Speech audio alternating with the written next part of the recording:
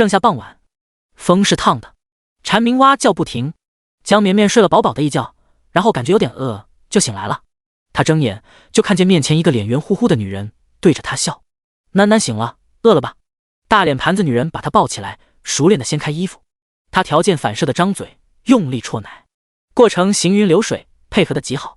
江绵绵一边吞咽一边思考，她莫名其妙胎穿1个月了，一开始啥都看不清，婴儿的眼睛不太好使，看啥都是模模糊糊。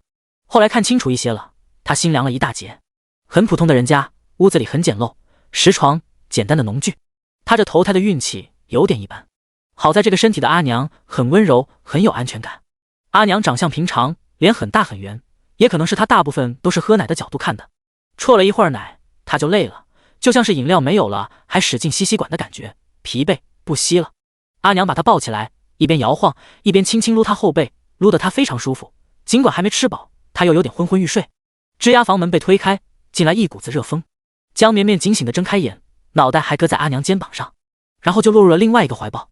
是他爹，闻着味道就知道有草药香。换个怀抱躺着，他又精神起来了。他努力地睁眼想看清楚他爹，同样是下巴朝上的死亡角度看，却只有一个感觉，好看。这个爹的长相意外的有点出挑，黑色长发，眉眼多情，鼻梁挺拔，身披粗布麻衣，却有一种说不出的风流气质。他进屋，屋子瞬间都亮堂一些的感觉。他不知道自己像娘还是像爹，姑娘应该像爹多一点吧，默默祈祷。跟平日一样，他努力竖起耳朵，准备听听爹娘唠嗑，想得到点有用的消息。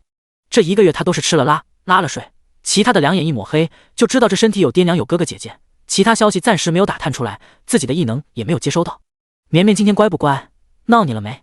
乖得很，比前2个好带多了，就是我奶水不足，还是瘦。你今天怎么这么早下工？有人偷药材，上官大发雷霆，说要整治，我们就先回了。江绵绵听到偷药材，耳朵有点硬，感觉竖起来了，想知道有什么内情没有，亲爹会不会倒霉的受牵连什么的。然后就听到阿娘小声问道，可是你拿了被发现了？我就说让你别拿别拿。江绵绵，我爹长得这么好看，居然还干这种事，这是什么神展开？不会，我办事你放心，我只拿了1/3，大头还是上面的人拿的。那也危险，出了事咋办？两人还在咬耳朵，小声交流偷盗心得。江绵绵心中已经掀起惊涛骇浪，不敢相信自己亲爹这是啥人啊，长得眉清目秀的，没想到干这种事。江绵绵的心还没有回落，门外脚步声响起，接着是敲门声。多。第2章，这个兄长和姐姐也有点东西。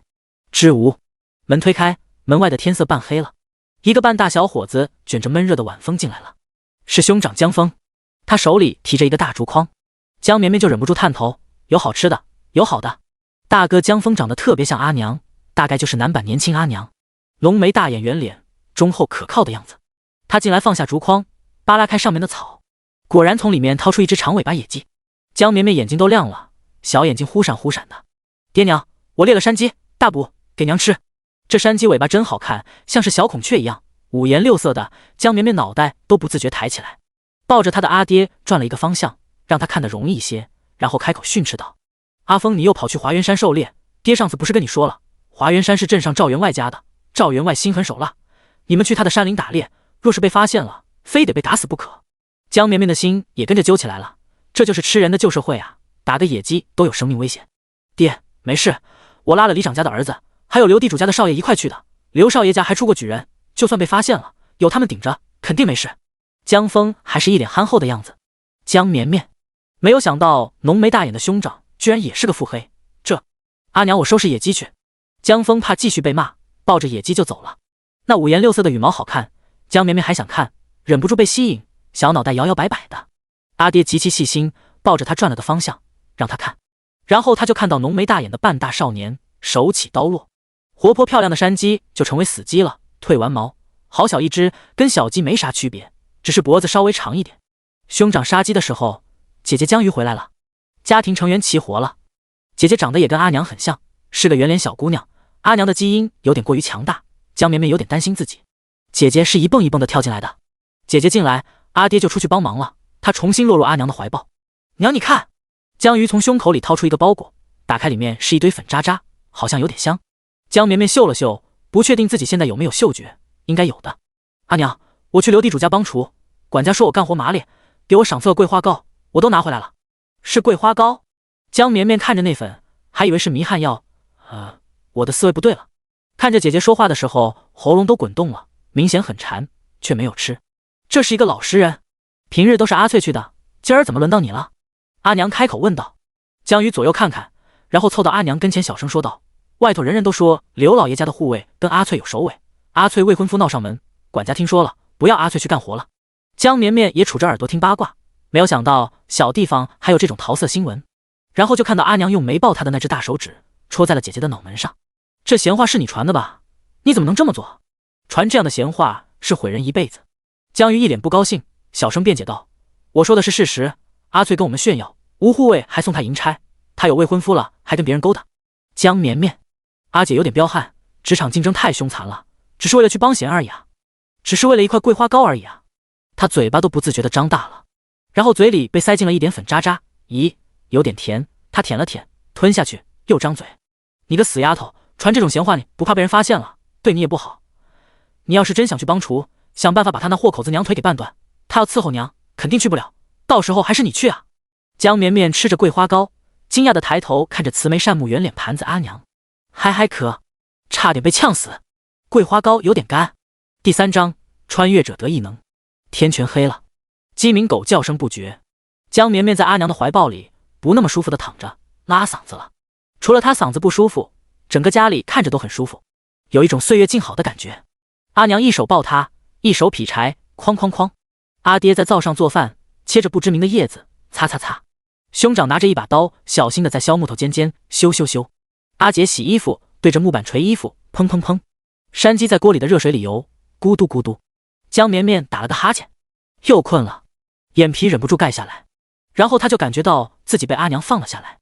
她知道是个木盆，木盆排婴儿床。她看着阿娘做的，下面垫着一堆不知名的干草，上面铺了几层反复浆洗的破布。一开始她是抗拒的，可是躺下好像不扎，也挺舒服的。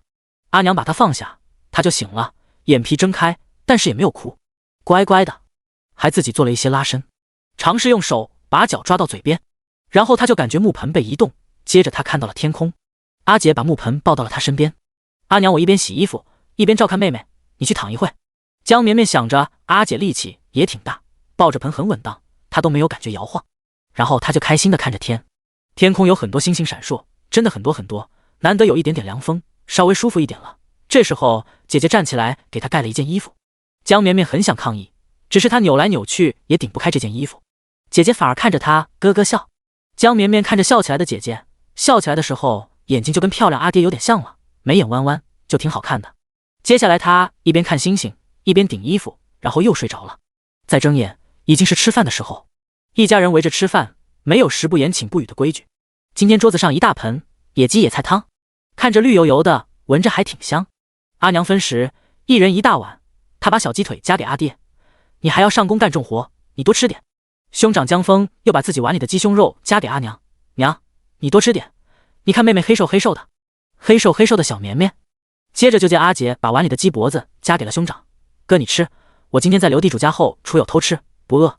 最后爹又把碗里的鸡爪夹给了姐姐，你喜欢啃这个，给你。小绵绵只能喝奶，看着鸡肉在一家人碗里转了一圈。如果不是之前听到那些话，她真的感觉这是淳朴有爱的一家人。一家人吃饭难得很斯文，细嚼慢咽，细细的嚼碎野鸡骨头，慢慢的吞咽下去。吃完饭，一家人又一起分吃了阿姐带回来的糕点。江绵绵眼巴巴的看着，不想直接吃，她希望今晚的奶有桂花糕味。大人吃完就轮到她了，她努力涨红了脸啜奶，大概是因为阿娘吃了鸡肉，今晚的奶似乎都多了一点点，也可能是错觉。就在江绵绵使劲吸，感觉又吸空了的时候，大门外有人敲门。一家人立刻毁尸灭迹，看着没有什么痕迹，兄长才出去开门。进来的是一个穿着绸布的婆子，她脸上涂了很多东西，吓人的很。江绵绵心想，虽然自己投胎的人家看着很穷，但是好歹顺眼，若要是投胎到这婆子家，什么风把六婶婆吹来了，快屋里坐。阿娘声音热情地喊道。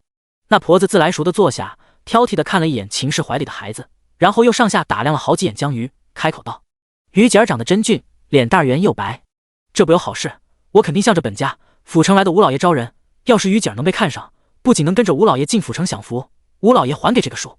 婆子伸出手掌转一圈，他中指上套了个银戒指，累得胖手有点肿。10两银子，你家峰根讨媳妇也够了。江绵绵还盯着戒指看，想着他会不会手指坏死，然后才后知后觉的听懂，这是要买卖人口。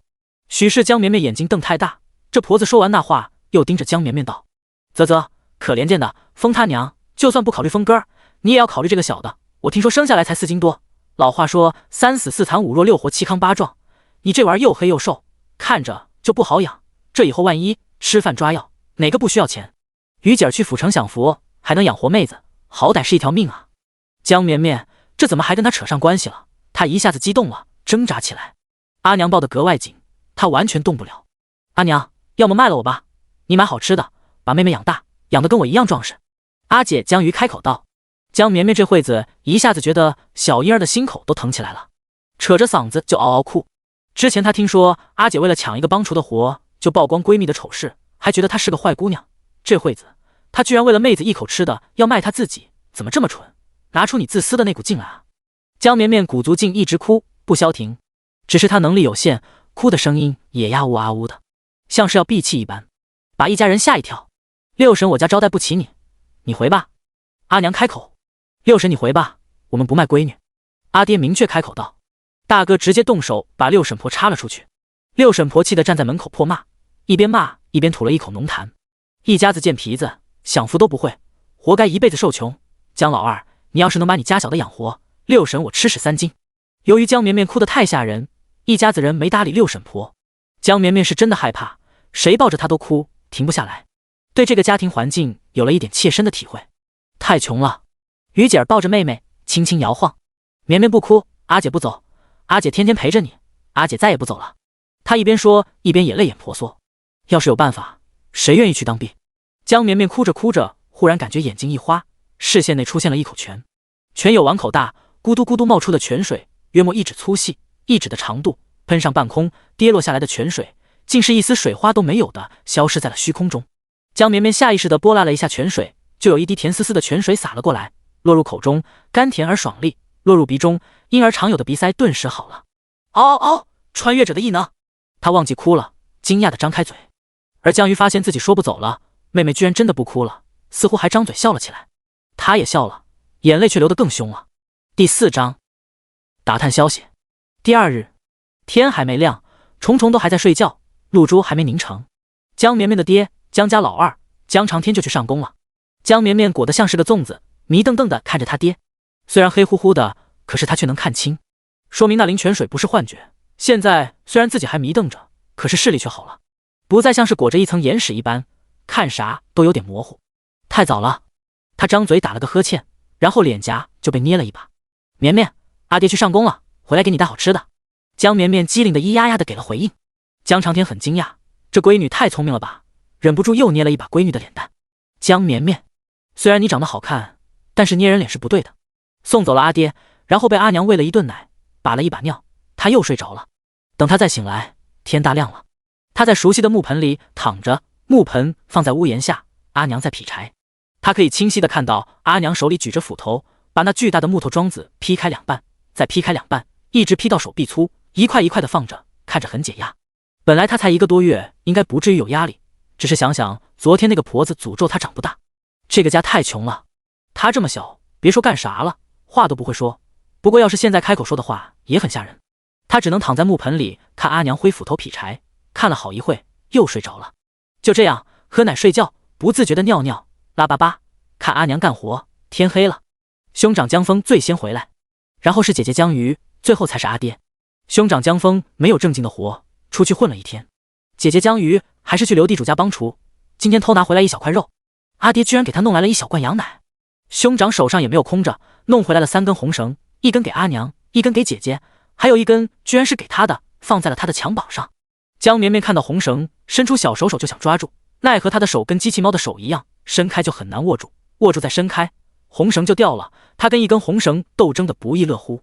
江峰看妹妹喜欢，也很高兴的道：“今天去集市上帮人干活，别人给答谢的礼。”老爹江长天却是哼了一声，骂道：“你是不是又帮丽春院的姑娘去骗客人了？”江绵绵好不容易抓住红绳，听到这话，松开也不是，抓住也不是，有点茫然。我这浓眉大眼兄长的业务多多少少有点超出理解范围了。江峰却没有像平日一样嘻嘻哈哈的打岔了，而是认真的开口道：“上次娘打得我差点下不来床，我自然再没去。这次真是有正经事，六婶婆向来无利不起早，也瞧不起我们，这次居然把主意打到于姐头上，我肯定要去问问是啥情况，所以就又去丽春院了，那里消息最灵通。”正举着斧头的阿娘放下了斧子，江瑜也好奇的看向大哥，这府城吴老爷有个傻儿子，平时好好的，一旦发病就控制不住手劲，把之前的婢女打死了，所以到我们这穷乡僻壤之地买婢女，说是要长相周全，给50两银子。啪！江瑜把手里的锤衣服木锤重重一锤，发出了一声响。这老钱婆卖身钱都敢坑，人家给50两啊！哈哈！下次让我见他，我非撕了他不可。江长天有点无语的看着自己的大闺女，这闺女的脑子有点没救，钱是重点吗？重点是这要被骗去就没命了。江瑜愤怒的捶了好几下木锤，忽然站起来，今天阿翠跟我炫耀说她要去府城享福，她这人虽然自私又讨厌，可是不能这样被骗，我去跟她说。他起身就要往外走，哐当！秦若霞的大斧头劈开了一块大柴，碎柴飞溅。他额头满是汗，圆脸盘子红扑扑的，眼里却带着血丝，没有大吼，也没有像平时那样骂骂咧咧的，只是平静的道：“先吃饭，你别去，你去了他还以为你看不得他好，这事你们别管了。”接着一家人居然就真的乖乖收拾吃饭了。江绵绵这会子感觉他阿娘人不可貌相啊，平时他还以为家里做主的是帅爹呢，没有想到是相貌平平的阿娘。晚饭没有昨天好，一锅菜里面飘着一块肉，谁都没吃，最后落到阿娘碗里。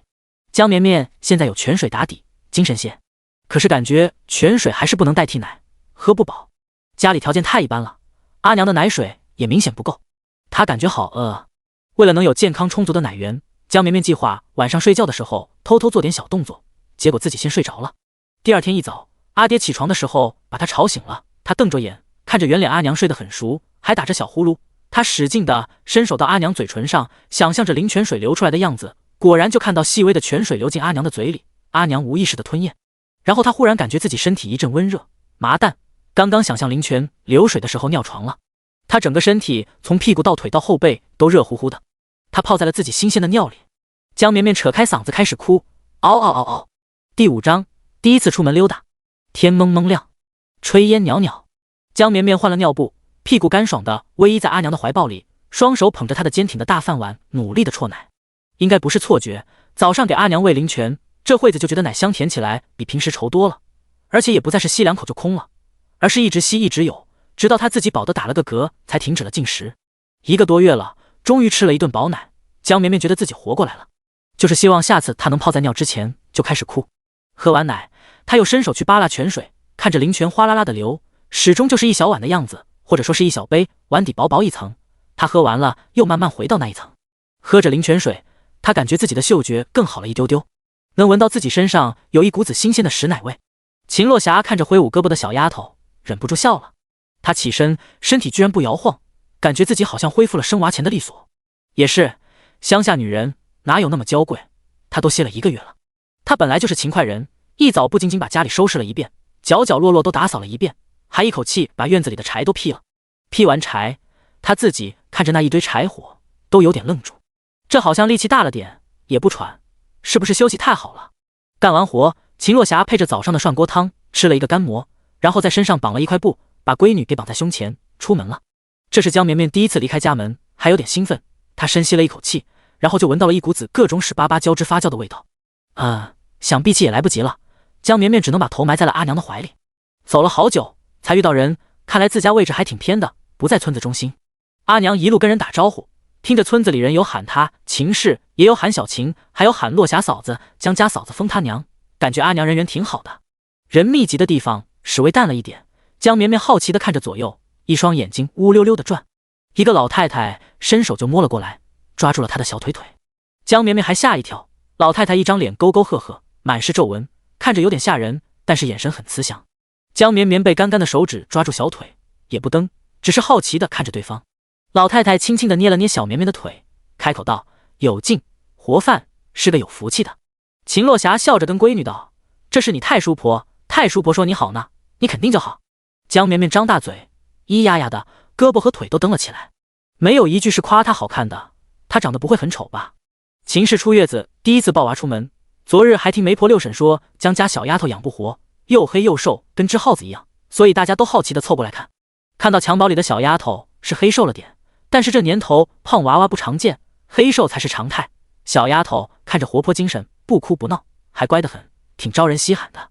本来阿翠娘正在炫耀她家阿翠要去府城享福，这惠子见注意力都被转移了，她也凑过来看了一眼，嗤了一声，黑黑瘦瘦有啥好看的？啧啧，六婶婆话糙理不糙，这娃看着是不好养啊。封他娘你自己吃的壮壮的，可一点都没给孩子留，孩子乌鸡溜瘦，要是府城老爷能看上你家于姐儿，给这孩子抓点药，好歹养得壮实一点。阿翠娘一边说，还一边摸了摸自己头上新的银发簪，一根老银子上面挂着2根须，但是在村里也是了不得的了。阿翠娘在村里最不喜欢的人就是秦氏，两人还有点小过节。她天天炫耀闺女阿翠，总是用江鱼来对比，总说江鱼又懒又馋，说她闺女阿翠勤俭持家。翠她娘你这银钗好看啊，不老少钱吧？一个大娘干笑着转移话题。江绵绵好奇地看着眼前的女人，这就是阿娘说要打断她腿的阿翠娘啊，说话确实讨厌，脸上好像还抹了粉，有点不均匀，颧骨很大，皮肤也算白的，看着就不好相处的样子，还是自家大脸盘阿娘顺眼。江绵绵赶紧抬头吸一下阿娘，这算啥？六婶婆说等以后我家阿翠进了府城，府城的银钗才好看呢。府城老爷家有4进的大屋，4进你们知道吗？他们仆役住的都比我们的屋子大。哎呦，封他娘啊！我听说六婶去你家看过，没看上你家于姐儿，说你家于姐儿没眼色，不像我们家阿翠，机灵又能干。这次秦落霞却也没有生气，反而抱着怀里的小闺女轻轻摇晃，一边笑道：是啊，六婶婆说给80两银子，我们于姐儿就是有点呆，可惜了。正炫耀的阿翠娘脸色一下子黑了，80两，那老钱婆说给10两，居然活生生摊了70两，岂有此理！阿翠娘当即脸色变了，也顾不上炫耀了，拔腿就往六婶婆家跑，要找她算账去。大家跟着看热闹去了。秦若霞抱着江绵绵说带娃要回去做饭了。没热闹可看，江绵绵在阿娘的怀抱里昏昏欲睡，迷迷糊糊的感觉阿娘在走路，像是她上学坐公交车那样，摇摇晃晃的她睡得更熟了。等她再醒来，发现自己被换到阿娘背上去了。阿娘拿块布在自己背上绑着，比抱娃神气还牛的样子，稳稳的。这会子阿娘动作有点剧烈，所以把她摇醒了。阿娘上下起伏，好像正在挖坑，而背上的小绵绵忽然感到一股子屎意，张嘴就嚎起来了。她一嚎，把阿娘吓一跳。秦若霞赶紧把仔放下来，见她脸色憋红，拱着屁股，就知道是想拉屎了。这孩子真的很好带，秦若霞把她抱着腿一分，就开始哄拉屎了。嘘嘘嘘，小囡囡拉粑粑，嘘嘘嘘。江绵绵拉完粑粑，舒坦了，也清醒了，又被阿娘背到了背上，继续摇晃。她还以为阿娘回家了，结果这是种地吗？真勤劳啊！看阿娘挖地也很解压，江绵绵忍不住咿呀呀的伴奏，在小小的花园里挖呀挖，挖呀挖。秦若霞听着闺女呜里哇啦的喊，挖得更快了。眼见着阿娘挖了一个大大的深坑，真挺深，这是要种人吗？这个高度。然后见阿娘在上面铺上了腐草，各种灰土，弄得像是平地一样，一会儿就看不出跟周围有差别。江绵绵忍不住左右看看，奈何脑袋转动的方向和视力都有限，而且这一转，要不是他闻到刚刚他拉的屎巴巴的味道，他都不记得阿娘刚刚挖的坑在哪。挖完坑，阿娘就背着他往回走了。一路有夕阳有树，听着阿娘嘴里哼着歌，黄土地青草生，我家阿南胖又圆，胖又圆。江绵绵也忍不住咿呀呀想唱歌。如果有来生，我要在你必经的路上挖一个坑。第6章，有仇当天就要报的阿娘。黄土地青草生，我家阿南胖又圆，胖又圆。听着阿娘柔和的长音调，不出意外，江绵绵又睡着了。等她再醒来，已经天黑了。身处熟悉的木盆里，有些饿。她缓缓地把手指伸到嘴里，开始嗦手指，有灵泉水，也有点咸。嗦了一会儿，她就有屎意了，面色涨红，想先哭喊预警的，结果嗓子和屁屁同时发力，通畅的不得了。嗷嗷！她用哭声掩盖了自己拉粑粑的声音。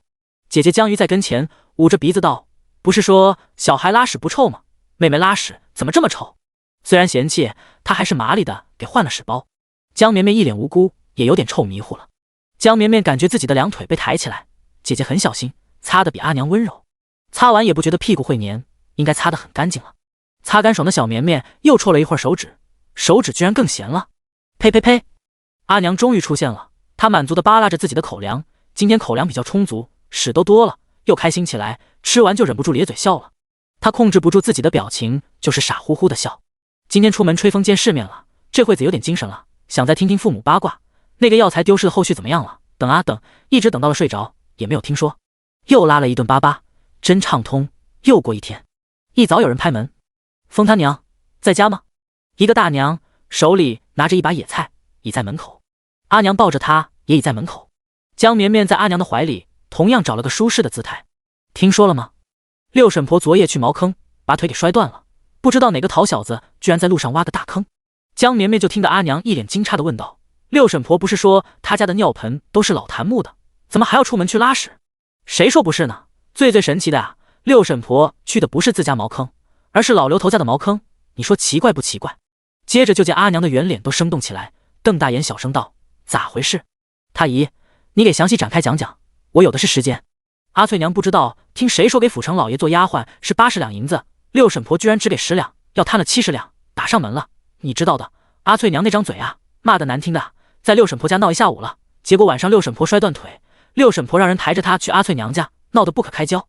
江绵绵身体跟着阿娘点头的节奏摇摆，母女俩都一脸认真的听着八卦。江绵绵听满足了，饿了，想喝奶，开始嚎，喝了2天饱奶，感觉自己中气十足。这丫头哭声真亮，你先喂我啊，我是顺路来摘菜的，还要回去做饭呢。大娘拿着菜分享了八卦，满足的走了。江绵绵撅着屁股准备发力吃饭。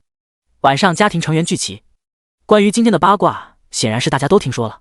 吃饭的时候，姐姐江鱼开心的道：阿翠娘去闹了一场，非得说府城老爷给了80两，要六婶婆赔那70两，六婶婆说没有，因为钱的事阿翠不去府城了。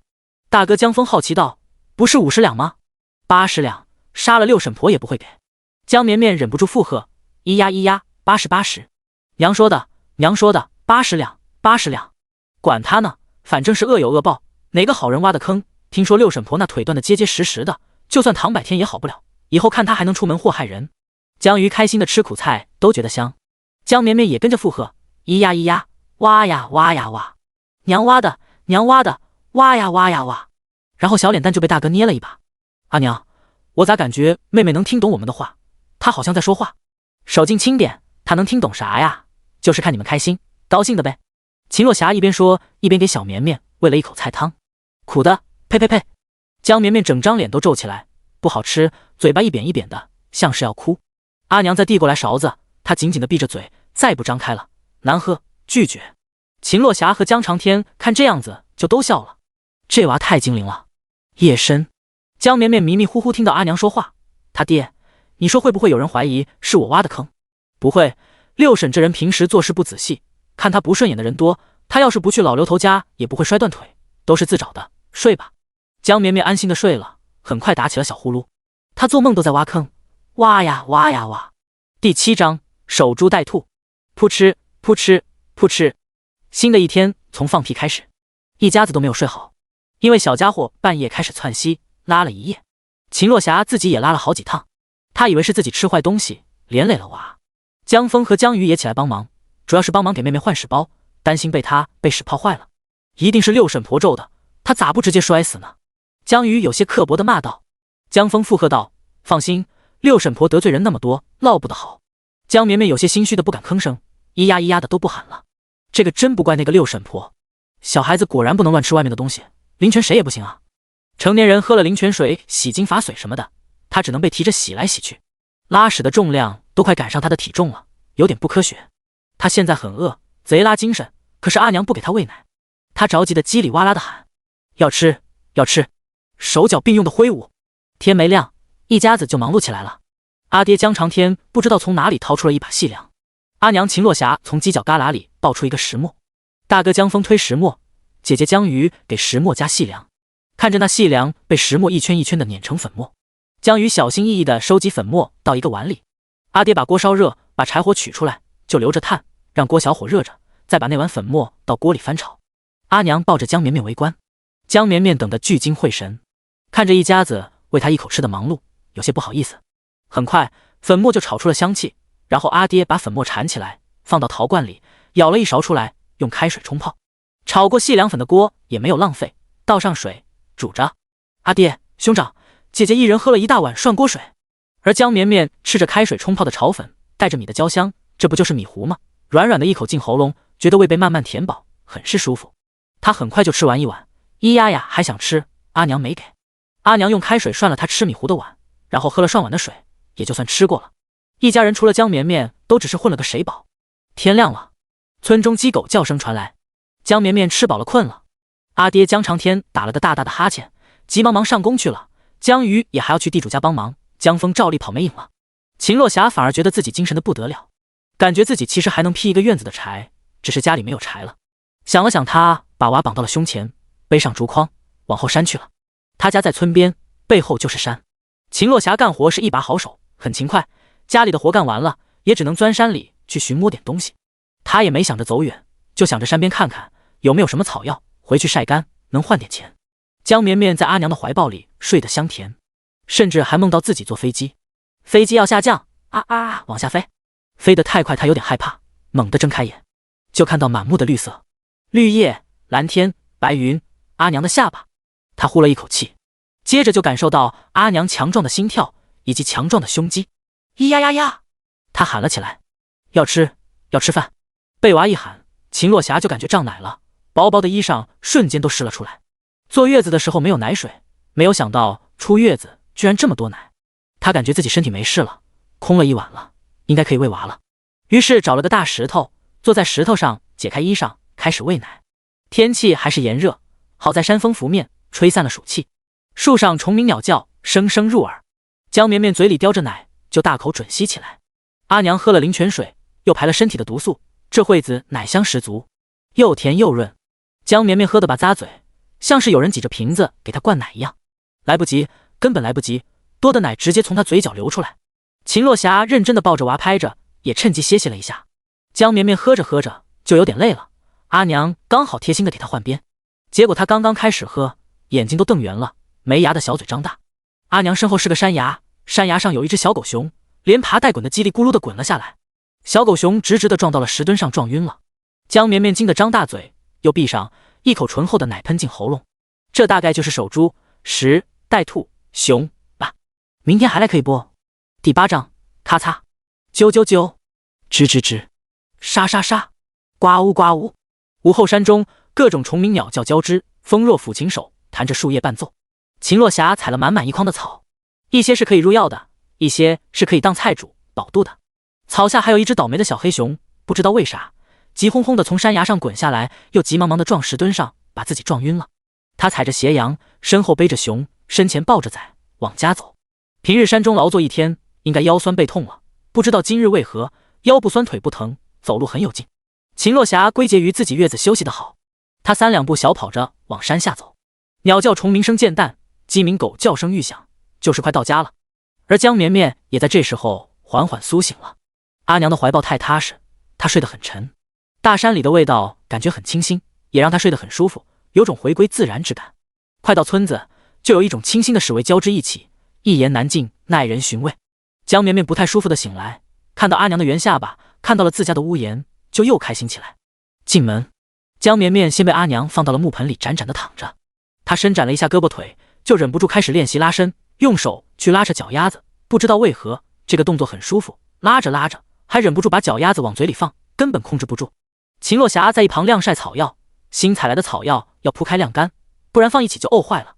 阿娘晒草药的时候，江绵绵就躺在盆里，时不时眺望不远处那个竹筐，她还惦记着那只小熊呢，有点稀奇，还有点害怕，但是更多的是好奇，就是又菜又爱玩。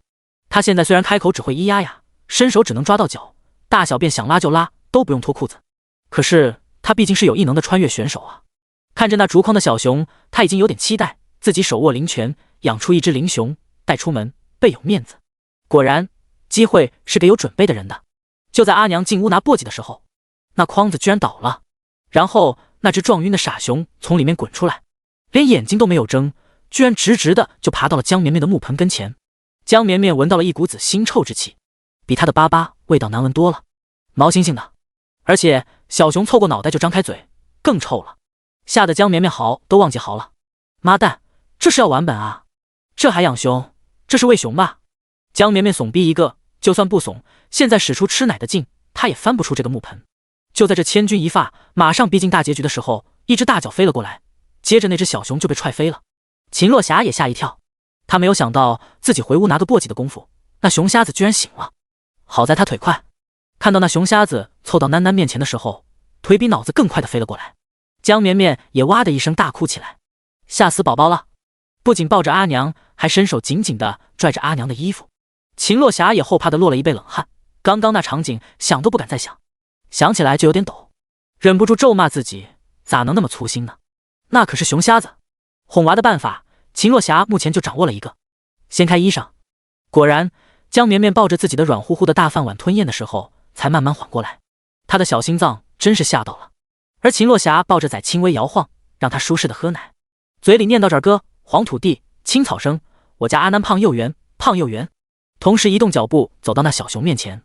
秦洛霞一边哄娃，嘴里唱的儿歌更加温柔了，同时腾出手提起角落那只熊，大掌对着熊脑袋就是一拧，咔嚓一声脆响，安心了。江绵绵十分专心的喝奶，抽抽噎噎的，一边喝身子还一边抖，把秦洛霞心疼坏了。奶喝完了，她也不下来，一直要待在阿娘身上，吓到了。那是熊啊，真熊啊！秦洛霞于是把闺女放在胸前绑着干活。江绵绵觉得安全感满满，挺好。阿娘没有像其他长辈一样，娃娃摔地上就给她表演打弟弟，而是晚上直接炖了一锅汤，加餐了。半夜江绵绵还不自觉吓得哭醒2次，怂、丢脸、害怕，确实是害怕了。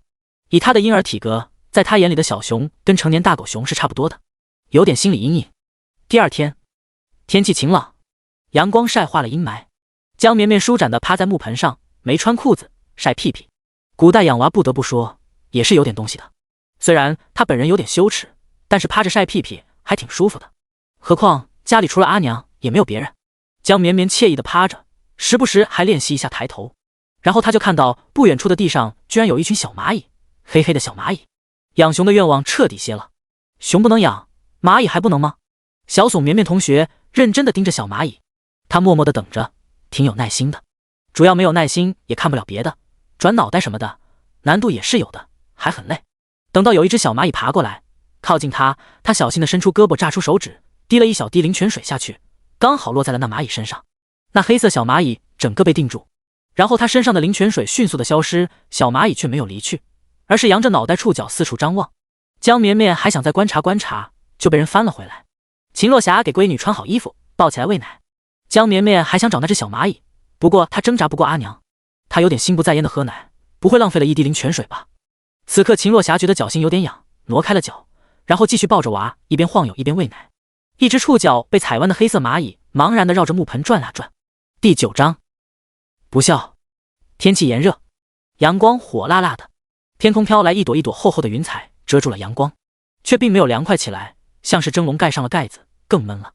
秦洛霞抬头看看天，感觉会下雨，准备去把自己晾晒的草药收起来，不然淋湿了就白晒了。地上的蚂蚁更多了，大概是嗅到了空气中的湿气，要下雨了。一群工蚁忙碌地出来找吃的，它们的食物很杂，最喜欢吃昆虫，也会吃一些树叶，还有真菌以及蜜鹿。蚂蚁群中也有甜党和咸党，甜党蚂蚁对蜜鹿是完全拒绝不了，如果有蜜鹿和昆虫尸体同时放面前，甜党蚂蚁只会选择蜜鹿。咸党蚂蚁是标准吃肉一族，肯定就先选昆虫。而小黑，姑且叫小黑，是一只标准甜党蚂蚁，对蜜鹿痴迷。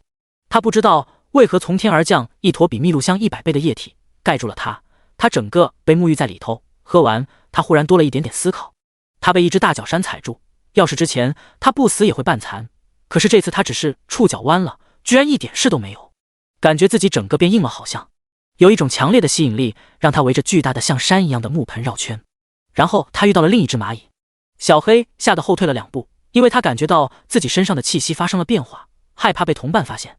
可是他后退的时候，却又碰到了另外一只同类，他的小脑袋里就莫名知道，如果气息不一样，混进去会被撕裂当作食物。小黑机灵的要跑，可是发现身边的同类越来越多，并不是要攻击他的样子，而是要跟着他。小黑找了一个角落，特意遇上了一只落单的蚂蚁同伴。他这时候有一个思想，若是对碰触角，对方发现他的不一样，他就先下手为强，他感觉自己是能轻易撕裂对方的。砰！轻轻的碰撞，同时交换了信息素，没有攻击，对面的蚂蚁对自己露出了友好的意思，甚至是亲近自己。而且过了一会，那只碰撞过的蚂蚁同伴居然给他拖来一块小虫的碎肉。小黑惊讶又惊喜，他第一反应是把碎肉拖回巢穴给王吃。拖了几步，他忽然停下来了，脑海里出现了一个问号：为什么？他为什么要这样辛辛苦苦的为王找食物，直到自己累死？为什么？自己是谁？活着为什么？自己在做什么？小黑蚂蚁的脑子对自己发出来类似的灵魂拷问，问题太过复杂，也就一闪而逝。他又被另一个强烈的欲望支配，想喝蜜露，想喝蜜露，想喝蜜露。婴儿的睡眠时间总是很充足，喝完奶跟被点了睡穴一般。江绵绵很容易就把那只小蚂蚁忘记了，沉沉的在阿娘的怀抱里睡着了。她是被敲门声吵醒的，吓一跳，小心脏噗噗噗的。睁眼看着还是白天，眼睛还有点迷糊，发现自己还在阿娘的怀抱里，就把跳出来的心脏安回去了，调整了个醒来的舒适姿态。门被推开，村子里一般白天不锁门，进来的是一个粗壮的妇人。江绵绵看自己阿娘已经算是高大的妇人了，可是进来的这个妇人还要强壮，相比起来，阿娘都可以算是纤细合体了。粗壮妇人先进，接着身后跟着走来一个长相特别端庄的老太太。虽然是有皱纹，可是你还是会觉得她长得特别好看，眉眼细溜溜的，皮肤也很白。江绵绵正好奇来人是谁，就听阿娘开口喊了一声娘。咦，这是阿娘的娘？那是姥姥？不对，她现在视力好得不得了。这老太太虽然穿的普通，看着也是旧褂子，不过褂子上以前好像是有图案的，这年头衣服上有图案很了不得，有颜色都了不得，再配图案更难得，至少是扩过的。老太太长了一张芙蓉面，穿着打扮跟村子都格格不入，还有仆妇，眼神中除了高傲，还有一种天真的感觉。他阿爹江长天的长相也极好，跟村里的大伯大爷们差异也有点大。若是不是看家庭环境，他一开始还以为自家爹不是举人，也至少是个秀才，没有想到只是个农人，还是那种没有地的。所以这娘应该是他爹的娘，所以这是奶奶。他生下来1个多月了，也都不见奶奶过来，还是有点奇怪的。那壮妇进来就环视一周，然后找了个座位，认认真真的打扫，从怀里掏出一个金子铺上，才让老太太坐下。这老太太有仆役，家里应该有钱吧？别人喊阿爹江老二，推测阿爹还至少有个兄长江老大，只是村里人闲聊居然不怎么提起，包括自己一家人说话都没有提及，似乎也有点怪异。江绵绵的婴儿脑汁这会子高速旋转，有点晕乎乎的。老太太坐下之后，脊背也挺得直直的，仪态很好，脖子有皱纹，但是很修长，天鹅颈那种，小高领很漂亮。她目光落在江绵绵身上，居然天然有一种悲悯天人的慈爱，看得江绵绵一阵不自在。她埋头就往阿娘怀里钻，撅了个屁股。要是平时她这个动作，阿娘已经掀开衣裳给她喂奶了。只是此刻秦落霞肃穆以待，只是轻轻地撸着闺女的后背，没有做其他的事情。这个婆婆很可怕，看着好声好气的，不动声色就能让人生不如死。她刚刚进门的时候还以为婆婆是好人，也就是这样的婆婆，好声好气的就让相公背上不孝的名声，断了科考的路子，一辈子只能在这乡下挣扎求活。娘过来有事吗？秦落霞严阵以待。老太太目光落在秦氏身上，也是一副怜悯的样子。老太太没有开口，倒是那壮妇先开口道：生儿在外面做浪荡子，生女在别人家抢着为婢，何苦还要生一个遭罪，丢人现眼？老太太似乎不赞同她的语气，微微皱眉，只是好声好气的跟着叹息了一句：阿瑶不要这么说，好歹是一条人命。老太太的声音很好听，脆脆的，不看脸还以为是28姑娘，音调也很好，不缓不急，有一种像是这大概是这个世界的标准普通话的感觉。江绵绵一时间摸不着头脑，这是来干啥？一个嘲讽，一个悲悯。秦落霞更摸不着婆婆的心思，这个婆婆向来是女菩萨一般的人物，据说连蚂蚁都没有伤过，坏事都是别人做的。秦落霞只是抱着娃更紧了一点，开口道：娘这是看我们过不下去，要过来接济我们吗？老太太眼神悲悯，似乎更加可怜她了。她颇有佛性的道：你呀，做事不妥。虽然是批评人，但是语气软软的，有些亲切。那壮妇冷着脸道：为了争着为婢，于姐儿搬弄是非，重伤他人，你这个为娘的睚眦必报，搬弄是非，致人伤残，丢人现眼，祖宗蒙羞。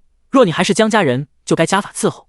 江绵绵听得吓一跳，这老太婆怎么什么都知道？虎着脸怪吓人的，还有什么家法？接着老太太叹息了一声道：我担不起这生娘的称呼，我们江家世代君后，没有为婢的后人，切莫贪便宜，毁了于姐儿终身。秦落霞面色难看，内心更是愤怒。这老太婆向来站着说话不腰疼，当初生绵绵的时候难产，于姐儿去求一点细粮，他们居然把于姐儿给打一顿赶出来了。就是村子里非亲非故的人，这样的时候上门也会竭尽所能接济一些吃的。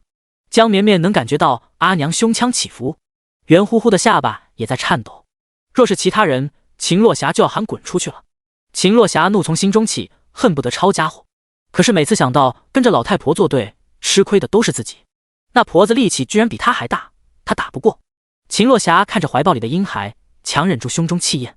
她嫁过来江家这么久，都生了3孩了，就是头猪也学会了点东西。她虽然大脸盘子，身段也粗粗的，可是此刻她学着婆婆悲悯天人的模样，浓眉大眼，语气平缓的道：“江夫人教训的是，我家于姐儿粗鄙，连围婢都要争抢一番，不像您家的婉姐儿，自幼识字有才名，教养得体，心地善良，定是老天都宠爱，想必不用围婢，直接就能当妾呢。”第10章不易。午后起风落雨，蚂蚁躲起来了，还有一只落单了。风把院子里老太太来过的香气卷走了。老太太身上有一股子檀香的味道，像是日日烧香拜佛熏的。阿娘说完那话，菩萨一般漂亮的老太太眉眼都裂开了，气得嘴唇发抖。她嘴唇抖起来的时候，也终于显出了些刻薄。这乡下粗妇居然敢拿她家娃比，反了天了。而那壮妇更是直接伸出砂锅大的手掌就要打过来，却没有想到居然被秦洛霞挡住了。壮妇脸色涨红，没有想到这粗妇生完娃力气居然变大了，还能挡住她的身手。她可是经过训练的。老太太脸色难看的开口：“秦氏，你好自为之，多行不义必自毙，人为恶，祸虽未至，福已远离。阿瑶，我们走。”壮妇扶着老太太离去。好大2朵奇葩！江绵绵看懵了，不知道他们有没有在路上淋着。江绵绵第一次坏心的希望有人被雨淋到。秦洛霞很生气，胸中气焰滔滔，却也没处发泄。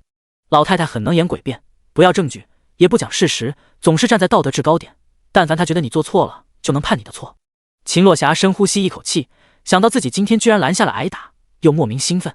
有人说生娃坐月子能治以前的月子病，她是不是生了绵绵，身体好了？她开始拼命干活。于是江绵绵看着阿娘把屋子里的床扛在背上，把石磨抱起来，把柱子挪动，蹲在地上，角角落落都擦了一遍。破旧归破旧，却干干净净。终于落雨了，雨渐大，滴滴答答，哗啦啦。江绵绵饿了，咿呀呀，咿呀呀。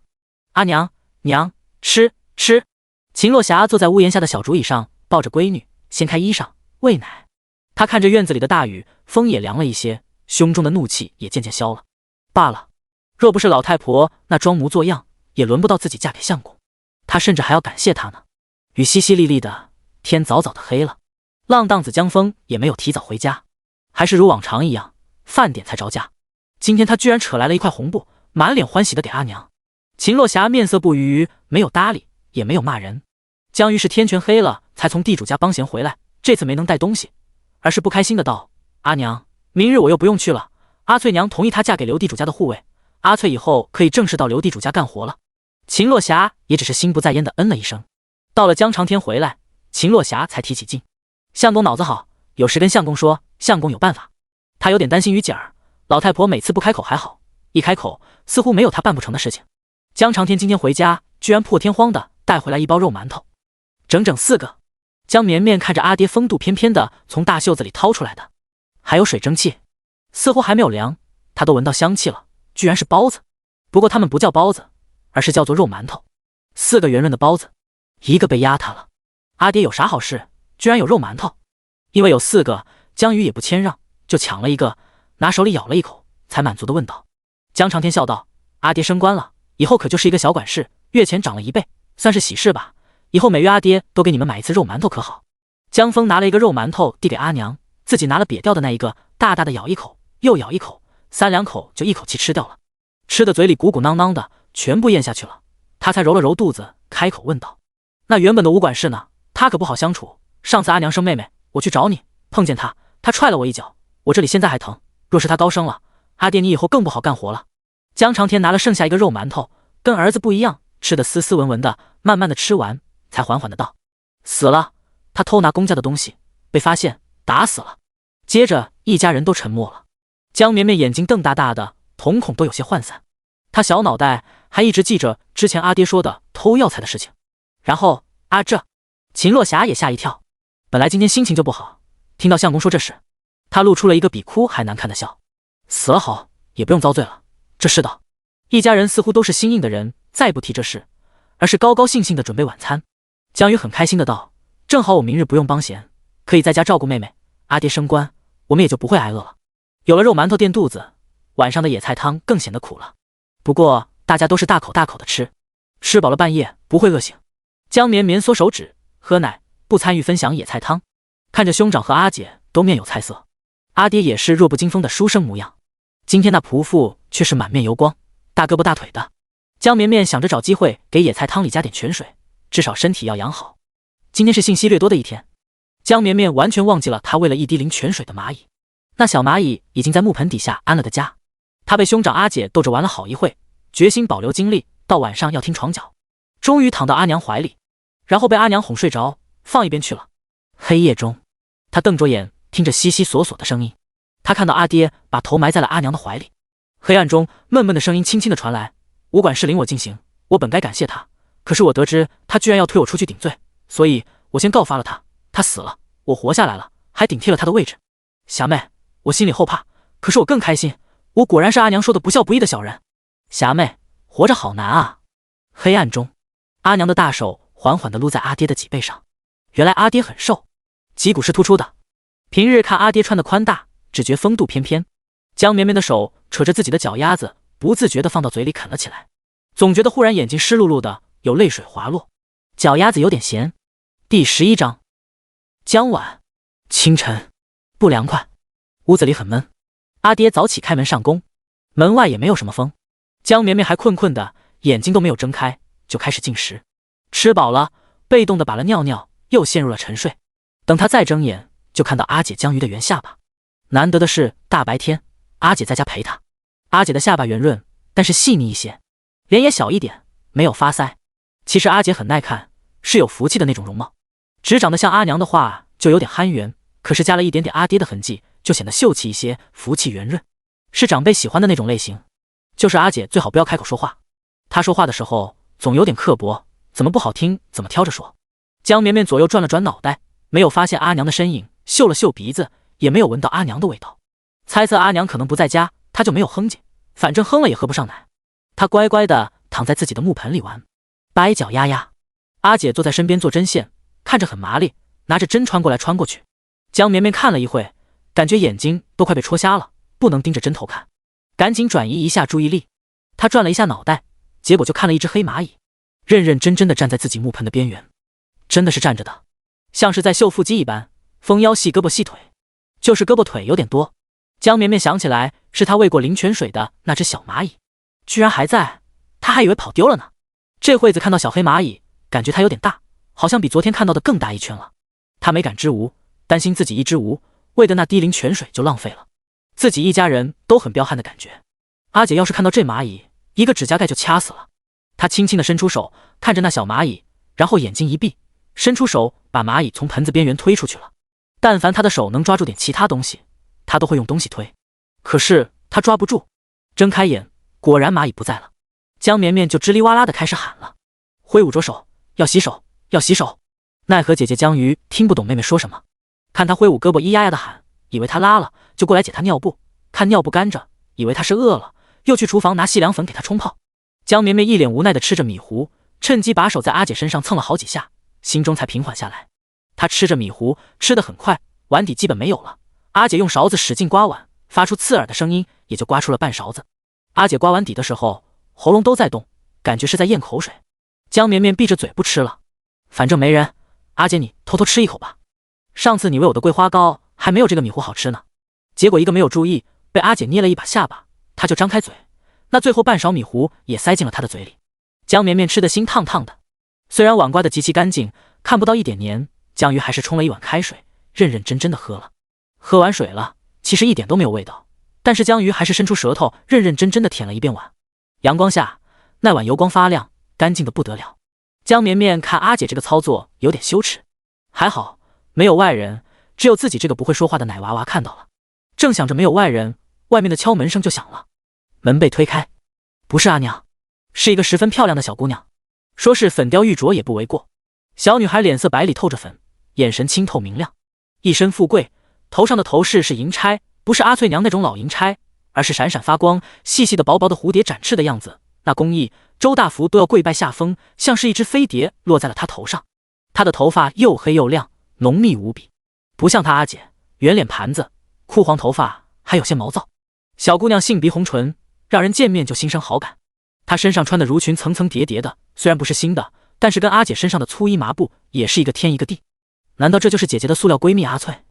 那也太漂亮了，跟想象中的不一样啊！就听到阿姐开口了：“江晚，你爱做什么？我这里可不欢迎你。你要是磕了碰了，我们可赔不起。”少女也姓江，不是阿翠。江绵绵更好奇了。少女进来，看江绵绵的眼神带着微微怜悯，而且很快就掠过去了，似乎不忍多看一样。那眼神咋说，看得江绵绵感觉好像自己可能活不久一样，心里有一种拔凉拔凉的感觉。于姐姐，你误会了，我上次摔了，是我自己不小心，不怪你。我这次来是给你送东西的。江绵绵这才注意到，小姑娘手上提着一个大包袱，包袱皮都是新的布料，不像是这个家里的东西。上次我娘错怪你，我昏迷了不知道，才醒来，特意来给你赔礼道歉。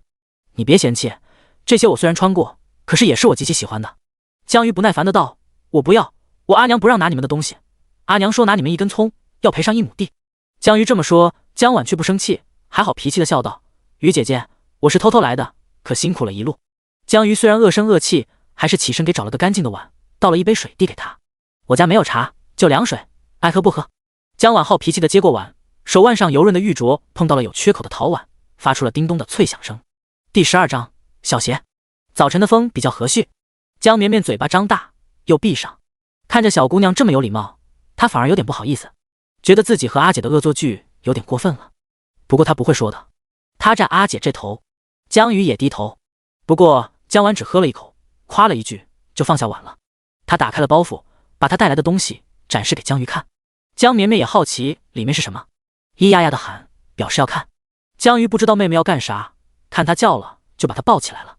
包袱打开，里面是一身衣服和一双绣鞋，不是新的。江绵绵看那衣服色彩都掉了，至少江洗好几回了，鞋子那鞋尖有磨平了一丢丢，可是江鱼却看得眼神发亮，激动不已。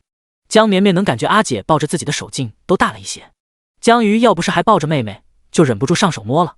虽然是旧的，可是衣服依稀有色彩图案，还有腰带很细致，衣服布料也滑溜溜的，跟她身上的粗布不一样。那双绣鞋更是漂亮，颜色鲜艳，上头的蝴蝶栩栩如生，2个鞘翅上还有碎珠子点缀，小碎珠在阳光下闪闪发光。江晚看江鱼的神色，就知道他会喜欢。他白皙柔嫩的手也依依不舍地摸着那鞋子，这是阿娘给他定做的，跟他头上的银钗一起，都是宝来格做的，可惜鞋子太小了，他穿不进去了。这套襦裙他也很喜欢，不过裙摆有点短了，他也穿不了。我听阿瑶姑姑说要你去府城，你千万别去，那里危险，你相信我。鱼姐姐，我是为你好的，你还记得不？我小时候淘气爬树，不小心摔下来，是你在下面垫着我，不然我就摔死了，我不会害你的。江晚言之凿凿，十分诚恳。江绵绵听了都忍不住挺有好感的，这小姑娘好像跟昨天那老太太和仆妇不一样，至少善恶分明。结果就听自家阿姐开口道：“我不是故意要给你垫背的，我就是倒霉而已。”江绵绵，阿姐你其实有时候可以少说一句的。江晚一脸认真执着的道：“总之于姐姐，你都是我的救命恩人，你记得千万别去府城。”江鱼有点不耐烦：“知道了，我阿娘肯定不会让我去的。你以前喊我二姐姐，现在喊我于姐姐，你惯是聪明，别假好心了。猫哭耗子，快回吧！你要是磕了碰了，我们家真的赔不起。”江晚被呛了，也没有生气，只是道：“我不能待久，我阿娘要是知道我来找你，会生气的。总之我是为你好，那我先走了。”“谁稀罕你来啊？快走快走！”江鱼挥手赶人，看着江晚出去了，啪的一声就把门关了，有点凶大大的。关了门，江鱼又有些不放心，从门缝里往外看。江绵绵也探着脑袋顺着门缝看，见江晚走了不远就有人接，江鱼重重的嗤了一声，果然是大小姐出门。江鱼把妹妹放下来，就去翻那个包裹，仔细的寻摸了一遍，没有藏钱。其实家里现在最需要的是钱，买粮。他还以为江晚那烂好心会给他留钱呢。江鱼在华丽的衣服和鞋子面前呆坐了一会，没敢碰那衣服，布料滑溜溜，担心被他的粗手擦破了。他拿起了那双鞋，真漂亮，尤其是阳光下。她毕竟也是个小姑娘，爱美爱俏乃是天性。她拿着鞋，嘴里却还要嘟囔：“你不穿的破衣服破鞋施舍给我，还要我感激涕零。要是我爹能科考，我也能穿这些的。我都听村里的秀才先生说，我爹极有读书天赋。烂好心，假好心。”一边却也忍不住把那双鞋解开。他脱掉了自己脚上的草履，想要试一试，还没有穿，他就感觉自己穿上一定极美。江绵绵就看阿姐涨红脸，把她的一双大脚生生的挤进小小的绣鞋里，鞋肿起来了。阿姐小心翼翼地站起来，走路摇摇摆摆，那小鞋上的蝴蝶也摇摇摆摆，像是展翅要飞起来，穿得很疼。江鱼还是有点兴奋，走到江绵绵面前问道：“好看吗？”江绵绵咿呀呀咿呀呀咿呀呀咿呀呀，别穿，姐姐，我以后给你买大鞋子穿，这个不合脚。哈哈哈，你也想穿吗？你这么小，路都走不了，等着，等你长大，姐姐赚钱给你买好鞋。江鱼舍不得把绣鞋脱了，又穿着在院子里小心翼翼地转了好几圈，走到了额头都有汗了，担心脚心有汗把鞋子弄脏，才坐下来小心翼翼地脱鞋。结果就这一会儿，他的脚后跟就磨出了血，那血沾染在绣鞋上，使得颜色更加鲜艳。第13章，如何跟自己的宠物沟通。昨日下过雨，今日没有那么炎热，有阳光也有风。江晚走了，院子里还留着一股子淡淡的清香，不仅仅是江晚身上的熏香，他留下的那身旧衣服上也有熏香。江绵绵不是很喜欢那味道。江鱼坐在院子里的木桩上，认真的低头撕刚刚脚后跟磨破的脚皮，疼得他嘶嘶嘶的抽泣，眼泪都滚出来了。江绵绵看着疼的，不自觉小拳头都握紧了。结果阿姐撕掉脚皮，居然也没有处理，就用院子里的凉水冲，看着没有继续流血了，就又开始做针线活了。江绵绵躺在小木盆上，看着阿姐居然又很开心的干活了。阿姐这个性格挺好，除了说话不好听，大部分时间都很开心的，也不怎么记仇。江绵绵的婴儿脑袋思考了一下，又累了，想喝奶，结果转动了一下脑袋，就看到那只小蚂蚁居然又爬上来了，锲而不舍，小心翼翼地爬在木盆的边缘，距离很近，他可以看到这只小蚂蚁很健美，比例很好看，细腰，6条腿很细，但是感觉很有力量。头身比至少是9头身，身子细细长长，黝黑发亮，像是有甲靠。尾巴是个有点像鸡心的模样，上面还有2道纹，有点神秘的感觉。头上除了2根触角，还有2个钳子，钳子看着挺锋利的，这要是咬一口，自己一定很疼。没找到眼睛在那，但是好像这只小黑蚂蚁在看自己。这样想着，江绵绵又伸出手，慢慢靠近小蚂蚁，闭上眼，把它推了下去。然后他发出一声哭喊：“嗷嗷嗷嗷嗷！”家人们谁懂？他连蚂蚁都害怕啊，越仔细看越害怕。江鱼听到妹妹哭，赶紧起来查看。同一个流程，先摸她的屁屁，好吧，湿了，给她换尿布。江绵绵也趁机把推蚂蚁的指头在阿姐身上又蹭了几下。换了新尿布，阿姐也不做针线了，开始洗衣服。家里人穿衣服比较省，也不会一直洗，主要洗的就是江绵绵的尿布。江鱼干活非常麻利，他洗的尿布一点尿骚味都没有残留，但是他嘴闲不住。虽然阿娘总是叮嘱他出门在外少开口，不惹祸，可是现在是在家里，跟前又只有妹妹，还有江晚刚刚来了又走了。江鱼有满肚子的话想说，虽然妹妹可能听不懂，他也忍不住叨叨开了。阿娘回来要是看到我收了江晚的东西，肯定会不高兴。江绵绵连忙回应：“啊呀，对对，继子的东西兄长都能拿，江晚那边的东西为何不能拿？”咿呀呀呀，说的也是，可是兄长是帮他们干活了，拿的是报酬，我没给江晚帮忙，他莫名其妙的送来，这大概就是阿爹说的那什么无事献殷勤，非奸即盗。不管了，反正是他送来的，不拿白不拿。江绵绵点头：“啊呀，也对。”阿姐这车轱辘话转，一句有用的信息都没有接收到。江绵绵听得有点着急，结果他一扭头，嘿，那只小黑蚂蚁又爬上来了，爬到了刚刚木盆的边缘了，而且还费劲的推了一张树叶上来。不仔细看，还以为是木盆上落下了一张树叶呢。江绵绵就看那小蚂蚁拖着叶子，1步2步3步往前爬，爬到了刚刚被自己推下去的位置。死！他会不会以为我在跟他玩啊？他真的不想玩啊？还是他要推叶子来感谢我？据说蚂蚁吃叶子呢。江绵绵不知道怎么跟这只小蚂蚁沟通，如果自己头上也有触角就好了，说不定顶一顶就知道啥意思了。看着小蚂蚁费劲的拖叶子，还挺好玩的。他伸出手想抓那叶子，结果就见那小蚂蚁以为他又要推他，他的手指还没有靠近，小蚂蚁就紧紧地抓着叶子，先跳下去了。小蚂蚁抓着叶子，像是顶着降落伞一样，慢悠悠地往下飘。第14章，血光之灾。午后又落雨了，就很凉爽。雨打的树叶飘落，有一只黑蚂蚁不知道躲哪片叶子里去了。江绵绵在阿姐的背上看着雨，阿姐的背没有阿娘的宽阔，阿姐身上也没有阿娘的奶味。阿姐的肩膀瘦一点，身上没有香薰。阿姐陪她的时候，给她喂吃的，为她换尿布，洗屁屁，做针线活，洗尿布，翻晒草药，搞卫生，总之很忙碌，也基本没有停歇。此刻阿姐为了背她舒服，弓着背左右摇晃，让江绵绵感觉像是在摇篮一样。江绵绵不自觉地想起今天那个叫做江婉的女孩，跟自家阿姐应该差不多大，亭亭玉立，脊背挺拔，脖梗修长，下巴微扬，想必在家是不用背弟弟妹妹的，也不用干这么多活的。她的脸贴阿姐的背上，贴得扁扁的，有气无力，饿了想喝奶。直到院门被推开，映入眼帘的是一棵大树。不对，是阿娘。阿娘扛着一棵树。呀呀呀呀！娘，是阿娘。江绵绵看到雨中的人是阿娘，兴奋不已，脖子都自己撑起来了。秦洛霞扛着树进门，就听到孩子的喊声，胸立刻胀得不行。她没有抱娃，怕过了湿气，先进屋换了衣裳。屋里江鱼已经烧了热水，可以擦洗。秦洛霞利索地收拾了一下，然后才伸手抱娃，掀开衣裳。江绵绵满足地抱着自己的大饭碗，大口大口地吞咽。等她吃饱了，打了2个奶嗝才有思绪，却还是不愿意从阿娘怀里下来，紧紧地抓着阿娘。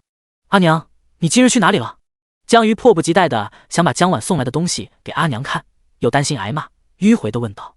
秦洛霞表情有点不自然，她今天上山采药去了，还在那天魏囡囡的石墩里等了一下午，到下雨了，也没有等到熊再撞过来，被淋了一身。当然这种事就不要跟孩子说了。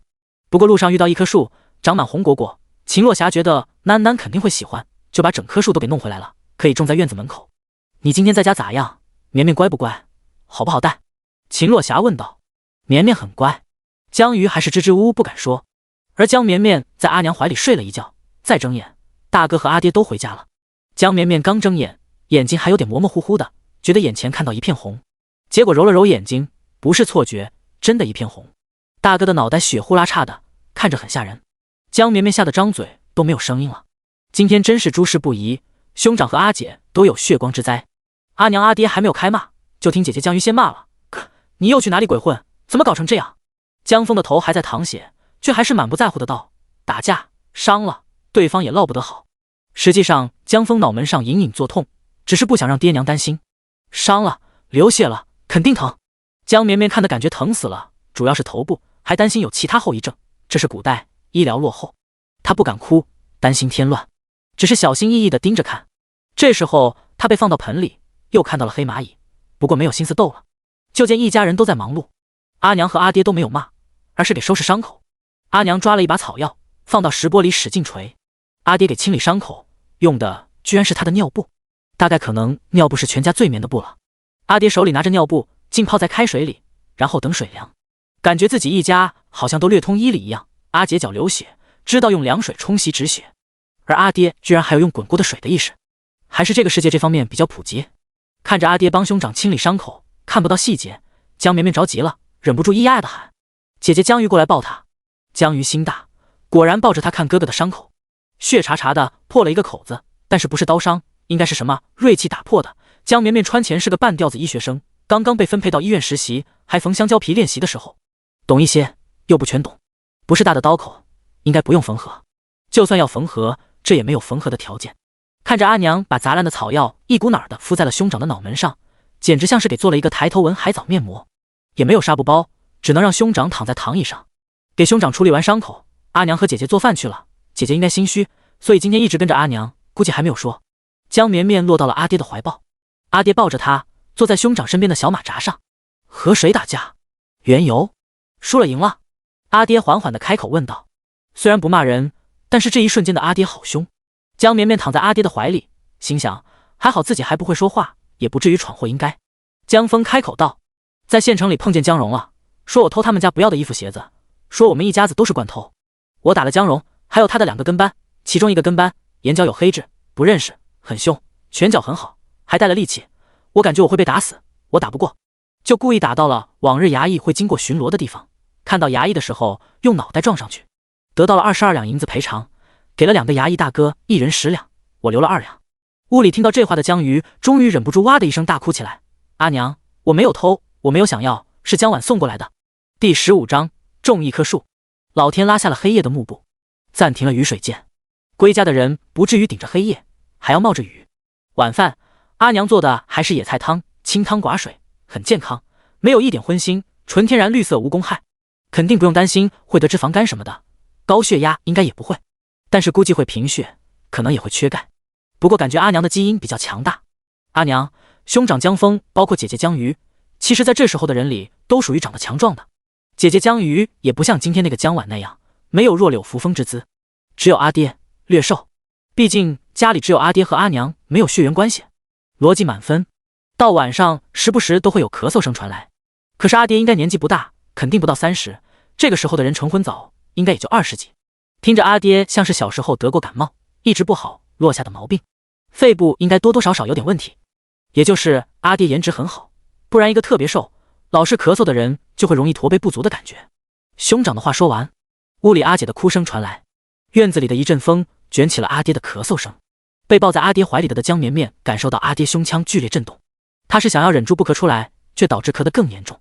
阿爹侧着脸尽量避开自己，然后江绵绵被阿爹迅速地放到了兄长的怀里，就见阿爹坐在一边狂咳了一阵，嗨嗨嗨嗨嗨嗨，然后他苍白的脸就弥漫上红色，黑色长发披肩，白皙的脸庞微红，眼睛因为咳嗽咳出了泪，有些湿润。他坐在小马扎上，居然也像是一幅画，有种风流。江绵绵有些看傻了，然后被阿姐丢出来的包袱给打断了。江鱼又气又急，又非常伤心，他气自己眼皮子浅，着急自家真的被污蔑偷东西，伤心兄长受伤，伤心江婉为何那样。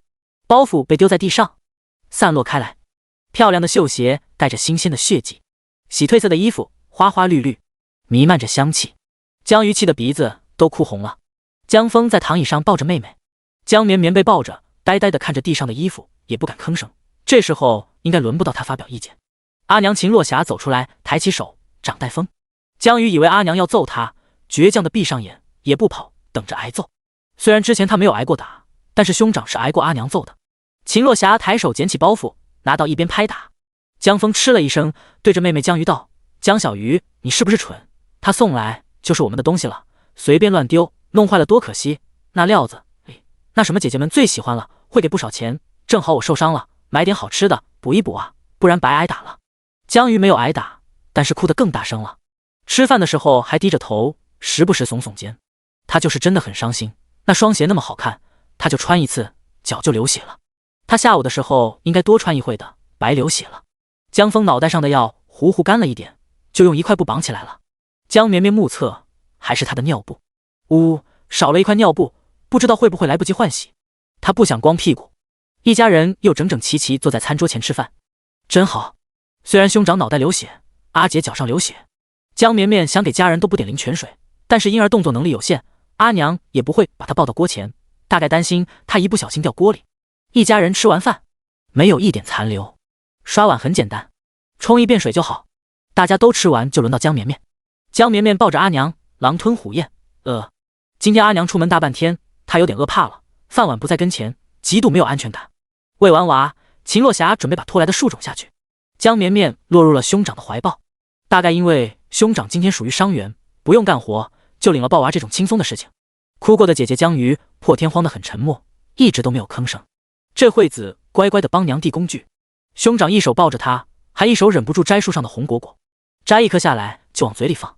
江绵绵看到兄长吃，她也想要，伸手咿呀呀呀的喊，张嘴想吃，结果就见兄长嚼，然后皱眉，呸呸呸，吐都来不及，好苦好涩，还有一股子酸味，这啥呀？江长天看着大儿子，忍不住摇头。阿鱼过来帮忙把红果摘下来，绿的留着。阿爹喊他干活，他十分麻利，他觉得是自己收了江婉的东西才闯祸，导致大哥被打伤的，很内疚。这边红果子摘了一小盆，阿娘的坑也挖好了。江绵绵喜欢看阿娘挖坑，很解压。阿娘是天生的挖坑好手，动作又快又麻利，挖的坑又大又圆。挖好坑，阿娘把大树抱过去，树根放进坑里，阿爹帮忙一起埋土，姐姐江鱼也一起干活，埋土采石，兄长也抱着他帮忙采。一家人埋土特别利索，又快又好又结实，合作过很多次的样子，景浩大悟。这个江绵绵咿呀呀的喊，表示要参与。一家人一起种的树，他也要参与。不过大家都没有听懂他的意思。听到他喊了，兄长先摸了他的屁屁，发现没有湿，就转头看阿娘。刚吃过，还没饿吧？秦落霞道。江绵绵激动咿呀呀的比划，最终居然是老爹明白他的意思，把他接了过来，抱着蹲在地上。江绵绵从旁边抓了一把土，他小拳头露，说是一把，其实就是一捏土，但是他还是用力的甩过去，那土甩到树根没有不知道，反正手不小心打到阿爹的脸了，你点子都擦到阿爹白皙的脸上。江长天也不生气，反而亲了闺女一口。我家囡囡最乖。江长天抱起来闺女，举高高。江绵绵被举在阿爹的头上，头顶是一家人刚刚种下的树，树很大，像一把大伞。他咯咯咯地笑起来。第16章，打草。汪汪汪，咕呱咕呱。村中有狗叫声，有老蛙鸣叫声，并不热闹，反而让人感觉有些静谧。夜晚的山村很黑，偶有星火，也是微弱的，忽闪忽闪。村子的灯光似乎不如眼前的萤火虫亮。这个时候没有路灯，普通人家也不会一直点着蜡烛，浪费。好在雨后的天空很干净，云朵都被大雨冲散了，月亮乖乖地挂在天空，不那么圆，但是接近圆了。江绵绵是第一次，晚上了还待在院子外面。其实他家院子也没有高墙，就是小矮墙，围着有个地方还有缺口，要爬也很容易爬进来。现在这棵树正好是种在缺口的那墙角的位置跟前，有一种弥补了墙的感觉。大树下，阿娘又抱来了一个石墩，围着石墩放了几把小马扎，还有竹椅。兄长江峰躺在竹椅上，江鱼给大家倒水，喝的是温水，没有加草。晚餐吃的已经够苦了，白水就好。杯子也是竹筒做的，很纯天然。阿爹也坐在小马扎上喝水，阿娘抱着他。除了兄长，大家都坐小马扎，阿爹似乎就格外挺拔靓丽一些，尤其是夜风吹起阿爹长发发梢的时候更加好看。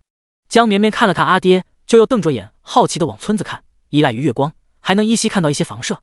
村子是一个盆地的模样，最中心有一片挺大的宅子的，好几栋连一起，其他的房舍稀稀疏疏的，一点一点的，有的就一个小茅屋，不知道是住人的还是就临时搭建的。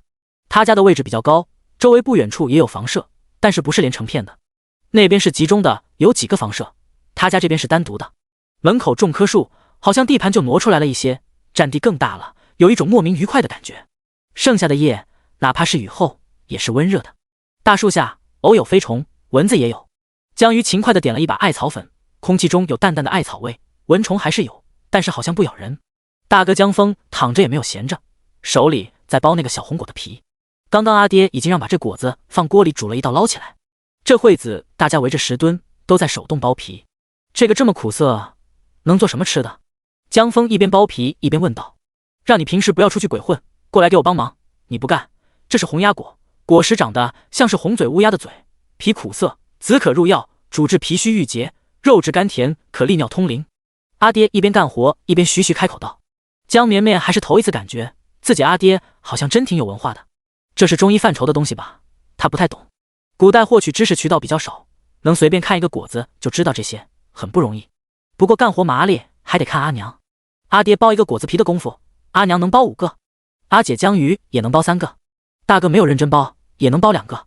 江绵绵一个都搞不定，他手里有一个果子，他害怕掉了，抓得紧紧地挥舞着胳膊，结果抓太紧了，吧唧一声碎了，果汁飞溅。他还是忍不住好奇，把手凑近嘴边舔了一下，啊！嘹亮的哭声响起。哪有甘甜啊，好苦好苦，岂止是苦涩啊，五味杂陈，苦得他肝疼肚子疼脚丫子疼。看妹妹这样苦了一晚上脸的江鱼终于忍不住笑了，哈哈大笑。其他人也忍不住笑了。斗转星移，风吹草摇，艾草灰也被吹散了。新的一天，头顶绑着尿布的大哥居然还要出门，而且出得很早，天不亮就提着那包袱走了。阿爹也天不亮就出门上工了，父子俩一起走的。大清早，姐姐江鱼背着他站在大树下，目送兄长和阿爹离去，站了好一会。江绵绵脑袋搁阿姐肩膀上，也看了好一会。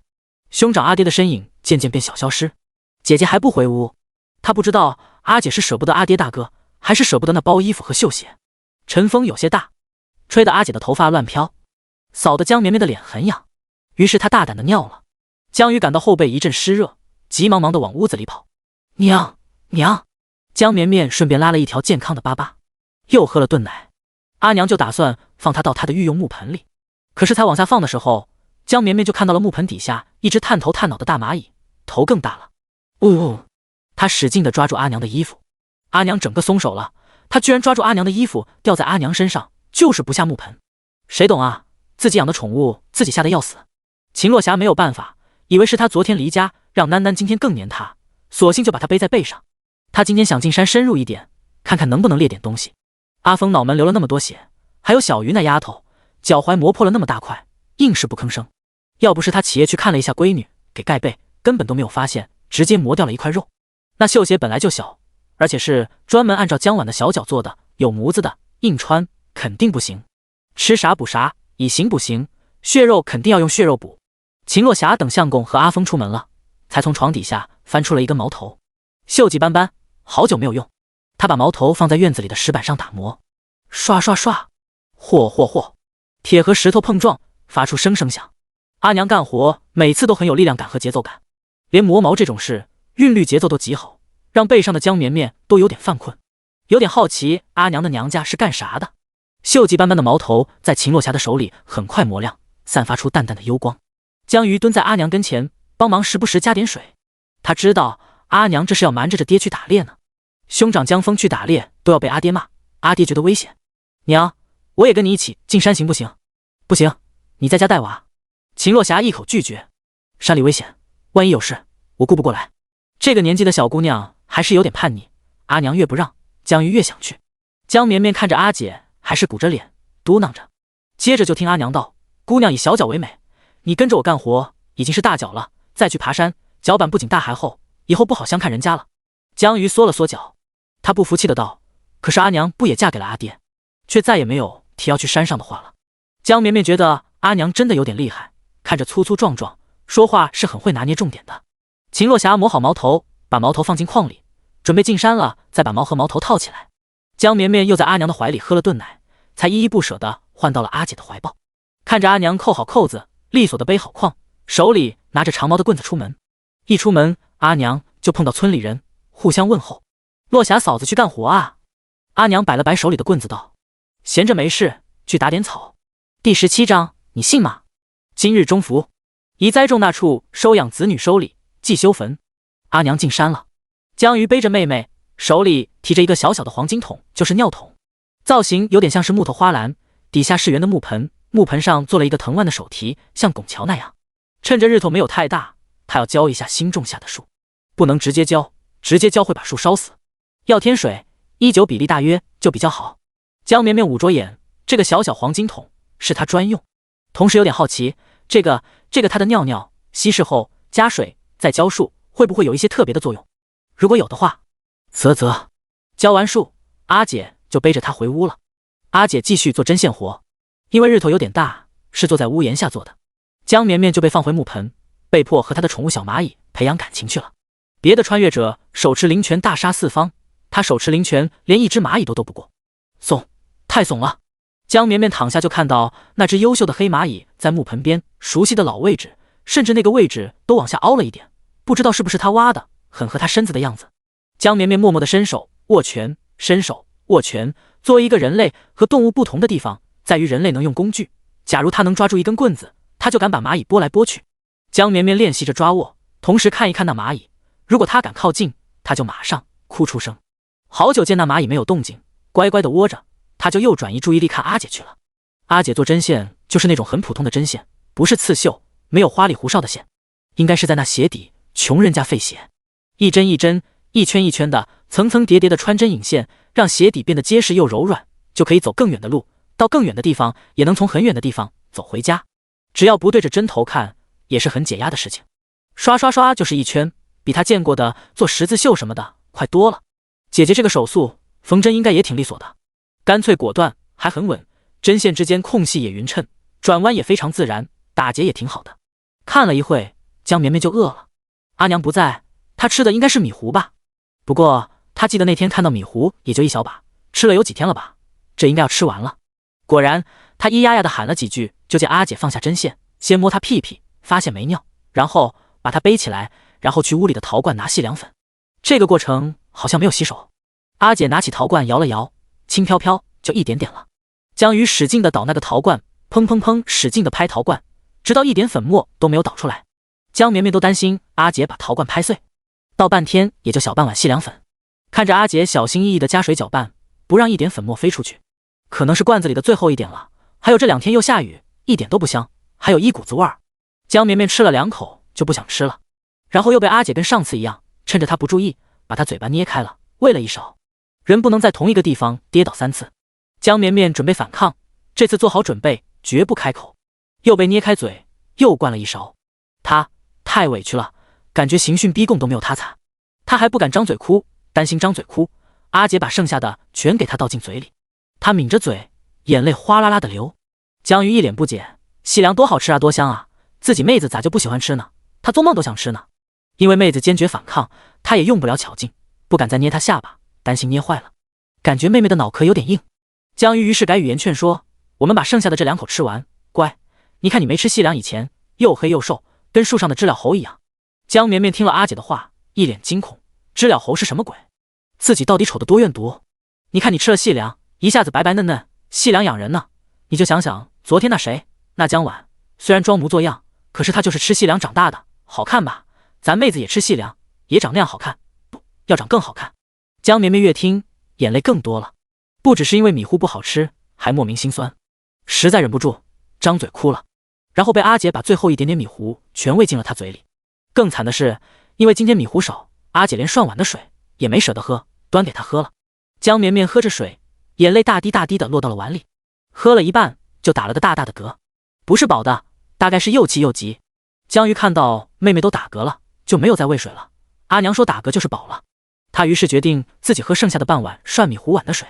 因为天热放不住，江家的饮食家教不能浪费粮食，力所能及的要吃掉。才喝第1口，江鱼眼睛就瞪大了，他感觉好香好好喝，撕江鱼吸气跟他撕脚皮的时候一样。难道是因为刚刚他没有把碗刮干净？不过这水已经清清的了。江鱼一口气喝完碗里的水，又倒了一碗喝，喝了一口没啥味儿了。江鱼忽然把碗到妹妹嘴边，哄道：香香，喝一口就一口，特别香。江绵绵当场就想翻个白眼，不能小看古人的智慧，连她这心大的阿姐都想哄骗她。江绵绵配合的喝了一口，然后闭嘴。江鱼虔诚的端着碗，然后开口喝碗里的水，喝了一口，咂咂嘴，好像没啥味道了。果然就是水，没有香气。他刚刚还以为自己发现了神奇的事情，妹妹碰过的碗会更好喝呢。江绵绵觉得姐姐太闲了，于是她尿了。尿完一脸得意，她才1个多月啊，就有这么强的控制力了，前途无量，未来可期，想尿就尿。然后她嗷了2声，含着自己的手指头，一脸傻白甜的看阿姐给她换尿布。江鱼给妹妹换好尿布，看她可爱的在缩手指，忍不住俯身亲了她脸颊一口，亲的江绵绵猝不及防，小脸蛋红了起来。这阿姐人还是怪好的。山里，秦落霞一路拿着长棍敲敲打打，看到合适的野菜都装进筐里，又碰到了一村民，打了招呼。渐渐的他越走越深，路上的草也越发茂密。秦落霞这才把筐子底下的矛头拿出来组装好，长矛尖尖，中间镂空，还有血槽，接近他胳膊肘长，不像是打猎人家的矛，反而是军中制式，细看里面是有个刻字的。组装好的长矛上手的时候，秦落霞似乎就从一个刚刚生完娃的大娘变成了军中虎虎将士，一身威猛的感觉。明明是圆乎乎的菩萨脸，这一刻却是煞气满满，仿若凶兽。速度也变快了，很快整个人都引入密林中。只是林中偶有鸟儿惊飞，显示底下有什么东西路过。傍晚，鸟儿又一只只惊飞，秦落霞肩扛一只黑色长毛野猪出现了。长毛见血，他的手上虎口也有点酸疼，他虎着脸，异常严肃，实际上也有点懵逼。他记得他阿娘活着的时候，总跟他提起亲爹，说他亲爹是盖世英雄，冲锋陷阵，横扫千军，说自己有罪，没有给他留下一个儿子，否则一定能继承他的能耐。难道他生了3胎之后，忽然继承了亲爹的勇猛无敌？他本来就想进密林打一些山鸡什么的，万万没有想到遇到了野猪，他吓得举着长矛乱扎，更万万没有想到野猪就被他扎死了。他虎着脸，十分担心，回去该怎么跟相公解释？上次的小黑熊说是自己撞上来的，相公都有点不相信。这野猪如果说自己撞上来的，相公信不信？第18章，肢解。山中鸟儿鸣啾啾，流水哗啦啦。秦落霞觉得相公肯定不信，于是又扛着野猪找到了一个有流水的山涧。他想了个好办法，把野猪放下来。活着的野猪有点吓人，死了就不那么可怕了。秦落霞在水边把野猪分割了，长矛化身了分肉器。他也是今日才发现，这长矛真的很好用，可以拼接，棍子可以分3段，取一段接着矛头就可以当做短刀，用来分肉极其方便。秦落霞做事很干脆利落，把野猪脑袋先切下来，遇到骨头的位置就用巧劲从筋膜里切下去就行。午后，斜阳照着山涧上落下的水，如同彩色珠帘，颗颗下落。彩珠落入深潭，激起圈圈涟漪。潭边站着一位大胸长腿长发的女子，背影很健美，臀部也很好看，有一种性感天然的美，不是那种京城中欣赏的弱柳扶风之美，而是异域那种高大丰满的美。她仰着头，擦拭了头上的血水，站在山涧下，迎着水珠，吹着凉风，舒坦。如果不看她脚边那一块的野猪肉，眼前这可以组成一幅很美的仕女图了。那好凉！秦洛霞找了大叶子，把她分尸的野猪肉一块一块的包好，然后放进筐里，上面放好草，背着往家走。一路走，想着一家人都可以喝上肉汤，吃上肉，秦洛霞就抑制不住的满面笑容。她步伐越来越快，小跑起来。夕阳西下，鸟儿叽叽喳喳，催旅人归家。江绵绵的脸睡扁了，江鱼一边干活一边看看妹妹，感觉妹妹真像是棉花一样软乎乎的。睡着的时候打着小呼噜，乖得不得了。他说妹妹吃细粮变白变好看，并不是忽悠妹妹。现在妹妹真的跟生下来那会完全两个样。那时候黑乎乎的像是小灰老鼠一样，现在白乎乎的小鼻子翘翘的，小嘴红乎乎的，眼毛也很长，睡着了闭着眼，眼毛又长又翘，就是不够密，头发也变黑了，简直是一天一个样，越变越好看。小脸越来越像缩小版的阿爹，越看越心疼。因为太专注，江鱼一不小心把针扎了一下自己手心，冒了一个血泡。他赶紧往嘴里吸，要是血流掉就浪费了。江鱼又想到了昨天江婉过来的事情，他每次遇到江婉都没有好事。上次因为阿娘难产，他去求他们要点细粮，结果就遇到江婉。江婉说他去给他拿，结果细粮没有给他，江婉反而晕倒了，他被莫名其妙的打了一顿。这次也是，明明是江婉自己过来送东西，连累大哥差点被打死。他的脑袋不太聪明，但是总结了2点：第一，沾上江婉就没好事会倒霉；第二，总觉得江婉不让做的事情应该反着来。江鱼吸着手指，想着自己要是真到府城为婢，能干啥？应该首先有一身新衣服吧，听说府城人家的婢女都穿得很好，新鞋不知道有没有，应该没有，毕竟是婢女，面上光鲜就行。伺候的人的话他也没有干过，在刘地主家帮闲就是打杂跑腿，都没有往人跟前凑。听说那少爷发病会打人，他担心自己还手的话会不会把人家少爷打死。不过如果对方人多势众，自己打不过还是会挨打，就像去江宅，每次都是人多欺负他人少。而且他从来没有离开家，还是害怕。算了，不能因为跟江婉赌气就做傻事。他脑海里忽然有一个画面闪过，有朝一日他变身裸起，绣鞋上绣着金珠，头上插着好多金钗，闪闪发光，坐着八抬大轿招摇过市。他想到这个画面，感觉自己发白日梦，自己都忍不住咧嘴嘿嘿直笑。江绵绵醒来了，看阿姐缩着手指，一会皱眉一会傻笑，一直缩手指，吓了一跳。阿姐这是异能也觉醒了吗？他也习惯性的拿手指缩一缩，不过讲真，被自己口水缩过的手指在缩的时候实在有点不卫生。但凡他能站起来，肯定要先去给自己洗8遍手再缩手指。正想着，他好像听到院子外面熟悉的脚步声，重重的，一步一步的，很稳当。阿娘回来了，肯定是。江绵绵着急的咿呀呀呀的喊起来，喝奶，要喝奶。果然一会就敲门声响起，因为家里就江鱼和妹妹，所以他今天把院门锁了。他听到门外阿娘的声音，小跑着去开门。秦洛霞背后的筐子装得满满的草的样子，草儿冒尖，按说是不重的，可是他放下来的时候发出了沉沉的闷声。江绵绵叫得更大声了，想喝奶，急得不行了。秦洛霞听到闺女喊声也凶仗得很，不过还是忍着先去换衣裳，稍微梳洗了一下才给喂奶。江绵绵抱着自己的饭碗不管不顾的先一阵吞咽，等到感觉自己的小胃都被填满了的时候才有力气思考。忽然感觉今天的奶味好像夹杂着一些腥气，有很重的血腥味。阿娘这是干啥去了？就算打猎也不至于血腥味这么重。阿娘身上的味道好像跟她隔壁法医系的学姐身上的味道好像，学姐那天跟他们一起吃饭，说是实习回来刚刚解剖了一个新鲜的尸体。江绵绵在看院子进门那阿娘放下的筐子，鲜红的血一点一点往外渗透。第19章，一双红色绣花鞋。天蒙蒙黑，兄长和阿爹还没有回家，江绵绵被姐姐抱着在院子门口大树下转悠了好几回，好神奇，他才这么小就有盼望归家的人。尤其是站在大树下等的时候，眺望远方，看到村口出现的一个小黑点，都会心跳快一些，雀跃一些。可是久等不来的话，就又有些焦躁忧虑。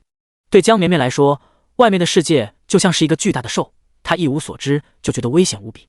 树下站了一会，还是没人，姐姐江鱼就背着她回院子了。院子里，阿娘正在收拾野猪肉。刚刚阿娘把筐子打开，拿出那光滑的一块一块的肉的时候，江绵绵觉得自己小心脏都停了3秒。阿姐江鱼却是一脸激动，阿娘，阿娘，你买肉了呀？有肉吃了。不是买的，是今天去林子遇到一头野猪，傻里吧唧的撞到我毛上，不小心被扎死了。秦若霞语气平静的道。江绵绵，阿娘骗人，野猪毛很长很长的，怎么可能是一根毛都没有？白白的皮，总不可能阿娘在山上杀了野猪，还给退毛，一块一块的切好，洗干净。阿娘是有强迫症。汉尼拔。然后就看到阿娘把肉摆出来，整整齐齐，像是积木一样。最后补上了猪蹄和猪头，一只野猪平平整整的，全都在。猪毛也没有丢，阿娘摆得整整齐齐的，用草绳捆着，根据长短有6把猪毛。没看到猪的话，江绵绵还以为这一把一把的是松针，从来没有见过被肢解的这么齐全的猪。这难道是古代版的乐高？看到肉，姐姐江鱼比她还激动，压根没有思考那么多，就兴奋地背着她转圈，时不时到门口去看一下爹爹和兄长回来没有，回来可以早点吃肉。江绵绵看阿姐时不时地抹一下嘴角，真流口水了。然后阿姐也时不时给她擦口水，笑着问道：馋了吧？绵绵是不是也想吃肉？江绵绵，不是，我是因为婴儿神经发育不完善，对身体控制力差，口腔一直张开，控制不住脸部肌肉，流口水，不是馋了。算了，解释不清楚。他看着阿姐傻乐，也跟着咿呀呀的喊。也挺好的，就因为一顿肉，阿姐笑得眉眼弯弯，都更像阿爹的模样了，没心没肺的，让人看了就跟着开心。终于在天全黑漆漆的时候，阿爹和兄长回来了。没有出院门，江绵绵是靠听脚步声分辨的。她现在每天靠着灵泉水补充水分，除了那几天拉屎拉得超过体重之外，最明显的感觉应该是五感变灵敏了，感觉自己的听力、嗅觉、视力都有极大的提高。还有味觉，不好吃的东西到她嘴里真是精彩，什么奇怪的味道都尝出来。触觉目前因为就跟家里人一起，喜欢阿姐亲她，喜欢阿娘抱她，具体提高没有，她也不知道怎么感知，就感觉家人很喜欢她。真的，她虽然是个小婴儿，但是真感觉自己像是宇宙中心，他们都很喜欢她，爱意满满。就像是阿姐虽然是用刚刚摸过她屁屁的手去捏她的脸，那味道有丢丢奇怪，但是那触感还是温柔有爱的下划线。江绵绵听到兄长的脚步声走得比较沉稳，但是偶尔也有点蹦跳，情绪有点好。阿爹的脚步声接近于无，非常均匀轻巧，要不是他听力变强，根本听不出来。咿呀咿呀，开门开门，江绵绵也有些激动的喊。一天没见了，还是很想念的。果然，江鱼开门，来的就是兄长和阿爹，而且两人身上都背了不少东西，大概是因为东西多，所以才天黑了往家走，担心被人看见。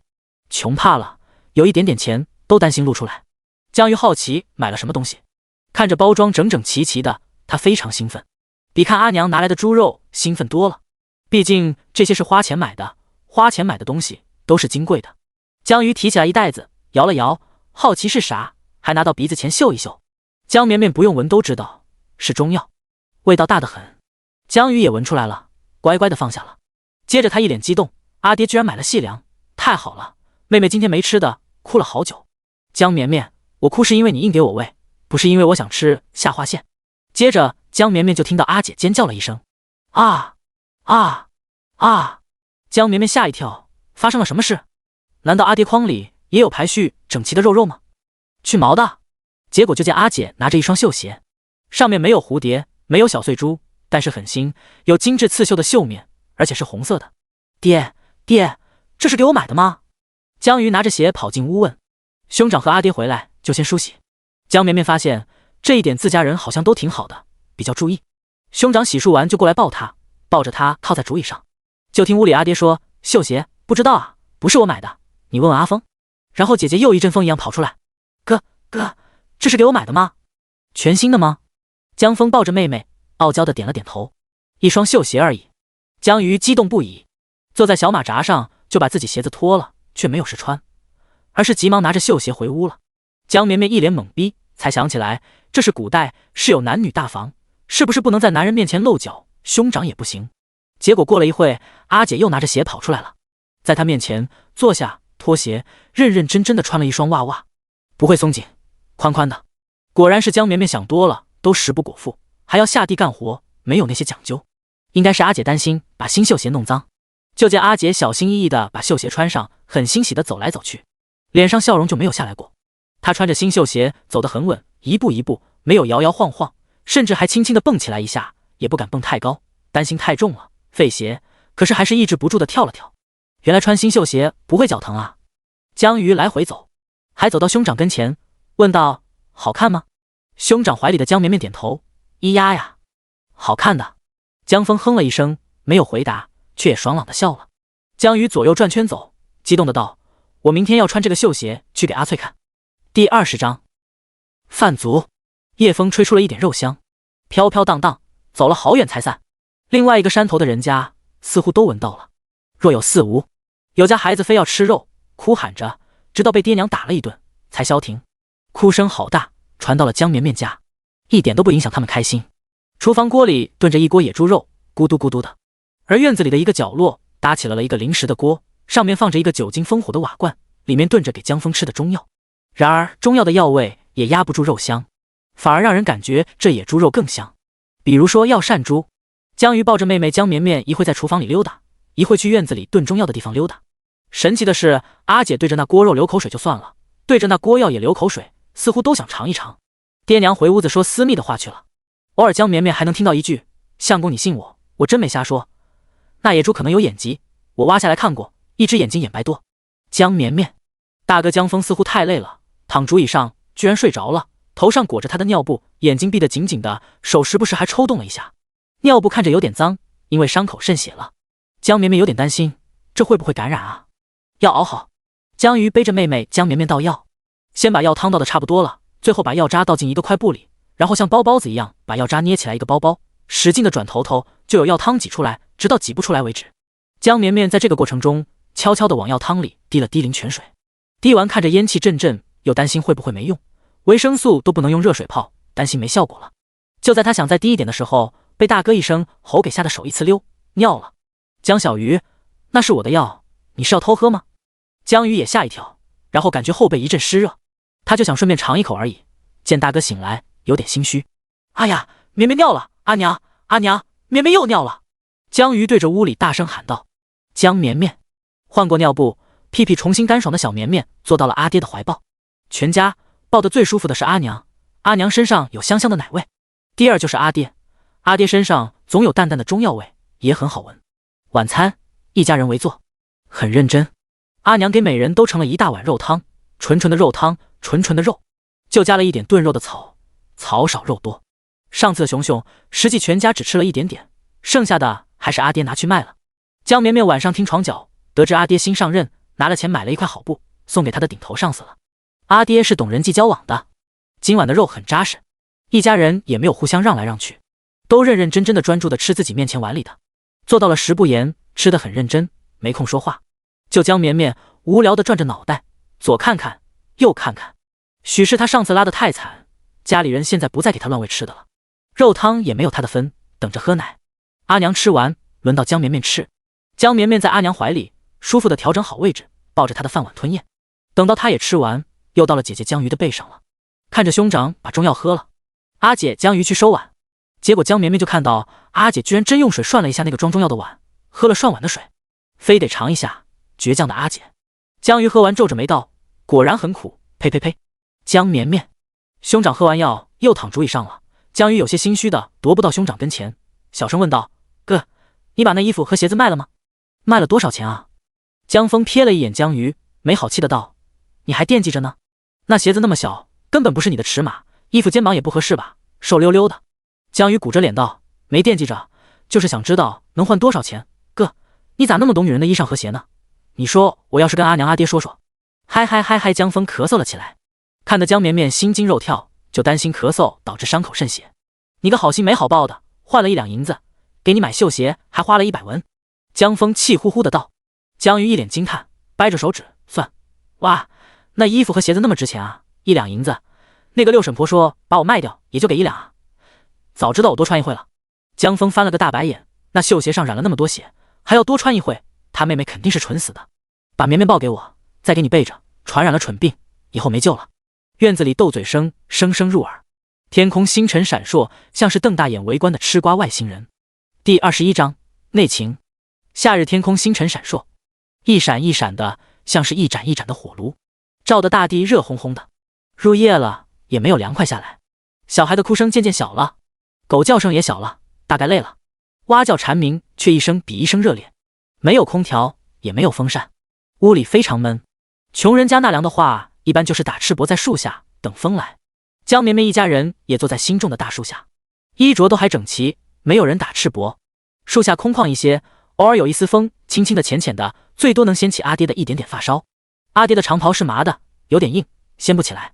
太热了，以至于江绵绵都是单独躺在木盆里。木盆放在石墩上，阿娘手里拿着一把蒲扇，摇摆着扇子，努力让大家都能吹拂到一点风。江绵绵也能感觉有一丢丢的凉，但是有点好奇，自己的小蚂蚁去哪里了？阿娘把木盆搬出来，看到小蚂蚁了吗？不会才死了吧？或者它会不会在干草店里？他有点紧张，躺在木盆里，挪动的身体吱哩哇啦的。最后还是阿爹抱了他。阿爹身上比较凉快，就是大夏天还凉冰冰的，说好听点叫做君子如玉，说难听点就大概是气血不足，太虚了，大热天的还是体虚。江绵绵靠在阿爹怀里，舒适的看天空，偶尔听阿爹侧脸咳嗽一声，然后伤员兄长江峰也咳嗽2声，嗨嗨，咳咳嗨。岁月漫长，天空星辰闪烁，江府的门牌被漫长的岁月浸染，已经褪色。江蓉带着小厮和护卫悄悄地推门回家，没有想到进门却是一片灯火通明。江蓉进门就被带进了大堂，堂上祖母、阿娘、阿爹都在，妹妹江婉站在祖母身边，对着她使眼色。江蓉心想，完蛋了，爹在，他今天肯定要挨一顿打了。跪下！堂上威严男子开口呵斥。江蓉麻利的跪了，身后的小厮护卫更早一步跪了。让你去进学，你却整日不学好，打架就算了，居然还敢支走文银100两，去那种肮脏地方，看你这样子，迟早要闯大祸，不如早早打死。男子是真的生气，看堂下跪着的亲儿子，眉眼中都是不耐烦，他手持长鞭，要亲自动手。居中坐着的老夫人一身佛袍，眉眼出尘，手里的足金镶嵌的翡翠坠子搭配的芙蓉石18字手持，轻轻的来回波动。听到儿子的话，微微皱眉道：这说的是什么话？孩子还小，不懂就教，怎么能开口就是死啊死的？阿弥陀佛，菩萨恕罪。听到亲娘的话，江怀远眉头皱得更厉害了。当初弟弟犯错了，娘亲可是严厉无比，难道是爱之深责之切，到自己儿子这里犯什么错都不让管？这以后肯定是祸根。看到相公手持鞭子，一个身段婀娜、长相美艳的妇人，担心的恨不得扑到儿子身上。相公，你先听听蓉儿解释，再说责罚的话。蓉儿向来听话，今儿这出格的事肯定是有缘由的。吴氏扯了扯相公的袖子，撒娇哀求道。老夫人看着吴氏的动作，眉眼微皱，手上的18字波动快了一些。对，爹娘、祖母，你们听我解释。江蓉立刻站起来，跑到祖母跟前跪着，抱着祖母的腿哭道：祖母，我不是故意打架的，是江峰想要讹钱，故意挑衅我，然后在衙役面前故意受伤，讹了我22两银子。而且我去账房支取100两银子，不是想去那肮脏地方，实在是为了妹妹的名节。江峰那恶贼讹了我的钱还不够，居然偷拿了妹妹的衣服和绣鞋送到那肮脏的地方，卖了20两银子。我为了妹妹的名节着想，着急想把衣服和鞋子赎回来，才花了100两纹银。江婉也在兄长身边跪下了，他一脸不可思议的落泪，真想不到江峰居然会做这种事，真是。他心中本来对这个兄长没有什么印象，因为他很快就，现在听到这种事也忍不住犯恶心，想到自己的衣服和鞋子穿到那种肮脏人身上，忍不住恶寒，泪水迅速的弥漫了双目，哗啦啦的直流。他还没有开口，就让人心疼不已，恨不得替他做一切事情。江怀远本来是想打不孝子的，没有想到今晚这事居然还跟向来听话的婉儿有关，拿着鞭子丢也不是，不丢也不是。江婉长得极好，身段容貌都有他阿娘的影子，艳丽出露，额头却像是阿爹，光滑圆润，很大方。眼睛像祖母多一点，眉目水润含情，他几乎是截取了全家的优点长，明眸皓齿，绝色无双，又端庄大气。而江蓉就像他爹，长得比较板正，一双眼有点像母亲，活泛乱转，有点不老实的感觉。江婉跪下就开始认错，婉儿是想着与姐姐上次来衣服都破了，所以赠送了一身婉儿极其喜欢的衣裳和鞋子，没有想到他们会婉儿知错了。老夫人气得手抖，重重地拍打着椅子，芙蓉石足金镶嵌翡翠18字也被摇晃得刷刷响。那一家子都是坏到骨头里的人，当初我把他逐出家门，你们还求情，你们看看现在，阿弥陀佛，阿弥陀佛。吴氏也忍不住生气的念叨，当初就给了100两纹银，现在又先讹了蓉儿22两银子，又去那种肮脏地方骗了20两银子，这么多银子够寻常百姓花费好几年了，听说他们还要卖女儿为婢，这一家子真是贪心不足。老夫人身边的壮仆姚姑眼观鼻鼻关心，当初她在老夫人默许下留下了那银子，而江蓉也有些心虚的低头，没有说她看到那江峰把20两银子给了衙役，而那衣服就卖了5两银子。他花了20两银子赎衣服，剩下80两是花销掉了。那种地方花钱确实厉害。最终江怀远还是抽了儿子2鞭子，因为他小小年纪居然就去那种地方。江婉也得了禁足的惩罚，被打了2鞭子的江蓉哭天喊地，老夫人都忍不住骂儿子作孽。江怀远气呼呼的离去，江蓉被送回了屋子，趴着躺着。他爹这次是下了狠手，衣服都破了。江蓉自小养尊处优，细皮嫩肉的，掐一把都留印子，现在看着后背就青痕交错，十分可怖的样子。看得老夫人心疼的，赏赐了一个玉枕，让他趴在玉枕上可以凉快一点，又让下人给搬了2个冰盆，靠门放着，让人丫鬟对着冰盆扇风，这样出来的风也会凉一些。看到抹泪的吴氏，老夫人实在是眼不见心不烦，回去了。吴氏看到儿子的后背，忍不住哭哭啼啼的道：“你爹怎么这么狠心？都怪那黑心的一家子，以后记得避得远远的，碰到就倒霉，没好事。”看到女儿还处在跟前，更是气不打一处来：“你个榆木脑袋，蠢货！要不是因为你兄长就不会挨打了，回你的屋子里去。”江婉看兄长的后背伤得不重，确实挺心疼的，因为兄长是因为他才受伤，他忍不住开口道：“哥，你放心，善恶终有报。”江蓉哎呦呦的喊，实际上不那么疼，屋子里凉凉快快的很舒服，挥手喊妹子回去，不想让她看自己狼狈的样子。我没事，你别担心。等到江婉回了，屋里就阿娘。江蓉不想装了，想起身，结果翻身就感觉腰疼，那是被江峰踹的，隐隐作痛。江峰那家伙属野狗的，小厮和护卫都拦着，他居然还要来踹他。江蓉忽然好奇问道：“娘，当初二叔是为什么被祖母逐出家门？他犯了什么错？”江蓉感觉祖母性子极好，为人最是和善，二叔到底做了什么天怒人怨的事情，让祖母把他驱逐家门？被问及这个问题，吴氏脸色有点不自在。其实一开始他也不知道，居然和他有关。姚姑说二叔居然偷看他洗澡，还在他屋子里搜出他私藏他的衣服。幸好老夫人信他，他是无辜的，否则真是跳进黄河洗不清。吴氏本来是大家族之女，一直抱怨自己被夫家连累，落得窝在这乡下地界。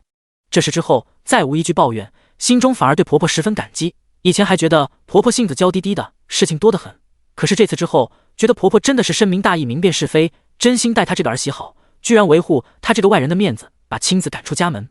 不过想到那被赶出家门的男子，华冠少年，眉眼清明，周身风流，没有想到居然对自己存了那种龌龊的心思，没得人伦。可是他心底隐隐又有一丝骄傲，觉得定是自己美若天仙，容貌无双，才会惹得少年犯错。江蓉见自己阿娘发呆，问了也不说，转身说自己要睡了。吴氏又叮嘱了好几句，才离去。见母亲走了，江蓉趴一会又趴不住了，总感觉腰有点隐隐作痛，还是江峰踹的，很气，忍不住拿自己的护卫撒气，随手就拿起床头的东西砸了过去。你不是说那江峰被你的兵器伤了脑袋，没能全乎的逃过去，他今天怎么还能去丽春院？护卫被砸了也不恼，反而开口安慰道：“少爷等着明日看，他们得的那些钱也就刚好凑一副棺木。”第22章发烧。星辰漫天，中伏这一天尤其漫长，树上绿色的红鸭果被夜风慢慢的染红，婴儿总是饿得很快。晚上要起夜好几回喝奶，秦洛霞喂奶的时候也会去看看其他2个孩子。江绵绵有时候是迷糊糊的喝奶，有时候又清醒的不得了。没办法，婴儿白天睡觉的时间也很长，晚上醒一下很正常。这会子感觉快到半夜了，没有手表，也没有钟，他不懂是啥时候，就是外头很安静了，除了虫鸣，没有其他声响。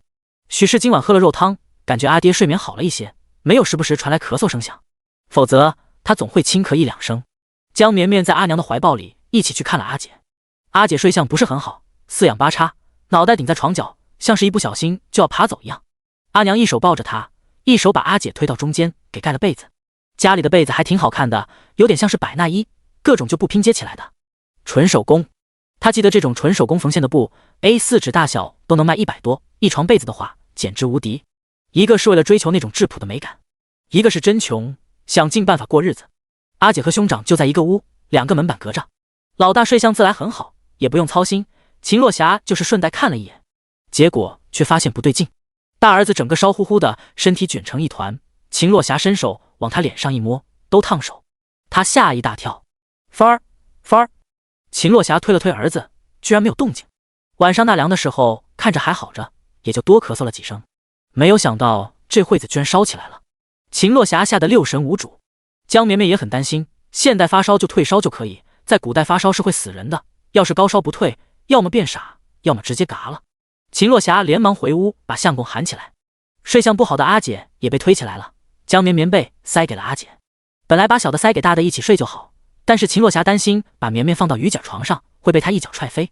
江鱼睡眼惺忪的还不知道咋回事，就接过了妹妹，抱在怀里，怀抱热乎乎的。江绵绵觉得有点不舒服，姐姐的怀抱不如阿娘的宽阔。不过这时候她没有添乱，也就是自己尽量调整了一个舒服的姿势。江鱼抠掉了眼屎，稍微清醒一点，抱着妹妹看阿爹阿娘都过来了。江长天被叫醒也吓一跳，他不是大夫，只是在县衙的小吏手下干活，他也只是帮闲，属于县衙的帮闲的帮闲，看管周围各地收集来的草药，优中选优，然后送进府城，府城再送进京城，京城再送入皇宫。传说是有贵人身体不太好，需要用药养着，当然这些都太遥远了。江长天只是属于整个供应链的最底层的一环，也只是在这里谋生。他是个很聪明的人，别人混日子，他也没有放弃学习，哪怕就是收草药看门，也认真学习各种草药的用处。他拿在手里就能知道草药好不好，年份如何，他也能掂量出来。可是这和大夫还是不同，最多可以算是个半个药剂师。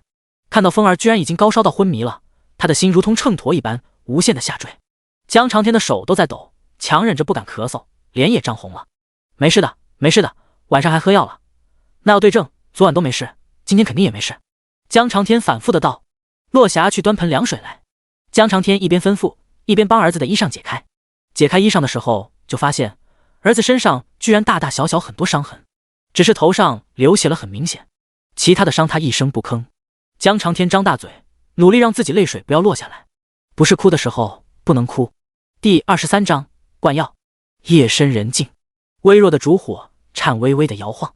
秦落霞端来一木盆水，一遍一遍的擦拭儿子的身体、胳膊、脸、手。江长天把儿子脑门的布解开，才发现伤口那里像是腐烂了一般，居然涌出了淡淡的臭味。正常伤口不会这样的，就算是被脏的钝器伤了，也不会迅速就烂成这样。江长天看到这伤口，脑海里迅速的想着各种草药，只是这时候他却完全想不起来什么草药能治。秦落霞也没有哭嚎，而是一遍一遍的用布擦拭儿子的头、脖子、身子热的地方。落霞，我去找药，你不要慌，会好的。江长天叮嘱道，眼神却不敢落在儿子身上，他担心自己多看一眼就扛不住，只能看着屋里的烛火，烛火的光很弱，摇摇晃晃，晃得人眼疼。江鱼已经把妹妹背到后背了，这会子他也不敢吭声，帮着阿娘拧布换水。他的眼泪直流，往日活泼乱跳的大哥，这会子像是死了一样，他害怕。江绵绵也害怕，不会有事的，他都给药里滴了灵泉，肯定会有用的。江绵绵心里给自己鼓劲，可是也不确定，很虚幻。他只知道这里发烧是会死人的。隔壁传来砰的响声，好像什么东西倒了。秦落霞有点担心，让于姐儿换水擦拭，他去看一看。秦落霞到了隔壁屋子，就看到相公居然把柜子推倒了，整个人爬进去，很是狼狈。她嫁给相公这么久，从来没有见他这么狼狈的模样。江长天摸了很久，终于摸出了一个东西。他从柜子里爬出来，回头就看到了妻子。有救了，有救了，落霞，你看，这是餐，这是能救命的餐，风儿吃下去就会好的。江长天握着一根断了须的餐，他没有说这就是最后导致吴管事被处死的餐。他偷拿的时候不知道有这个，他只是从吴管事他们偷的东西里挪出来了一部分。事后知道了，他更不敢作声，死死的藏着。他实际不知道这个对风儿有没有用，可是因为他有人都死了，他必须有用。怎么吃？秦落霞拉了一把身体摇晃的相公问道。切片，切片吃不了，弄成粉末，加水灌进去。江长天扶着妻子道。秦落霞也没有耽搁，拿着药先切了一片给相公，然后剩下的拿去捶。江长天拿着那一片参想塞进风儿的嘴里，可是他完全昏迷着，根本没有用，捏开嘴也没有用。江长天的手一直抖着，却还是对女儿道：鱼儿，你来，你把这药拿住，不要让药掉出来。他去换水给擦拭。院子里传来啵啵啵的捶药的声音，速度很快。江绵绵听得很着急，然后抑制不住的尿了，他也没有办法，因为喝完奶之后就会尿的。江鱼也感觉到后背的湿热了，不过他也顾不上了，继续背着，努力的把那餐片往兄长嘴里塞，一边轻轻摇晃后背。绵绵没事，等大哥醒了，姐姐给你换尿布，你乖乖的。秦落霞捶好药放碗里，端进来，加了一点水。看儿子依旧是没有反应，他也张大嘴，几度强忍着。悲伤到极致的人都是哭不出声的，像是演哑剧一般。没事，没事的，药来了，相公有药，吃完就好了。秦洛霞的手掌拍了拍丈夫的后背，鱼儿，你把药端好，相公你过来，跟我搭把手。秦洛霞镇静地吩咐。她坐到床头，跟相公一起把儿子扶起来，让儿子靠到她的怀里。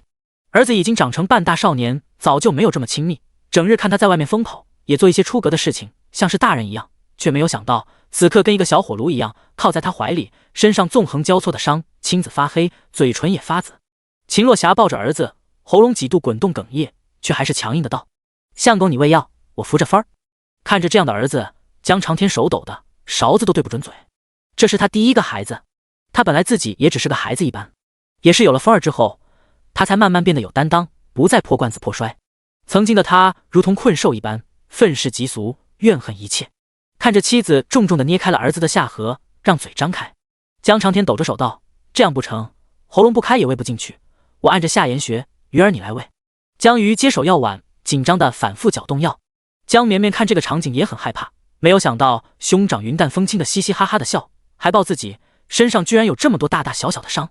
他只能在阿姐接过碗使劲的搅药的时候，趁着大家都不注意，挨着碗边努力的往里滴灵泉水，直到他的灵泉见底，实际也就薄薄一层碗底，可能就一勺子全都透支出来了。他滴完，整个也累趴了，软绵绵的靠在阿姐的背上，也顾不上还泡在尿里，感觉再泡一会，尿都要蒸干了。江鱼像是喂妹妹吃细凉粉一样，一勺子一勺子的往哥哥嘴里灌，吐出来的就用勺子刮了灌进去。江长天一手扶着儿子，一手死死地压住儿子脖子右侧的穴位，让药能下去。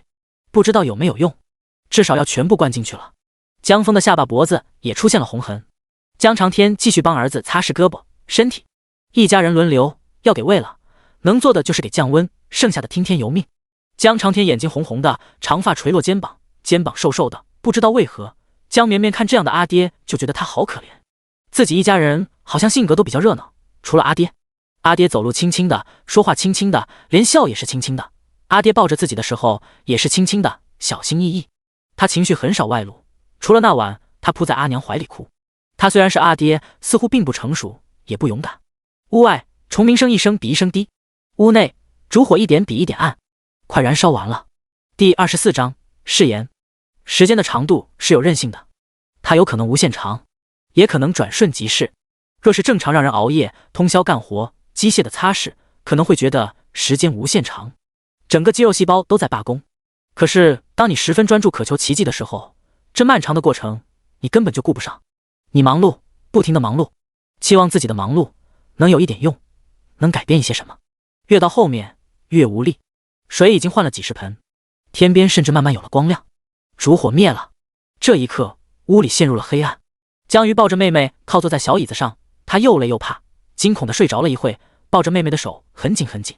中间江绵绵也睡了好几次，婴儿的体力不支，而且他一口气把灵泉水用完也耗费体力，只是微微睁眼的时候，知道阿爹阿娘都在交换着给哥哥擦拭。这一刻烛火燃尽，黑暗中江长天无比绝望，也无比懊悔，眼前一切都是黑的。在黑暗中他寻不到一点光明，他觉得冷，很冷。他摸到儿子的身体也不热了，似乎凉了。他压抑的实在忍不住小声痛哭出声，像是野兽哀嚎。他从小就感觉生母厌弃他，母亲对谁都和颜悦色，唯独对他藏都藏不住厌恶。父亲在的时候还好，父亲离世后，母亲看他的眼神比看路边的乞儿都要冷。那时候他想，他以后绝对不生孩子，生子若是如此嫌弃，何必呢？可是后来他被逐出家门，他成婚了，他有孩子了，他过得极其贫穷窘迫，可是他心安定，他愿意为了这个家做一切事情，杀人放火。可是他的芬儿死了，他昨日还跟自己斗嘴，他那么吊儿郎当，他给妹妹选绣鞋，他那么懂事，他浑身都是伤，他一句都没有喊，他要疼死他，他觉得好疼好疼。江长天死死地抓住儿子的手，泪水抑制不住的流，他浑身颤抖，他身体摇晃着，眼前一黑，接着扑倒在一个怀抱里。妻子抱着他，让他不至于倒下。这个长相平凡的女人任何时候都在。江长天永远记得自己差点溺水而亡，是他跳下河里把自己拖出来，背着自己上岸回家。他身量高大强壮，五官平平，但是肩膀宽阔踏实。他会做饭，做的不好吃，但是能吃饱。江长天没想到自己会娶她，可是这一刻他抱着妻子，他感觉到她也在颤抖，他说话声都在抖，可是妻子依旧用手撸着他的后背，依旧沉稳的道：“没事的，没事的，我们有银钱，可以买一个好棺木。风儿喜欢鲜艳的颜色，可以买个艳丽的颜色。下辈子，下辈子再让他投个好胎，他成为一个有钱人家的少爷，会过得比现在好，会很好。相公，没事的，没事的。”不，江长天哀嚎：“为什么？为什么苍天如此不公？风儿做错了什么？他没害人，妓院的妓子都喜欢他，他对谁都笑，他对谁都笑。如果善恶有报，报应到他身上就可以让他去死，可以让他五马分尸，尸骨无存，万箭穿心，不要伤他的孩子，不要！”江长天哭嚎颤抖，他好恨，好恨，恨！他的风儿死了，他要人偿命，他要杀人，他要他们尝到100倍、1000倍、万倍的苦。他们凭什么干干净净一身华丽？凭什么拈佛珠判人生死？凭什么高坐府台？要掉下来，要去死，要跟他一样在尘土里翻滚挣扎，要像他一样坏。他尝的苦，他要他们尝更多，他要让他们后悔，日日夜夜忏悔。江长天紧紧地咬着牙，咬得出血，心田一阵阵的弥漫口腔，最终再也忍不住，他一口鲜血吐了出来。第25章，他从地狱来。姑姑，姑姑，姑姑，公鸡打鸣，哇哇哇！江长天吐血了，江峰吐了，江绵绵吐奶了。曙光一瞬间从门外闯进来，来势汹汹，手忙脚乱。这一瞬间，所有人都活过来了。江绵绵是刚刚听到阿爹压抑的哭声，她受不了，晚上可能也跟着折腾了一夜，有点受凉，或者情绪太紧张，直接吐奶了。阿爹江长天吐了一口血，郁结于心，也算是吐血抒发出来。兄长吐了，吐得稀里哗啦的，比江绵绵的屎巴巴臭100倍，臭得很怨毒。江绵绵闻到那味道，本来就在吐奶的，又忍不住重新吐了一遍，吐得肚子里都是酸水。可是看爹娘一脸惊喜的帮忙收拾擦洗，一点都不嫌弃。姐姐江鱼帮忙将绵绵收拾，换了一身新的衣裳，没敢给她擦洗。大概这年头没有热水器，没有电吹风，擦洗婴儿很容易挂。江绵绵闻着自己还是有一点馊馊的味道。江峰更是吐了好几桶黑水，不似人类一般。不过这时候江家夫妇都不觉得奇怪，只是庆幸。大概哪怕儿子变成妖魔鬼怪，他们也高兴，只要活过来了，他们满心满眼都只有欢喜。失而复得的感受，夫妇俩四目相望，更坚定，更沉稳。谁也不知道他们夫妇在黑夜中相拥，在以为死去的孩子跟前相拥，心中想了什么，经历了什么。如果怒火怨气能够具象，一座城池的毁灭都是不够的。那是一个父亲，一个母亲最质朴的爱。江峰茫然地看着眼前，虚弱地开口道：“这是绵绵拉我身上了吗？怎么这么臭？”江绵绵，咿呀呀呀，带，别凭空污人清白。听到儿子这么说，秦落霞笑出了泪花。别瞎说，你妹妹可香，你饿不？阿娘给你弄吃的去。爹，我好饿，我想吃牛肉。江峰声音还是虚虚的，内容却一如既往的讨打。若是平时，他肯定会被挨骂，爹娘多多少少都要说他2句。还想吃牛？牛哪里是寻常百姓能吃的？怎么不上天呢？没想到阿爹江长天却开口道：“好，明日我们就吃牛肉。今天你才刚好，还要歇一歇。”江峰十分惊讶地看了一眼阿爹。江峰躺着，却忽然又笑了。天亮了，秦落霞去做饭。江长天搬了一把竹椅在儿子的屋子里躺下，瞬间就睡着了。响起了呼噜声。江鱼年纪小，也陪着熬了大半夜，不过他夜里睡了几次，这会子在兄长屋里瞪大眼盯着兄长。他想开口说话，结果兄长对他做了一个噤声的动作，他只好大眼瞪着兄长，瞪了一会，居然睡着了。坐着就睡着，而且很巧妙地把脑袋卡在椅子靠背上，不让自己掉下去。江峰看看妹妹，又看看阿爹，他恍然做了一个长长的梦。昨夜他躺下就很难受，浑身疼，想要吐，他想着可能睡一觉就好了。阿爹阿娘明日都要干活的，他虽然难受，就想着自己扛一扛就过去了。何况他还吃过药，晚上还喝了肉汤，已经很好了。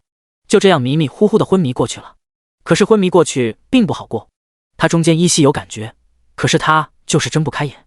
他感觉到爹娘给他灌药，他听到爹娘哭，可是他怎么都睁不开眼，说不了话，好像真的死了一般。他很慌，他不能死，他若死了，家里怎么办？妹妹还那么小，江小鱼那么蠢，肯定会被人骗。阿爹身子不好，阿娘从来没有享过他一天的福，他不能死。可是越奋力挣扎越难，他感觉自己像是被换了身新衣裳，花花绿绿的，然后放进棺木，埋进了土坑里。阿娘亲自挖的坑，阿爹江小鱼一起埋的土。他不想一个人待在黑暗中，他想爬出去。他想，阿爹阿娘，妹妹，江小鱼。可是他爬不出去，他只能在黑暗中看着自己身体慢慢烂掉。然后有一天，他身边多了一个坑，熟悉的感觉多了一个棺木，小小的。他看到了他最小的妹妹，那么小，闭着眼躺在他旁边的坑里。他看到了挖坑的阿娘，阿爹没有看到江小鱼。阿爹头发白了，阿娘长了很多皱纹，土里很冷，冬天了。他本来很想爬出去，因为他看到爹娘了。可是身边多了很小很小的妹妹，他担心她害怕，她那么小，他只能在这里陪她，然后看着自己身体烂得更严重，看着自己散架。再后来，他变成了骨头，妹妹也变成了骨头。很奇怪，他们都是不好看的骨头，不白，质量也不太好，酥脆。再后来，他旁边又多了一个坑，他看到了阿爹。阿爹挖坑，阿娘没有挖，因为这个坑是埋阿娘的。江小鱼还不在。江峰看到了阿娘，心心念念的阿娘，她只是骨头了。这一刻，骨头还是感觉自己会流泪，会疼，因为他看到阿爹一个人挖坑，一个人埋。那一天，他听到土外面有人哭，哭了很久很久，就一个人。他想陪着，他想妹妹有阿娘陪了，应该不害怕了。他又想爬出去陪着阿爹，他还想江小鱼了，不知道他被骗到哪里去了。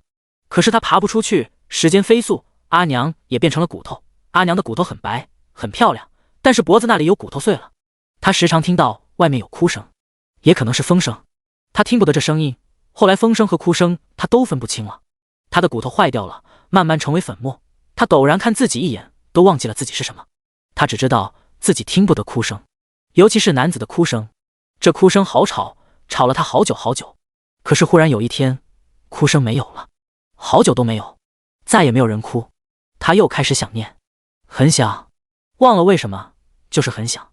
然后他听到了哭声，很近很近，就在耳边。他睁开了眼，他看到了血肉，摸到了阿爹、阿娘，看到了江鱼、江绵绵。然后他吐了，疯狂的吐。他不知道自己吐出了什么，像是腐烂的土。他吐了很多黑水，他活过来了，他还活着，妹妹也活着，江小鱼还在眼前，阿娘也活着，阿爹也在。他浑身颤抖，眼睛血红。他活过来了，他爬出来了。他尝试着说话，这是绵绵拉我身上了吗？怎么这么臭？他听到了回应，咿呀呀呀。他确信自己爬出来了，因为在土里，他跟妹妹说了很多话，妹妹都不应他。别瞎说，你妹妹可香，你饿不？阿娘给你弄吃的去。阿娘的声音，阿娘也会回应了。江枫泪目，他继续道：爹，我好饿，我想吃牛肉。爹也回应了，好，明日我们就吃牛肉，今天你才刚好，还要歇一歇。江枫躺下了，面容带笑。他爬出来了。第26章烙印。早晨，树上有鸟叫，啾啾啾，啾啾啾。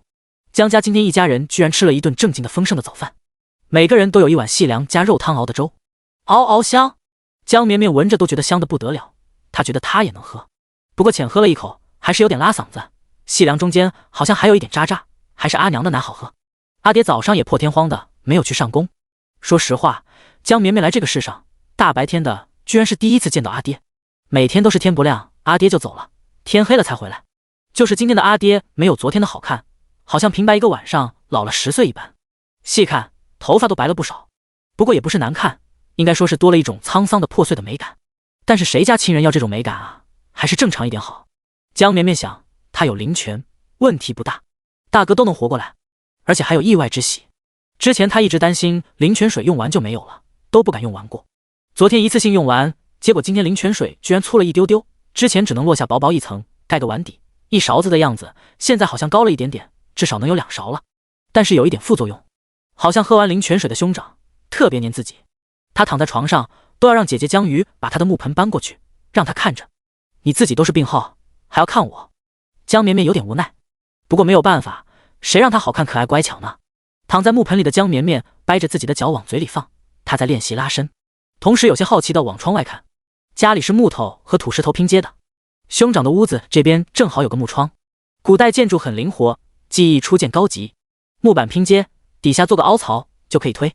白日推开，能看到院子外面的树，很好看的窗景。江绵绵有些好奇地看着树上，想知道鸟在哪，咋看不见，就听到叫声，啾啾啾，啾啾啾。看着看着就忍不住张嘴流口水了，不是馋的，是没控制好神经系统，导致嘴巴控制不住闭合。真的。旁边的床上躺着兄长，兄长呆呆地盯着他，好像看自己看了一辈子一样。江绵绵内心感叹，是不是灵泉水的副作用有点太大了？兄长有点傻里吧唧的感觉，同时感觉自己又增加了一点压力。这个家没有他要散啊！阿娘喜欢他，阿爹喜欢他，阿姐爱亲他，连他屁屁都亲，兄长黏他。江绵绵觉得自己要努力快快长大，她努力的用手去抓脚丫丫，不小心又放到嘴里了。看看树上的鸟，看看旁边躺着的兄长，然后他又看到了那只小蚂蚁。他好厉害，居然在自己木盆边边挖了一个洞，这会子正从那小洞里探出脑袋，摇摇摆摆的看着自己。江绵绵居然从那黑黑丑丑的脑袋里看出他在对自己微笑，大概是自己心情好，毕竟大哥没事。好了，灵泉水也多了。江绵绵抬头就看到兄长看着自己，他下意识的露出一个笑容。他还没有长牙，笑起来就是口水。江枫也笑了，他贪婪的晒着太阳，贪婪的吹着风，贪婪的看着鲜活的妹妹，怎么看都看不够。这时候阿爹江长天和阿娘秦落霞进屋，姐姐江雨也来了。江绵绵落入了阿姐的怀抱，然后看到阿娘是端了一个火盆进来，难道是要跳火盆驱邪吗？兄长还起不来吧？还是古代什么仪式？江绵绵探头探脑的好奇的看着，然后就见阿娘拿着那天她磨的长矛在火盆上烧。江绵绵有点不好的预感，这是要干啥呀？然后就看到阿爹在清理兄长脑门上的伤口，在左侧眼睛上面，伤口还是有点淡淡的腐臭味道，有点狰狞的样子。江长天开口道：风儿，会有点疼，你把这个咬上。他给儿子塞了一块软木。江枫虚弱的笑道：阿爹，我不怕疼，真的一点都不怕。他遭受过漫长的夜，看着无数小虫子细细的啃食自己的场景，看着自己变成骨头，看着自己变成粉末，他一点都不怕疼，真的。我家的孩儿很好，不怕疼。江长天拍了拍儿子的肩膀，依旧把软木给他塞嘴里了，然后回头对妻子道：霞妹，把矛给我。秦落霞拿着烧红的铁矛，开口道：相公，还是我来吧，我手快。江长天摇头：你力气大，你按着分儿。江绵绵就看阿爹把长发绑起来了，绑成丸子头。救命，男子绑丸子头居然也会那么好看。阿爹五官全露出来了，反而更加俊美。然后他的眼睛被姐姐捂住了，他听到了一声闷哼声，他使劲的挣扎，终于从阿姐的手缝里看到了眼前的场景。阿爹居然拿着烧红的矛往兄长头上伤口那里压下去，这个动作太残忍了，监狱里上刑也就是这样了。可是他看到阿爹的手一点都没有抖，他平日一个动不动就咳嗽的人，走路轻飘飘的人，现在手里拿着烧红的铁矛，一下一下的烫在亲儿子的头上。秦落霞压住儿子抽搐的身体，江枫说不怕疼，可是还是死死的咬住软木，发出闷哼声。他心里真的不觉得疼，他甚至觉得喜悦、欢快、享受，这种疼让他感觉他活着，只是身体会控制不住抽搐。江长天做着很残忍的事情，可是他表情专注，一丝不苟，手也不抖。江绵绵感觉阿爹现在像是一个最好的外科医生，像是一台无情的做手术机器，因为他看到了阿爹不仅仅是粗暴的用烧红的铁烙那伤口，而是动作非常精细的去处理每一个细小的创面，争取把腐烂的伤口都处理了，但是不破坏好的地方。江雨本来是闭着眼捂着妹妹的眼睛的，可是听着闷哼声也忍不住睁开眼，看着阿爹的动作，他眼泪哗哗的流。都怪他，都是因为江晚给他送衣服，他贪心把衣服鞋子留下来了，大哥才会挨打，大哥差点就死了，还要受这样的苦。他平时拿烫一点的碗都会被烫到，可是哥哥的肉都被烫出香味了。铁离开火就不会一直红，而是变黑了，但是那温度还是极高。江长天的手越来越稳，除了第一下他自己颤抖了一下，之后一下比一下稳。他不像在自己亲子的头上行烙刑，而像是作画。他用烧红的铁贴着肉，一笔一画，那狰狞腐臭的伤口在他的手下变成了一幅画，栩栩如生，如同黑色曼陀罗。第27章，兄长的秘密。风暖乎乎的，江绵绵张大嘴，这回真的是惊得口水呼啦啦的流。大哥江枫的面相本来是很忠厚老实的，正面看着也确实还是忠厚老实，伤了之后身上还有一种病弱感，更加老实的感觉。可是不能往他左侧脸看，左侧脸眼睛上神奇了，居然真的多了一朵花，像是纹身一般，而且是立体浮雕纹身，很狰狞的伤口居然变成了一朵立体的花。从左侧这个角度看，居然有一种观音堕魔的美感，有点吓人。不过阿爹好厉害，居然知道这样处理伤口，感觉相当于古代版本的高频电刀，通过超高温对机体组织分离和凝固，起到止血和防止交叉感染的作用。阿娘松开了大哥，大哥吐掉了软木，居然傻乎乎的笑了。爹娘，我感觉我好了，现在精神的不得了。江绵绵看阿爹丢掉了长矛，靠坐在竹椅上，江长天后背湿透了，面上却是露出轻松的笑容。你好了，以后也会好好的，现在先睡一觉。江峰不想睡，舍不得睡，不敢睡，最终还是睡着了。因为亲爹江长天就在旁边支了一把躺椅，一起睡着了。他时不时惊醒，只要看到爹在旁边，听着爹的呼吸声，他又睡着了，直到沉沉入睡。江绵绵被阿娘抱到院子里晒屁屁，阿娘把他手脚都折起来，屁股露出来，放在树下晒，不是那种直射的光，而是碎碎的从树叶穿透下来的。但是这个姿势真的很羞耻，他光屁股对着全村的人啊！虽然现在的人没有望远镜，应该也不会有谷歌地图，但是江绵绵一开始想反抗，后来发现趴着晒太阳太舒服了，他睡着了。他居然就这样睡着了。等他再睁眼，才想起来自己光屁股的事情。还好屁股已经包上了，但是他还是趴着睡的，似乎趴着睡也很香。然后他就看到阿姐穿着新绣鞋在他跟前走来走去。阿姐心好大。再转头看到兄长躺自己身边的竹椅上。中午了，阿爹休息了一个时辰，去上工了。阿爹一走，江峰就醒了。他忽然很怕黑，怕一个人。躺到树下晒着阳光，看着妹妹他才能安心。此刻他躺在竹椅上，眺望着村子，时不时转头看一看趴着睡觉的妹妹。妹妹醒了，正转头对他咧嘴傻笑。江峰也笑了，妹妹真的很爱笑，笑得他心化了。骨头疼。江小鱼一脸蠢相的穿着新绣鞋，围着他绕圈圈，绕啊绕，绕得他头晕。江峰开口道：“不是要穿去给阿翠炫耀吗？怎么还不走？”江鱼小心翼翼地迈着步伐道：“阿娘说要照顾你和妹妹，不能乱跑，我在家穿就好。”江绵绵趴够了，他自己撑着小胳膊，一边转移身体重心，用力黑起，扑通，翻身失败。他居然翻身失败。旁边响起阿姐哈哈哈哈的笑声。哈哈哈哈哈！妹妹像不像那个小乌龟？她居然不会翻身。江绵绵，你1个多月你会翻身啊？你翻个给我看看。然后他被阿姐手动翻身了。江绵绵气得尿了，敢笑我，我就敢让你闻屎尿屁。重新换了尿布的江绵绵躺在小木盆里，看兄长还看自己，嘴角噙着笑。他咿呀呀呀的打了声招呼，然后就玩自己的了。没办法，他转头看兄长，这个动作很累。别人喝了灵泉水发家致富，大杀四方，从此翻身了。他喝了灵泉水，只是想努力翻身，还失败了。江绵绵并不气馁，人类的本质就是找到更弱小的欺负一下，就会开心一点。他看着自家的小蚂蚁又拖了一片树叶到他挖的洞上，洞口还有一种高低错落，像是小椅子一样。他惬意地坐在那，树叶像是纳凉的伞，再给他一根吸管一杯饮料。江绵绵怀疑他会一边翘二郎腿一边喝，不知道蚂蚁怎么翘二郎腿，是2条腿叠一起，还是4条腿叠一起？江绵绵看了一会，果断伸手把那张树叶从木盆上推下去，阳光一下子直直照在小蚂蚁的头上。江绵绵居然看到小蚂蚁无奈地瞪了自己一眼，然后自己跳了下去。过了一会，一张树叶慢吞吞地从木盆边缘移动上来。救命！江绵绵忽然感觉自己有点喜欢他了，他好努力。江绵绵看得正认真，忽然一只大手伸了过来，小蚂蚁连树叶一起落入了那大手中。江绵绵吓一跳，抬头看是大哥，也是哥哥醒了就看自己发呆，估计被他发现了。江绵绵担心哥哥把他的小蚂蚁掐死，那可是为了灵泉水的小蚂蚁，他连忙抗议：咿呀呀呀，咿呀呀呀，给我给我！他挥舞着胳膊大声喊道。江峰醒来就一直盯着妹妹，因为好像习惯了。他不错眼的盯着，看着他会动，会努力翻身，居然还会玩小蚂蚁。他看他任何一个动作，心中都会热热的。没有人懂那种感觉，不像梦，不像，因为太疼了，骨头都细细密密的疼。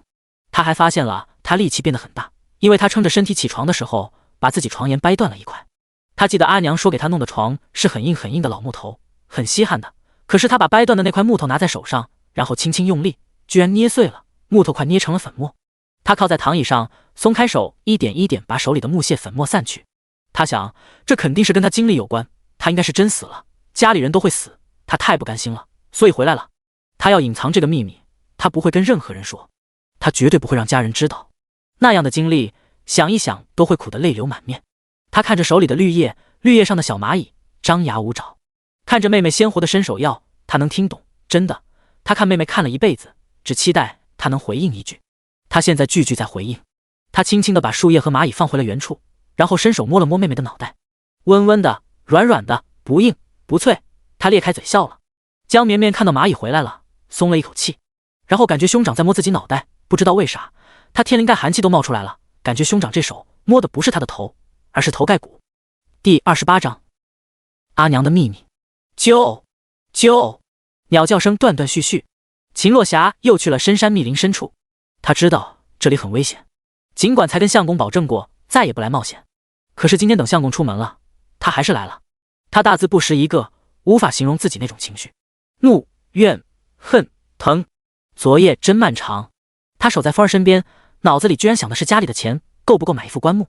要买棺木是他的执着，因为他阿娘从小就在他耳边唠叨：你爹死的时候尸首都没有找全，碎尸遍野，死无全尸，你爹他投不了胎，只能做一只孤魂野鬼。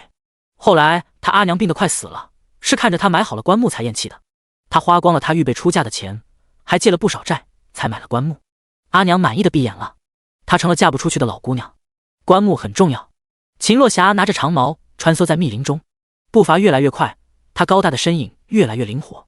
有石头阻拦，她跳过去；有宽宽的沟壑，她跳过去；有岩壁，她爬过去。她像是一只灵活的大猩猩一般，在深山密林里如鱼得水。但是她心中难受的感觉还是抒发不出来。她看到相公吐血了，她害怕。她阿娘死前也吐血了。当初她给阿娘去找大夫，大夫说取凶蟒之胆吞服，可补心口血。那时候她只是一个小姑娘，最多是比村子里其他姑娘强壮的小姑娘，她连普通蛇都害怕，去哪里找凶蟒？阿娘带着她来这个村安家，对外说他们是北方逃难而来的，还因为她身材异常高大，小时候还总被欺负，总有人在背后说她阿娘是被外族人欺辱了才有的她是杂种。她自己心底也以为是，因为她比别的小姑娘就是高大很多。可是阿娘临死前那段时间就一直叨叨，说她爹是盖世英雄，一人独闯千军万马，是绝世猛将。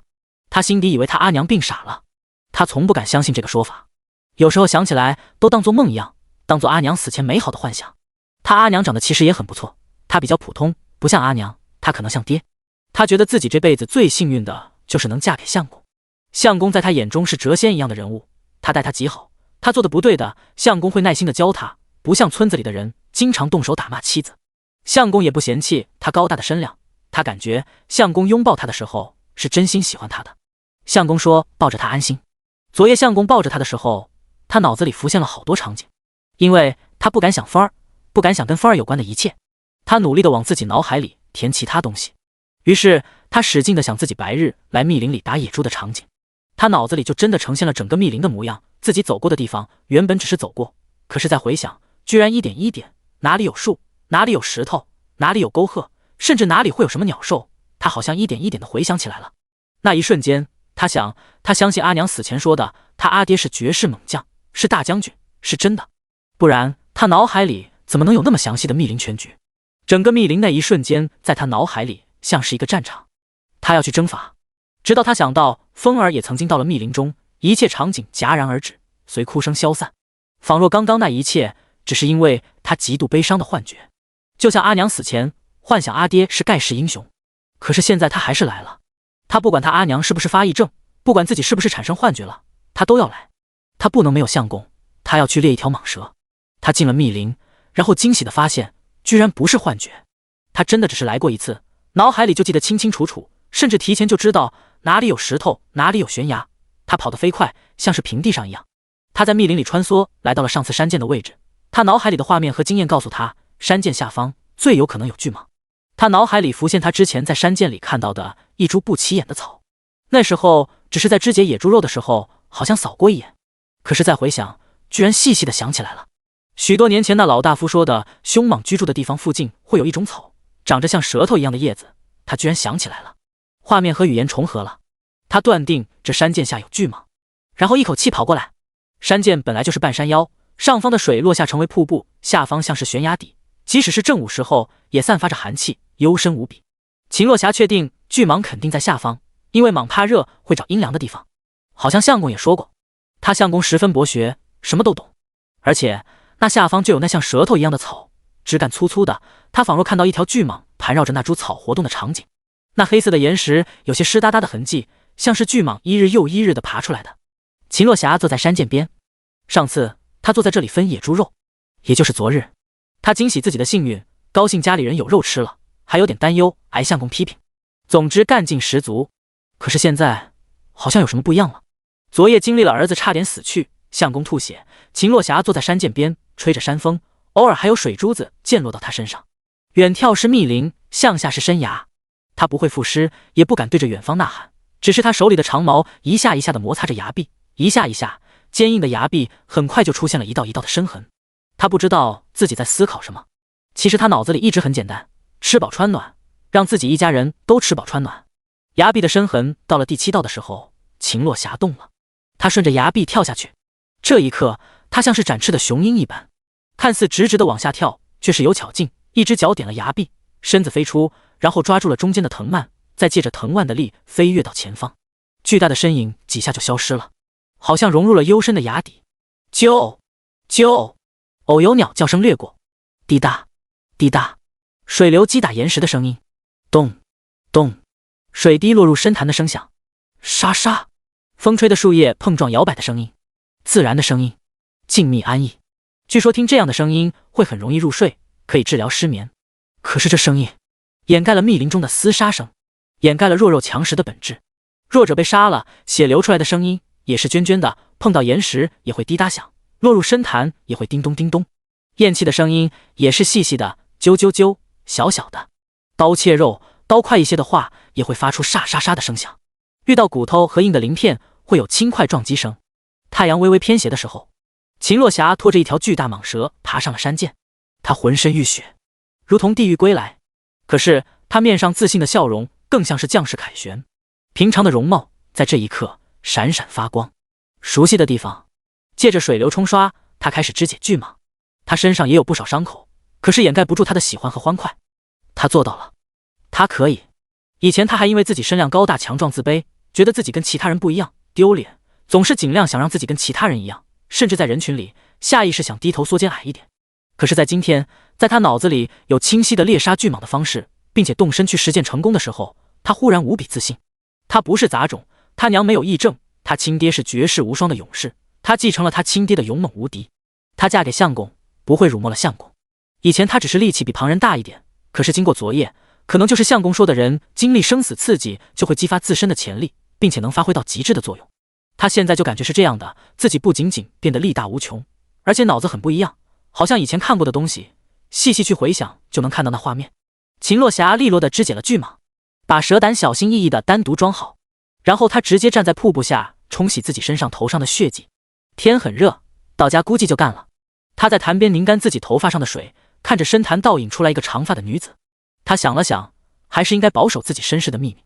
相公本来就是个普通的书生，他已经显得过于强壮了。村子里的大娘说了，女强男弱，日子过不下去的。还有相公的阿娘，最是装模作样。可是秦落霞觉得相公心底是很喜欢他阿娘的，所以相公对每个孩子都极好，从来不会对孩子动手，重话都舍不得说。相公喜欢的就是那种温柔庄重的样子的人。他不能莽，不能暴露，不然会吓到相公。把身上的血迹伤口都处理完，秦落霞也按照自己的逻辑整理好了思路，然后把蟒蛇一块一块的用大叶子包起来，熟练的放竹筐里，再在上面堆满能吃的野菜，然后一路往家奔跑。他一边跑一边想，相公吃了凶猛的蛇胆，身子骨会强壮一些，说不定还能再要一个玩。风儿一个哥太孤单了一些，打架都没有帮手。森林里飞弹着强壮的身影，一只公熊往自己的洞里缩了缩。啾啾，第29章熊和狼。傍晚的风是粘稠的，江绵绵出汗了，头发湿哒哒的，也不是很舒服，还有点饿了，因为家里没有来得及给他做米糊，他喝了细粮肉汤粥，他和伤员兄长独有的待遇。姐姐江鱼虽然看着流口水，可是很懂事的，坚决不喝。她穿着新绣鞋，走得昂首挺胸，像是一只骄傲的小母鸡，然后端着涮碗的水喝。她也很倔强，不管大哥说什么，她都不喝。江绵绵感觉她阿姐是个很有个性的人，某些方面特别虚荣，比如处处喜欢和她的塑料闺蜜阿翠攀比，但是某些方面又特别坚持，对家人特别好。心有点粗，兄长好像刚刚经历了生死关，都烧糊了。他是有灵泉水，才没有那么恐慌。而阿姐经历了这样一个晚上，一早居然还记得穿新绣鞋。江绵绵挺羡慕阿姐这性格的，到哪里应该都能过得不错。她感觉自己黏哒哒的不太舒服，想阿娘，想喝奶，想想这日子，没空调，没风扇，没冰箱，没爱她美、惠氏、雅培、飞鹤、皇家美素，只能喝母乳啊，母乳还不在家。哦哦，江绵绵嘴巴都忍不住扁起来了。然后他感觉自己身体悬空起来，阿姐把他抱起来了，阿姐脑袋埋他身上吸了一口。江绵绵一脸无奈，又有点小得意，她心里有一丢丢妥帖。姐姐真喜欢我呀，阿姐是把她当作猫来吸了吧？阿姐真黏我。江鱼闻了一下，香香的，没有屎尿屁味道，开口道：绵绵是不是想阿娘了？阿娘很快就回来了，姐姐给你摇摇。江鱼抱着妹妹先轻轻摇，然后大幅度摇晃，果然见妹妹张嘴开始笑了，她也哈哈笑了。江绵绵被摇的嘴都闭不上了。有时候婴儿张嘴不是在笑啊，尊的是控制不住肌肉，把他口水都摇出来了。哎呀，阿娘，阿娘回来了，真回来了！江鱼忽然喊起来，也终于停止了摇晃。江绵绵晕乎乎的看了一眼远方，看着一个强壮的身影飞奔来，速度是不是有点过快？仿若一只雄飞扑过来一般。江绵绵吓一跳，觉得自己被姐姐摇晕了。她努力用手够到自己眼睛，揉了揉，再睁眼，看到来人是阿娘，确实是看花眼了。阿娘的身影到了眼前了，糟糕！江绵绵又闻到了比上次更加腥臭浓郁的血腥味，这么臭，肯定不是人血。阿娘应该是又去打猎了。江绵绵有点心虚，她给阿娘和兄长都喂了灵泉水，如果他们身体发生变化，会不会怀疑啊？这个家里就阿姐看着智商着急一点，其他人还是很精明的，也没有听他们说什么。江绵绵就当作不知道，反正她还是一个连话都不会说的小孩。小孩子能有什么坏心思呢？江峰看到阿娘背着竹筐来，起身就要给帮忙拿。秦若霞连忙拒绝：你还伤着，别动。竹筐非常非常重的，那巨蟒真的很沉，他担心压到儿子那小身板，何况儿子还受伤了。江峰觉得自己真的变异了，因为刚刚他躺在竹椅上，还顺手捡了10块验证，除了那种圆圆的鹅卵石捏不碎，但是他丢出去可以丢得极其的远，甚至感觉可以当作武器砸到猎物。那种不规则的石块，他用力发力能捏碎，这肯定不是正常人能有的气力。他不敢随便暴露，解释不清，何况他现在还受伤着，等到伤好了，说不定力气更大。不过他看到阿娘背着竹筐回来，下意识就起身帮忙，母子俩同时抓住竹筐，拉扯，同时有一种惊讶、怪异、不动声色。拉扯，江峰松手，秦若霞抓着，很普通的过程，江鱼都没有在意。江绵绵本来也不在意的，可是不知道为啥，看阿娘和兄长两人这一瞬间的气场那么怪异，像是看到一只黑熊在跟一匹狼拉扯一样。他这是大白天发什么癔症？他觉得自己可能是灵泉水喝多了，明明就是阿娘和兄长。他咿呀呀呀的喊，阿娘和兄长同时看了过来。阿娘脸上的笑容比平日更加温暖柔和，兄长的笑容更加憨厚朴实。咿呀咿呀，江绵绵手舞足蹈。第30章，归家。炊烟起，梳洗，烧火，锅里的水从平静到荡起波纹。炖药，摘野菜，弄炉子。阿娘回来，家里就热闹起来了。阿娘不让兄长起来干活，兄长就坐在椅子上收拾野菜。阿姐江鱼把昨天的药继续放陶罐里炖，花钱买的药绝对不能浪费。昨天的药渣也留着，是打算2包药渣一起再炖一次，这样相当于有3帖药。阿娘在悄悄收拾蟒蛇肉。江绵绵之所以知道，因为阿娘没有逼着她，阿娘大概以为她还小不懂。然后江绵绵就在阿娘背上心惊肉跳的看着一块一块的肉，那切得跟三文鱼一样，不知道本尊该有多大。然后他就看到本尊的头了。嗷嗷嗷嗷！阿娘杀我！江绵绵觉得自己婴儿的小心跳都停了好几下，吓死宝宝了。一个色彩鲜艳的巨大的蟒蛇头切得好好的放在那里，他乍一看还以为是个龙头呢，就是那种过节舞狮那种，栩栩如生。嗷嗷嗷嗷！这头放在他家案板上，嗷嗷嗷！眼睛是黄色的，树瞳。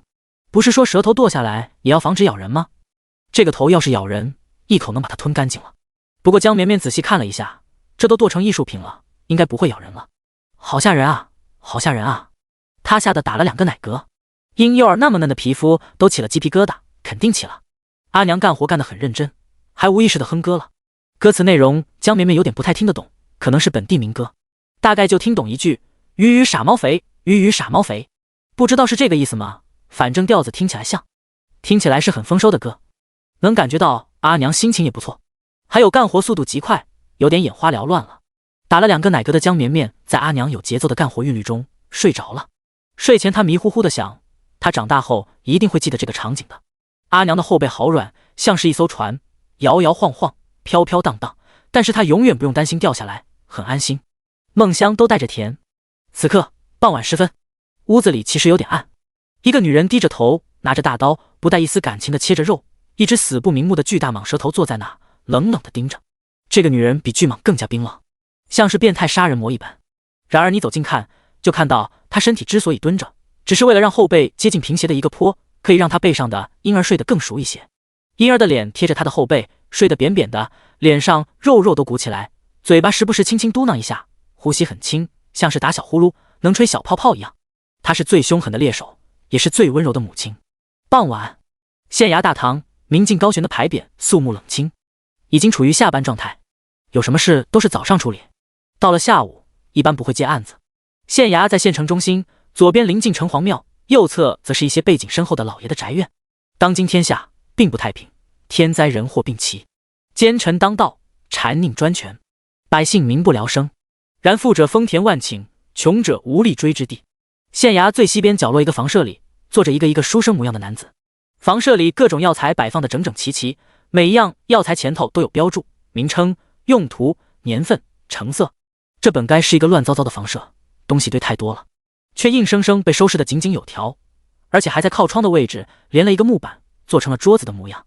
一摞一摞的草根摞成凳子，一个粗布长衫男子坐在这里，一定是坐很久很久，那草根磨平了，很光滑。木板搭起来的桌子连接着小木窗，会有光透进来，就这样的光下可以看书写字。男子的字写得极有风骨，若是做文章不看内容，单看字就会忍不住让人击掌赞叹一声好字。不过这密密麻麻的字写的不是诗文文章，只是一样一样的草药注释。桌上的墨也是最差的那种，很容易结团，写的时候要更加小心，还总有一股子刺鼻的味道，好在能被屋子里的药味盖过去。男子在这样一个角落写了很多很多字，若他是书生，手上应该会有写字的茧，但是他不是，他手上的茧很多，盖过了那写字的茧。不孝不悌之人不能科考，没有人会给他做保。他早在很多年前就被断了读书上进的路，但是那时候他不懂这件事有多重要。在后来的每一天，劳作，重复的劳作，日复一日的劳作，永远看不到希望，看不到未来。不仅他没有未来，他的孩子也没有。一生一世做最苦最累的活，吃着勉强果腹的食物，一辈子不如猪狗。他慢慢懂了，他抗争过，他为了自己的孩子跪下恳求过。当初他被逐出家门，他没有跪，后来他有了孩子，他轻易的跪下了。他没有告诉妻子，他跪下了，得到了更多的谩骂和羞辱。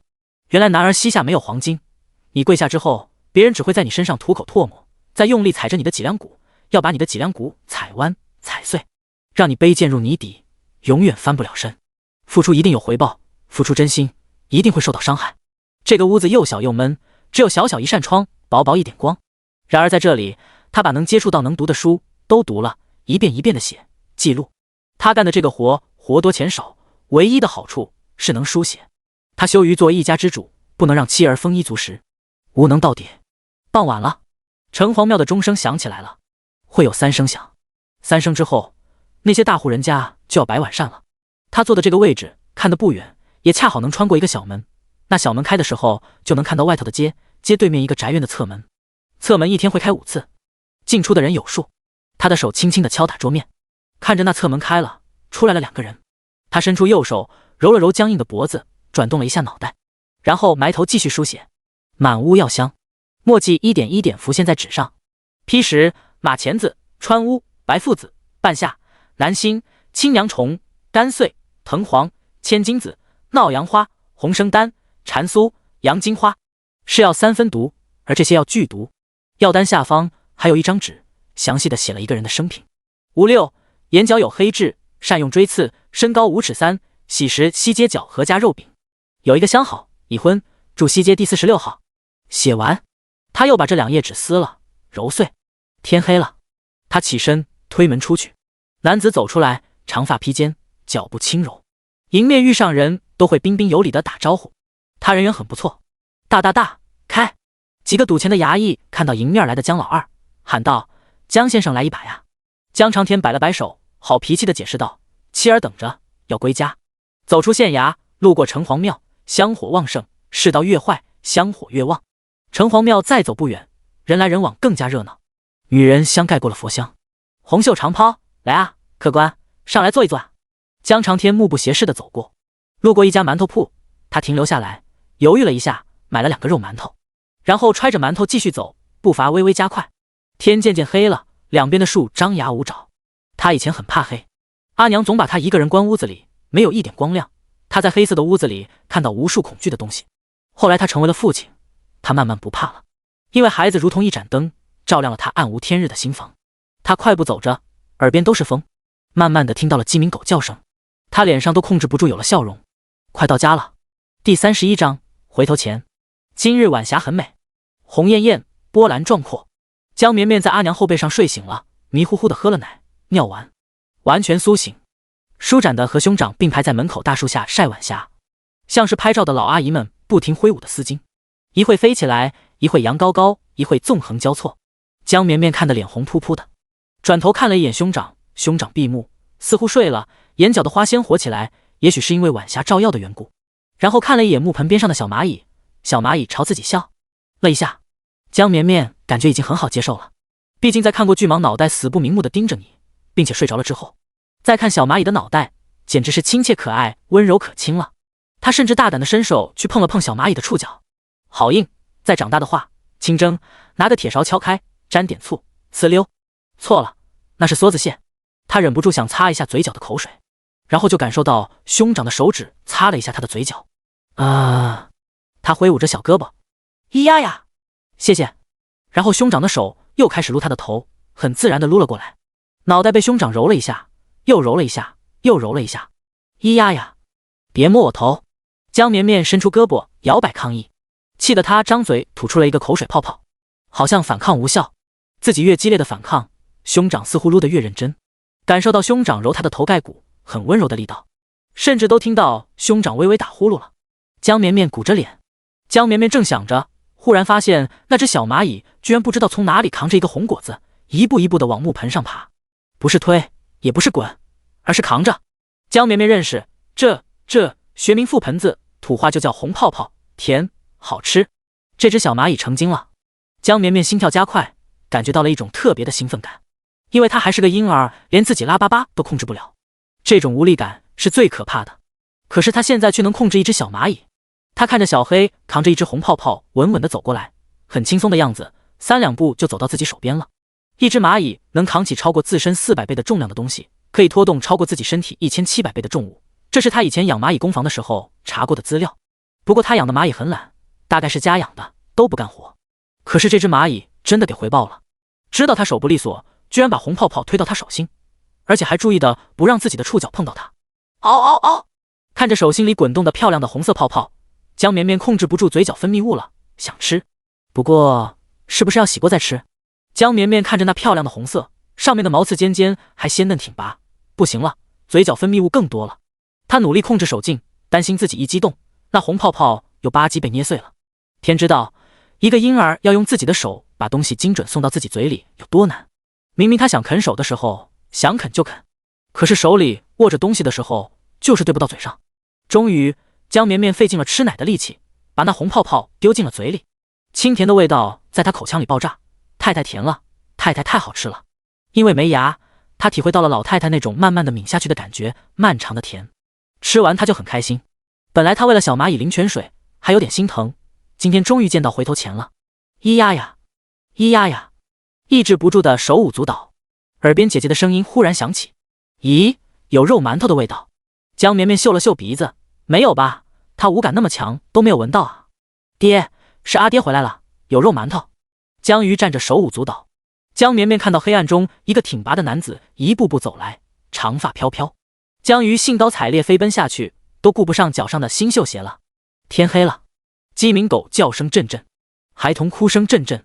江峰瞌睡醒来，摸着妹妹的脑袋，看着江小鱼飞奔去接阿爹，回头看阿娘倚在门口，这就是最好的画面。江绵绵有些焦躁地动着头，她有点担心他幼年早秃。他脑袋上的算是胎毛吧？胎毛秃了还会长吗？会吧。第32章，阿爹的进化。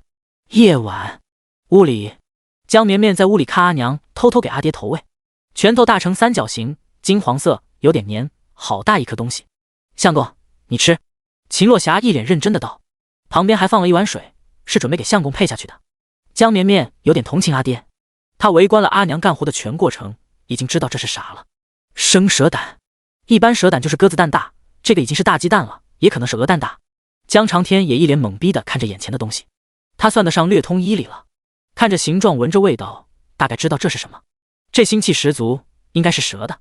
可是这么大，简直像是假的，像是把羊胆给涂了蛇的味道。霞妹，这是蛇胆吗？这胆有点太大了吧？秦洛霞抱着崽，假装忙碌的喂奶道：“可不胆大吗？这蛇在路上遛弯，被我带到了，正好给你吃，一口气吃完就好了。”刚刚喝过奶的江绵绵冷不丁又被喂了。阿娘抱着她的姿势，她那个胳膊刚好伸出来，可以够到那碗清水。江绵绵想着，任谁吃了这么恐怖的东西，拉1-2天肚子应该也是正常的吧。没有心理压力的，伸手放灵泉水，学着给兄长那样，全部放完才松手，然后发现自己一身湿透了，尿了。他尽力了。于是秦洛霞又忙碌的给崽换尿布，一边催促相公快吃。江长天看着眼前的东西，丑陋腥臭，感觉像是要毒死自己一般。不过他还是拿起来一口一口的咀嚼。蛇胆味苦而后甘甜，祛风祛湿，明目清新，清肺止嗽，延年益寿。甘甜是没有的，苦味透天灵盖，苦得他眼泪都溢出来了。他还是一口一口的吃掉，因为他发现霞妹抱孩子的手腕下有伤痕，不止一处。霞妹撒谎的时候就不敢看他。吃完腥气的蛇胆，江长天端起旁边的水，一口气吨喝完了。大概是蛇胆太苦，连凉水喝着都比平日格外甜许多。喝完水的江长天接过了闺女，抱在怀里，把她脑袋搭自己肩膀上，轻轻的撸后背，直到绵绵打了个奶嗝才停止。江绵绵喜欢阿爹抱，很是温柔，很有分寸。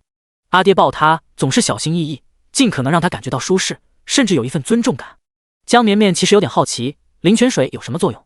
阿娘喝了拉了，感觉身体更加强壮了，力气有变大，看他打猎打来的东西有点凶悍。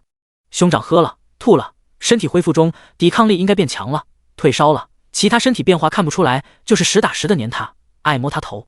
自己喝了灵泉水，力气好像没有变大多少，但是五感变强了，稍微有个风吹草动都能感受到，而且对别人的善恶的情绪感知更灵敏了。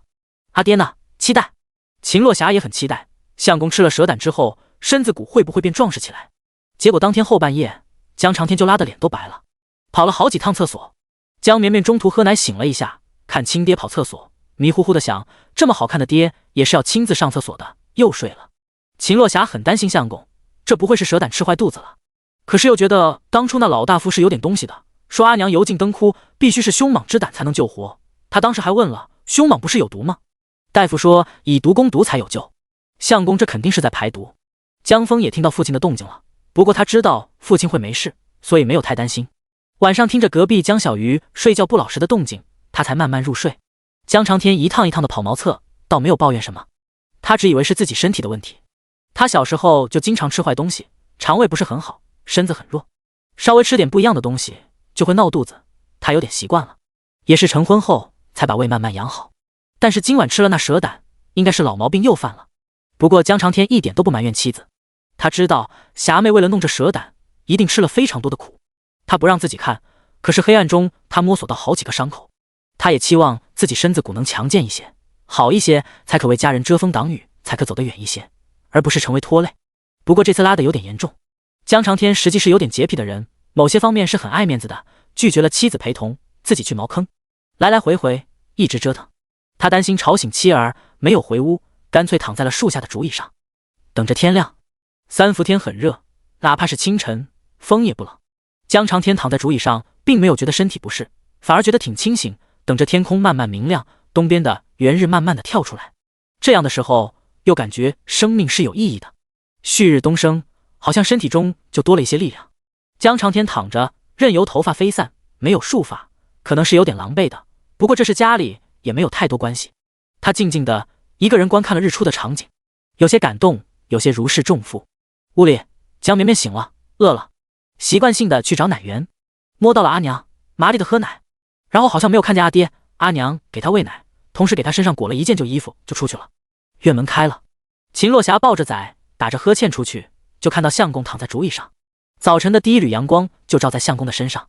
这一瞬间，秦洛霞不知道怎么形容，就是心跳的磕磕绊绊。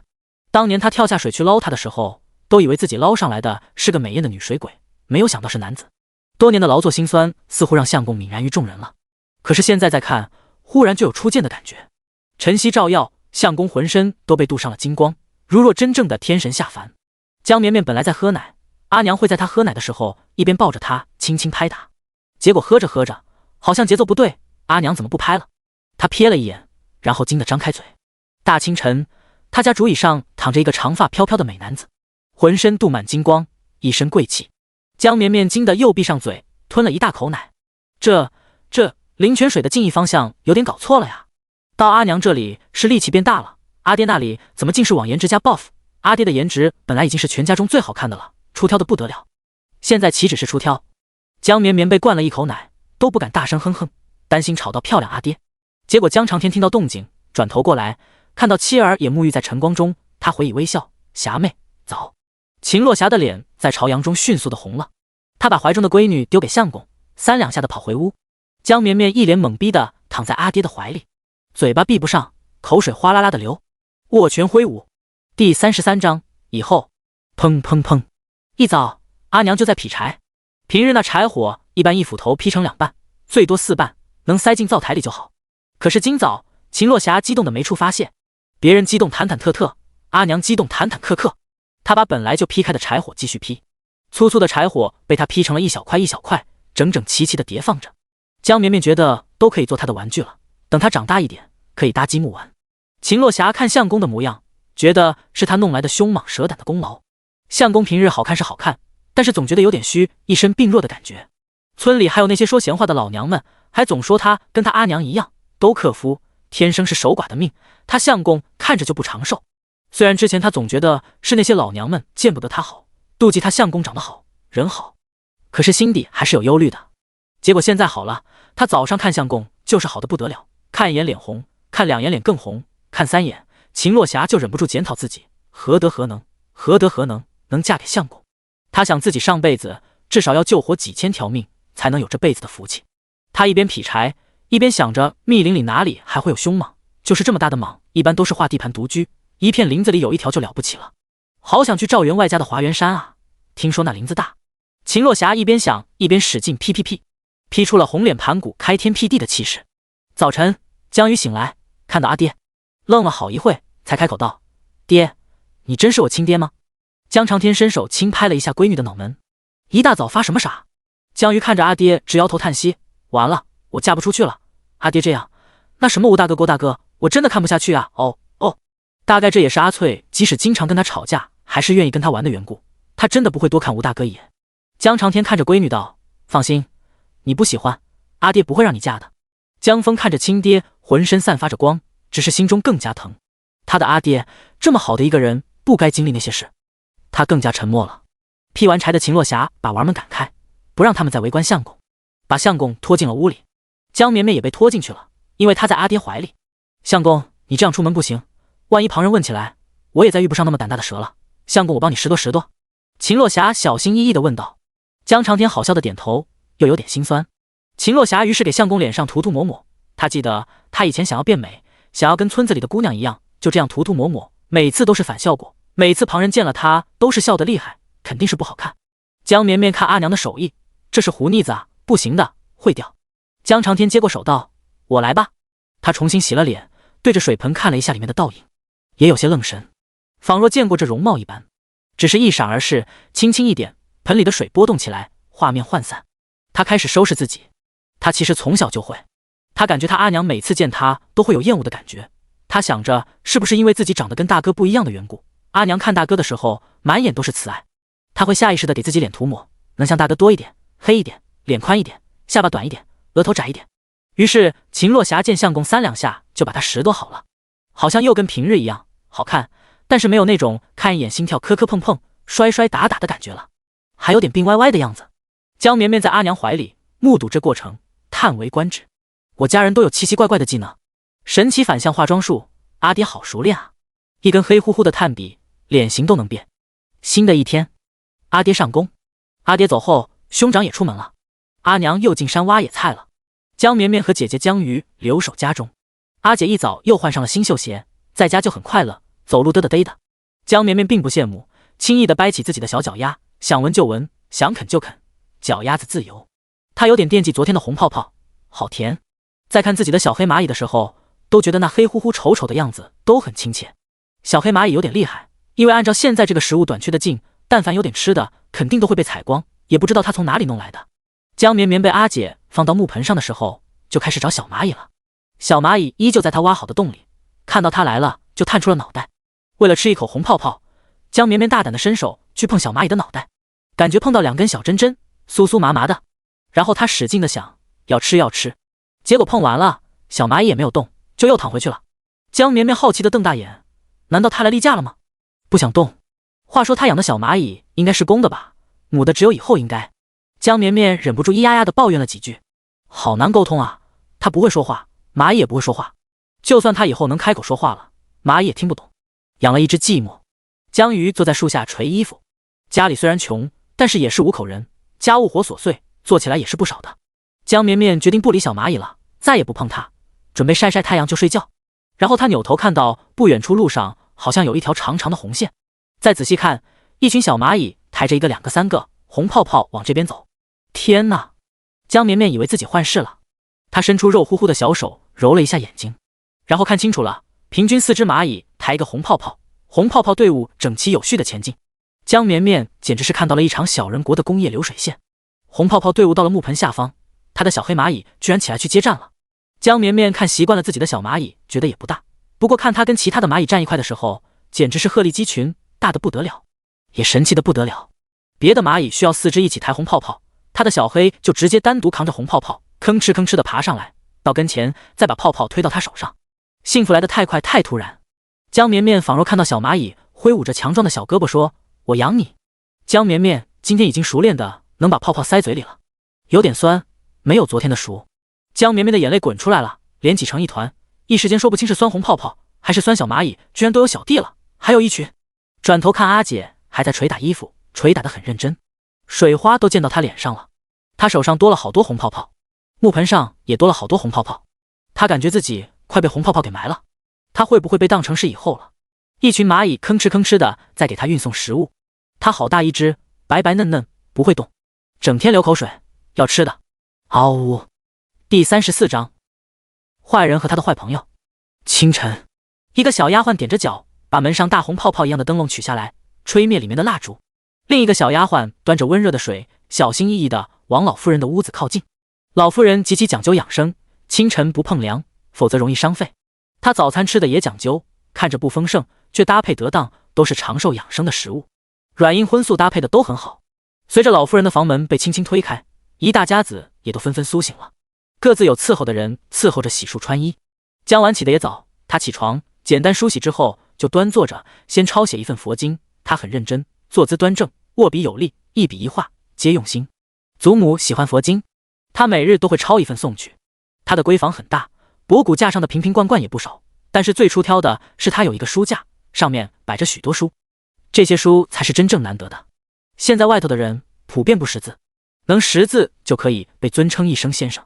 而像他这样不仅识字还能有这么多书的，不仅仅是大户人家，还是要有传承底蕴才可以做到。桌面上除了佛经，还有摆放着几本书，比较随意，也翻得有些旧，可见是日常常看的。书下还压着几幅风景画，也是一些寻常的山水，但是取景的角度很好，去意浑然天成，还带着碗的小印。书架旁边是另外一扇窗，窗外对着院子的小桥流水，窗内放着一架古琴，古琴搭手的位置油亮油亮的，也是江晚常常弹奏练习的。书架上的书包罗各种门类，还有一格专门是棋谱棋艺书籍。江晚抄写好佛经，起身在丫鬟伺候下洗了个手，接过丫鬟递过来的擦手巾，他还礼貌地道谢了。小丫鬟羞得有些脸红。一家之主母吴氏也起床了，面色红润。夫君起得更早，应该是去练武场锻炼去了。虽然他的生活远不如过去奢华，首饰也没有跟上当季的潮流，甚至这犄角旮旯的小地方交往的人也都是过去远远看不上的，可是他显然也过得很不错。夫君对他疼爱，两人敦伦的生活也很完美。夫君虽然不如二叔面貌俊美，但是夫君文质彬彬，文韬武略，比二叔那瘦干干的男子不强上100倍吗？婚后才知道男子靠个皮相有什么用。吴氏心情颇好，吩咐大丫鬟碧罗去院子里采一支新枝条来，重新换上，精神一些。练武场大树，枝繁叶茂，树下一穿着墨蓝色缎袍男子拳拳有声，呼吸有序，很是强健。江怀生是这个时代少有的优秀才俊，出身贵族，君子6艺，样样出色。哪怕到了这乡下地方，他也没有放弃苦读锻炼，日复一日，十分自律。一家子最让人愁的大概就是小少爷江荣了。江荣之前挨了父亲2鞭子，借口养病养了2天，再养下去担心又挨鞭子，今日要去进学，所以也早起了，穿上了母亲给加急让人做的新袍子。他先去给祖母请安，见祖母神态跟平常一样，并无不同。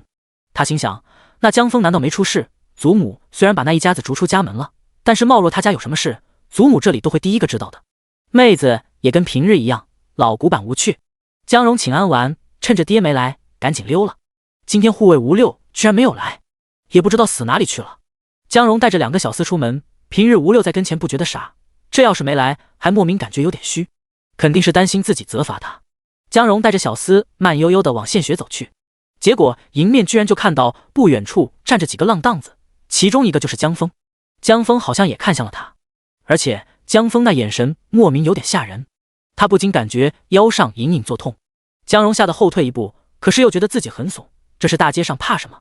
他带着小厮大摇大摆地从江峰面前经过，果然江峰没有在看他，正跟身边的浪荡子聊天，面上带着笑容。江峰脸上挂着笑，看着江荣少爷带着小厮从自己面前经过，头发遮盖的眼睛上的伤口痒痒的。身边的少年手里拿着个馒头，一边大口吞咽，一边撞了一下他的胳膊。峰哥，干不干？我大哥说了，我们就跟着去助威就行，吓唬路人，不用真动手。真动手有他们，我们就是一个人多势众，到时候他们吃肉，我们可以喝汤。江荣远远的听到，忍不住内心呸了一句，不就是打家劫舍吗？狗改不了吃屎。坏人果然是骨子里的，把这种恶事都说得冠冕堂皇。不用他收拾，江峰这种浪荡子迟早把自己作死。江荣加快了几步，感觉自己跟江峰这种人靠近一些，都降低自己的格调。他也配姓江，侮辱了他的姓。江峰听着身边少年的话，不紧不慢地问道，我们有多少人？大哥有多少人？要吓唬谁？少年挠了挠头，用力把喉咙的馒头吞进去，有点茫然的道，就我们一块玩的这些人啊，有7、8个吧。大哥说我们就助威，他们人多，吓唬的人就是几个出来玩的有钱人家公子哥，有钱，特有钱，穿绸缎。峰哥，你去不去？就等你一句话了，我们都信你，你去我们就都跟你一起。另一个少年没有馒头，但是盯着吃馒头的少年吞咽了好几下。江峰看着穿绸缎袍子的江荣的背影，点了点头道，去，给大哥助威，我肯定要去。走，那我们快走，大哥说了，他有一口肉，我们肯定有一口汤喝。少年拖着江峰，没有拖动。江峰拍了拍自己的带满补丁的袍子，笑道，走，喝汤去。几个少年勾肩搭背，走路浪浪荡荡。第35章小货郎。红鸭果树下，穿着粗布麻裙的少女爬到椅子上，给树枝绑了一根红绳。她把大哥送她的心爱的红绳贡献出来，踮着脚，扬着脖子，小心翼翼地挂在树上。风一吹，红绳就飘飘荡荡。绑好红绳，少女站在树下，虔诚地拜了拜。她嘴里念念有词，保佑树仙大人越长越粗，果子越长越多。江绵绵茫然地躺在木盆上，想着自己要不要也拜拜。不过她的小拳头硬得很，分开举起来像是奥特曼那样很容易，但是要合起来貌似有点困难。她现在就像是一只凶凶的小霸王龙，哪怕有100%空手接白刃的技能也用不上，手短的合不起来。她只能挥舞胳膊为阿姐加油。江鱼拜完，美滋滋的把妹妹木盆里的红泡泡全部捡起来放碗里，好大一碗。江鱼一边捡一边不小心弄破了几个，破了就放不住，只好往嘴里放了。他一边念念有词的道，树仙树仙，再多赏赐一点果子。江绵绵，他是不是应该给他的小蚂蚁改名为江小树？江鱼挑了一颗最大的红泡泡，轻轻的咬一口，果然特别甜，然后掰开看，里面没有虫，就把剩下的一半塞进妹妹的嘴里。见妹妹果然吃得很认真，肯定超甜，妹妹咧开嘴笑了。他又忍不住尝了一个，他吃10颗，江绵绵会分到1颗。江绵绵听阿姐一边吃一边忏悔，大哥不喜欢吃，阿爹也不喜欢吃，阿娘也不喜欢吃，只好我跟妹妹吃了，我跟妹妹一起吃，不算是吃独食了。叮铃当，叮铃当，叮铃当，村子里忽然传来清脆的铃声。江鱼眼睛瞪大了，树仙果然很灵，小货郎来了。然后江绵绵就被阿姐抱起来了，掰开腿，嘘嘘嘘，尿尿尿。江绵绵羞愧地配合地尿了。她理解阿姐那种着急出去玩之前要尿一下的感受。她之前去医院实习的时候，要见医生主任之前，第一件事先找厕所，尿完就没有那么紧张了。要看病人之前，先跑厕所。天知道，她这样的实习医生看病的时候，比病人还害怕啊。回想起来，厕所才是她人生每个重要时刻的开端。人生啊，五味杂陈。江鱼给妹妹把完尿，包好尿布，把她背到了背上，然后回屋去把藏在床底下的一个小木箱子里的破布包包里的小铜板掏出来，贴身放好。江绵绵又 get 了一个阿姐藏钱的地方。要是等自己长大了，把阿姐的铜钱换成石头，阿姐会不会哭死？江绵绵想了想，忽然感觉自己思想不对，自己怎么会有这种想法？江鱼拿好钱，背好妹子，穿着新绣鞋就准备往村子中心走去。走前，他忽然想尿尿，他把妹妹放盆里，跑去茅厕了。江绵绵，不愧是我亲阿姐啊！江绵绵躺在木盆里，看到小蚂蚁探出了脑袋，似乎刚刚红泡泡被阿姐收走，她有点不高兴。江绵绵试探的用手指碰了碰小蚂蚁脑袋，要不要一起出去玩？但是不能爬我身上，我害怕。他感觉自己这表达的一串话有点长，也不知道小黑能不能懂。等阿姐来抱他的时候，他就看到小黑跳到了阿姐的新绣鞋上。江绵绵被阿姐绑在了背上，屁股包着，小腿蹬着。村口大树下，今天格外热闹。江绵绵跟着阿姐挤进人群当中，看到了被大家包围的小货郎。他还以为小货郎是指年少的卖货郎，结果挤进去发现小货郎居然是一个侏儒，个子很矮，头很大，手很长，很强壮的侏儒。他身边摆着一个高高的柜子，还有一个筐，他伸手不停地从筐里把东西摆到柜子上，其中摆上面的绢花最受大姑娘小媳妇的喜爱。江绵绵看着那绢花，有点像是廉价的塑料花，考虑到现在没有塑料，要做出来还要有点鲜艳的颜色，也挺不容易了。一朵绢花要10个铜板，江绵绵听旁人问了，显然阿姐的铜钱不够的。他刚刚看阿姐数来数去就8个。小货郎，便宜点喽，8个铜板，我们都一起买，多拿几朵可以不？一个年轻媳妇红着脸问道。小货郎使劲摇头，不成不成，成本就要8个铜板，剩下2个铜板只是我的路费，我一路过来要吃要喝，你们要是拿10朵以上，最低9个铜板。江绵绵跟着看热闹。阿姐伸手摸了摸绢花，然后放下了，转头去摸别的东西。这时候阿翠也来了。阿翠是请假出来的，显然她在刘地主家混得也不错。阿翠挤进来，大声的道：小货郎，我上次让你帮我拿的钗子，你拿了吗？小货郎抬头看阿翠，笑道：翠儿姑娘，你吩咐的我肯定记得呢，只是那钗子贵重，我担心弄丢，放在了县城客栈里，等我卖完了，你随我去取，或者你让人跟着我去取也成。翠啊，又买钗子啊，全村就属你家日子过得好啊。翠啊，啥时候吃你的喜糖呢？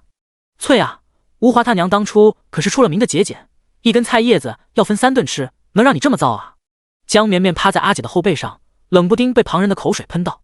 口水唾沫能喷死人，不是形容词。这些人说话是真的唾沫横飞，他吓得赶紧把脑袋埋起来。饶是厚脸皮的阿翠也受不了这么多口水，他拉扯着江鱼问：你买啥？买好了吗？江鱼看了一圈，不好意思地问道：小货郎大叔，有没有那个白色的糖？你上次带来的那种？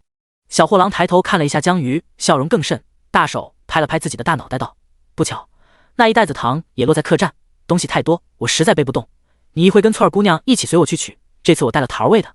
小货郎说完就认真招呼其他小媳妇大娘买东西，他时不时说1-2个外头的新鲜事，听得大家笑声阵阵，惊叹声阵阵，就算不买也挤在这里看热闹。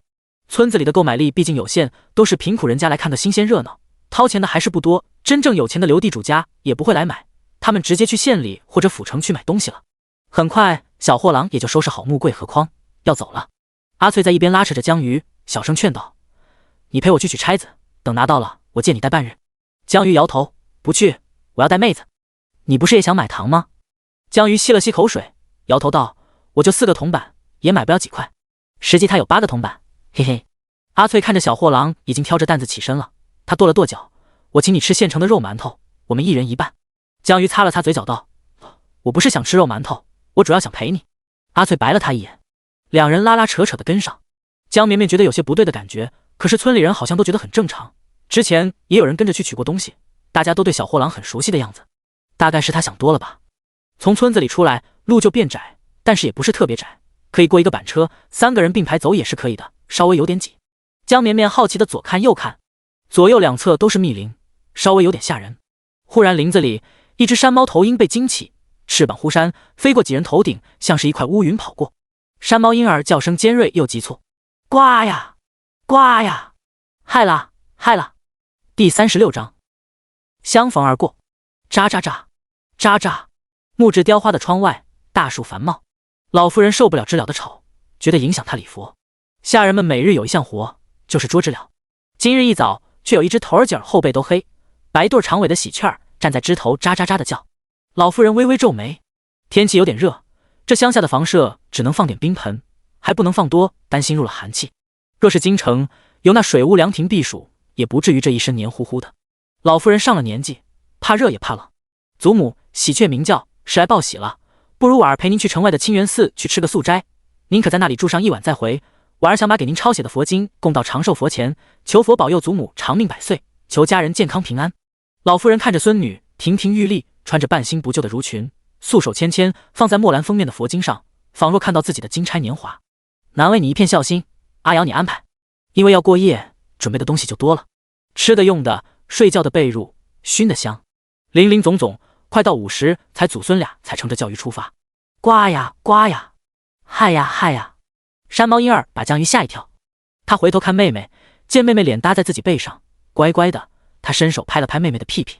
阿翠也吓一跳，他故作镇静的道：“你妹子还挺乖的，不哭不闹。”小绵绵吓懵了，妈呀，那是什么鸟？怎么那么大只，一锅都炖不下？他张大嘴，口水流出来了。阿翠看着小娃娃，还挺好玩的，又瞅了一眼前头的货郎，喊道：“小货郎，你怎么走那么快？等等我们。”江绵绵抬头看，好像是啊，对方那么矮，挑着一大担东西，却还健步如飞，和他们拉开了好一段距离。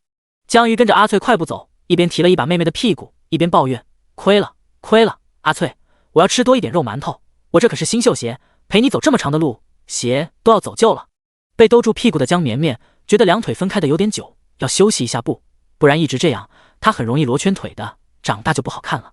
咿呀呀，咿呀呀，她挥舞着胳膊喊起来。前头小货郎停下了担子，坐下休息了。货郎打开了水囊，问阿翠和江鱼：“姑娘，要不要喝点水？加了糖的，舔舔嘴。”阿翠和江鱼都摇头，表示不用。小货郎却找了2个竹筒，给他们倒上了，自己也喝。阿翠和江鱼看到小货郎喝了，才端起竹筒喝了。江鱼吧咂嘴，有点甜，但是也有股子怪味啊，是不是馊了？然后认真的把杯子里的水全喝了。阿翠想快点走，也把水喝了。他们并没有设防，因为之前也有人跟着小货郎去取东西，要真有事，小货郎这小个子肯定打不过他们。然后江绵绵就看着阿姐和阿翠摇摇摆摆的倒下了，她眼睛瞪大了，嘴巴闭上了。这是遇到拐卖人口了吗？这是什么人间疾苦？接着密林里跑出来一个挑着担子的强壮女人，不是骗一个吗？当家的真弄回来3个了呀！女人拨拉了一下地上2人，一边一个提起来塞进筐里。这个小的看着漂亮的很，不哭不闹的，带回去当我们的宰养。小货郎开口道。女人掰开婴孩的腿看了一眼，呸了一句：“赔钱货，不要。”江绵绵，侮辱性太太太强了，虽然不带把，可以养大给宽儿当媳妇，还能给你干活，以后让娟儿你享福。小货郎把婴孩小心的放进他的筐里。要不喂点水吧？女人道。小货郎坚决摇头，不成，太小，会变傻子的，养了就没用了。这小孩长得真不一样，跟富贵人家生的似的，就算宽儿不喜欢，养大再卖不亏，说不定卖的钱就能治好我们宽儿，以后我们就不用再风餐露宿了，走吧。小货郎和女子一起挑着担子往前走了一阵，再拐了一条路往城外去了。卖了这2丫头，以后就不能到这边卖货了。小货郎叹息道。女人吃道：“卖货赚的钱够你吃喝，还是够宽儿买药？这边本来就是个穷地方，看了这么久也没啥好货。”江绵绵在小货郎的筐子里，头上盖着竹篓盖，身下垫着破棉布，味儿有点冲，但是光线会从竹篓盖里透进来。筐子摇摇晃晃，像是摇篮一样，说起来还比阿姐背着它舒服一些。但是她好慌啊，听着外头2人说话，他们的口音有点重，语调也有点快，只能大概听明白，像是职业拐卖妇女儿童的。想着怎么办？怎么办？要让一个1岁不到的婴儿自救也太难了。这时候他看到了小黑，小黑居然跟过来了，在竹篓盖子上乖乖的趴着，像是他躺家里的木盆上一样，莫名的安心了一点。他伸手戳了戳小黑头上的触角，江绵绵很慌，但是还是尽量精简的传达了自己的要求：如果遇到人就去咬小货郎，矮矮的那个人，注意安全。然后他担心小黑不懂，还给了他一滴灵泉水。是时候发挥你真正作用的时候了。江绵绵见小黑喝完灵泉水后，利索的爬走了，中间还回头看了他一眼。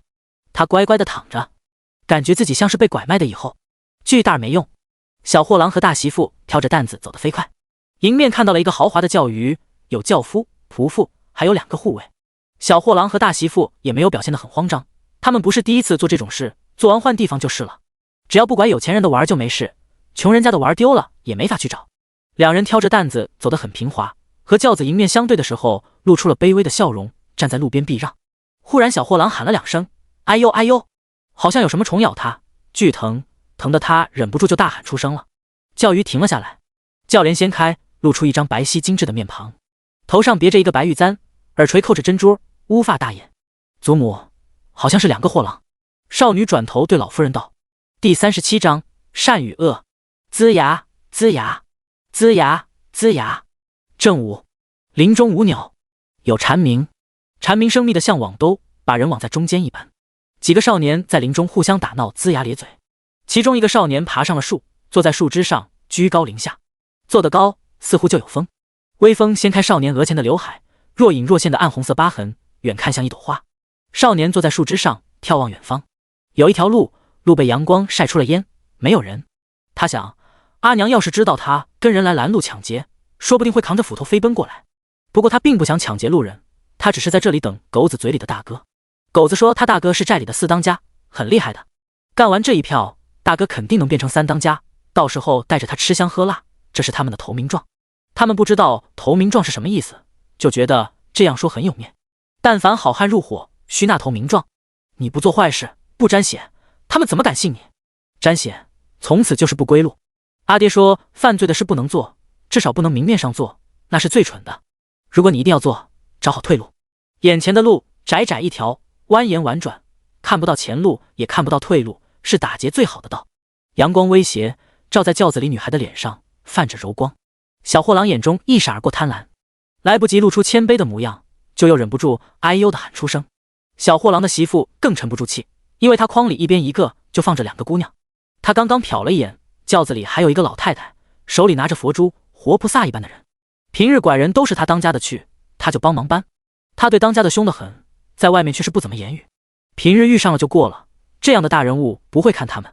可是偏偏当家的喊起来了，也不知道乱喊什么。作死啊！这时候他忽然注意到自己一个筐子盖子没有盖好，压住了一截子袖子，他额头的汗滴了下来。小货郎也注意到了那袖子，却拽住了媳妇发抖的手，狠狠地捏了一把，然后对着轿子里的人谦卑地笑道：小的是这附近的货郎，把县城的好东西挑到村中卖，夫人小姐可有想要的东西？我这里亦有尽有。姚姑嫌恶地看着那破筐子道：县城能有什么东西，还亦有尽有？老夫人也微微皱眉，太热了，停在路中间不像话，她还要去拜佛。忽然咔嗒一声响，小货郎的筐子的盖子滚了出来，众人的目光不由得看过去，却见黑乎乎的破棉布上居然躺着一个白白嫩嫩的婴孩。小婴孩正举着胳膊挥舞，很是可爱的模样。妇人额头的汗滴落到地上，心中懊悔不已，刚刚就该掐死这小东西。江绵绵不敢哭，因为担心小孩哭闹被掐死，也担心哭闹让路人嫌烦，她只能努力蹬掉盖子，然后露出自觉最可爱的模样。在家里她这样子，阿姐都会亲她，兄长会摸她头，阿娘会问她饿不饿，阿爹会抱她。她蹬掉盖子，以她很好的视力，就看到轿子里的人。认识，都认识。江绵绵有点激动，认识的人总比人贩子好吧？阿姐还在筐子里呢，现在小姑娘被拐卖，肯定去处很惨。这会子她觉得轿子里的小姑娘比上次见到还要漂亮，岂止是粉雕玉琢，简直是仙女下凡，仙女姐姐。她挥舞着胳膊咿呀呀呀的喊。果然那小姑娘开口了：这是你家孩子吗？长得还挺好看的。小货郎忍着身上的疼，一把小孩抱起来，拉着媳妇跪在了路边道：家贫，没人照顾儿，只能一边卖货一边带娃。贵人要是觉得我玩好，是我玩8辈子修来的福气，这玩意儿就送给贵人，贵人给口吃的就成，总比跟着我们夫妇受苦好。小货郎一边说一边泪花滚滚，妇人就跟着在一边磕头，一边用身子挡住了筐子。江晚看着这场景有些吓一跳，回头看祖母。老夫人皱眉，来路不明的人岂能进家门，给点钱打发了吧。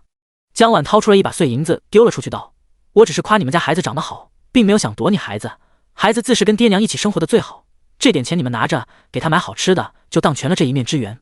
说着轿帘落下，一群人大摇大摆离去。小货郎和媳妇跪着目送轿子离去，轿鱼继续往前。老夫人念了一句阿弥陀佛，老婆阿瑶眼观鼻鼻关心，没有多嘴，她阅历丰富，一眼就看出那2个货郎有问题，也注意到了那筐子里露出的粗布料子。走街串巷爬山涉水的货郎能活着，谁知道干过什么事。那货郎和那妇人虽然一个高一个矮，也掩盖得很好，但是身上凶悍之气还是掩盖不住，这种人穷凶恶极，惹了一身骚。阿瑶不想惹麻烦，破坏夫人的心情，夫人难得愿意出门散心，也不想揭穿，让我二小姐行善就好。江晚坐在轿子里，回想刚刚那一幕，觉得有些怪异。那孩子好像在哪见过，他记忆很好，读书虽说不算是过目不忘，但是2、3遍也都能记住，就是没有想起来。不过他给钱了，对方能吃口好的，也算是行善了吧。江晚手里摸索着自己抄写的佛经，对清源寺之行充满期待。清源寺后院的景色极佳，位置高，可远眺，山水尽收眼底，适合入画。看着轿子消失，小货郎和大媳妇2人兴奋地拾起地上的碎银子。媳妇不顾银子沾着土，就放到嘴里咬了一口，看着银子流出牙印，她兴奋地道：“当家的，真的是银子！刚刚我还想要把这小东西掐死，没想到是个有财运的。”小货郎也是一身汗，把银还放回筐里，搁上，然后喊道：“娟儿，快看看我后背，是不是被什么东西叮了？疼死了！”媳妇掀开货郎的后背，果然2个大包，红肿，但是衣服脱下来，甚至裤子都解开，转了一圈也没有找到是什么虫，还是要尽快出城相公，不然等那村里人找来就麻烦了。妇人把相公担子里的东西搬了一些到自己的筐子上。走。小货郎的担子轻了一些，咬着牙起身，摇摇晃晃，他脸都白了，还是努力往前走。快点走，卖了这几个丫头，给宽儿买药治病。宽儿在家等着我们呢。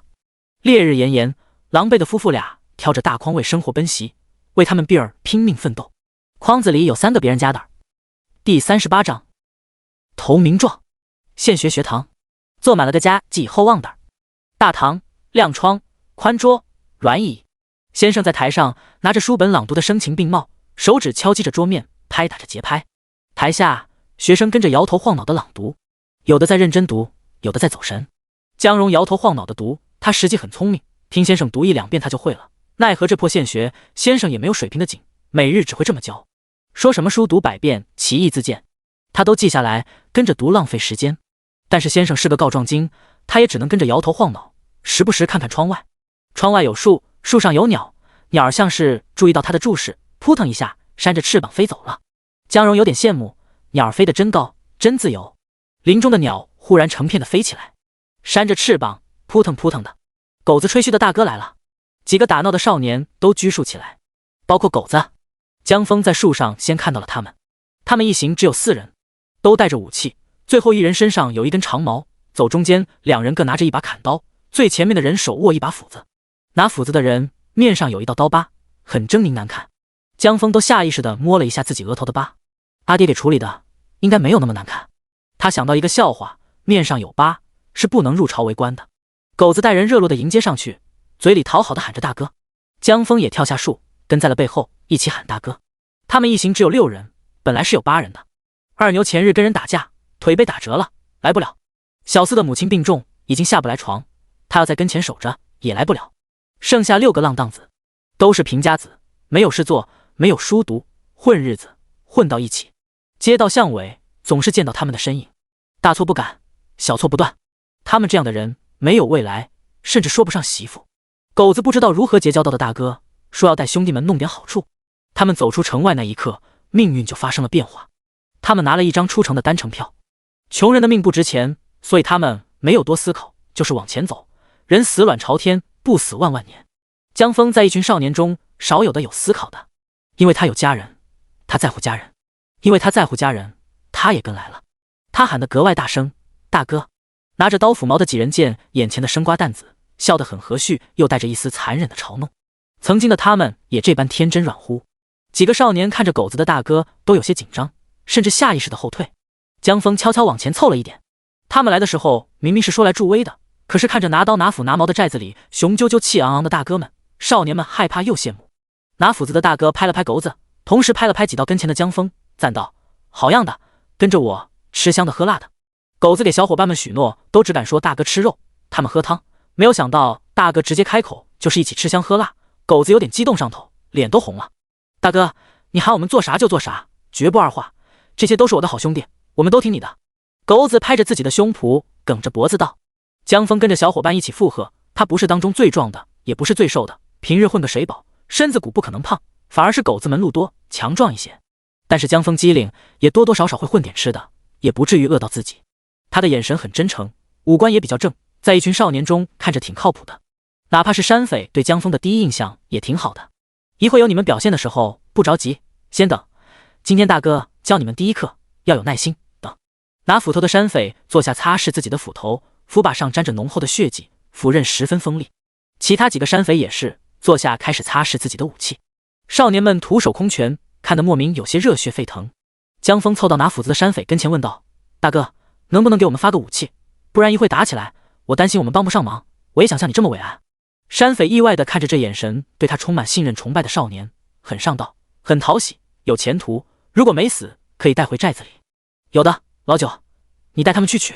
那个拿长矛的山匪就带他们往密林里走去。一棵大树下居然真的埋着一些好家伙，有矛有刀，有长有短，有血迹也有锈。江峰挑了一把长矛，阿娘有一把，他玩过。几个少年没有想到，就是被喊来助威，居然真的有发武器。在他们想来，就以为是平日伙伴们打架，在一旁看热闹喊口号。这会子看到这些武器，少年人很激动，好像参加了了不得的大事中去了，不像是来拦路抢劫，而是像参加自己的成人礼。狗子挑了一把大刀，一群人拿着各自挑选的武器，在大哥身边轻轻打来打去，很是欢快。几个山匪也没有阻止，只是看着。江峰跟着打闹，趁机熟悉手感，看着像是瞎玩，没有一点准头。江峰留意到那带他们去拿武器的人爬树上去了。忽然树上那人拍了拍树杈，大哥举起了斧子，少年人都停止了打闹，学着老成的模样在密林爬下，蹲着探着脑袋。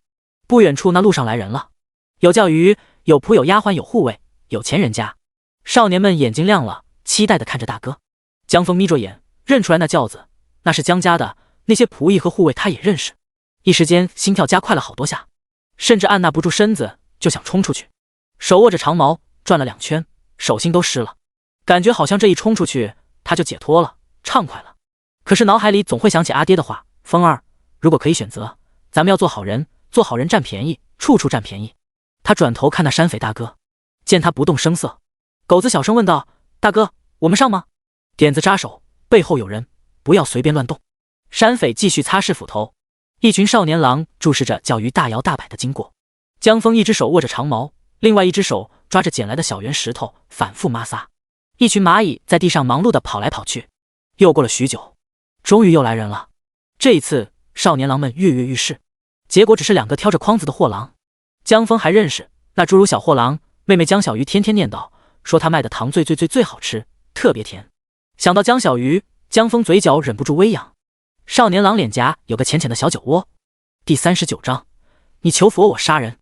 清源寺，金身塑的菩萨面颊上有酒窝，佛眼装满慈悲，百年古刹，香火旺盛。进了寺庙，暑气都消失了，人身上的燥气也随着踏进寺庙而消散。老夫人是寺庙的虔诚香客，出手大方，每回来都会布施很多。来迎接的是一名稳重的中年和尚，和尚出口成章，言语中带着禅，老夫人听得面容更加柔和。江婉也认真地听着。进寺庙自然要先烧香拜佛，江婉和祖母洗手净面，到了佛前，老夫人有专门的蒲团打坐。江婉小小年纪却是表现不俗，十分虔诚。大佛满眼慈悲地望着这祖孙2人，十分亲切。老夫人拈着18子珠子默念佛经，金身大佛巍峨高耸，碧青少女温婉婀娜，大佛矗立如山，少女从容下跪，佛前香火袅袅，少女认真唱经，少女的声音柔和好听，十分悦耳。菩萨听得满面笑容。江婉朝拜的十分虔诚，因为她心中也有一些谜团，唯有感觉念经的时候方才心安。她望着大佛，忽然间脑海里忽然蹦出了刚刚那货郎怀里婴孩的模样，那婴孩好像在看自己，一双眼睛水汪汪的含着泪。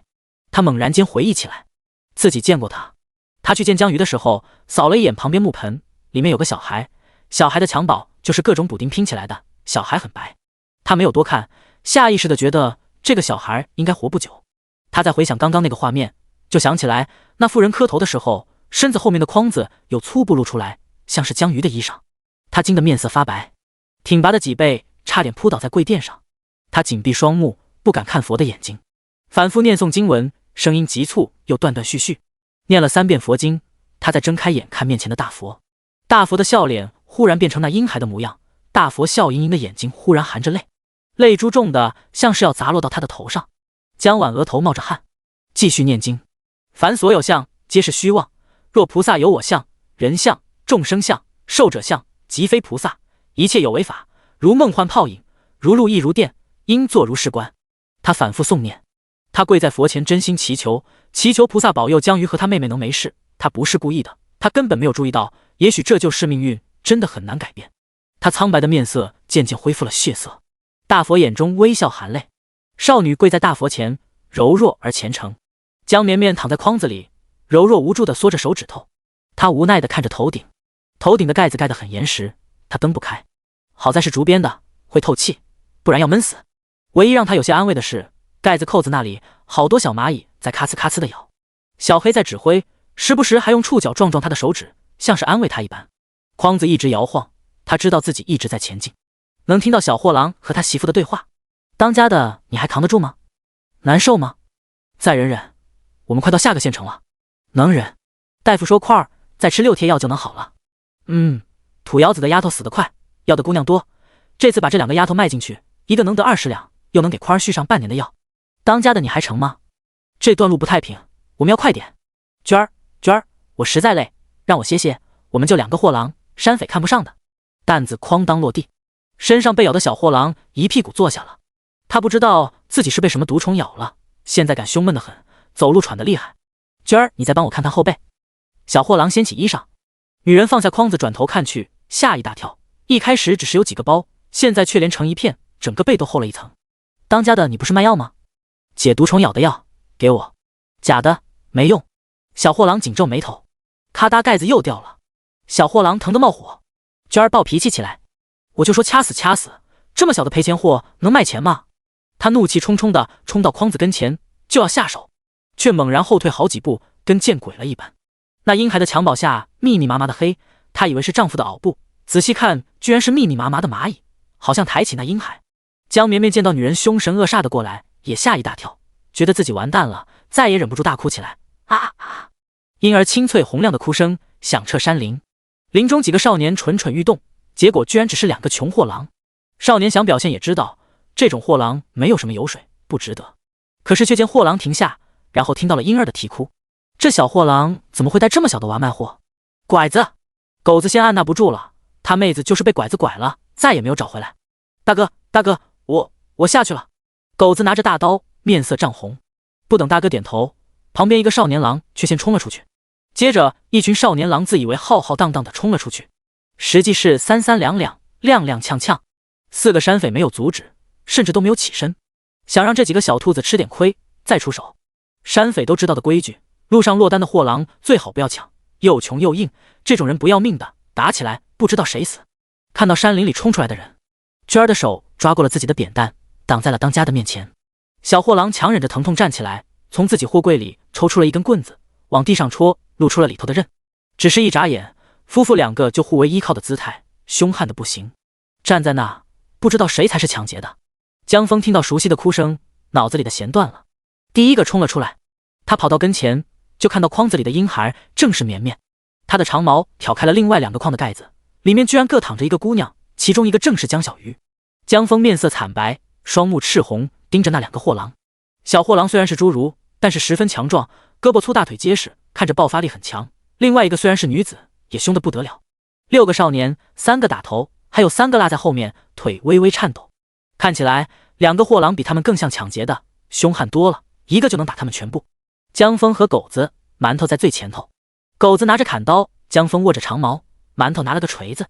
小货郎开口道：你们求财，我们没钱，10项的就给我滚！我走山道这么多年，还没有人能从我手上抢钱，倒是在我手上留下很多条命。娟儿凶悍的一句话不说，拿着粗厚坚硬的木棍扁担，他胳膊比狗子的2倍还粗。江绵绵躺在筐子里，张大嘴，哭都忘记了。他不知道这是什么神展开，他知道兄长业务范围广泛丰富，没有想到这么丰富，除了替姑娘拉客，居然还在野外拦路抢劫。他不知道他现在是该哭、该笑，还是该喊加油。你是拐子，我们要报官！走在最后面的一个少年抖着腿喊道，他手里也拿着长矛，但是只能当作拐杖，不让自己狼狈摔倒。后头的山匪都听笑了。报官？抓谁？江峰心中怒火滔天，看着卷在筐子里的江小鱼，平时话那么多，现在却像是货物一般被扔在筐子里。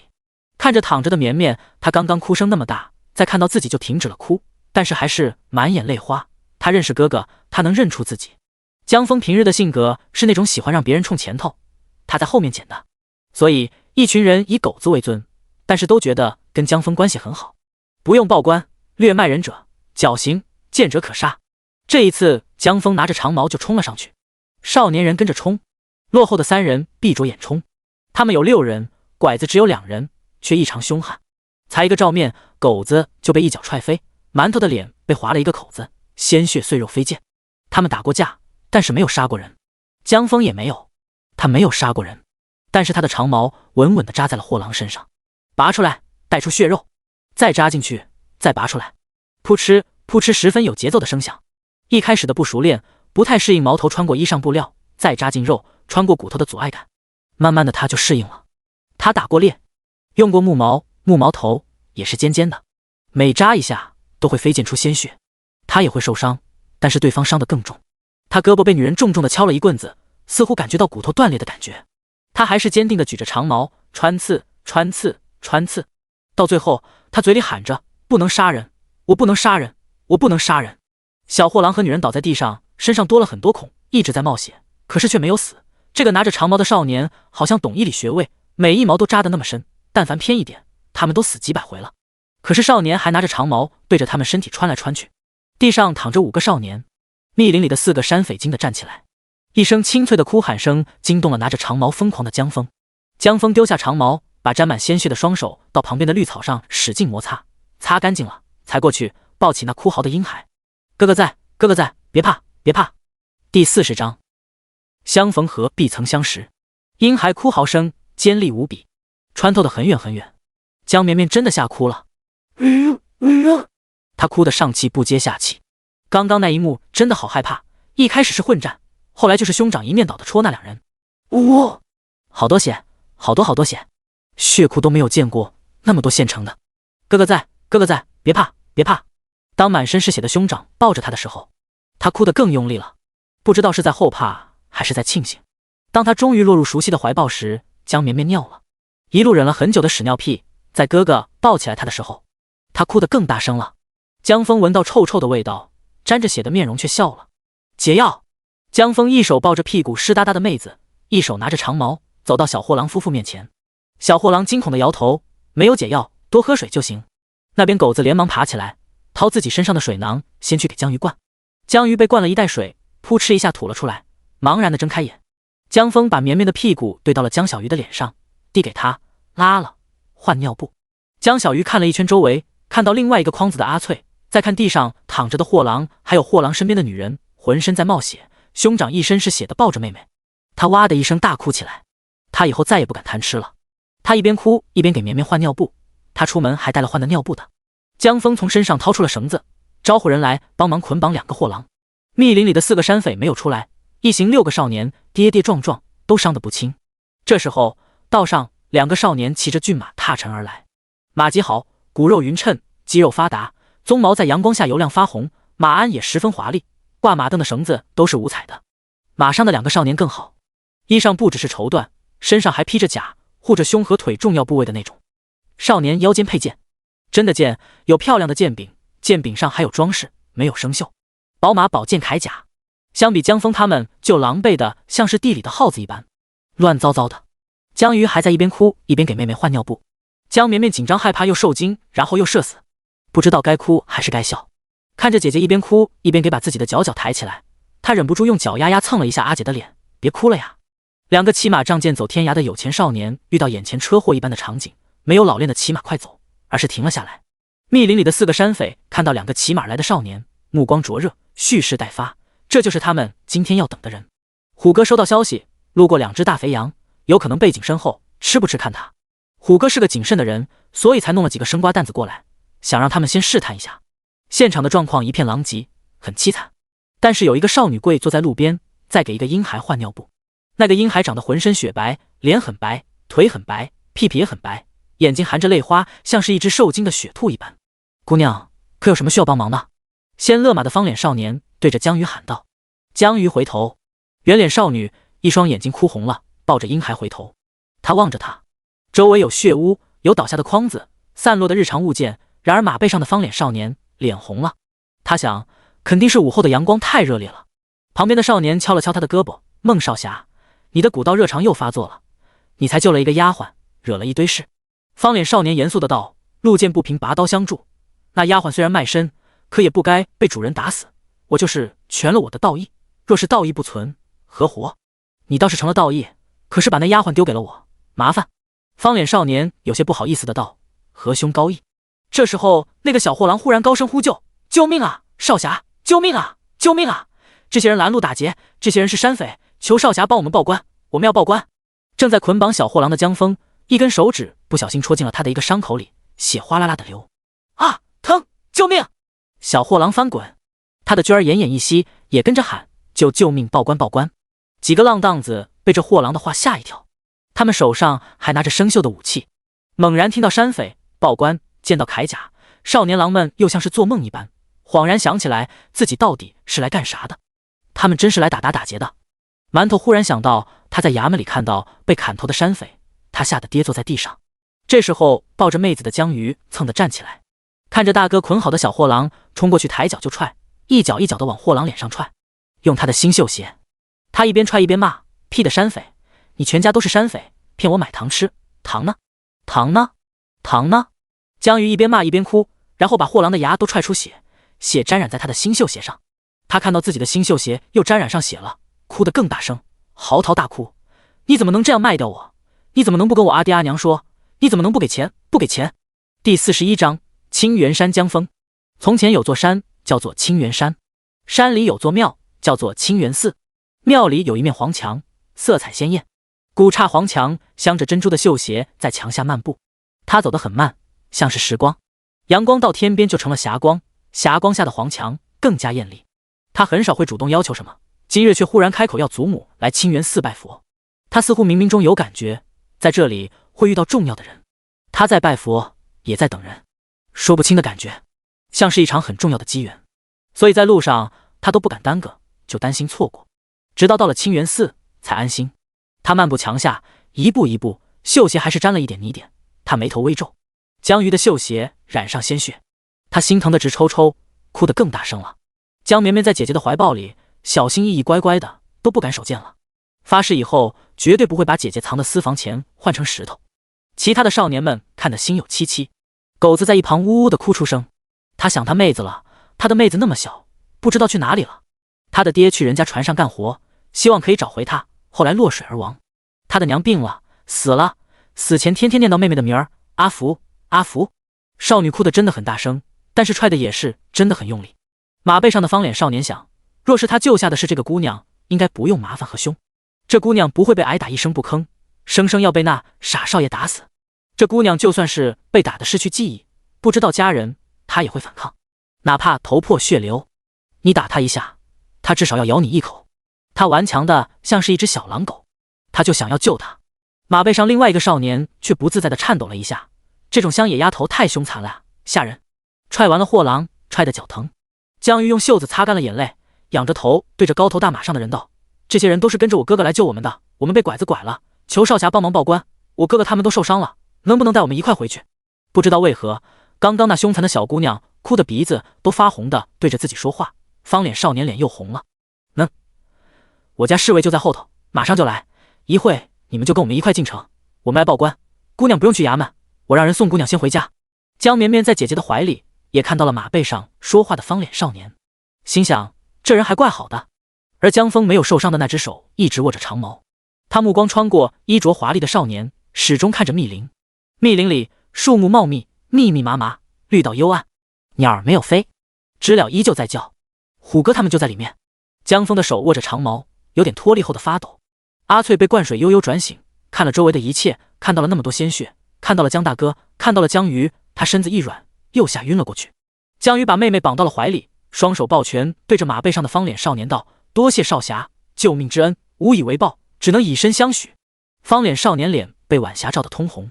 江绵绵一脸懵逼，这是什么桥段？阿姐戏文听多了？江峰满脸是血，这会子想给江小鱼的脑袋敲一敲。小傻子，什么脑子？戏文上的话听听就行了，哪有人真这样干啊？他的手扯了扯妹子的手，筐子里吓晕的阿翠眼睛都差点睁开了。江鱼好猛！马背上的另外一个少年翻了一个白眼，来了来了，又来了，这是要赖上来啊！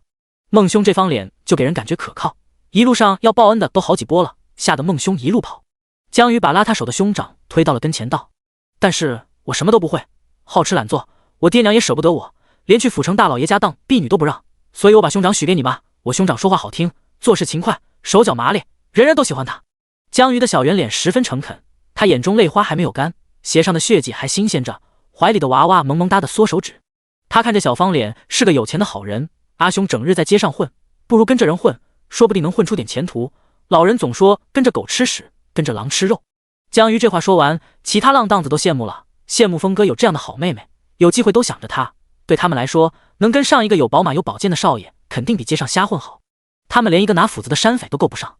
江峰被他的蠢妹妹紧紧地拽着手，仰着头，眼睛莫名湿了。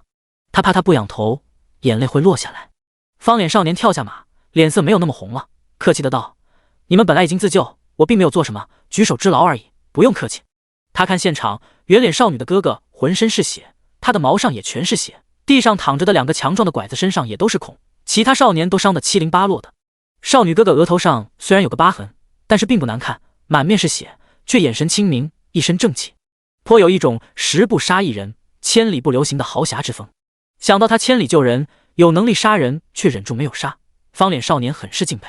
他对着圆脸女孩的哥哥郑重抱拳道：“在下京城孟家孟少侠，瑕不掩瑜的侠，你身手了得，假以时日，定能有一番作为。”马背上的另一个少年见孟兄居然下马行礼，想着孟兄将门出身，虽然心地过于善良，但是眼光是极好的，一路上看人极准。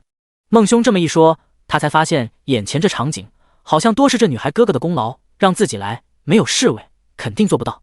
他也跳下马抱拳行礼：“在下青州何家何臣。”两人自报家门，皆是当世豪门士族。可是这乡下地方，几个浪荡子都不懂。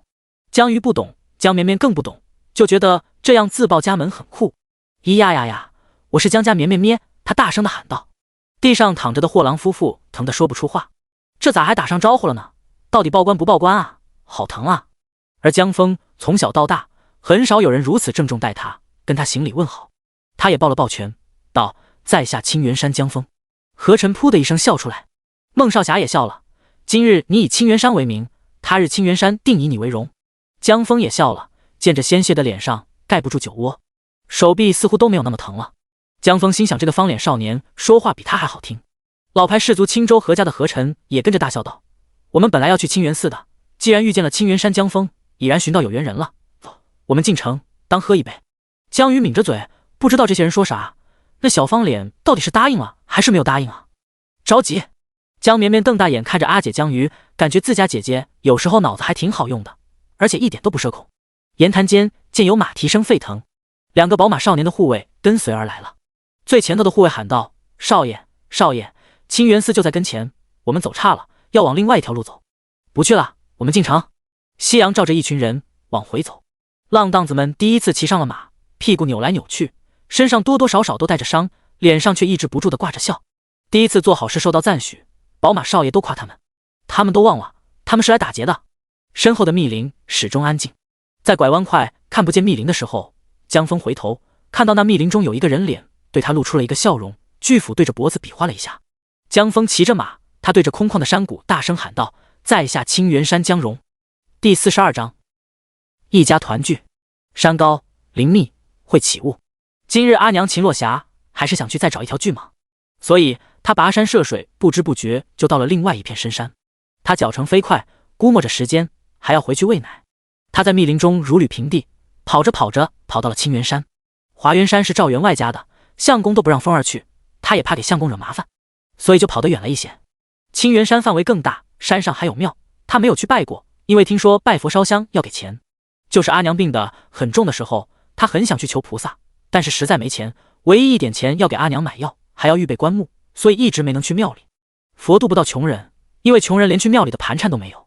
他没有去拜过清源寺，现在居然想去清源寺狩猎巨蟒，多多少少有点目中无佛了。寺庙里的猫狗鸟蛇都有香火味的，秦落霞没有来过，所以他走错了。他看着嶙峋断崖，上面有一些错落的房舍，感觉应该不是庙宇。听说庙是很漂亮的，很有钱的，金灿灿的。他想先转一圈，回去再细细想，哪里会有巨蟒。在转悠的时候，他居然遇到了4个人。这深山密林里还有人不认识，一个拿着斧头，2个拿着砍刀，一个拿着长矛。秦落霞躲起来了，没有敢动，毕竟她一个良家妇女，有相公的，遇到外男也不好随便露面，村子里都是熟人无所谓。深山老林里，这点警惕她还是有的。他蛰伏起来的时候藏得很自然，一瞬间就与这山林融为一体了。那4个人靠他最近的时候，其实就是几丈远。他看到那人的斧子比他劈柴的斧子大，那2人的砍刀比他的砍刀大，就是那个拿长矛的人的矛没有他的好。拿长矛的人好像有点机灵，因为他朝自己的方向看了几眼。秦洛霞听到4人说话：“虎哥，几个生瓜蛋子有啥用？送死背锅！感觉这次有点不对劲。虎哥，如果真有好事，二当家自己就去了。富贵险中求，成不成看看再说。”秦洛霞听到这些人说话，吓得都胀奶了。妈呀，居然遇到山匪了！山匪出现这里，那他刚刚看到的断崖上的房舍不是寺庙，而是匪窝了。吓死了，吓死了！他藏得更严实了，等这几人走远了，他掉头就跑。因为太过紧张害怕，他往回跑的时候还不小心撞倒了一棵树。山匪4人组在后头正常走，经过那棵断树的时候，虎哥，这树不对劲，昨日好像还好好的。拿长矛的山匪奇怪的道。拿砍刀的2个山匪也停了下来，拿着砍刀比划，这棵树这么粗，他们都要砍很久才能断。虎哥扛着斧子站在断树前沉思3秒道：“应该是熊瞎子撞的，山里是有熊瞎子的，不过以前不来这一片，你们以后巡山注意，别碰到这家伙，碰到必死。”一行4人继续往前走，拿长矛的山匪还回头看看那段树，感觉好像哪里不对，又说不上来，地上也没有熊瞎子的脚印，不过虎哥说是就是。秦洛霞一路飞奔，疯狂跑回家，外面果然太危险了，相公说的对。他快到家的时候才想起来要挖野菜，不过靠近家跟前的野菜早被大家挖秃了。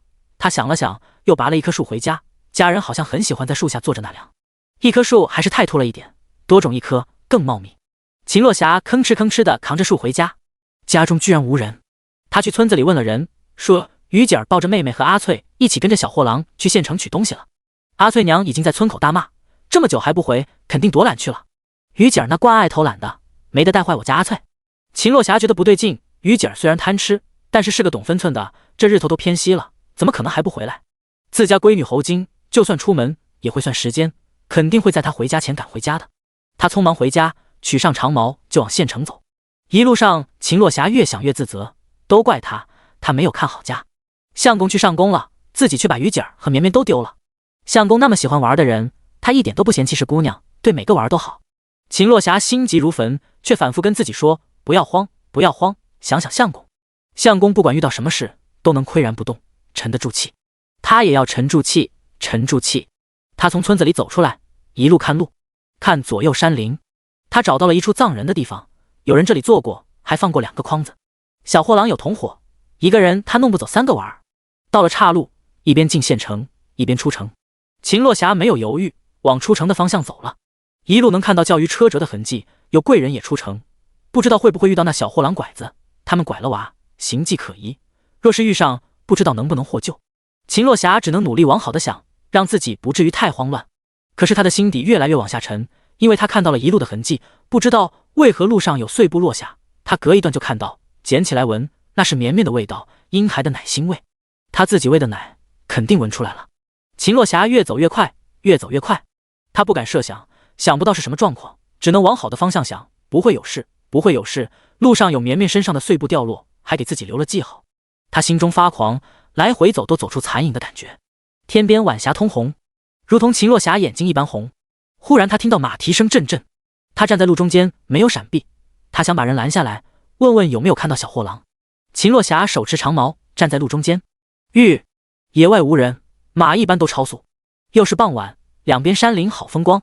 最前头的人根本没有注意到路中间有人挡着，等看到了再杀马，马惊的扬蹄，马上的人气得想呵斥，怎么有人看到马队伍还站在路中间，找死啊！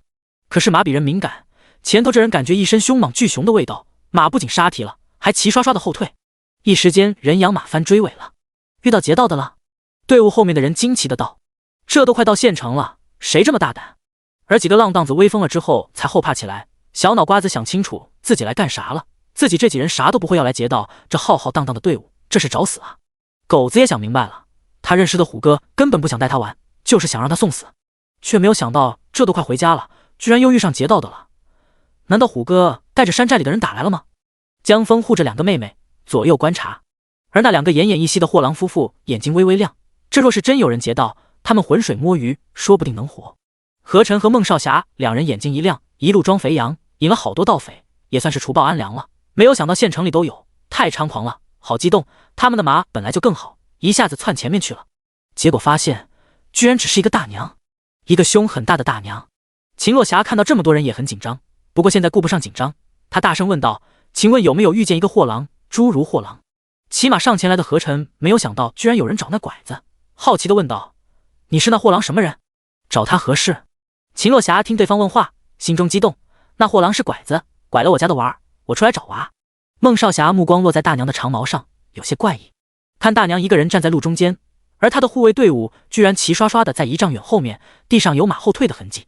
是阿娘。江绵绵听力好，老远就听到阿娘的声音，也闻到了自己熟悉的奶味。她拼命的喊起来：“咿呀呀呀！”喊着喊着就哭了，嗷嗷嗷嗷！秦洛霞也听到婴孩哭声，顾不得问话，她一路飞奔就跑到了队伍中间，看到了一身是血的芬儿，看到了傻闺女于姐儿，看到了嚎啕大哭的绵绵。秦洛霞喉咙里唾液翻滚，眼泪抑制不住的落下。她差一点就把娃丢了，她怎么跟相公交代？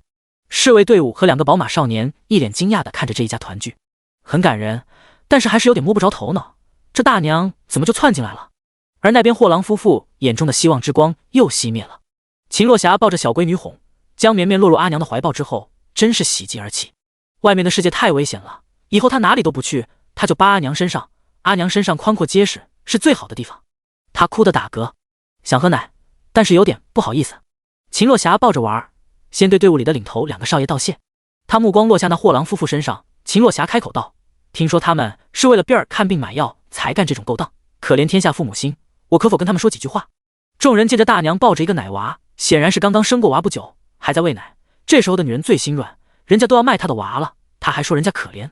这大娘圆脸慈眉善目，看着很是亲切，自无不可。阿娘靠近那货郎，江绵绵在阿娘的怀里，有点害怕，她扒在阿娘身上，紧紧地吸着阿娘的味道。货郎夫妇眼中又蹦出希望，是的，他们是有苦衷的。娟儿哭得一把眼泪一把鼻涕的道：“我们也是没有办法，都是为了玩啊，我们也不想这么干的。”江绵绵很想呸，你的孩子是孩子，别人的孩子不是吗？就见阿娘赞同的点头，我懂，我都懂，我也是为娘的呀。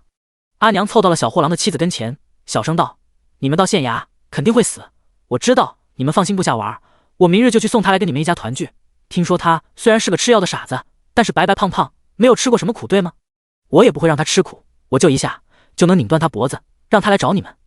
你们要记得等他，否则他一个娃儿，黄泉路上会迷路。”第43章窜西板灵泉。天黑了，江绵绵家门口又多了一棵树，一棵是红鸭果树，另外一棵他还不知道叫什么名，叶子很大片，厚厚的。一家之主江长天回家了，他在县衙见到了货郎那2口子，才知道自家差点散伙，一共5口人丢2/3。江长天还面带微笑的看着那货郎夫妇，看着他们血呼啦叉的，听着人群指指点点，拐子太可恶了，偷娃的都要打死。这2拐子也惨啊，被伤成这样啊，都漏气了。江长天浅浅的微笑，认真的望着听着，任谁都看不出来他是苦主。他还细细的跟人聊这2个拐子哪里来的，怎么拐的，听说是一群少年行侠仗义救了回来，这要是没有被救，就要被卖土窑子里去，可怜啊。土窑子的女娃都不被当人，都是当作畜生来使的。拐子说他们有苦衷，有个傻儿子要吃药，货郎老家是和县的，其实不远，托人照顾他傻儿子，自己居然在外面干这种勾当，哪有药那么贵，被骗了吧。江长天转身走了，他快步往家里走，他一路上甚至脸都带着微笑，格外热情地跟人打招呼。他就是这样一种人，心里越恨，脸上笑容越和煦，容貌越发出彩，连故意遮掩似乎都遮掩不住。他想，他娘亲说的没错，他就是个坏人，坏到骨子里的那种人，骨头里都带着坏和残忍，时刻想发疯。就一如现在，他回家的路上路过西街第44号、45号、46号、47号，脚步没有停顿。他如平日一样往前走，拐过一个弯，买了4个肉馒头，又往回走，一如往常，快步走回家。单薄书生模样的他，身上揣着肉馒头，还揣着一把尖刀，有点小，尖尖的，很锋利。刀是他的胆，家人是他的魂。到家，看到霞妹在种树，看到风根耷拉着手靠在椅子上，看到于姐儿抱着绵绵，看到大家都在，他缓缓吐出一口气，袖子下的手还是止不住的颤抖，抖得厉害，习惯性的想咳嗽，没有咳出来，似乎霞妹给他喂的蛇胆效果极好，否则他感觉她都支撑不到走回家，越往家走越害怕，怕家中无人，怕听到的消息是假的，拐子早把人卖了。这会子看到一家人都在，她依旧止不住的颤抖。她把肉馒头给二闺女，伸手抱过了小闺女，感受到怀里轻微的重量，软乎乎的奶香气，她才终于松了一口气。不是梦，她家人都在。晚餐吃了丰盛的一顿饱饭，不知名的腊肉、蟒蛇肉、煮的干菜和粗粮，加上肉馒头。惊魂一天的江绵绵已经能做到悄悄给家人加料了。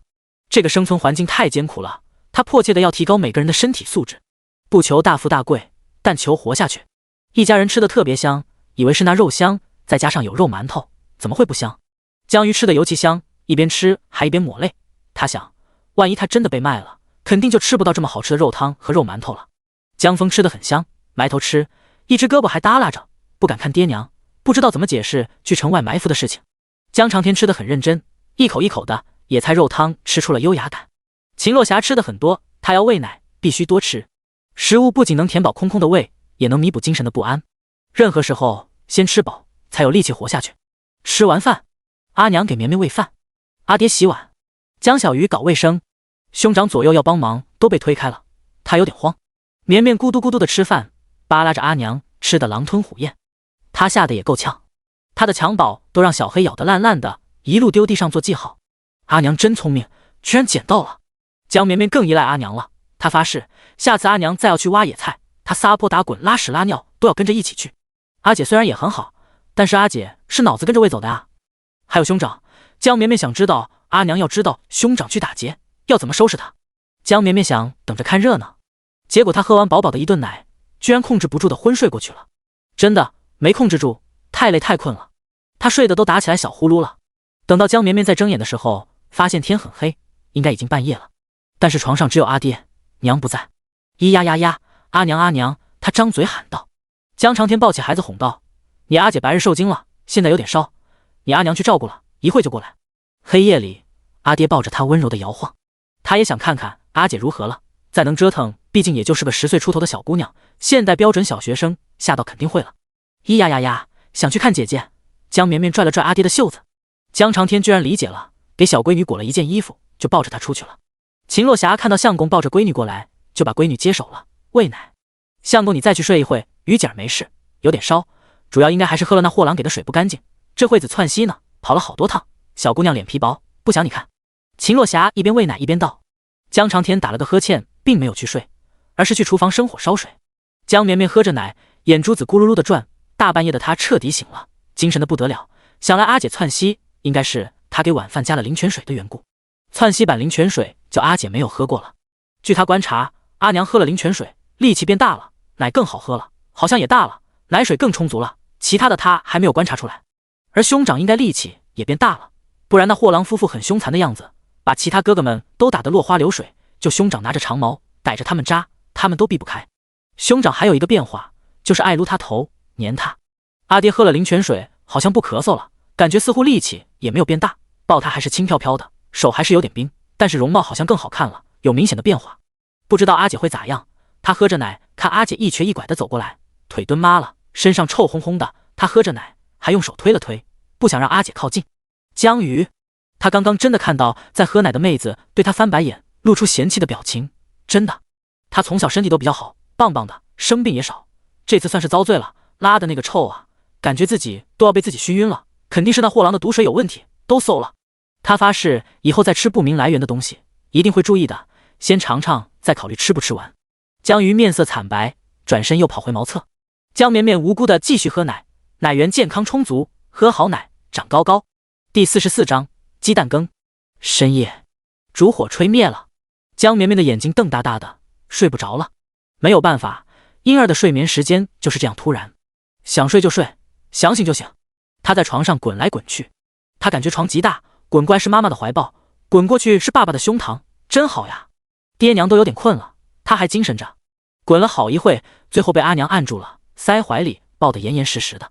乖，你爹明天还要上工，我们睡觉觉好不好？阿娘给他唱歌哄睡。黑夜中飘荡着不知名的曲调，江绵绵想，这可能是阿娘的阿娘给他唱的吧。他认真的听着，鱼傻猫肥，鱼傻猫肥，鱼你什么时候回？江绵绵好像听懂一点，不是鱼，傻猫，肥，而是雨，你什么时候回？像是有人在旷野呼喊，肝肠寸断又柔和悠扬。他想，阿娘的哄睡歌太伤感了，而且还有口音啊，肥和回不是一个发音啊。可是听着听着，他也昏昏欲睡。阿娘的声音，他听着安心。迷迷糊糊中间，他听到阿娘问阿爹：“你说那拐子老家在哪？”阿爹回了一句：“河县，睡吧。”阿爹的手也抱了过来。陷入黑田，姑姑，姑姑，公鸡打鸣，把熟睡的江绵绵吵醒。爹娘居然都不在身边。醒来的时候还一脸懵逼，傻乎乎的，有点没有反应过来，是该先喝奶还是先尿尿？算了，先哭。啊啊啊啊！他扯着嗓子喊，然后兄长进来了，一把把他抱起来。不哭不哭，哥哥在，哥哥在。江峰抱着妹妹轻轻摇晃，他听到妹妹哭声就窜进来了。江绵绵落入兄长的怀抱就停止哭了。本来他哭就是想昭告天下，朕醒了，快来理我。他不哭了，兄长居然又把他放回床上，然后兄长把他从头到尾摸了一遍。兄长是个变态。江绵绵真感觉兄长先摸摸的他头皮都检查了一遍，又摸摸他的脸，再摸摸他的脖子，又摸摸他的胳膊、手指、肚肚、腿、脚踝、脚趾头，每个地方都检查了一遍。江绵绵感觉自己像是一个机器娃娃，兄长在检查他的每个零件好着吗？江峰认真的检查了一遍妹妹，发现都好着，妹妹很活泼，也没有中毒的痕迹。他又重新帮妹妹穿上衣服。屋外阿娘的喊声传来：“抱个娃，怎么那么磨蹭？”来了，马上来。江峰回道。江峰昨天胳膊被打得肿起来了，他感觉好像是断了一样，但是他能忍，也不敢吭声，担心爹娘担心，自己拿料敷了。阿爹说让他跟着学，其实他学了，只是他受不了阿爹在别人面前唯唯诺诺的样子，他的阿爹不该是那样的。阿爹总被那群人嘲笑，说他是书呆子，没有读书的命，还每日读写，二傻子，二傻。他们背后这么叫他爹二傻，面上喊他爹江先生，也是嘲讽满满。他懂人情世故，可是他受不了这种人情世故落在他爹身上。他总觉得他爹是最好的，值得最好。他不愿意跟爹去干活，可是私下里他都有偷偷努力学，爹教他的他都记住了。江峰懂一些医理，知道自己这次伤得不轻，那货郎的媳妇力气极大，棍子敲在他胳膊上，那一下他都感觉听到骨头断裂的声音。可是没有想到，只是吃了野菜肉汤，睡了一晚，他胳膊感觉居然好了，骨头好像都接上了，真的，现在抱绵绵一点都不费劲，好像消肿了。他越发深信自己是死过一回了，确确实实看到的那些不是梦，是他的真实经历。他是从地狱里爬出来的，所以他的身体不一样了，力气变大了，恢复的也极快。可能他已经不算是人了，他说不定就是一只怨气极其深刻的鬼，只是披上了人皮。可是即使这样，他也觉得很好，不管自己是人是鬼，只要能护着家里人就好。他赶紧来检查一下妹妹，他担心妹妹会有事。见他一双眼无奈地盯着自己，江峰扑哧的一声笑起来，又埋头亲了他软乎乎的脑袋一口。江绵绵无奈地望天，兄长喜欢亲他头，姐姐喜欢亲他肚子，阿娘喜欢亲他脸，阿爹喜欢亲他脚丫子。爱宇宙中心的我就是这么忙碌。新的一天，阿爹已经去上班了。江绵绵喝了奶，换了尿布，然后在他的木盆里晒屁屁。江鱼拉了大半夜，现在其实精神的不得了，但是阿娘以为他很虚，还给了他一碗浓稠的带肉的野菜糊糊汤。他太开心了，忽然间懂了一个新技能，原来只要稍稍装一下生病，居然有额外的好吃的。他拿着自己的那碗糊糊，小心翼翼地吃了一个早上，不舍得一口气吃完，一个糊糊吃得像是冰一样，一口一口的舔。江绵绵看着阿姐，感觉阿姐在讨打，浑身上下散发着阿娘来打我呀，阿娘快来打我呀的气息。忽然山下传来人说话声，江绵绵就见阿姐把剩下的大半碗糊糊一口气倒进了嘴里，像是饕餮一样，瞬间那碗就空了，而且被舔干净了。空碗放在了石墩上，江绵绵也听到声音，也忽然反应过来，羞耻，她在晒屁屁，不能被围观。她费了早上昨天一起的喝奶的劲，扑通一声，她成功的趴下了。好在阿姐还是给力的，知道她羞耻，给她把衣服穿上了。落霞嫂子，落霞嫂子，熟悉的尖锐的声音传来，来人是阿翠娘。阿翠娘手里提着一个篮子，篮子里有一把野菜，有6个鸡蛋，有一块红布。秦落霞闻声出来，见到来人也热情的打招呼，婶子怎么来了？阿翠娘把篮子递给秦落霞道，嫂子，我家阿翠多亏你家峰哥，这是我们一点心意，我当家的让我一定要送来。秦落霞连忙拒绝了，不用不用，都是一个村子的，谁见到都会救的。但是阿翠娘坚决的要给。他看了一眼坐在跟前小凳子上的江鱼，精神奕奕的，见他面前的碗，就知道小丫头在吃饭，肯定是见他来了，一口气吃完了。他家阿翠可没有这么精神，睡了一夜还没有起。他开口问道：“于姐儿好着吗？这小脸白的，可是受惊了吧？”“可不是，昨晚窜稀了大半夜，可是受罪了。你家翠儿好着吗？”秦若霞问道。阿翠娘习惯性炫耀：“我家阿翠好着，没有窜稀。她说那货郎给的水她感觉有问题，没有喝多少，倒是你家于姐儿贪嘴，全喝了，可不是受罪了吗？”江鱼，阿翠明明也都喝了。说完，阿翠娘又觉得自己说的不合适，毕竟是上门感谢的，但是没办法，她这嘴就是这样，得罪人。她当家的知道要呼她了，她急忙丢下篮子跑了。“我回了，嫂子，东西给峰哥儿补身子，回了。”阿翠娘大嗓门往下跑。江绵绵看着面前篮子里的野菜、鸡蛋、红布，莫名感觉好像那大娘也不是那么讨厌。鸡蛋羹很香，于是江绵绵被一个鸡蛋羹放倒了，睡着了。秦若霞收拾利索，一个人背着筐又进山了。第45章，心狠手辣。若霞嫂子干活去啊。挖点野菜，别太勤快了，日头有点毒。晓得了，我会注意的，多谢婶子。村口大树下，一群人聊天，每个路过的人都要被点评一番。看着秦若霞远去的身影，众人纷纷开口道：“江老二这媳妇是娶着了，太能干了，勤快的不得了，脾气也好，从不跟人红脸，性子也好。要我说，性子也太好了，太面了。不是面是啥？那县城里那么大的房子，要我就去闹区库去撒泼，总能弄点好处。吃，高门大户水深着呢，你们懂啥？我听说江老二被赶出家门，是因为他把他爹给毒死了。不会吧？江老二不是那种人。也是听说哈，说是他爹病得很重，江老二不小心把他爹的药给打了，然后小孩子不懂，换了其他的东西，他爹一喝，一命呜呼。啊，村里关于江老二的说法版本有好多，这只是其中之一。主要江老二本来是豪门公子，结果跟他们一样苦哈哈，甚至更苦。毕竟江老二干啥不成，种地不会，挑粪不行，砍树砍不倒，这种人要饿死的脸。但是江老二毕竟读过书，村里人对读书人还是有天然敬重。而且一开始觉得母子没有隔夜仇，说不定江老二什么时候就又回大宅子去了。对秦若霞一个外来的孤女能嫁给江老二，众人也是酸的。村子里嘛，说啥的都有。结果这么多年了，江老二生儿育女，也找了工作，和他们一样，他们又习以为常了，也会调笑江老二，背后也说说酸话，但是也认同了他们。毕竟江老二和秦若霞两口子做人还是很好，村里谁有事，他们都愿意搭把手，愿意帮忙出力。江老二还懂点医，大家有个头疼脑热也会找他帮忙看看。江老二不收钱，都是告诉他们怎么去弄草药。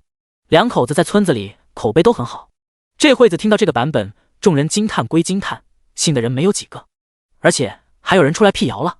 大树下靠着的醉醺醺的严老三就骂道：“瞎说，高门大户，丫鬟下人都不知道多少，一个小孩能把药打了还换了给病人喝，都没有人管，一听就是造谣。”众人的视线又转到老三身上了。老三也是村里有名的人物，也是外来人口，逃荒来的。结果他娘逃荒到这里，把他丢下，跟另一伙逃荒的人跑了。村子里人可怜他，他也机灵，到处帮忙干活混吃的，跌跌撞撞就这样长大了。长大后，村里人肯定不会再接济了，好手好脚，要自己干活去。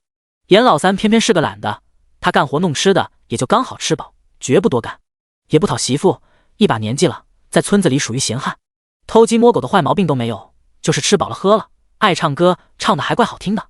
众人都取笑他，一个大男人，让他要不去卖唱算了。当然让人卖唱是骂人的话，村里人虽然穷哈哈，但是还是瞧不起卖唱那些人。严老三我行我素，头发乱糟糟，一天吃了喝了就躺树下，晚上找个破屋一躺。他开口辟谣，别人又笑他：“严老三你个逃荒来的，你知道啥是高门大户？高门你都没有进去过呀。”老三要我说，你少喝点，攒点钱，讨个媳妇要紧。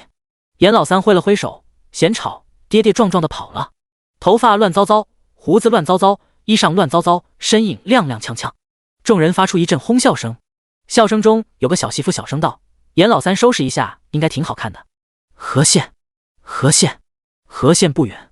秦若霞出了村子，身影就越来越快，影子踉踉跄跄，跟不上她的身子。她憋着一口气，跑到了河县。昨晚她都想好了，想了一夜，从哪走最快，还能赶回来喂奶。靠近河县，见有人烟。烈日炎炎，地里依旧有人耕种。河县明显比他们那富裕一些，田地平坦富饶，水流丰富。秦洛霞把自己打扮成农妇的模样，头上包着布，迎面都看不清她的脸。她走路低着头，耸着肩，有点畏缩的模样。显然货郎夫妇是拐子的事情还没有传到这里。和县县城很大，周围富饶，县城也明显富裕很多，街道都宽敞1倍。秦洛霞在县城逛了一圈，最后蹲在一个角落啃干馍馍，一口一口的。她蹲着的角落对面是个暗娼，就是那种土窑子。白日门也偶尔开了几回，衣衫不整的小娘子麻木的开门关门，里面偶尔传来打骂声哭声。万人骑的狗东西还敢偷吃，你敢多吃一口馒头，老子今天打断你的腿，病死了也要给我岔开腿，以为你还是大小姐呢。秦洛霞就蹲在墙角下，一口一口的咽着馒头，没有喝水，馒头噎得她眼睛疼。许是秦洛霞蹲着久了，里面就有个男子出来赶她，哪来的叫花子，这里不是你待的，滚！男子抬脚要踹，秦洛霞赶在对方下脚之前先滚了，身影狼狈的模样，跌跌撞撞的逃离。离开这里，秦洛霞又摸到了一条巷子口，她把筐子放面前，做出是来卖草药的模样。巷子里有几个小孩在玩耍，其中有个小孩胖乎乎的，长得很壮，脸和胳膊都肉乎乎的，但是脑子应该是傻的。其他小孩时不时欺负他一下，他身上穿的新新的好布料的衣服很快脏了。那胖小孩也不知道躲，被打了傻乎乎的笑，笑起来特别像是小货郎，脸简直一模一样。小货郎身体是侏儒，胖小孩不是，身体很健康，就是脑子傻。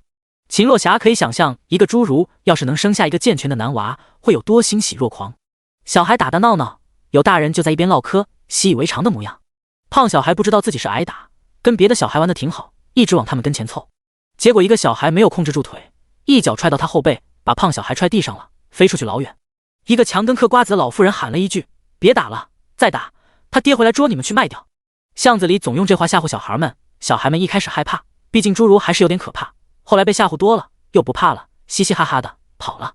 老妇人也没有来扶小胖孩，继续跟人唠嗑，她就是请来照顾胖小孩的，习以为常。小孩磕磕碰碰正常，何况还是个傻的。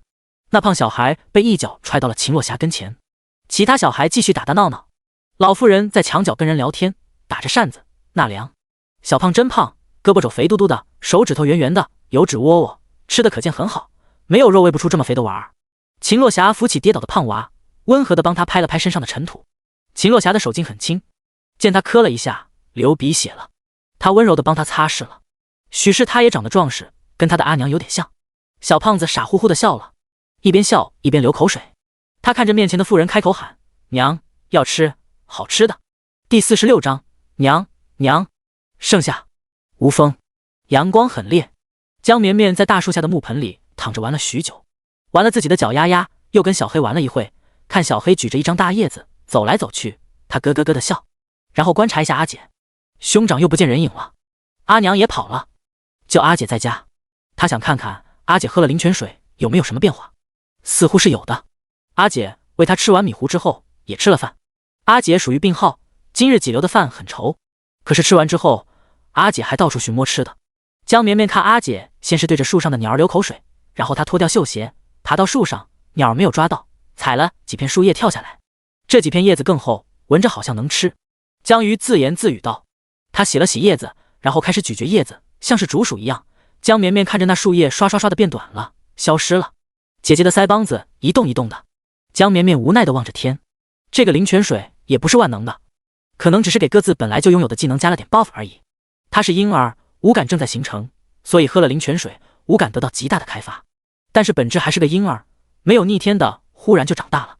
但是姐姐这个看着他因为树叶麻的小圆脸皱起来了，还坚持又吃一张树叶，不怕有毒吗？咔嚓咔嚓咔嚓咔嚓咔嚓咔嚓咔嚓咔嚓，别说看着叶子消失，听着这声音好解压。吃树叶的阿姐好可爱啊！阿姐到现代就靠吃树叶这一个技能就能成为网红，饿不死。江绵绵看着阿姐，她羡慕地掰过自己的脚丫子，啃了啃，有点咸，呸呸呸又吐了。就在她百无聊赖、阴声无望的时候，好像闻到了阿娘的味道。咿呀呀呀，咿呀呀呀，江绵绵叫了起来。江鱼看老远村口好像是阿娘的身影，再看咿呀呀喊的妹妹，简直绝了。听说婴孩能感应自己娘亲，这么远，妹妹就知道阿娘回来了吗？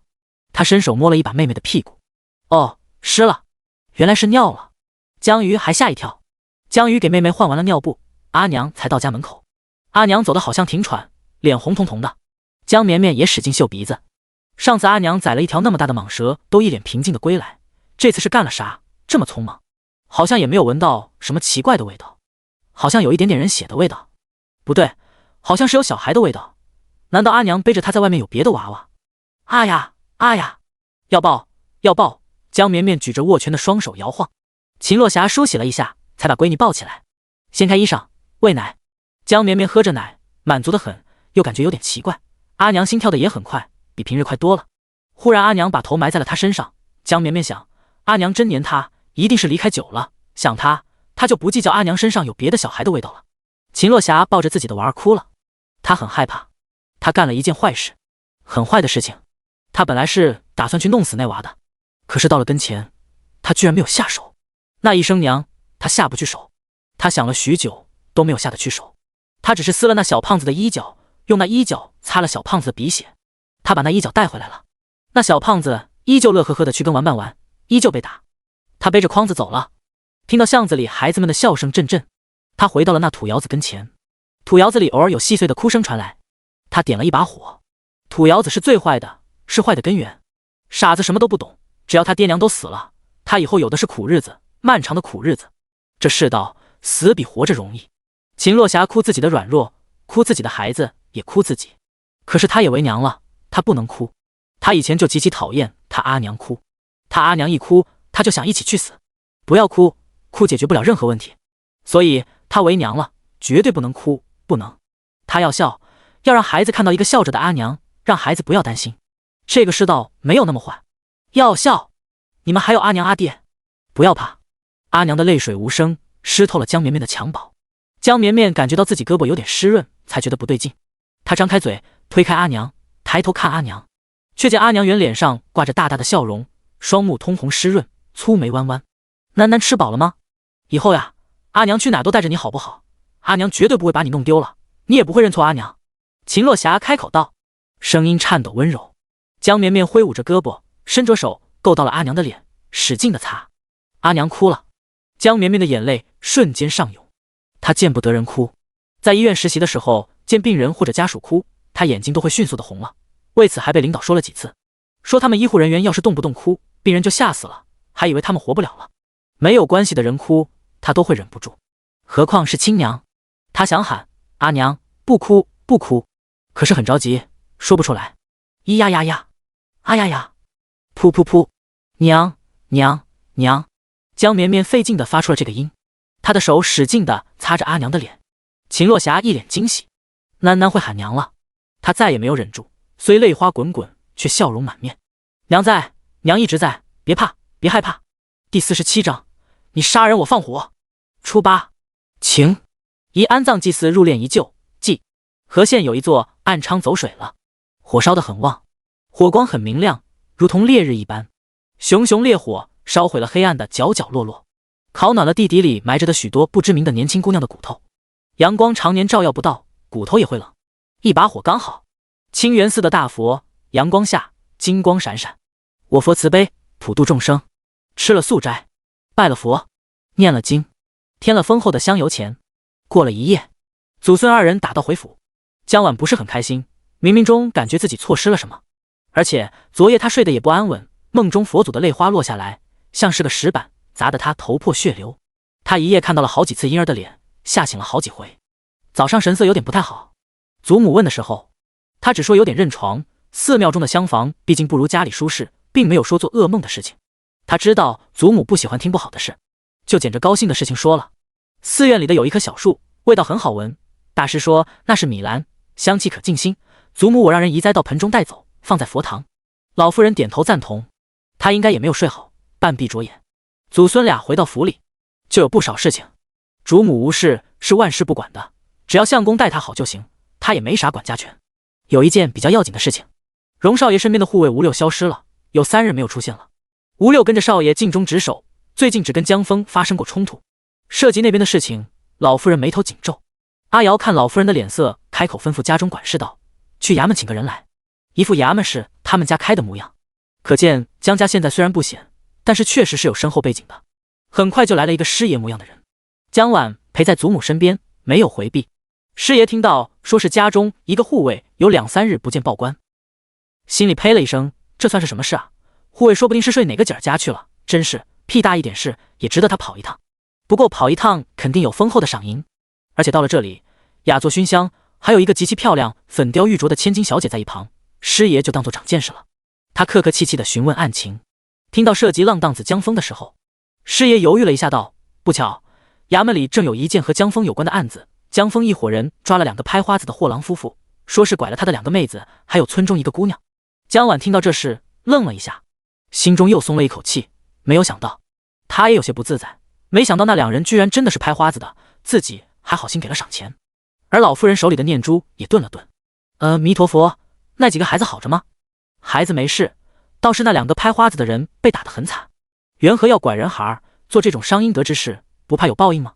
老夫人一字一句的道，手里的念珠速度加快了。哎，说起来也是可怜，那2个拐子说是家中有病儿，需要买药吃，吃药才能活，不得已才干这种事，说是第一次，以前没有做过，太慌张，才被发现了行迹。师爷捡着富贵人家爱听的话来说。仆妇阿瑶依旧眼观鼻鼻关心，没有插嘴，心底想，那2个货郎一看就是老手，怎么可能第一次？老夫人唱了一句佛号，阿弥陀佛，虽是可恶，但也可怜，天下父母心，罪不至死。一旁的漂亮小姑娘也微微叹息了一声，可怜天下父母心。师爷嘴上称赞道，老夫人和小姐真是慈悲心肠。他心中想着，拐子就该打死，自己多嘴什么呀？但是眼前这老夫人和小姐表态，他少不得回去跟县太爷说一声，改判了。好在他果然拿到了丰厚的茶水钱，顶他1个月俸禄了。他高兴的回去，就吩咐手下去拿人，不管那护卫在哪，先把浪荡子江峰抓了再说。然后急忙忙的去找县太爷了。县城最大的酒楼清风酒楼，几个少年喝了一点酒就上头了，在后院墙角嗷嗷嗷的吐，一边吐一边惋惜，可惜了，这么好的菜。江峰没有吐，他酒量居然很好，一点看不出是不怎么碰过酒的。他和小伙伴们应了2个宝马少爷的约来吃席，大家都换了自己最体面的衣裳，补丁少一些的。即使这样，一个个还是歪瓜裂枣的模样，要么脸上有伤，要么手残，要么腿瘸，本身气质也不行，站没有站姿，坐没有坐像，而且还因为紧张丑态百出。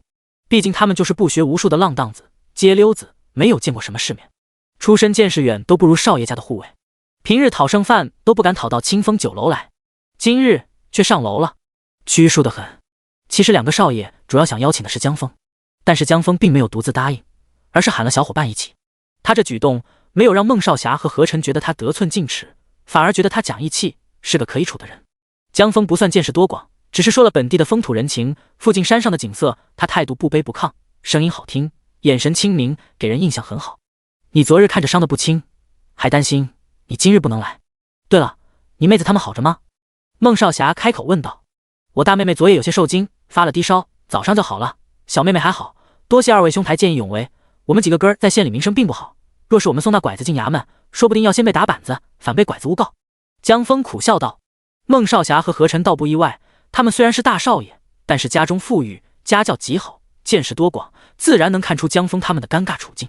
听到江峰这样大大方方的说出来，反而更加欣赏他的实诚。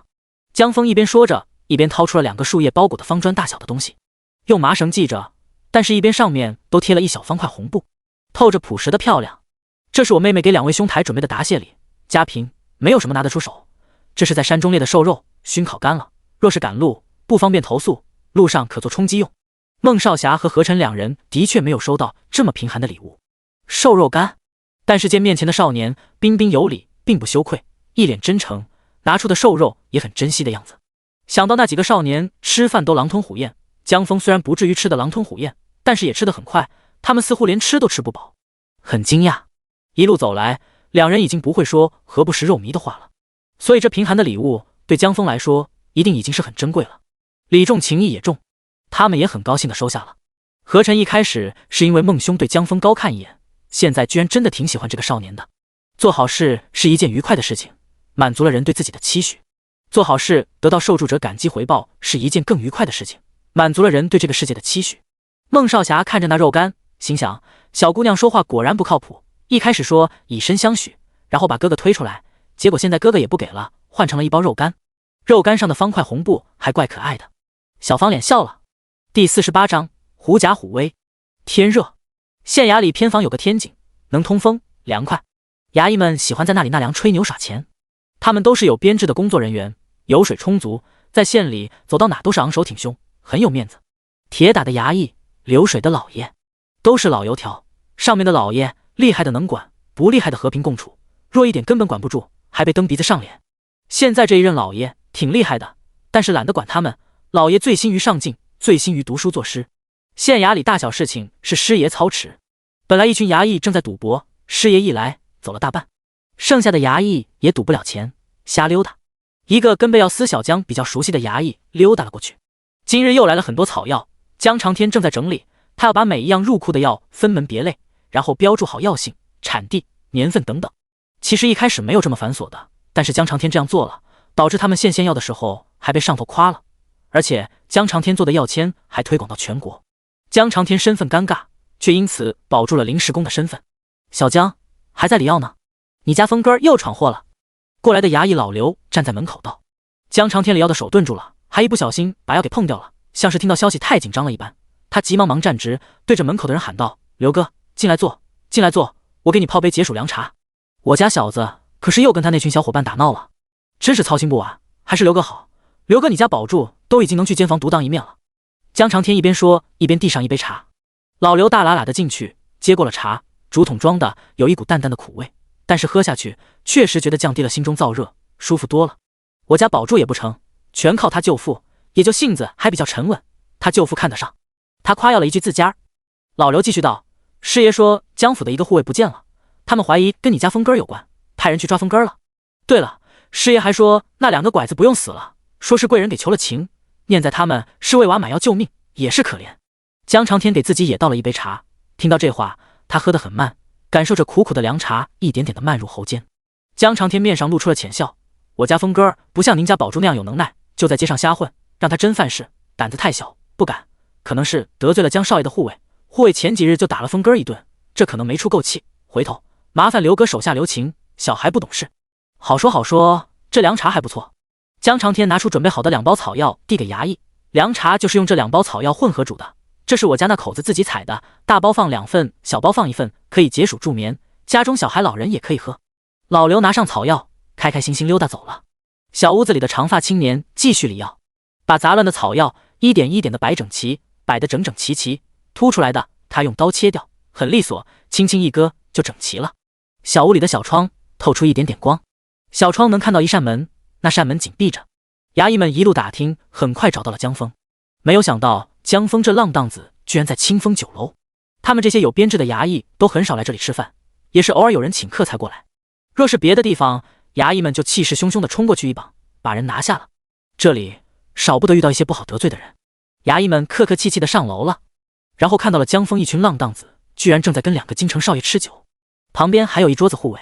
昨日他们见那少爷的护卫了，都穿甲，是护卫抓来拐子投案的。衙役们十分羡慕，他们虽然是有编制的衙役，在县城很威风，可是跟京城少爷的护卫们比，他们就是土狗，一辈子都没有穿过甲衣，更别提骏马、长矛、刀剑，这些都跟他们无缘。生锈的刀，粗粗的棍子也足够，反正县城半差，谁敢反抗不成？看到眼前的好酒好菜，觥筹交错，高高在上的衙役们今日客气的道：江峰，麻烦你跟我们走一趟。一群浪荡子少年们先吓一跳，他们天然看到衙役就害怕。我峰哥做了什么？要去衙门？狗子开口问道。江峰也惊讶的问道：可是昨日那2个拐子的事情？衙役拿人本来是理直气壮的，可是在那2个衣着华贵的少年贵人面前，莫名有点气短。江家护卫失踪了几日，他失踪前据说跟你发生冲突，所以要带你回衙门问话。说话的衙役有点不好意思，因为他正是那日在街头碰见江峰被打，得了10两赔款的衙役之一。那江峰被江少爷的小厮和护卫围着打，护卫还上凶器了，江峰满头是血，差点就被打死，那护卫见到他们才罢手。闻言，江峰轻轻地摸了摸额头的伤口，他恢复得很好，但是上头还是好大一片。他对水盆照过，阿爹很厉害，给他的伤口处理得不难看，远看还像一朵花一般，但是摸上去还是凹凸不平。不疼了，有时候会很痒，像是从头骨里透出来的痒。他失踪了，所以要抓我峰哥回衙门，就因为他差点把峰哥打死吗？脸上有伤的馒头一脸不解地问道。是这样，可是这样说起来，好像总觉得哪里不对。我知道衙役大哥们是有命在身，无妨，我这几日行踪都可查，我相信你们不会冤枉一个好人。江峰对着衙役道：“对不住了，例行公事。”衙役们要上枷锁。江峰回头对两位少爷抱歉的道：“打扰了两位兄台的雅兴，若是我能囫囵出来，期望能有机会和你们吃完这顿饭。”慢着！孟少侠站起来阻止。他相信眼前的少年在遇到拐子的时候，那么气愤的时候，他也都手下留情，没有下杀手。这样的人不会鲁莽的报复。一起走吧，顺便看看你们老爷如何断案。在下京城孟家孟少侠，刚好九门提督是我舅父。在下青州何家何臣，也好奇你们家老爷如何断案。刚好普普通通的何御史是我叔父。死！一群浪荡子眼热地盯着何臣，十分崇拜，因为他们听过说书人的段子，说何御史如何参倒奸相的。文人两片嘴，开口一家九族灰飞烟灭。衙役们也一片头皮发麻。江峰心中好奇，九门提督是什么官？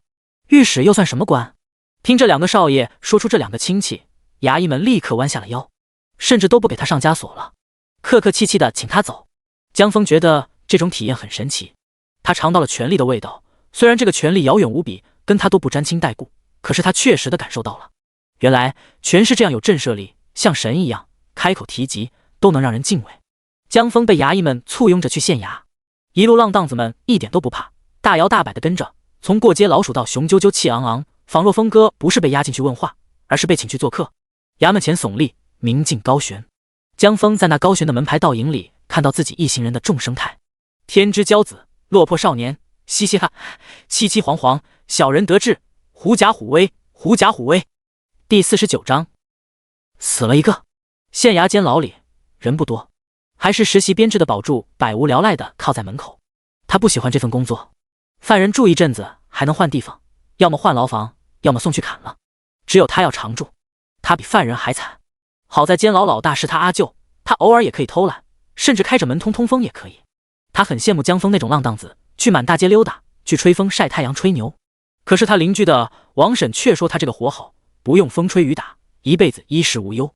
王婶的女儿小环很漂亮。监牢里货郎夫妇奄奄一息，他们伤得不轻，小货郎还被不知名毒虫咬伤，全身都疼，时不时发出呻吟声。反正都是死刑，没人管他们。忽然监房门打开，保柱连忙站起来：“阿舅，你怎么来了？跟你说了几次，在衙门里不要喊我阿舅，喊我刘捕头。”刘捕头带了一个大夫模样的人进来，保柱好奇的跟着：“啊，刘捕头，这两个拐子不是要判刑吗？为啥还要给找大夫？”保柱好奇的问道。刘捕头嗤了一声道：“命好呗，有贵人给他们求情，死不了，你也看着点，别让死了。”货郎夫妇以为自己必死无疑，却没有想到居然还有救。当家的，当家的，我们有救了，我们不用死。女人激动地推搡着男人。大夫嫌弃地翻看了一下这侏儒，搭了一把脉道，看着像是被蚂蚁咬了，抹点草药就好了，这其他伤口血都止住了就行。女人还有点不相信，怎么可能是被蚂蚁咬的？蚂蚁能咬这么多口，像是一群蚂蚁咬的一般嫩毒。小货郎抓住了妻子的手，不让他抱怨，而是转头对衙役道：“我们要状告伤我们的那几人，他们不是救人，他们是劫盗、拦路抢劫，伤了我们，还栽赃，我们一个残疾一个妇孺，反抗不了。”保柱年轻激动，当时就想呸一句。大夫丢下草药就走了，晦气。刘捕头开口道：“我们老爷自会把案子查得水落石出，你们且待着。”货郎夫妇看着捕头出去的时候，居然好像看到外头衙役们押着一个人，正是昨日伤了他们的少年，激动不已。报应，报应，该，他们有救了。小货郎就懊悔自己一开始没把那婴孩掐死，也不会落得现在的下场。娟儿帮当家的把草药抹在当家的身上，嘴里念道：“感谢贵人救命之恩，保佑贵人全家长命百岁，长命百岁。”涂抹完药，两口子偎依在一起，相互为依靠。只要不死，他们就不怕，他们一定能回去照顾块儿。监牢外阳光明媚，大夫出来之后就顺道去了偏房贝药司小江那里。他跟小江很熟，贝药司的药需要上供的是有数的，多余的可以低价给药房。虽然这钱不是给小江，但是小江行了方便，他们也是能多占便宜的。我一看就知道是蚂蚁咬的，那货郎不知道去哪沾了一个蚂蚁窝到身上了。那无知蠢妇居然还怀疑我的医术，两人又饿又毒，县太爷也不知道咋想的，还饶这种人一命。唠嗑了一阵，大夫也拿走了2包凉茶。江长天慢慢地喝着竹筒里剩下的半杯茶，凉了，更苦了，但是脑子更清醒了。江荣坐在师爷的房间里喝茶，粗陋的青瓷杯装着普通的茶，他喝了一口就没有再碰了。本来一个护卫丢了，他是不会亲自到衙门的。可是听说他们抓回来江峰了，他就想来看看。没办法，他天生就不喜欢江峰，讨厌他，看他不顺眼。喝茶的时候，一个衙役匆忙进来，在师爷边语了几句。师爷匆忙站起来看了一眼江蓉，说了一句：“江少爷请自便。”然后急忙去找县太爷了。要命！本来以为是小事，没有想到居然惹出这么大的麻烦。县太爷那么想上进的人，若是知道自己惹了麻烦，还不知道要怎么收拾自己。果然，县太爷听到师爷的话，当时就给他脑袋上砸了一个茶杯。蠢货！你们挨家挨户去问那江家护卫的行踪，县城就这一点地方，还能消失不成？立刻马上给我把人翻出来！然后县太爷匆忙整理身上的官袍，小跑着出去迎接了。江峰不是第一次见县太爷，以前都是远远的看一眼，只觉得他官威强大，神秘无比。可是今天见他笑盈盈的走出来，亲热的跟孟兄和兄打招呼，仿若村里无知村妇知道你发达了，跟你攀亲一般，说的煞有介事。下官是24年的进士，跟你叔父隔了3年，但是我们是同一个恩师。他忽然想笑，原来世道是这样的，威严的县老爷也会弯腰，笑容和煦，如沐春风，一点都不让人害怕，文质彬彬，亲切有礼。江峰也仿若无知小儿，县太爷自谦，他就跟着喊伯父好。县太爷有一阵尴尬，扯着胡子不知道如何应下来。何晨和孟少侠都觉得好笑，这一路遇到不少小地方的官员，确实都是如此。但是没有想到江峰这么实诚，别人说什么他都信，太实诚容易被骗啊。孟少侠心想，他那个妹妹也是傻乎乎的，也被骗了。一群人热络的聊着天，江蓉等得不耐烦了，不是说去抓人了，人呢？县太爷已经说到了设了晚宴招呼，至始至终都没有询问案情，恍若江峰就是和朋友一起来拜访的一般。直到一个衙役匆忙跑进来，报告老爷，失踪的吴六的尸首找到了，在西街第46号，死了，死因是中毒而亡，凶手已经抓到，是吴六的姘头的夫君。据凶手交代，吴六和他的妻子要合伙毒死他，被他发现，反把吴六给毒死了。妻子毕竟是孩儿的娘，没有弄死，但是也打得半死，在家中躺着。孟少侠和何晨没有想到，居然真的目睹了一场凶杀案。而江蓉得到消息出来，也吓一跳，尤其是看到陈列在衙门的吴六的尸首，他后退了好几步。吴六中毒而亡，死相非常可怕，面目全非，全身腐烂，恶臭不已。江蓉想到吴六对他说，江峰肯定会死，可是江峰没死，吴六死了。因为出了命案，衙门口围着一群看热闹的人，大家都惊奇不已。做肉馒头卖的卖家也跑来看热闹，跟左右分享道，想起来好吓人啊，我们店就在附近，这都臭了呀，都没有闻到。老吴这人不错的，他这毒杀奸夫不算有罪吧？老吴也心狠，听说他把媳妇腿打断，就把他和奸夫放在床上同吃同睡，奸夫都臭了。耀威忍不住，听说那妇人可恶得很，做那种龌龊事的时候就把孩儿关柴房。凶手都找到了，江峰自然无罪释放了。他要快点回家告诉家人这好消息。那吴六恶有恶报，居然被人杀了。天黑了，江峰等到了父亲，一块往家走。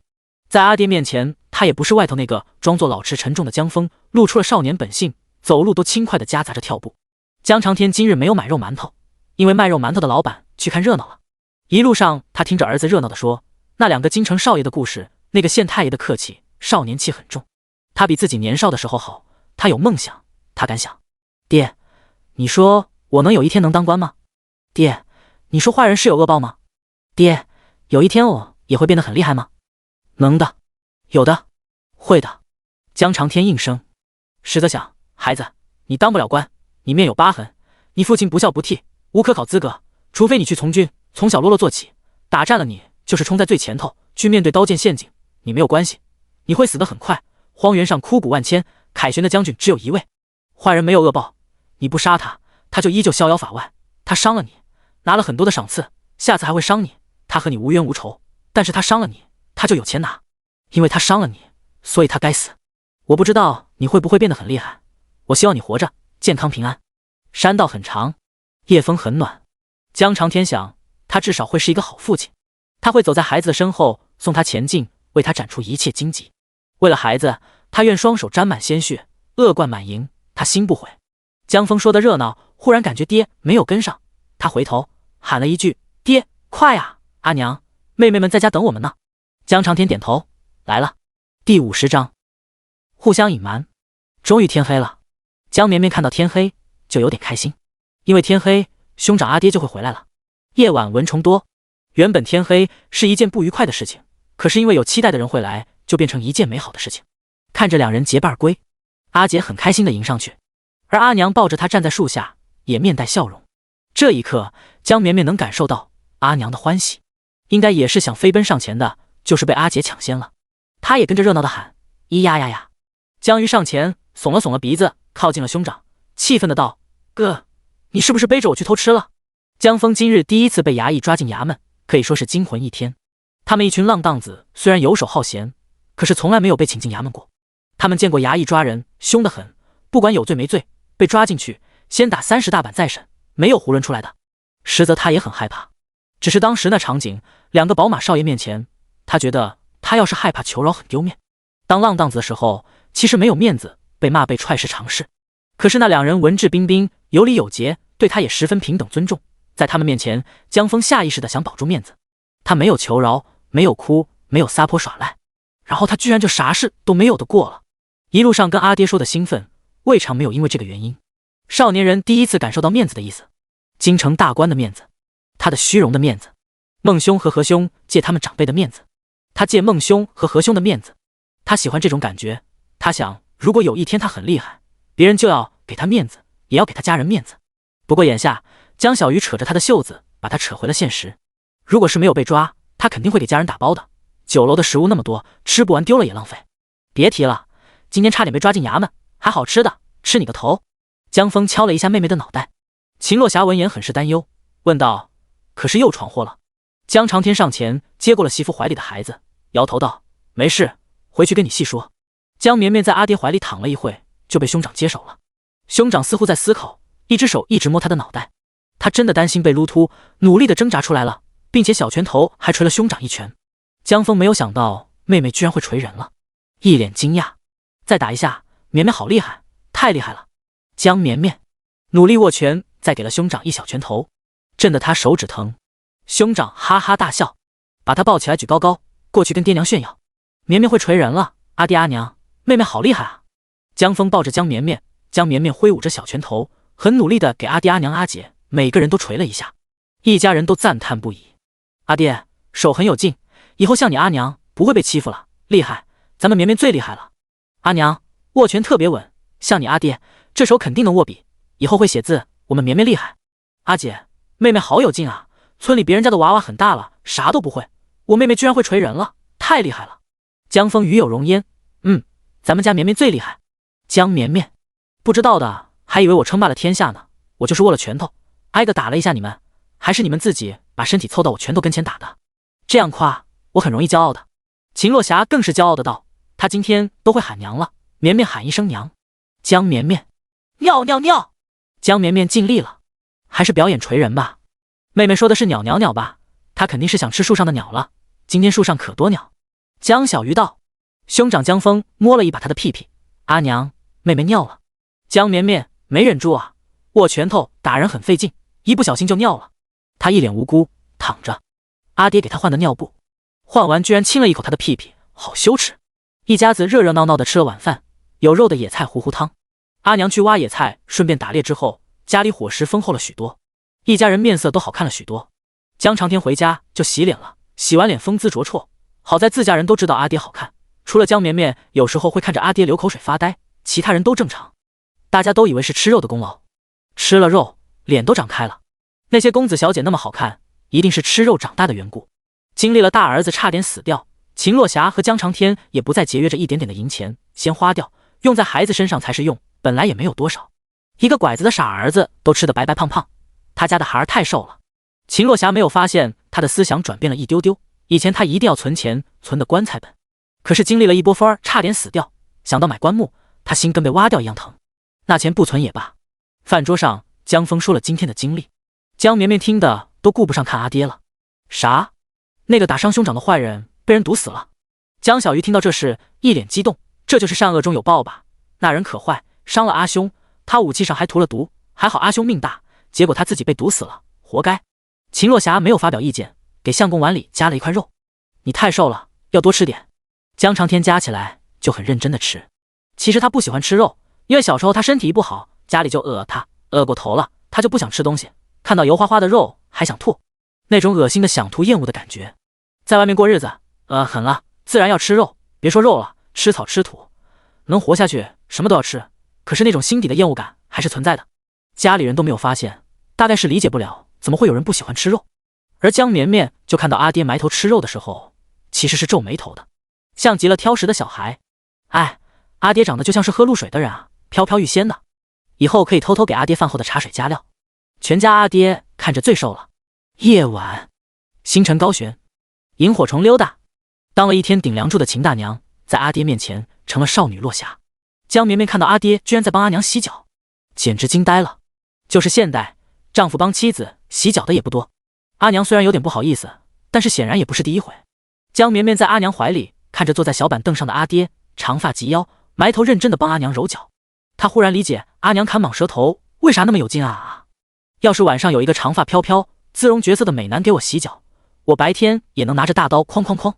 霞妹，你这2天路走的有点多，明日在家休息可好？江长天力气虽然不大，但是能精准地找到穴位，揉得很舒服。秦若霞努力忍着面上的表情，有时候有点痒。她有好多事想做，可是相公这么一说，她就稀里糊涂地答应了。好，泡了脚，喂了娃，秦若霞还在转悠不上床。江长天叹了一口气，问道：霞妹，可是有事要说？江绵绵竖起耳朵，她也想知道今天阿娘去干啥了。回来阿娘明显情绪不好，还哭了。秦若霞又掀开了衣裳，低头喂娃。江绵绵被迫多吃一顿，会胖吧？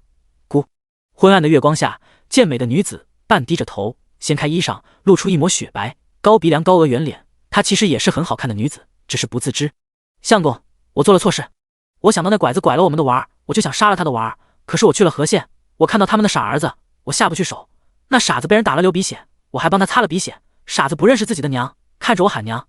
秦若霞声音又哽咽了，江绵绵也哽咽了。阿娘太激动了，喷奶哽住了，心中想着阿娘也太猛了，居然跑到拐子老巢去了。江长天抱住了妻子，妻子个子很高，2个人挨一起，其实也就差不多，他可能勉强高一点点。他很爱妻子，喜欢她的高个子、健美的身躯，每当拥抱的时候，都会让他感觉到安心、喜悦。多少次疲惫绝望的时候回家，能抱一抱妻子，他就觉得又有活下去的希望了。江长天抱住了妻子孩子，轻轻地拍打了妻子的后背。霞妹，不是你的错，你做得很好，你心地善良，不要让自己手上沾血，不好，你这样做很对。那傻子活着，以后的日子比死苦千百倍，不要为这样的人伤心，不值得。秦若霞本来还想说自己放火的事情，可是相公说他心地善良，相公一直以为他心地善良，他不敢说，怕吓到他。我撕破了那傻子的衣裳，那衣裳上沾着傻子的鼻血，你想办法送给那拐子2口子，也算给他们死前留个念想吧。秦若霞道。江长天点头，他没有说那拐子2口子被赦免了死刑，他没有说是他设计了老屋提前回家发现无六，他手上沾血了，他杀人了。他的霞妹一直以为他是很好的人，他不敢说，怕吓到他。他抱着妻子和孩子，这样就好。被挤在爹娘怀抱里的江绵绵，他想他长大以后应该不会忘记这个夜晚，这样的怀抱有点挤，但是很有安全感。他爹娘都是很好的人。第51章，死了2个。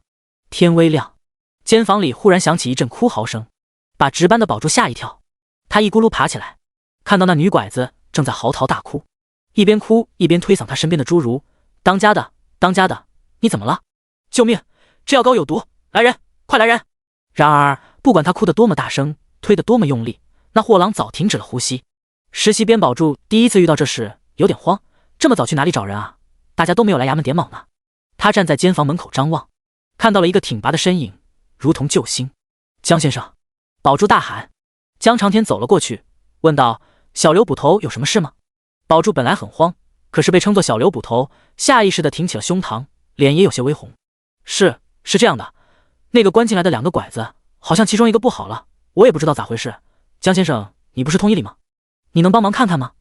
小刘捕头，我虽然懂一点医理，但是对方是重犯，我也不好进去看，况且还涉及我家人，我在外面看看可否？宝柱听着江先生一口一个小刘捕头，感觉受到了极大的尊重，他只顾上点头了。江长天就跟着宝柱到了关那2个拐子的牢房外头。小货郎的媳妇娟儿看到来人，只觉得对方贵气逼人，莫非这就是为自己夫妇求情的贵人？娟儿怀抱丈夫，双膝跪下，梆梆梆的磕头：贵人老爷救救我当家的，他求贵人老爷帮忙叫个大夫，我当家的他不行了。江长天掏出了一块水蓝色花纹的绸布，捂住了鼻子。一边对宝珠道：“小刘捕头，你靠边一点，担心是恶疾，万一传染。”宝珠闻言，立马后退好远。他还没有娶媳妇呢。江长天对着牢房里的人开口道：“你掐一下他的人中，看看是否会动。”娟儿用力的掐了一把，小货郎一动不动。江长天摇了摇头道：“看这模样，应该是死透了，可能是半夜就死了。你睡得太死，没有发现吗？”啧啧，看这表情，恐怕是疼死的，悄无声息的疼死。你睡在一边都没有听到吗？娟儿一脸懵逼，怎么会？当家的半夜喊他了吗？当家的死前很痛吗？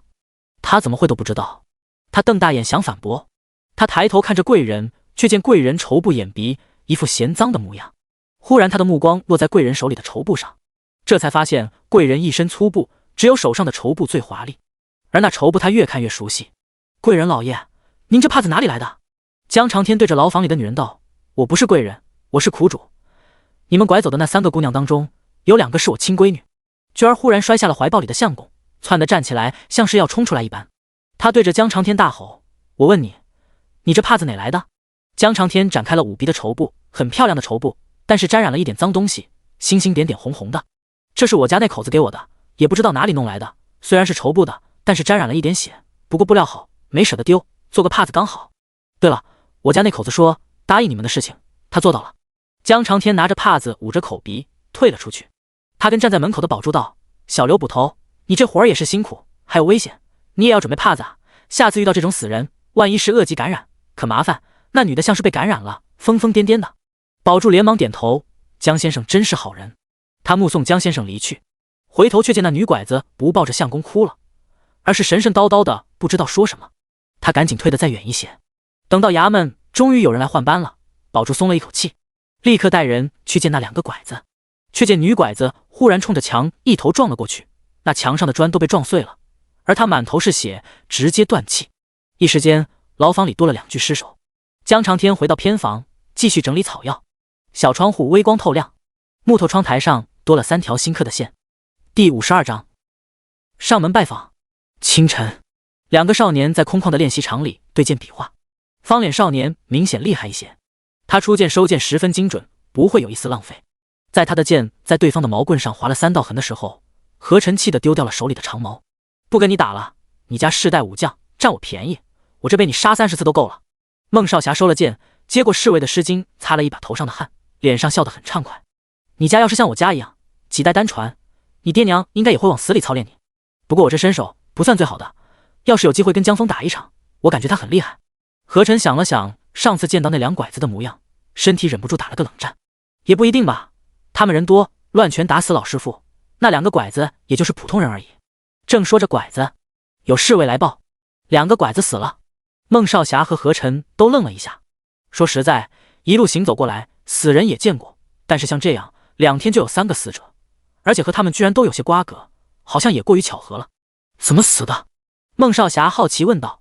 男拐子被毒虫咬伤，半夜毒发身亡，女拐子哀伤过度，撞墙而亡。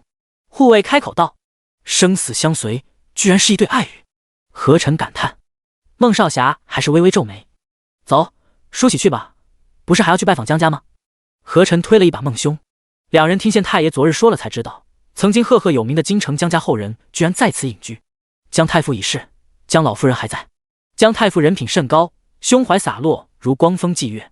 孟少侠的祖父和外祖父都有提起过，何晨也听长辈说过此人。不过太子被废幽禁，江家一族分崩离析，太傅一家被流放离开京城。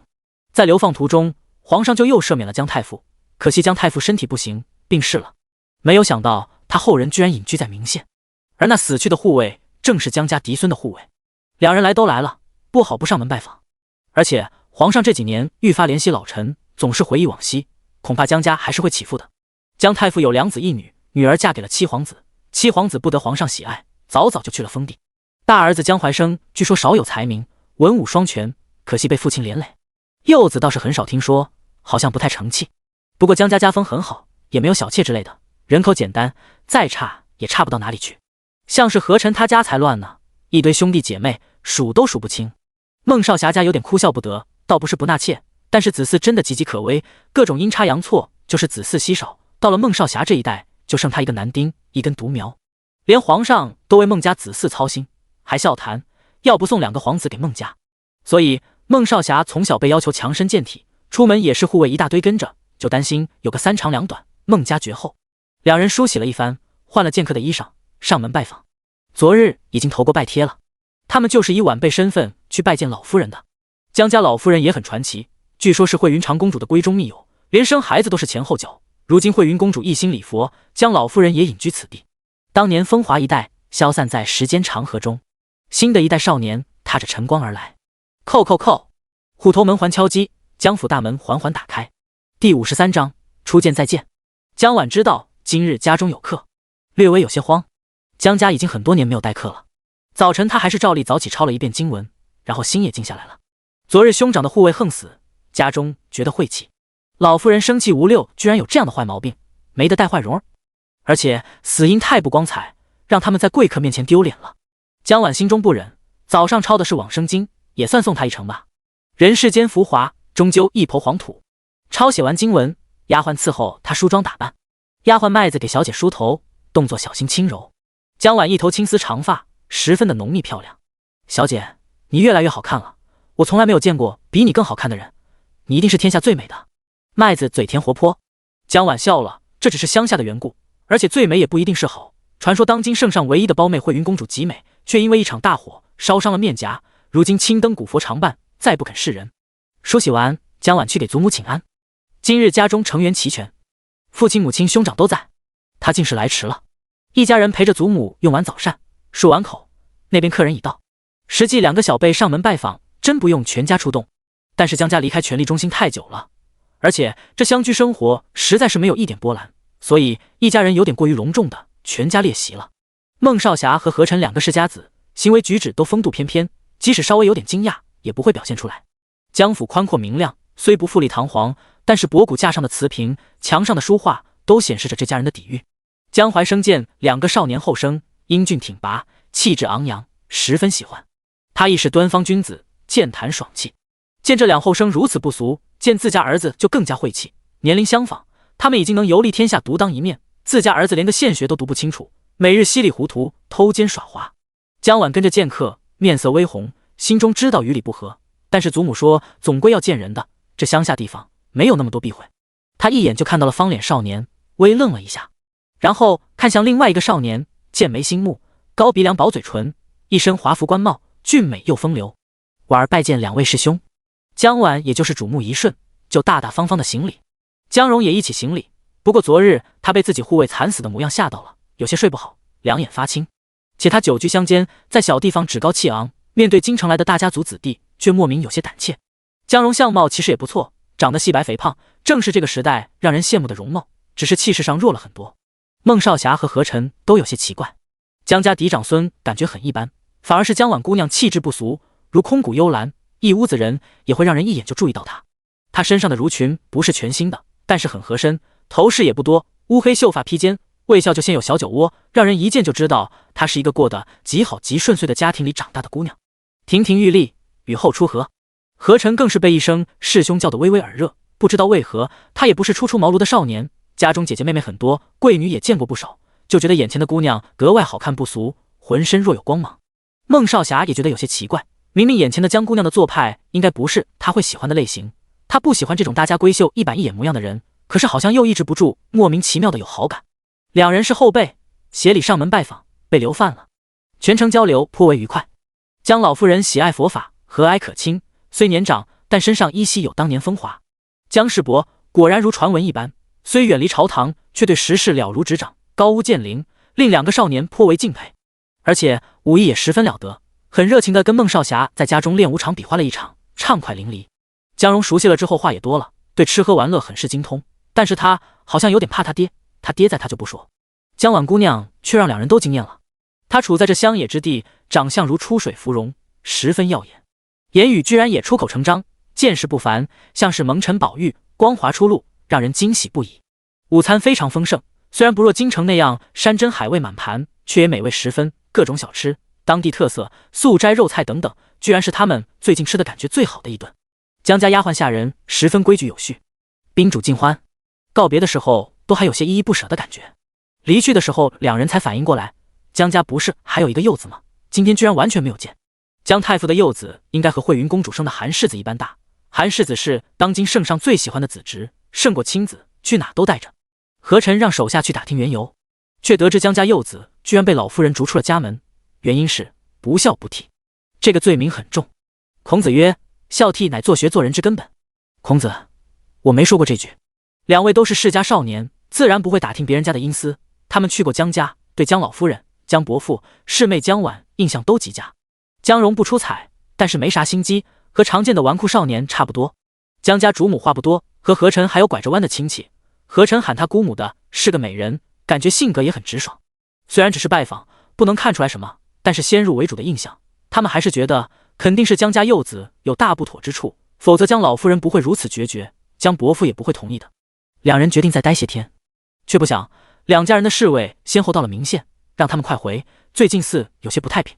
因为天热干旱，天灾严重，边境动荡，居然还有人撺掇大贾流民造反，所以两家人都加急派人催着他们回去。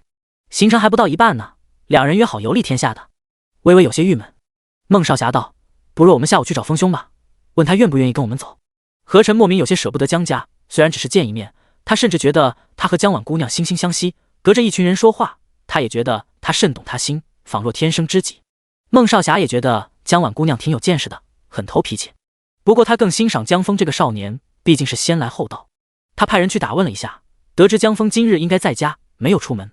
于是两人带着护卫骑马往姜峰所在的村子驰去。山道蜿蜒，马走得不快，几个少息的光景就遥见村落，房舍稀疏，鸡鸣狗叫，有些落魄又有些陌生。村口有棵大树，大树下有老人纳凉。问路，又骑行而往山上走。斜阳偏西，不是一个拜访人家的好时间。路途不平，何臣面有不耐。忽然，咯咯咯，咯咯咯，有笑声传来，清脆悦耳，若屋檐下的铃响。第54章，我姓孟，木屋农舍，良田，狗、树、炊烟，这是文人画乡村图最喜欢的场景。实际应该还有狗屎、鸡屎、小便，路边瘦削的衣衫不整的老头，老头的肋骨，老头的皱纹，奔跑的傻子。当两个宝马少年踏入这落魄村中的时候，其实两人都微微有些懊悔的。孟少侠是觉得此处太破，看着村中人的旧衣烂衫，他担心看到姜峰和他妹妹窘迫的场景，担心他们会不自在，还是应该先打招呼，不能突然拜访的。可是他时间来不及了。何臣自来养尊处优，此刻他脑海里还时不时晃过那碗姑娘甜甜酒窝的笑容，只觉得她一举一动都很好看，还觉得他在看他，他眼中有光也有他。然而鼻尖臭味抚过，那种甜蜜的初见黯然消散。很臭，马驹踩到不可描述的屎了。两人往山上走，离开密集的村民聚集地，感觉气味稍微好一些，甚至听到笑声，觉得陡然一清醒，有了一点盼头。终于爬上那村民指的人家，入眼的是两棵大树，一面残破的土墙，黑瓦木屋，树下有几把竹椅，一个石墩。一破衣少年怀抱婴儿，看到他们连忙站起来，一手托婴孩，一手行礼。孟兄，何兄，不知你们会过来，快坐。姜峰很惊喜，万万没有想到这两个尊贵的世家少爷居然会亲自临门。其实昨晚睡觉的时候，那兴奋劲已经慢慢过了。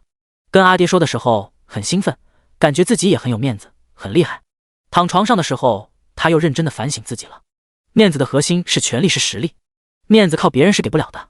自己现在就是很弱小，强行自尊也只是虚张声势，终究还是自卑。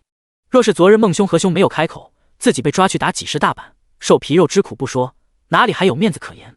自己不能心存侥幸，好运不会一直有，还是要自身变强。姜峰轻轻地抚摸自己额头的伤痕，提醒自己不能再像过去那样浪荡混日子。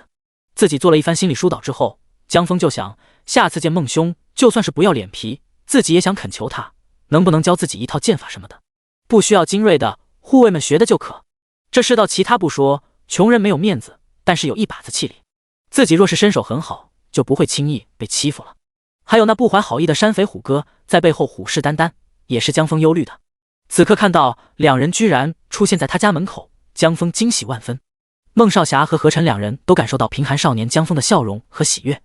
少年脸上没有客气惶恐，只有满满的惊喜。他一身衣裳比昨日见更破旧，满是补丁，没有补丁的地方也洗得发白，袍子还有些短，露出了健壮的小腿，小腿上有一些伤痕。脚上穿的是草鞋，然而他没有窘迫，而是发自内心的微笑迎接他们。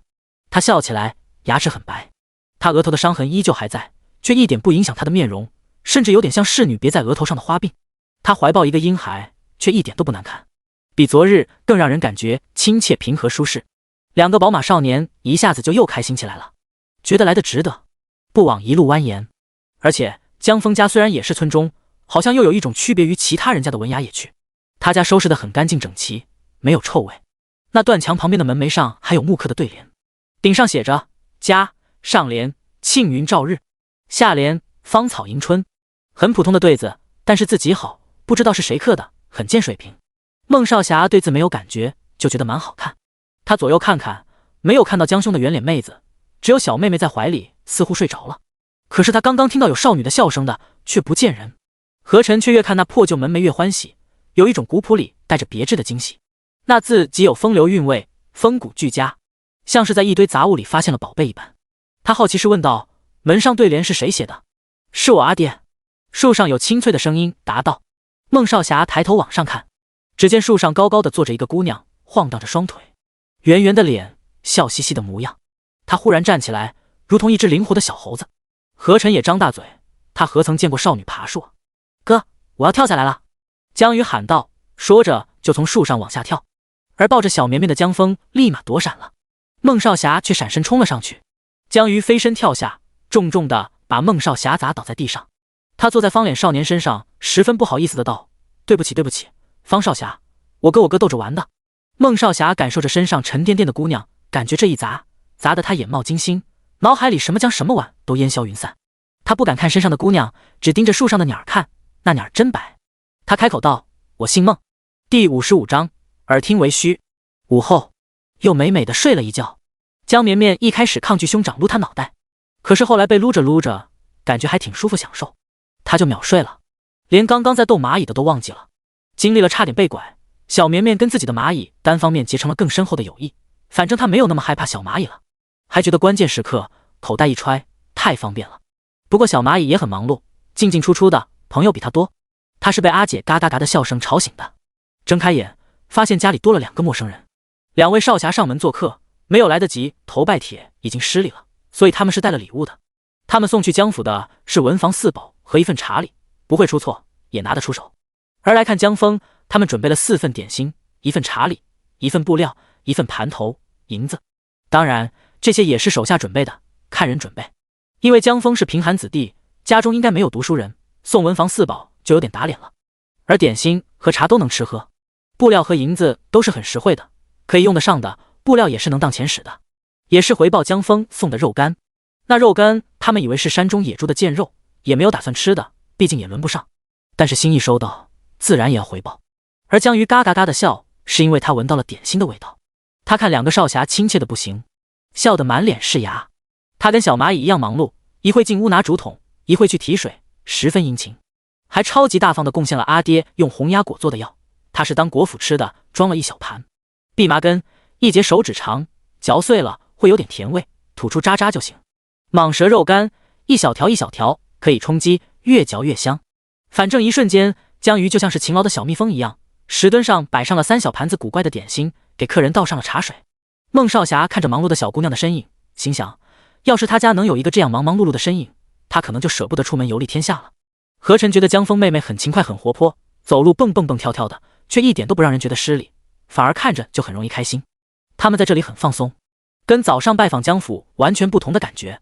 江绵绵醒了，虽然有客人，她还是咿呀呀呀想尿尿。好在家里人都极其了解她，兄长道了一声失陪，就抱她去尿尿了。江绵绵被扒开腿畅快尿尿的时候，心里松了一口气，兄长是会给她留面子的。其实有时候就尿在了树下，感觉这2棵树长得更好更茂盛了。今天兄长抱她去围墙侧面的1小溜阿娘开垦出来的地上尿的，上面种了一丢丢的野葱，这也是江绵绵的自留地，因为野葱也都是用她尿尿浇的，十分茂盛。尿完又是一只活泼的江绵绵了。兄长去洗手，江绵绵落入了阿姐的怀抱。阿姐目光灼灼地盯着面前2个少年，江绵绵也认真好奇地看着。他们的衣服真好看啊，布料好漂亮，有花爱，还滑溜溜的感觉，阳光下金灿灿的，看着就好贵。他们还有头饰，那个头饰看不清是什么，但是感觉可以扎漂亮的高马尾，很好看，可以拯救她头型。他们骑马来，头发都不会乱哦，有发胶吗？他们身上有佩剑，坐下来也不会戳到自己。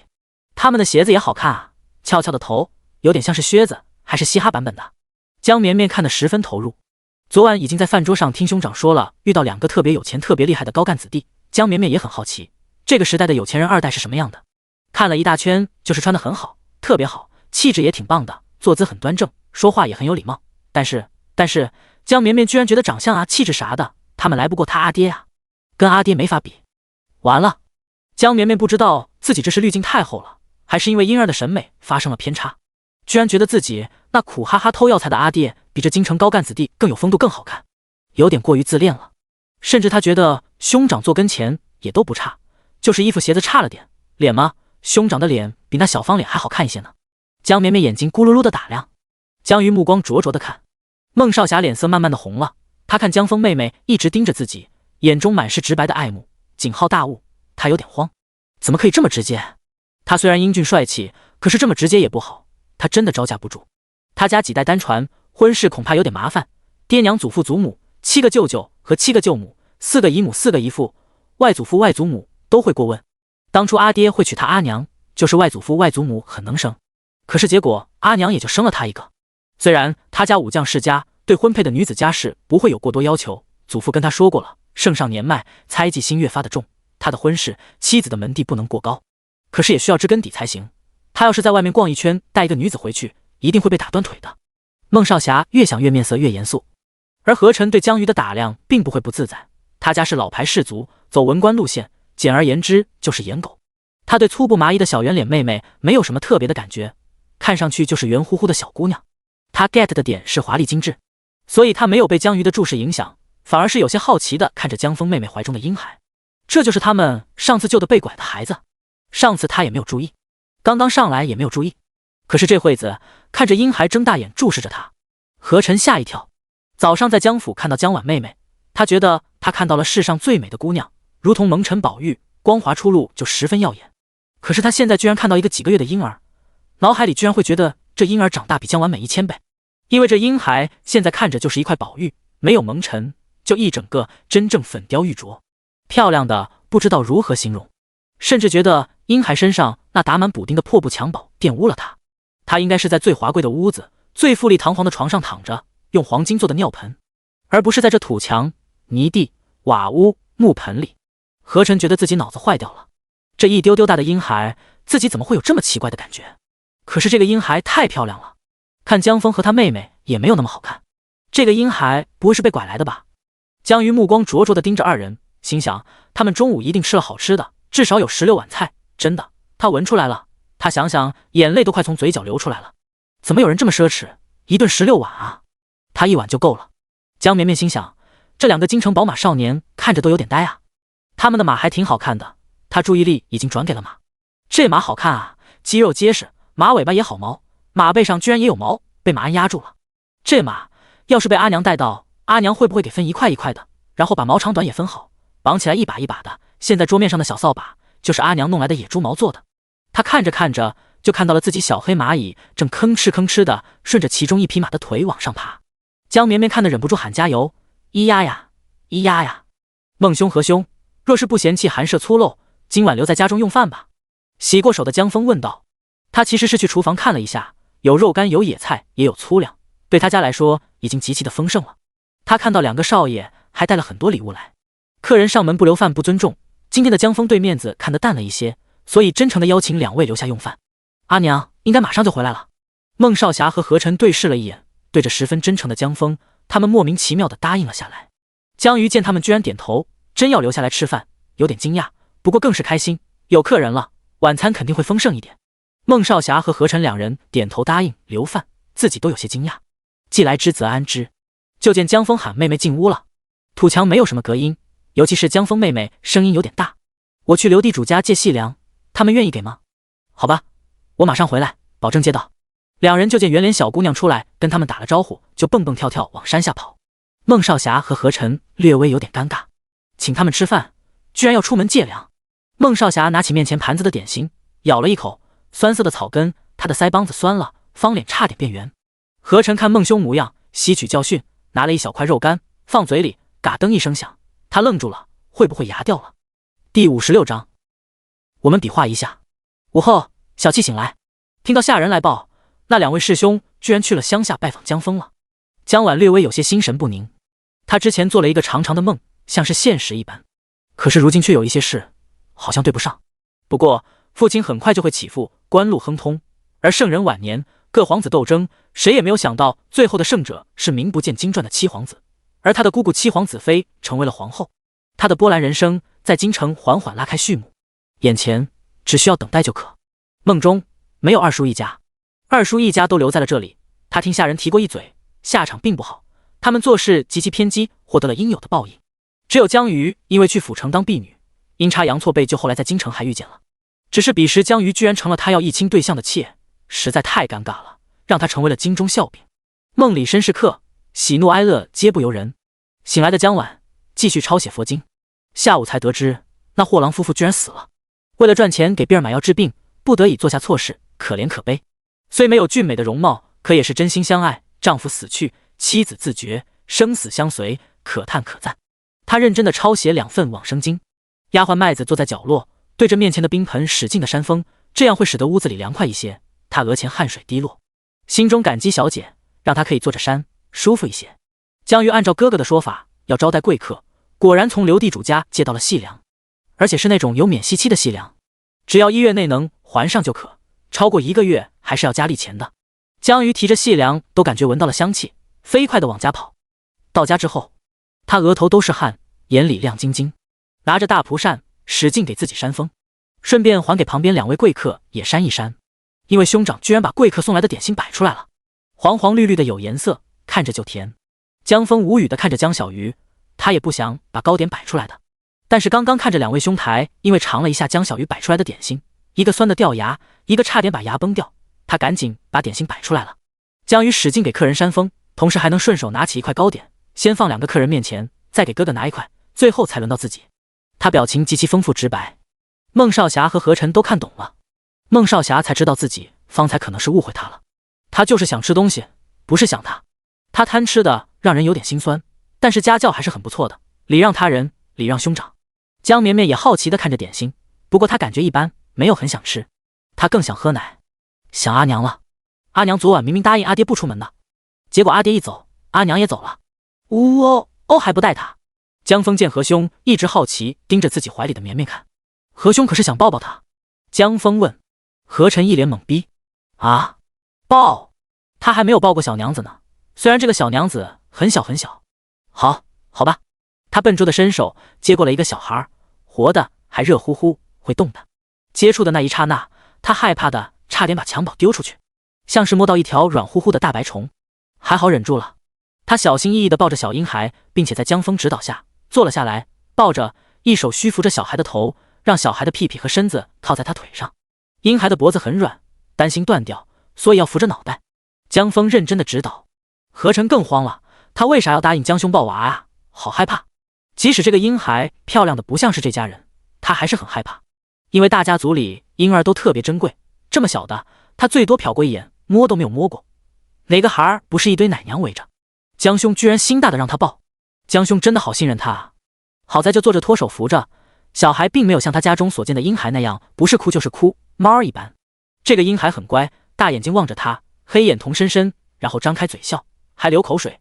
何晨一只手扶着婴儿的头环抱着，另外一只手还能腾出来给他擦口水。擦口水的时候，他就忍不住笑了。他怎么会觉得这么小的婴孩长大后会成为绝世佳人？那他岂不是在给绝世佳人擦口水？这个绝世佳人的口水有点多，擦完还流。何晨手轻轻地擦到了软乎乎的绵绵的婴儿的肉，真怕擦破。这样抱着婴孩的时候，脑海里魔咒一般的玩，好像也渐渐消退了一些。江绵绵靠在这人的怀抱，感觉一般，原来好衣服的布料靠着好像反而不如棉麻透气。不过这人熏香了，肯定的有股子淡淡的香水味的感觉。看在他带来那么多好吃的，姐姐那么开心，哥哥好像也很开心。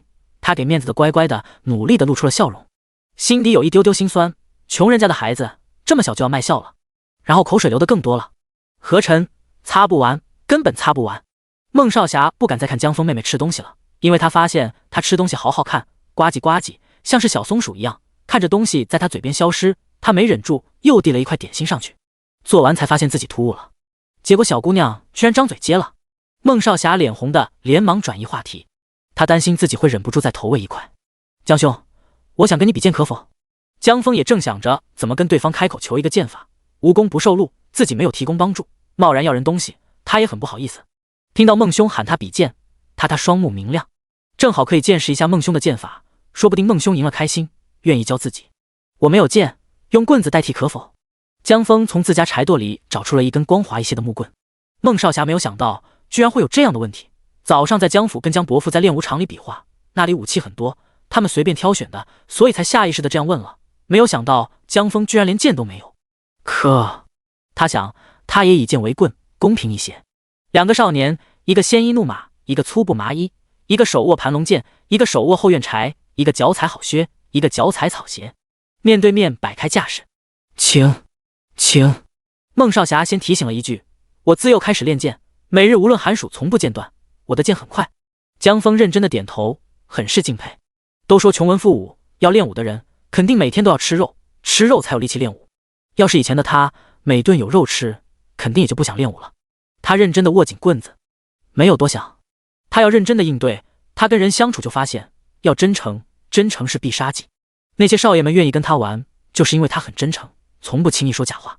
孟兄想要比剑，他就必须真诚的拿出自己的能力去应对，这样孟兄赢了才会开心。他深呼吸一口，不再想杂七杂八的事情，眼里只有面前的小方脸和他的剑。江小鱼趁没人注意他，悄悄把刚刚掉到桌面的碎屑用手扫起来倒嘴里吃了。糕点太酥了。何晨严阵以待，抱着怀里的婴孩，手不停歇，像是一个擦口水的永动机。江绵绵咿呀呀的喊，为哥哥加油。两匹马摇着尾巴在一边看着村子下方，偶尔低头喝一口水。其中一匹白色的马觉得耳朵有点痒。没有风。孟少侠出剑，剑没有出剑鞘，但是他的速度也极快，不拖泥带水，不浪费一丝力气，对着江峰砍去。江峰出棍抵挡，砰，棍子断了，剑落到地上。孟少侠一脸疼痛地握着手腕。江峰有些不好意思，孟兄对不起，我这柴火太脆了，晒干了一下就断了。何晨想笑，腹腔一起一伏，没好意思笑出来，孟兄也有今天。江绵绵努力握拳挥舞，哥哥最棒。江小鱼看着小方脸一脸懵逼，张大嘴，很挫败的样子。他给他塞了一块点心。别难过，我哥这力气也就一般，我阿娘力气才大，我阿娘要揍我哥的时候，我哥都跑不掉。江小鱼担心这有钱的小方脸迁怒哥哥，连忙上前安慰。孟少侠苍白的脸又慢慢红了，手腕都没有那么疼了。他关心我，点心好噎，哥。第57章天麻炖老鹰。嘎嘎嘎！一棵巨大的树下，一个强壮的人类围着转悠。秦洛霞站在离家不远的山里，真的不太远，按照他现在的脚程都没有到隔壁县。上次他路过，发现这里有一棵参天大树，匆忙也没有多留，但是回去脑海里仔细回想了一下，这树上好像有婴儿在歇息。他一早就往这棵大树来了，到了就围着大树转悠。在人类眼中，就是一个健美的女子绕着大树仰头观看，还有点文艺的感觉。在动物的眼中，就是一个熊一样的生物围着大树绕，不知道想吃树上的什么动物。林中鸟儿叫的都很惊慌，他很有耐心的等。等到了中午，烈日当头的时候，果然天空有大鹰盘旋，然后落下。秦洛霞拿着做好的弹弓，是他自制的，用上次抓的蟒蛇的筋绑在一个外形的树杈上，放石头进去，拉开就可以把石头打出去。他已经练习好久，等着大鹰落下那一瞬间，他拉开蛇筋，用力一扯，砰砰砰，连打了3颗石子出去。空中传来一声凄厉的喊叫声，然后一只巨大的鹰落了下来，鲜血飞溅。这次秦洛霞没有收拾，而是把大鹰的脑袋卡在翅膀上腮筐里，就赶着往回走了。天麻炖老鹰能治疗头疾，他听相公说过。富儿的伤在头上，伤了头了。这几日看那娃，感觉好像有些不一样，玩的眼神像是受过惊吓，惊恐的很。晚上去看他的时候，睡觉没有像之前那样展开腿脚，而是缩成一团。他担心是有什么后遗症，所以想到了这个方子。天麻，相公有拿回来一些。老鹰不容易得，今天终于逮到了。秦洛霞的筐子外面堆着野草，往家里飞奔。紧赶慢赶，还是赶在了晚霞的时候。阿娘还没有进家门，江绵绵老远就闻到了阿娘的味道了。她咿呀呀呀的喊起来。江鱼听着妹妹这个声音，下意识抬头往外看，果然看到阿娘回来了。她兴奋地站起来。而孟少霞和何晨两人听闻是江兄的娘亲回来了，也都站起来了，因为他们和江峰称兄道弟，那自然就是秦大娘的晚辈了。站着等了一会，才看到了一个背着筐子、面色红润的矫健大娘，整个人很是热烈的感觉。上次其实在城外道上见过一次，不过那次遇到有拐子，也没有仔细看。秦落霞到家发现有客，门口2个锦衣少年，正是那天救了自己一家的公子。他热情的道：“正好晚上留下来吃饭，一定要留下来与姐儿。”江鱼学会抢答了：“娘，我已经借了粮了。”秦落霞有些面红，微微窘迫，这死丫头的嘴。江绵绵咿呀呀呀，咿呀呀。阿娘看我看我，你们坐着喝茶，我去烧饭，很快就好。等我家那口子回来，让他陪你们聊。上次他是为了找闺女，压根就没有看人，就直直的闯进去了，凶得不得了。村子里因为大家都熟悉，秦落霞也很自在爽利。可是真面对这样的京城公子哥，秦落霞还是有点紧张，都没有敢多看他们，觉得自己不配说话。他相公在就好了，相公能说。秦落霞梳洗了一下，就来抱绵绵，顺便把还盯着点心的大闺女拖走了。江鱼 C， 江绵绵惬意地抱着阿娘啜奶，直到看着阿姐从阿娘装野菜的筐子里掏出了一只巨大的鹰。噗，呛奶了！老鹰抓小孩，这个原来不是吓唬人的吗？这老鹰大的肯定能抓起一个小孩啊！阿娘的装野菜筐真的像是机器猫的口袋，里面除了野菜什么都有。阿娘，这么大的鸟，翅膀一定好吃。江鱼咽了一下口水道。坐在院子门口大树下的何晨和孟少霞两人顺着江鱼的话往里看，因为门是开着的，一眼就能看到小姑娘提着一只巨大的老鹰，看着有几十斤吧，这么大天上都少见，是怎么抓到的？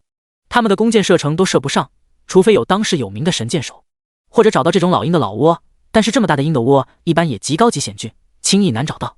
这是药引子炖天麻，能治病的，你们晚上都多喝一些。秦落霞有些开心的道，只要做对家人好的事，再难他都觉得值得。可嗨，江绵绵真呛奶了。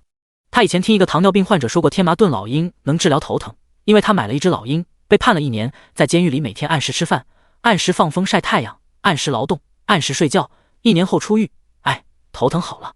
出狱后暴饮暴食，得了糖尿病。江绵绵好奇地看着那巨大的老鹰，一锅炖不下，像是那天山里飞出来的那只，好大好大。阿娘你怎么抓到的？我连树上的小鸟鸟都抓不到。江鱼好奇地问道。秦落霞把闺女抱着竖起来，脑袋搭肩膀，轻轻拍打后背，拍了几下才道，不知道是怎么受伤了，我在路上看到就捡回来了。江鱼，江绵绵，第58章。江兄，你识字啊！天边晚霞愈加的红，村中的狗叫声大声起来，呼喊着家人归来。江小鱼进院子干活了，孟少霞就有点注意力不集中了，手腕也还是有点微微的疼。脑海里一会想，那么大的鹰怎么会受伤？一会想，他怎么也受伤了，手腕回去要涂药酒。何晨单纯好奇那猛禽长什么样，他近距离还没有观察过呢。江峰向来是很能看人眼色的，发现2位兄台似乎对他家里面好奇的很，他大大方方的带他们进院子里了。院子里对2位宝马少侠来说显得逼仄一些，他们还没有待过这样小的庭院。泥土地、土墙，可以看到墙上的泥土颗粒，没有雕花的窗，也没有挂画，没有博古架的瓷瓶，但是墙角下陈列着好几个黑陶罐。院子里也不乱，收拾得很干净，靠墙边撑着竹竿，不知道干啥的。晾衣杆，江峰刚刚进来把尿布收起来了，不像是锻炼身体的，太脆，挂不住人。孟少霞好奇地看了一眼，何晨盯着土墙往外看，土墙有一片塌了，但是正好可以看到院外的大树，这样的角度看居然很美，很有入画的意境。江峰高兴地介绍道，我家的位置极好，因为院子里就有一口水井，不需要出门挑水，吃喝都很方便。孟少霞和何晨顺着江峰介绍的地方看去，原来那木板遮盖的地方居然是一口井，井边有石墩、木棍、木盆，有一个按着巨婴的少女。孟少霞目光又慌了，何晨看着巨婴，江峰接过了阿娘怀里的绵绵，一手抱着一手撸脑袋，已经是很顺手的姿态了。江绵绵一脸无奈的享受，想着自己除了喝奶就喝灵泉水，应该能保住头毛吧。有客人，秦落霞也不知道说啥好，寡言，埋头干活处理老鹰去了。江小鱼打下手，2位京城少爷于是就见那猛禽3两下被扒光羽毛，啪啪啪切碎了。江峰妹妹麻利的配合冲水，一点骨头渣渣血迹都没有留下。人间罕见的巨鹰很快就码满一盆，整整齐齐，再也看不出来生前是什么样子的。江峰看阿娘那熟练的动作，下意识的想转移2位兄台的注意力。我家人不多，住的也简单，阿爹阿娘一间屋子，我和妹妹一间屋子，还有一间放杂物，一间做饭。等小妹妹长大了，可以把杂物间腾出来，我住，2个妹妹住一间。走，孟兄和兄，我带你们看看我的屋子。孟少侠想着，江枫妹妹居然住一个屋子吗？怎么住？那她岂不是能看到小姑娘的闺房？江枫抱着绵绵带2人去了他的屋子。屋子不大，抬头就看到屋顶，里面陈列极其简单，有2张小木床，床中间隔着木板，其中一张床那边有一个木窗。孟少侠一开始有一点紧张和雀跃，毕竟踏进了少女的闺房，心中有一些奇怪的念想。可是当他踏进来的时候，看到一张床、枕头、被子也是打满补丁，叠得很整齐，看不出是姑娘的屋子。床头有个很旧的小柜子，小柜子上整整齐齐地摆着一双绣鞋，他还有点眼熟，那日小姑娘就是穿着这双鞋狠狠地踹那拐子的，绣鞋上都有血迹。土墙上有个出头的船子，上面挂着一根红绳，江鱼的挂树上了，这根是阿娘给他的。唯有这一点点色彩显出这个一个姑娘的闺房。孟少侠心里有点不得劲，而何晨的目光却是落在江枫睡觉的那边。靠窗的位置有一张小桌子，桌面上居然是摆着一本书的，书有些残破，显示是常常翻阅的。他翻了一下，居然是一本《药经》，里面密密麻麻的字，他都没有看过的复杂内容。何晨有些惊讶的道：“江兄，你居然识字吗？”他们一开始都以为江枫不识字的，毕竟不识字的浪荡子才是常态，市井里要找识字的人如同大海捞针一般。江枫被问到是否识字，回想起来小时候阿爹教他认字的场景，他抱着妹妹的姿态都柔和了一些，下意识的轻轻摇摆起来。他那时候也很好学的，学得很好，他记性很好，阿爹教的都能记下。阿爹每每总是夸他聪慧，可是后来阿爹教的慢慢少了，阿爹只教他们识字。他长大一些才知道认字读书有多么珍贵，对有些人来说，能读书科考就能改变门楣，光宗耀祖，改变命运。可是他爹和他连参加科考的资格都没有，孝悌这关就过不了。他不知道他未来能做什么，读了书又让他比其他小伙伴多了一些思考，有些格格不入。后来他就成为街上的浪荡子了。他依旧抱着妹妹轻轻摇摆，他露出憨笑道：“不止我识字，我妹妹也识字，我阿娘应该也认识几个字，都是我阿爹教的，教我妹妹可难，都是告诉她是什么好吃的，她才能记下来。”说这话的时候，站在昏暗屋子里的少年眼睛红了。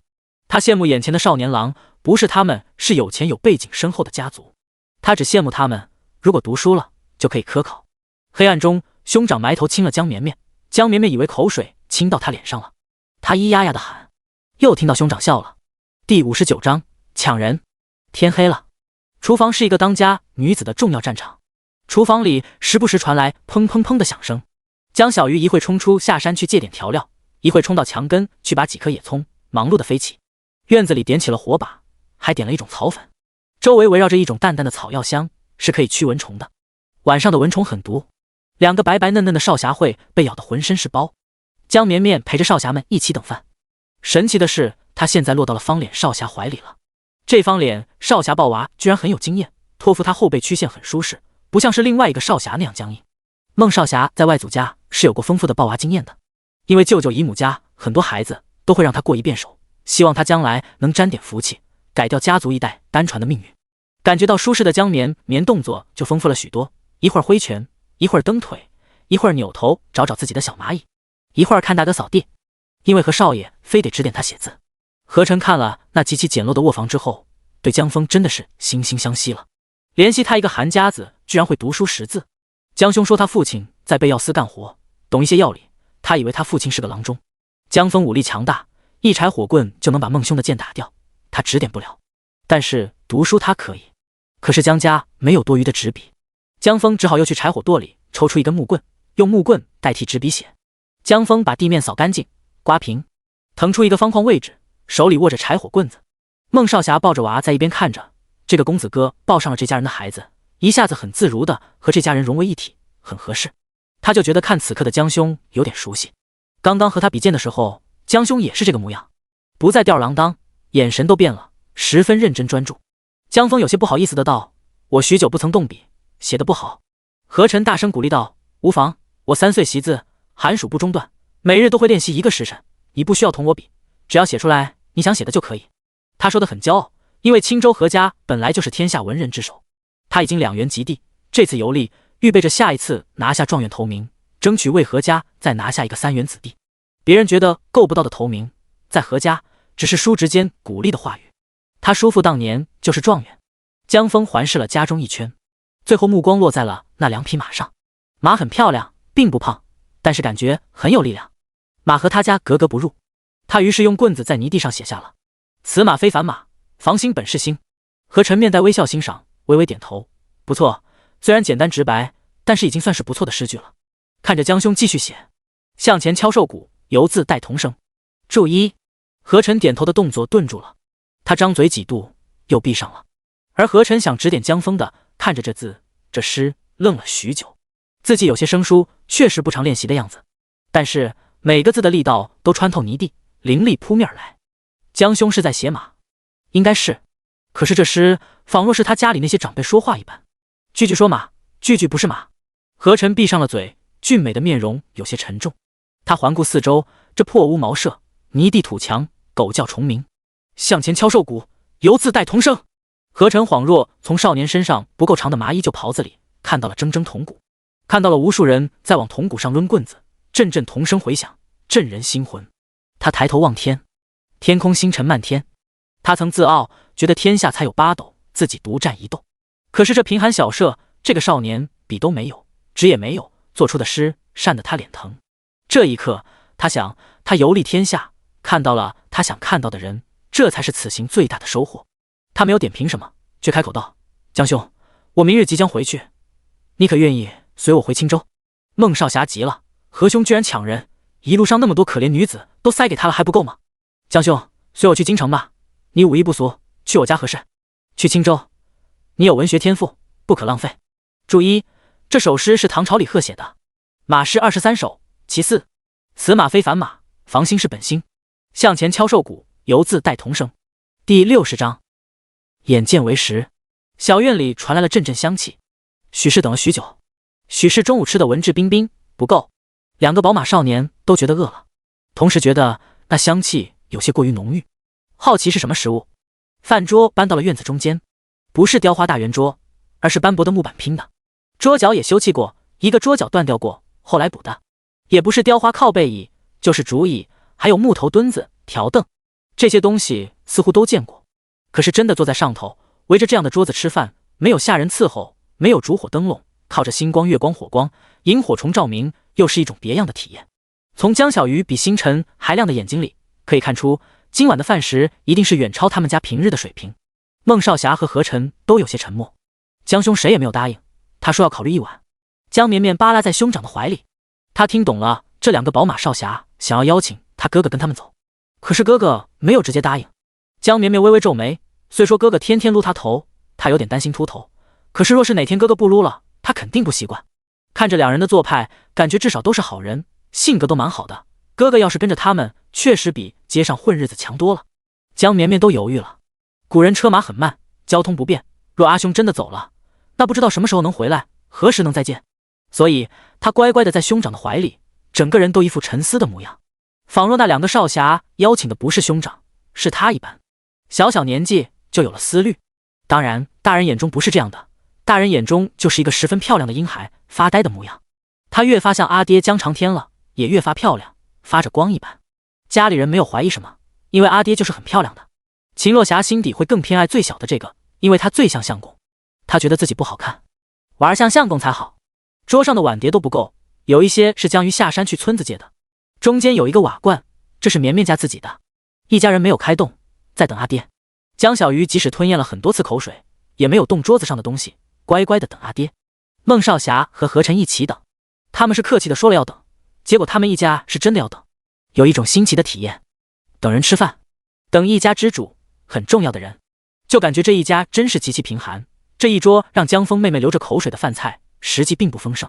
每人有1碗米饭，不是纯白的米饭，还是加了粟米及一些粗粮，但是大部分是细粮。孟少侠和何晨本来都不会注意到这个细节的，只是看到饭的颜色有点丰富才发现的。而中间一大锅陶罐，闻着很香，是今晚的主菜，天麻炖老鹰加野菜，倒是很稀奇，他们也没有吃过。旁边有1碟野葱，1碟酱菜，1碟肉干，何晨差点磕掉牙的那个肉干就没有了。甚至他们的护卫吃的应该比这个好，他们家的下人的伙食肯定也比这个好。他们这样的家族都做不出克扣下人伙食的事情。可是这样贫寒的一桌，江峰一家人却如同遇到山珍海味，十分激动，甚至江鱼盛饭都带着虔诚，每一粒米饭都要数一遍一般。即使这样，他们却都很守礼，有教养。他们没有偷吃，在认真的等一家之主归来。钱少活多离家远的江长天终于披着星辰回家了。他到家门口，发现院子里有客，愣了一下。秦落霞走到门口，帮他拍打身上的尘土，一边拍一边道：“相公，峰哥儿的好友来了，因为他们难得来，所以留饭了，都在等你。”江长天走进来，抱拳说了一句：“师陪稍等。”他要去洗漱一下。孟少霞和何晨终于看到了江峰和江鱼，还有怀里最小的小孩江绵绵的爹了。他们以为会跟他们的阿娘一样，一个强壮的妇人，却有些害羞，跟他们说话的时候似乎都不太敢看他们。这种人才是他们遇到的大多数人，所以习以为常。没有想到进来的是一个瘦高的青年，因为院子不太明亮，也没有看清楚模样，只是觉得头发很长，衣裳很宽，人有些瘦，不若秦大娘强壮。江长天回屋洗漱，犹豫了一下，他把脸上画的那妆也擦洗掉了，重新扎了一下头发。他爹在的时候，他也是锦衣玉食的少爷，大家族的幼子，他知道他们这样的人喜欢怎么样的。他慢慢的擦干手上的水，转身踏出了房门，吱呀一声，房门年久失修，总会很响。江长天走出来了，脸上挂着和煦的笑容。抱歉，我来迟了，让你们久等了。阿爹不迟，没有等很久，就等一小会。江小鱼激动的道。江绵绵也挥舞着胳膊，咿呀呀呀呀，阿爹抱，阿爹抱。秦落霞满眼骄傲，这是我相公，说话真好听。江峰也有些骄傲，这是他阿爹，不用点头哈腰的阿爹。一家子热闹得很。何晨和孟少霞却终于局促起来，甚至两人慌地站了起来，觉得自己坐着都有些失礼。您坐，您请上座。孟少霞推了一把自己的小竹椅，何晨更是把自己屁股下的小凳子不小心踹倒了。第61章，那个院子那个夜晚那碗汤。瓦罐能藏热，放了好一会，打开盖子还是冒着烟，一大锅汤滚滚的。长发美人扬起修长的手，揭开盖子，然后把那一碟子酱菜、一碟子肉干都撒进瓦罐中，然后他用长勺搅动了一圈，接着他把那碟野葱也撒入了瓦罐中，浓郁的香气飘来了。这是家里最近解锁的新吃法，野菜汤还是什么其他汤，哪怕一口滚水，撒一把野葱都会极香。江鱼看着阿爹的动作，双手合十拿着筷子，激动的像是能起飞了，脸上的笑容都藏不住，开心。江峰也面带微笑，很开心，这时候的笑不是憨憨的，而是爽朗的。秦落霞看着相公的动作，眼中爱慕都藏不住，相公做什么都极好。江绵绵就是很开心，一家人都在，他喜欢这种感觉，每天晚上都比白天开心，一家人都齐了。他在兄长的怀里开心的掰脚丫子玩，而孟少霞有点拘束，何晨也有点拘束。孟少霞刚刚站起来让座，本来他和何晨是坐的尊位的，其实小院子的破桌子也没有什么尊卑的区别，但是他们还是慌乱的让出来了。结果江峰阿爹没有坐，他坐在末位江峰阿娘身边。何晨他家是老牌氏族，走文官路线，简而言之就是颜狗。这句前面说过，复制了一下。今天他先是看到了小县城金线碗姑娘这样出尘不俗的蒙尘宝玉，然后又看到了深村中长得跟宝玉一样的婴孩，没有蒙尘。接着见识了能文能武的江兄，武能柴棍敲掉孟兄的宝剑，文能柴棍写出震耳诗篇。现在他看到了月光下拿着长勺搅动瓦罐的美人。极致好看的时候，美人是不分男女的，所以这一切都有根源。如宝玉一般的婴孩在这深村中存在，因为他长得像爹；能文能武的江兄，因为他爹是眼前这个美男子。男子只是搅动了一锅菜，却搅动了何晨的心神。他的沉默震耳欲聋，他这会有点像是害羞的秦大娘，不敢和对方眼睛对视，觉得自己不配说话。他忽然内向起来。而孟少霞倒不是颜狗，他对美貌没有那么多的追求，母亲那边女性亲戚太多了，他只是感觉到眼前这过分好看的男子很有气势，甚至很危险。孟少霞的外祖父那边主管刑侦治安这一块，一个人某个点到极致的时候都会不凡。他没有想到没有心眼傻乎乎的小鱼姑娘的阿爹是这个模样的，这样的男子居然是一个县衙帮闲，好像感觉有点可笑。如果他是郎中，他应该能治好无数女子的病。江长天搅动了瓦罐，然后给大家分别盛上大半碗，开口道：“吃吧。”江鱼立刻一大口饭配着一大口汤塞嘴里了，香。江峰也吃得很大口，干米饭配肉汤怎么会不香？而且是在家里吃，跟爹娘妹妹一起吃，比清风酒楼的还香。秦落霞吃的难得斯文一丢丢，毕竟有外人，但是也很大口。江长天跟平时一样进食，不慢也不快，坐姿优美，刻在骨子里的气质就在这小饭桌前一览无遗。孟少霞注意力本来是在对面美人阿爹身上的，可是不经意看到江小妹吃东西，又忍不住被吸引。看她吃东西就是很香，很满足，她也学着那样吃。孟少霞不是重口腹之欲的人，活得没有何晨精细，但是这一口饭菜却真的出乎意料的好吃。不是因为饿了，而是真的很好吃。食不厌精，脍不厌细，她在京城什么酒楼都去过，宫廷御宴吃过，各地名厨舅舅家姨母家都有。在吃的方面，她虽然没有要求，但是见过世面的。食物入喉的时候，有一种异样的满足感，脑海里有短暂的空白，没有想任何其他事情，就只有吃这一件事。甚至觉得这段时间游历天下很累，吃着东西的时候，感觉所有疲惫消散，好像手腕都没有那么疼了。他埋头吃了起来。何晨看着孟兄埋头吃饭，觉得他真是心大。那么大一个美人坐你对面，你怎么吃得下的？他控制不住自己看向末座那个美人。他和孟兄坐主位，正对末座，抬头就能看到。他吃东西都很心不在焉，觉得自己看对方很失礼，甚至对方回视他一眼，他都会觉得有些慌。不过这是他的错觉，江峰阿爹没有看他，只是在认真的吃饭而已。本来他对在江兄家吃饭都有点惶恐，担心再把牙磕了，风度翩翩的读书郎君若是笑起来露出一颗金牙。可是这会子他的心思却全然不在吃的上面。他见众人都动筷子了，他也跟着动了。米饭进嘴里，喉咙有点发紧，粗粮有点拉嗓子，他并不在意，还是有点神不思蜀的继续吃。他继续干巴巴的吃了一口米饭，噎住了，咳。他连忙捂住了嘴，连咳嗽都不好意思。他觉得自己在美人面前失礼了，赶紧端起面前的碗喝一口汤。温热浓稠的汤滚入喉间，何晨又愣住了。刚刚吃的那拉嗓子的糙米饭，居然觉得值得了，好像吃了那2口糙米饭就为了打开喉咙，好像忙碌了一整天，奔波一整天，身体疲惫饥饿，而这一切都是为了这一口汤准备的。这一口热汤滚入喉咙，落入胃部，一瞬间整个身体感觉都热了，有一种战栗感。他顾不上看美人，又喝了一口汤，甚至端着碗的手有些微微颤抖，忽然就激动起来。天下文人聚青州，青州独占天下文气8分。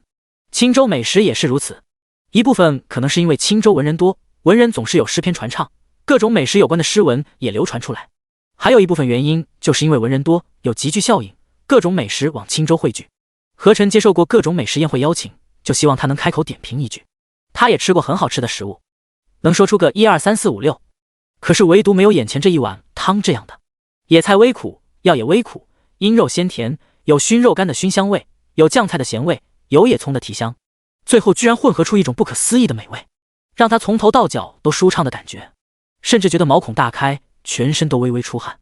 他以为这贫寒人家的食物会难以下咽，因为他看江峰妹妹吃什么都香得不得了，他们带来的糕点也就是现成买的，味道平平，还不是现做的。可是江峰妹妹吃的若人间美味，所以他对晚餐并没有期待，甚至因为美人当前，他完全没有在意自己吃什么。可是他也埋头吃了起来。原来美食当前是来不及评价的，因为手慢了就没有了。何晨吃的又快又急，糙米饭也嚼出了香气。他没有风度，他来不及看美人。吃东西的时候，他忽然懂了江峰妹妹，懂了她眉眼弯弯，眯着眼那幸福的感受是什么样的。阴肉极其爽滑，野菜有清香，那坚硬的肉干都泡得刚刚好有嚼劲，酱菜很脆，连野葱都美味无比。那路边随处可见的野葱，他以前都不会吃的，点缀饭菜，如果吃到都会避之不及的吐掉。可是当他连汤大口吃下去的时候，野葱居然是美味无比，甚至有一种无法形容的清爽感，觉得忽然耳聪目明，离自己考状元更进一步了。他真是哭死，前面发呆发了那么久，就顾着看美人。等他反应过来，那瓦罐里的肉汤包括野菜都已经没有多少了。江绵绵流着口水看众人进食，他一点都不羡慕，他和阿娘的哪一样的？阿娘吃过这些，4舍5入就等于他吃过了。何况这里面的野葱，下午他刚刚尿过呢，他不想吃。第62章。而有饭后没有酒，有清水，烧滚的水有点锅气，并不好喝。然而孟少霞和何晨喝了好几碗水，吃饱喝足了，打了2个水嗝，也要走了。他们本来也没有预备着住下，县城有住处，而且这家也不像是能招呼客人住下的样子。只是何晨不理解，江峰阿爹如此美人，怎么会居住在这样的地方？他怎么可能就是个县衙帮闲？如今皇宫米粒风行，青州文人也是见人先看脸，他这副容貌，就算是交白卷，恐怕科考也能有个名次。怎么会？面对美人说什么都唐突。还是方脸孟少侠好奇开口问道：“江叔父祖籍何处？应该不是本地人吧？”他问出这句话的时候，江家一家都安静了一瞬。坐在竹椅上的长发青年抱着怀中婴儿，平静地开口道：“若说祖籍的话，我应该是江阴人。”江阴江家？何晨热切地问道。果然是有出处，美人一看就是世家子弟。江长天轻轻地揉着怀中婴儿的手，江绵绵的小手总是握拳拳，手心汗津津的。阿爹会帮他打开手掌，一点点的揉捏，让他更灵活地使用自己的手。吴父曾任太子太傅、国子监祭酒、礼部尚书。吴父名为江白，吴生下之后，父为吴取名长天，愿吴一生能如辽阔的天空一般，不受束缚，浪漫长天。夜空、小院、竹椅，长发青年缓缓地开口道。何晨和孟少侠都顿住了。何晨想开口说什么，实在又不知道说什么。孟少侠没有想到江鱼姑娘居然是江太傅的孙女。江峰听到这话也有些愣住了，阿爹从来没有说过。可是紧接着他胸中就涌起无比的酸涩，想到阿爹对县衙衙役点头哈腰的模样，他迫切地想，他什么时候能成长到成为阿爹的依靠，让他不要想起那些人。秦若霞站在相公身后，双手重重地揉搓自己的衣角。江鱼都沉默了，他就觉得他的阿爹好可怜。如果阿爹阿娘不要他，他想想就会哭死。可是阿爹的爹娘真的不要他了，可是有什么误会？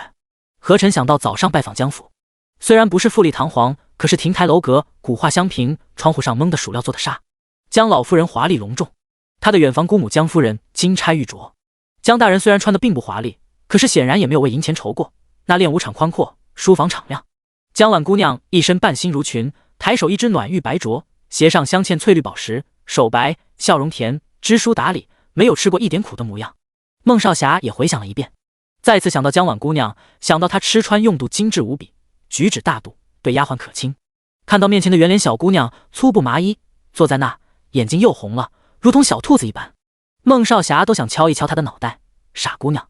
江长天给小女儿揉完一只手，接着揉另外一只手，说话声音更轻了，因为他不愿意提及那些事，就显得脆弱可怜。他不想显得自己会哽咽，会在意。他用最轻的语气说这些话，声带都不用摩擦一般。杨青自幼厌恶吴，说吴眼中藏着恶，见之心恶。吴偷偷发奋读书，想要靠着科考摆脱家中。娘告先生，吴不守孝悌，不配为人，至此断了科考之路。江绵绵被揉着手，听着阿爹说话声跟平时不一样，一句一句很慢很慢。阿爹的身体在微微颤抖，他抬头看阿爹，却见阿爹低着头微笑看着他。养小儿死而不想死，因为有。第63章枕巾湿润。少侠夜归，星辰照路，蛙虫伴奏。两人终究是告别了那个小院。那个有一面土墙他方了一脚，那个有一张桌子换过桌角，那个少年骄傲地说他有口井的小院，那个只有4间平房的小院，那个下大雨要用碗去接漏雨，刮大风要当心瓦片飞走的小院，那个门前有2棵树的小院。很晚，天不留客，他们终归要告辞，因为明早他们还要赶路。可是孟少侠的马怎么拖都不走，抱都抱不走，尴尬得很。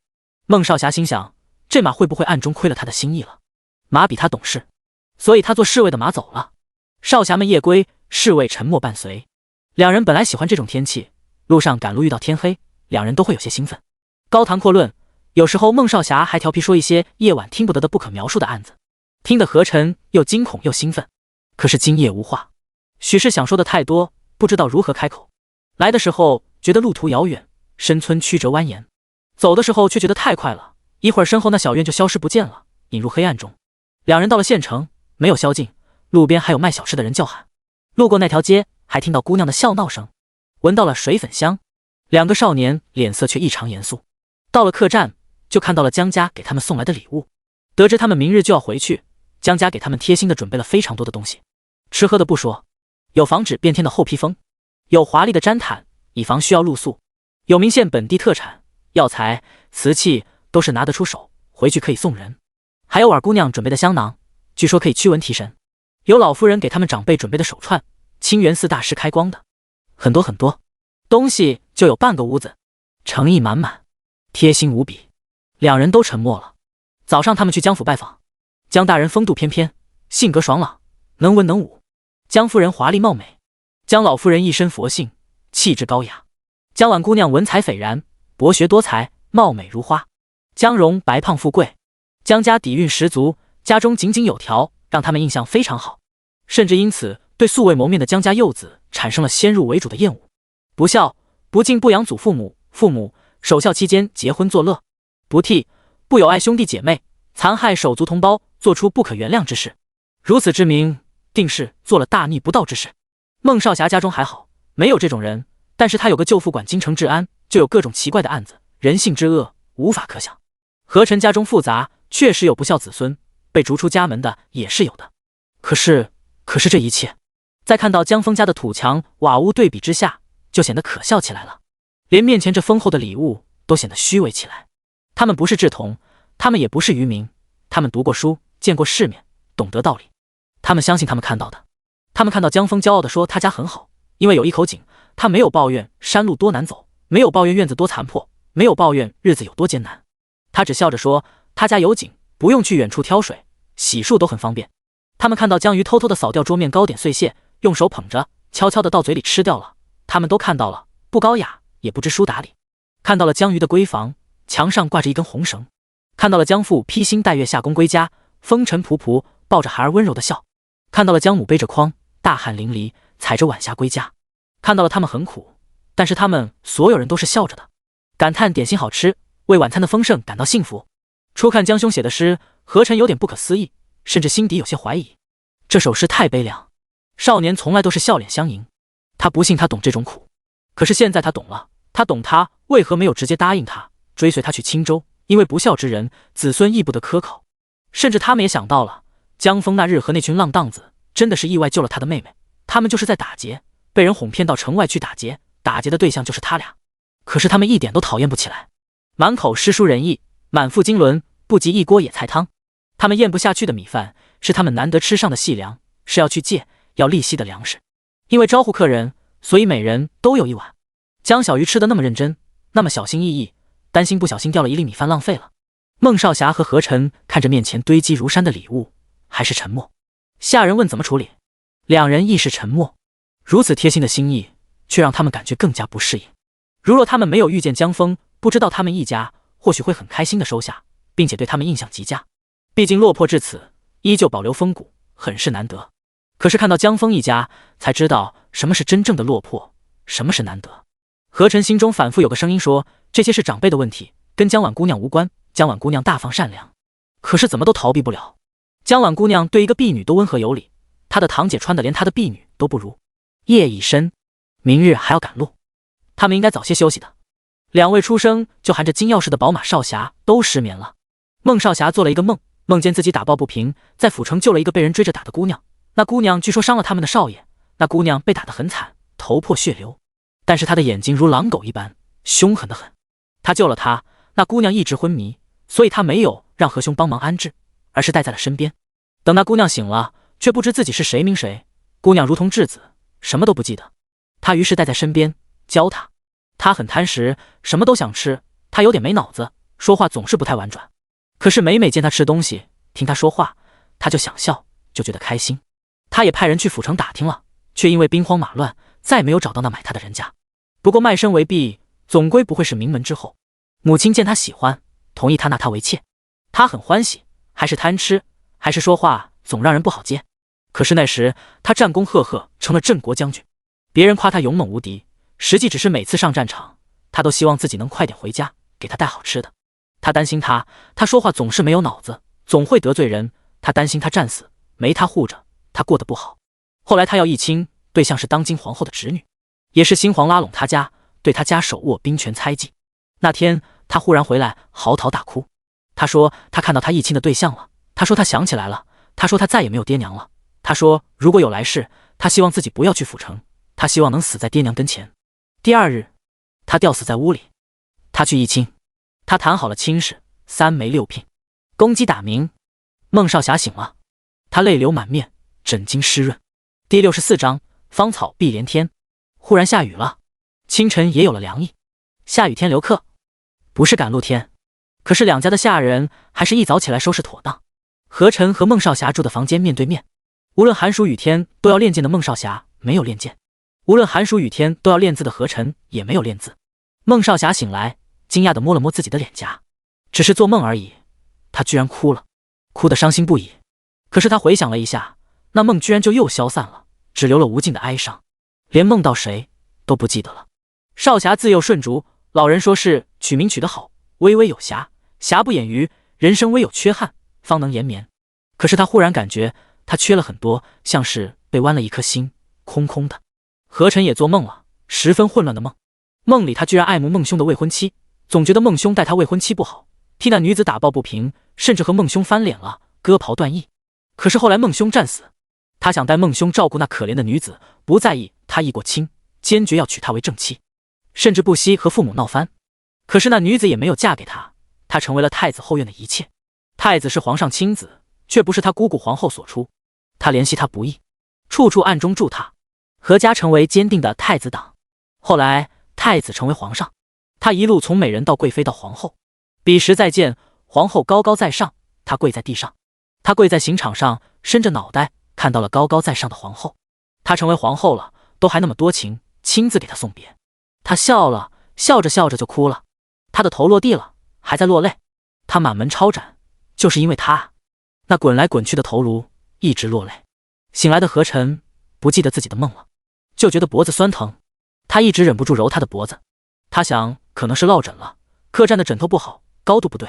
两人有些睡眠不足的起床，收拾行李，穿衣打扮，眼角都有青黑，相对无言。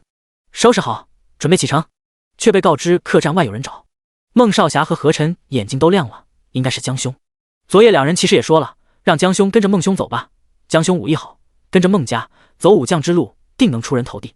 孟大哥，何大哥。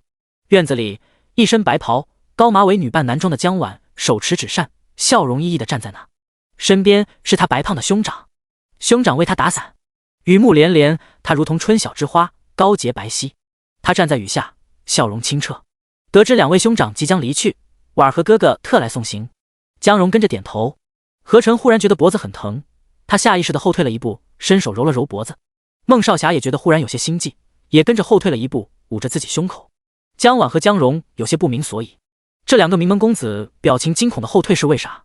江婉对镜看过，自己这样子是很好看的，虽是男装，却清新脱俗，很合适。他还做了一首送别诗，可是还没有开口吟诵，两位名门公子就头也不回的骑马跑了，跟身后有野狗追一般。江蓉都摸不着头脑，奇怪的道：莫非是有急事？江婉看着雨幕，也有些纳闷。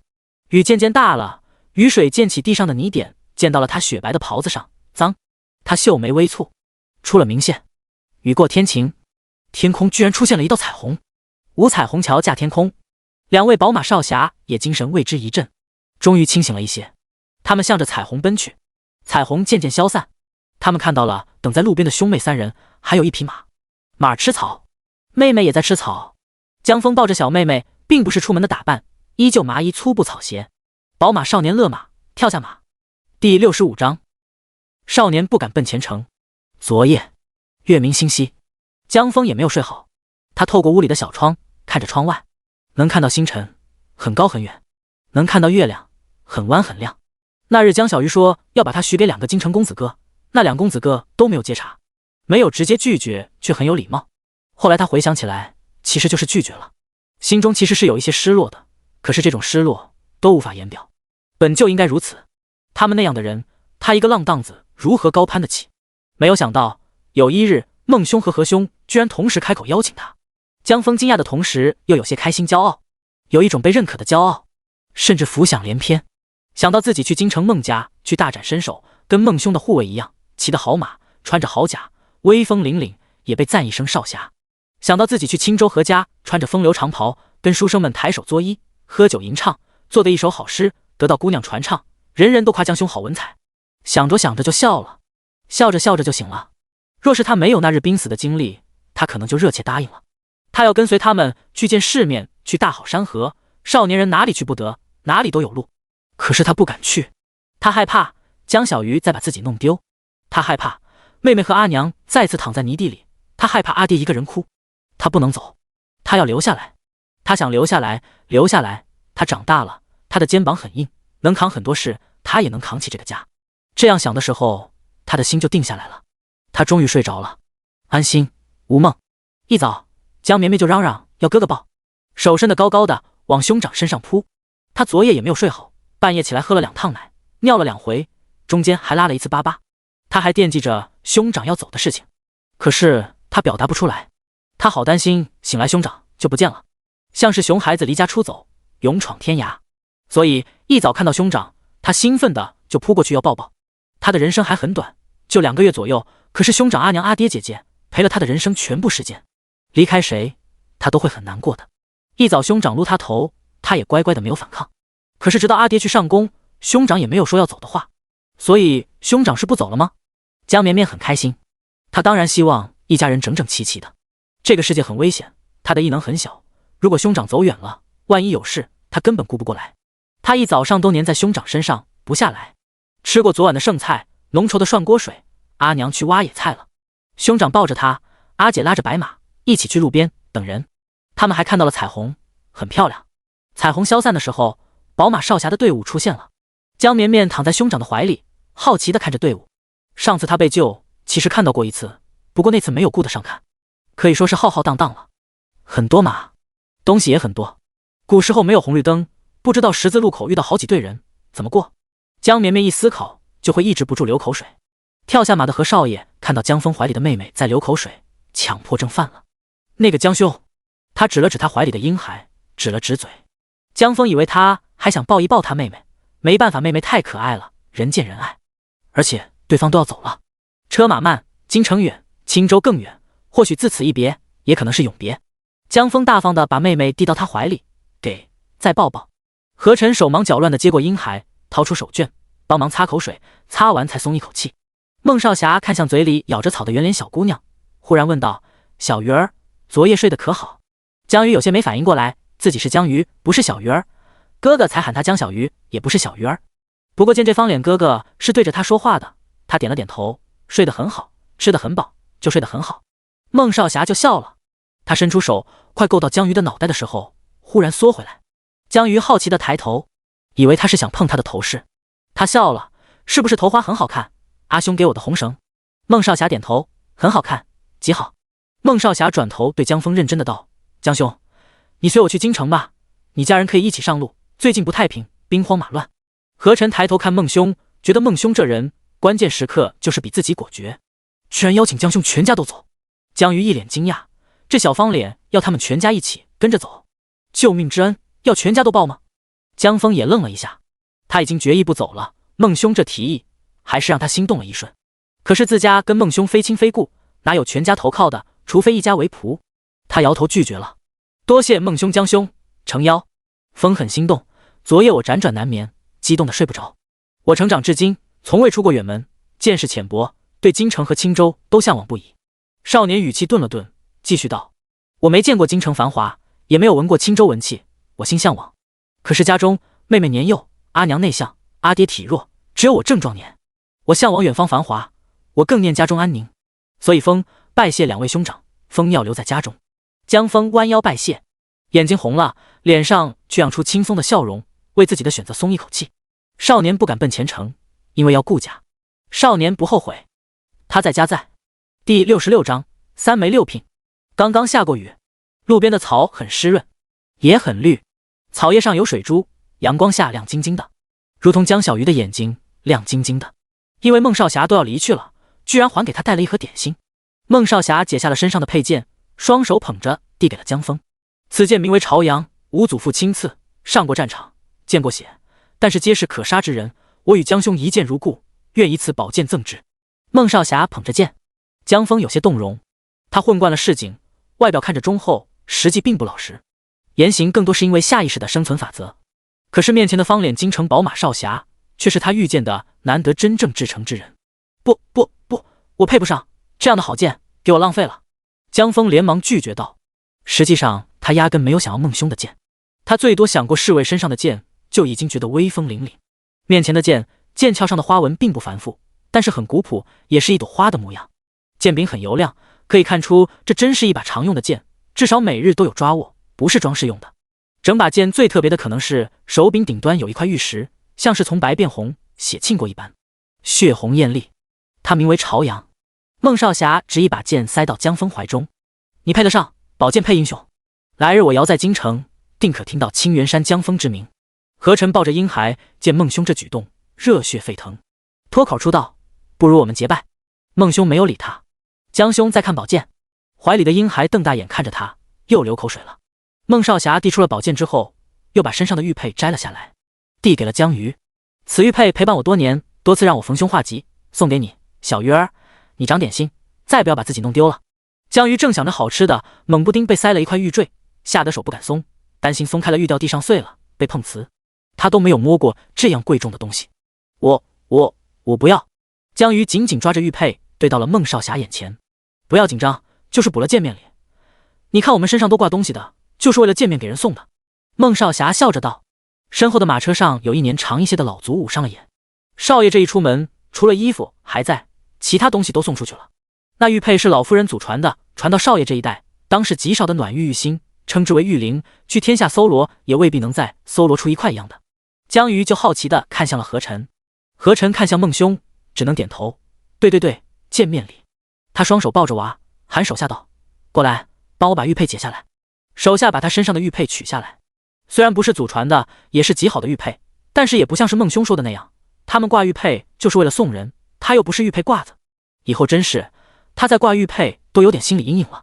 他把玉佩放到了婴孩的襁褓上挂着，给小绵绵的见面礼，等你长大倾国倾城，我就说我还抱过你，哈哈哈。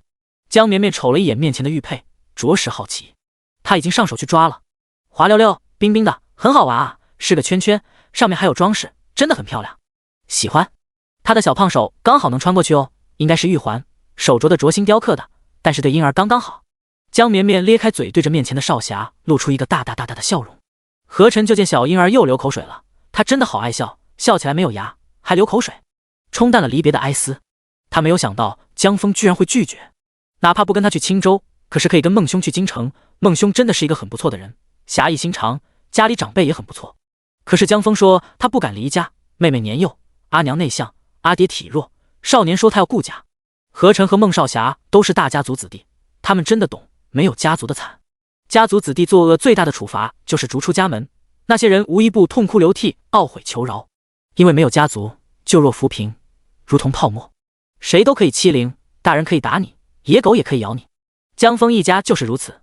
不过江峰拒绝了，何晨反而更钦佩他，觉得他不愧是向前敲瘦骨，犹自带童声，铮铮铜骨少年。虽然拒绝出乎意料，却又感觉理应如此。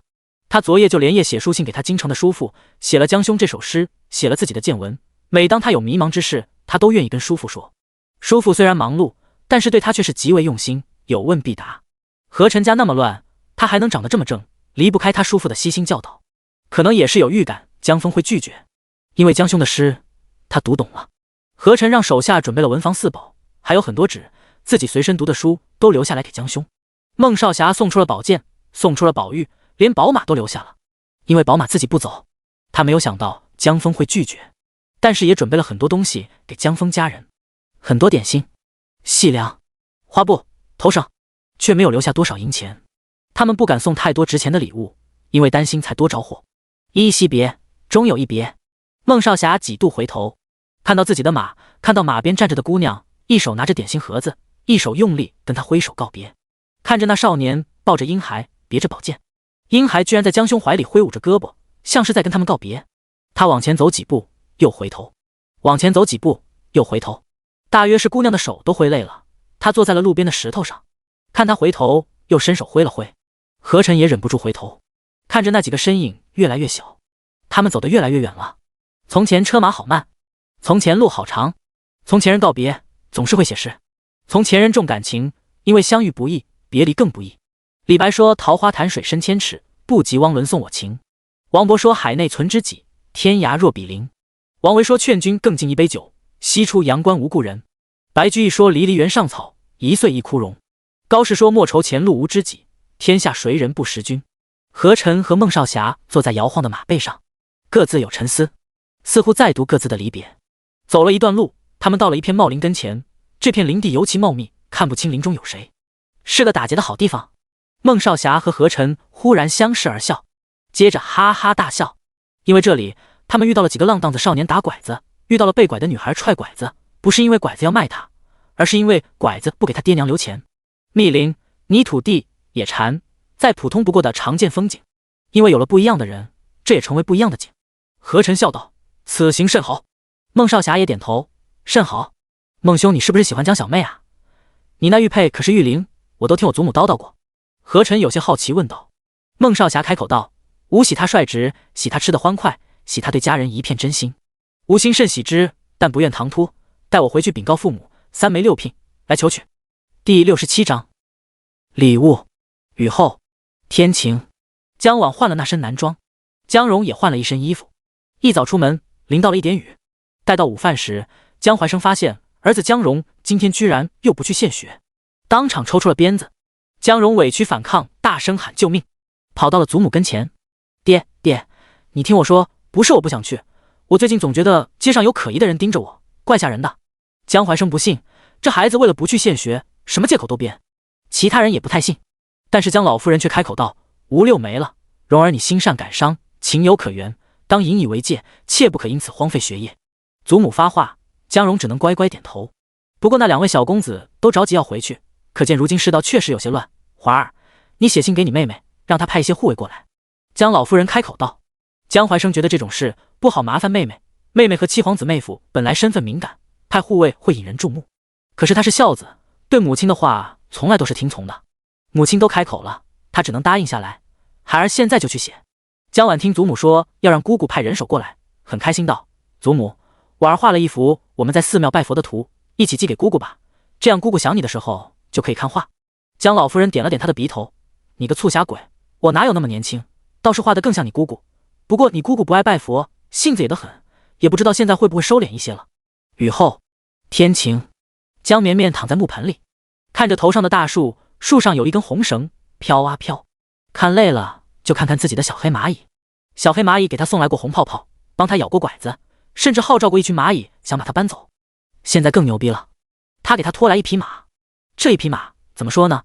江绵绵不太懂现在的银子购买力是咋样的，但是大约差不多就是普通老百姓家多了一辆法拉利那个感觉，油钱都加不起，总不能每天给马吃涮锅水，或者只吃草。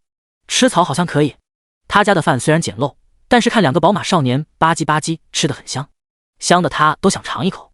江绵绵很想跟小黑沟通一下，并不是到我们地盘的走兽就要留下来的，但是小黑经过上次拐子事件，好像又聪明了一丢丢，自主意识更强了，江绵绵都不敢随便给灵泉水了，他担心自己长得没有小黑快。小黑也不管有主没主，到了他的地盘就想把东西留下来。宝马少侠的宝马这会子拴在树根前，一会去吃一口野葱，也会过来闻一闻江绵绵，很是亲切。小黑在宝马头上新劈开了一个窝，宝马那漂亮毛茸茸的马鬃头上住着一只小黑蚂蚁，耀武扬威。村中来了不少人看热闹，没有想到江峰居然出息了，结交了大人物，果然是京城大少爷，出手大方，送的东西一摞一摞的。村子里是谁家多一根草都要嚼嚼舌根的，江家这2天这么大动静，还待客了，村中人自然好奇。不过之前那贵人在他们不敢张望，贵人走了，才纷纷来看热闹。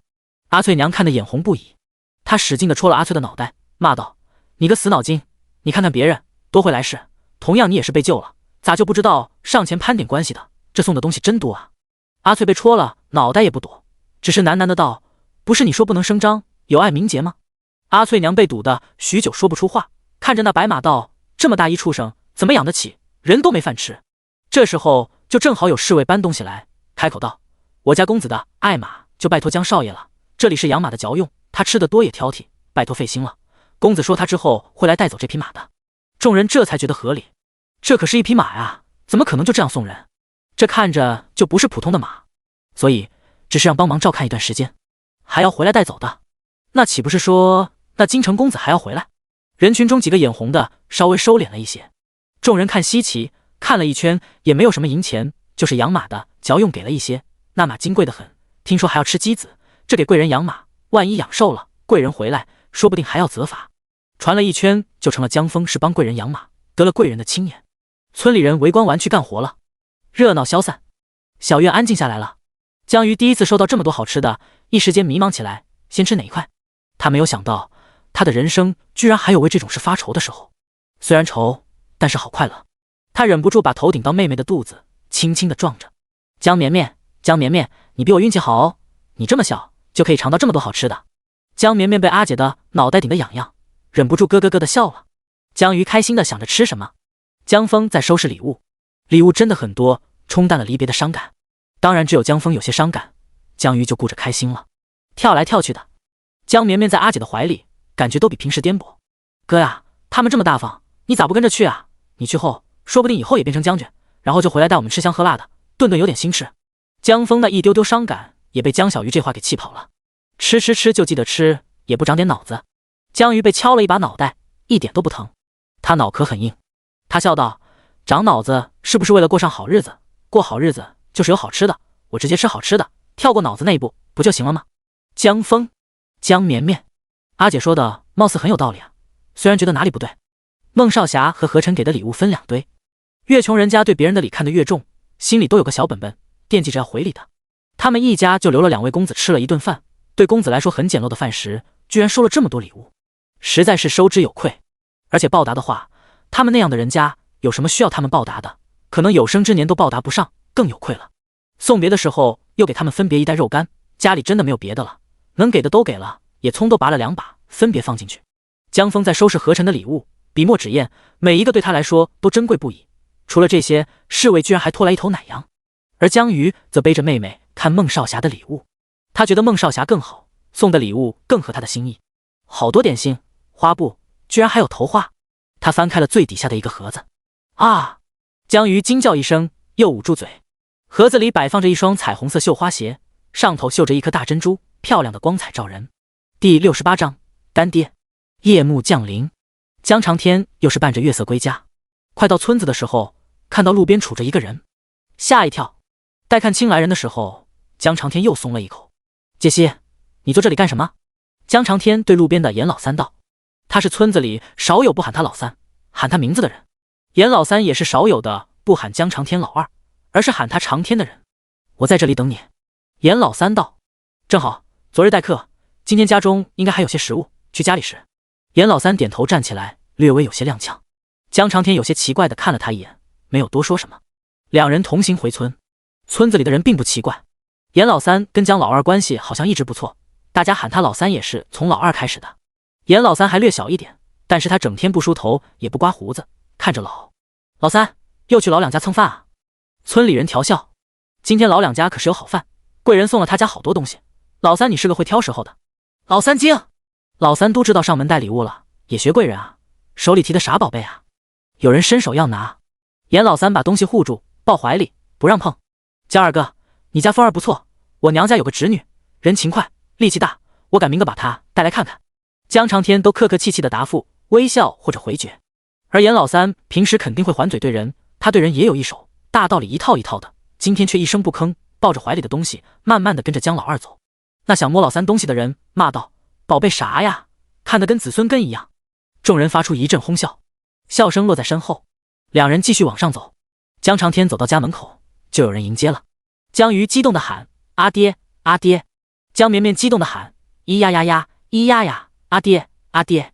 秦若霞面带笑容，看到严老三，秦若霞依旧笑得大大方方的道：三儿来了，正好一块吃食。江鱼规矩的喊了一句：三叔。江峰也喊了一句：阿爹，三叔好。江绵绵好奇的看着来人，看着跟自家关系很好，他爹的弟弟穿的比自己阿爹还差，看着比阿爹混的还惨啊。不过他是有礼貌的孩子，挥舞胳膊跟着一起打招呼了。苏苏苏苏。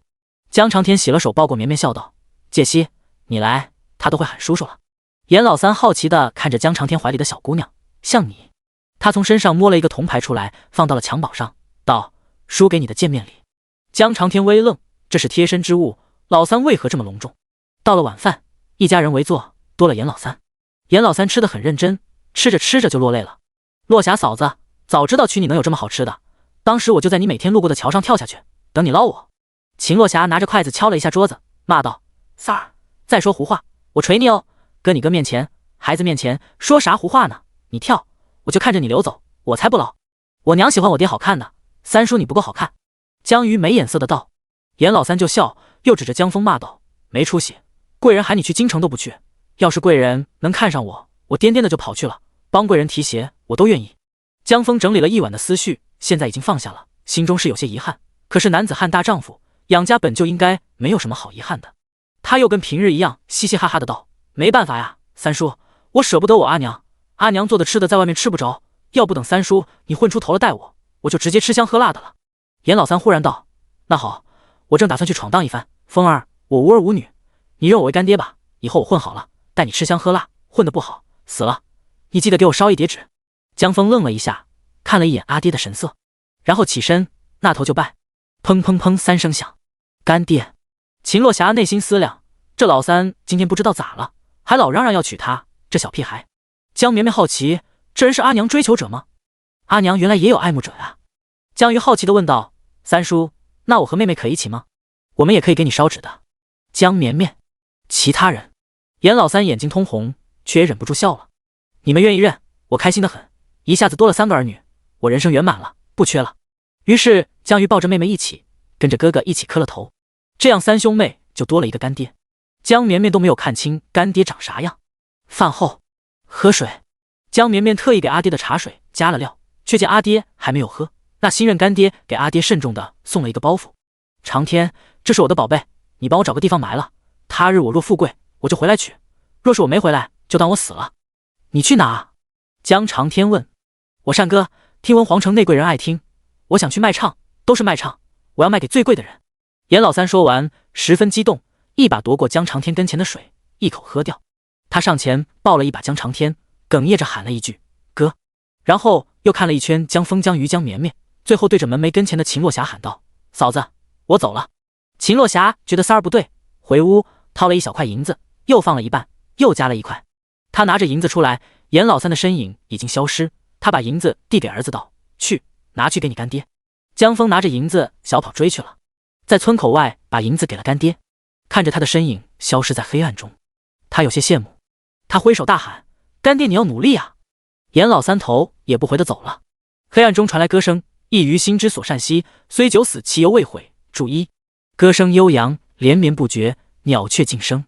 注一，出自先秦屈原的《离骚》第69章。2个半银角。夜晚，村中狗叫声小了，有叫的欢快的，被打了一顿也消停了。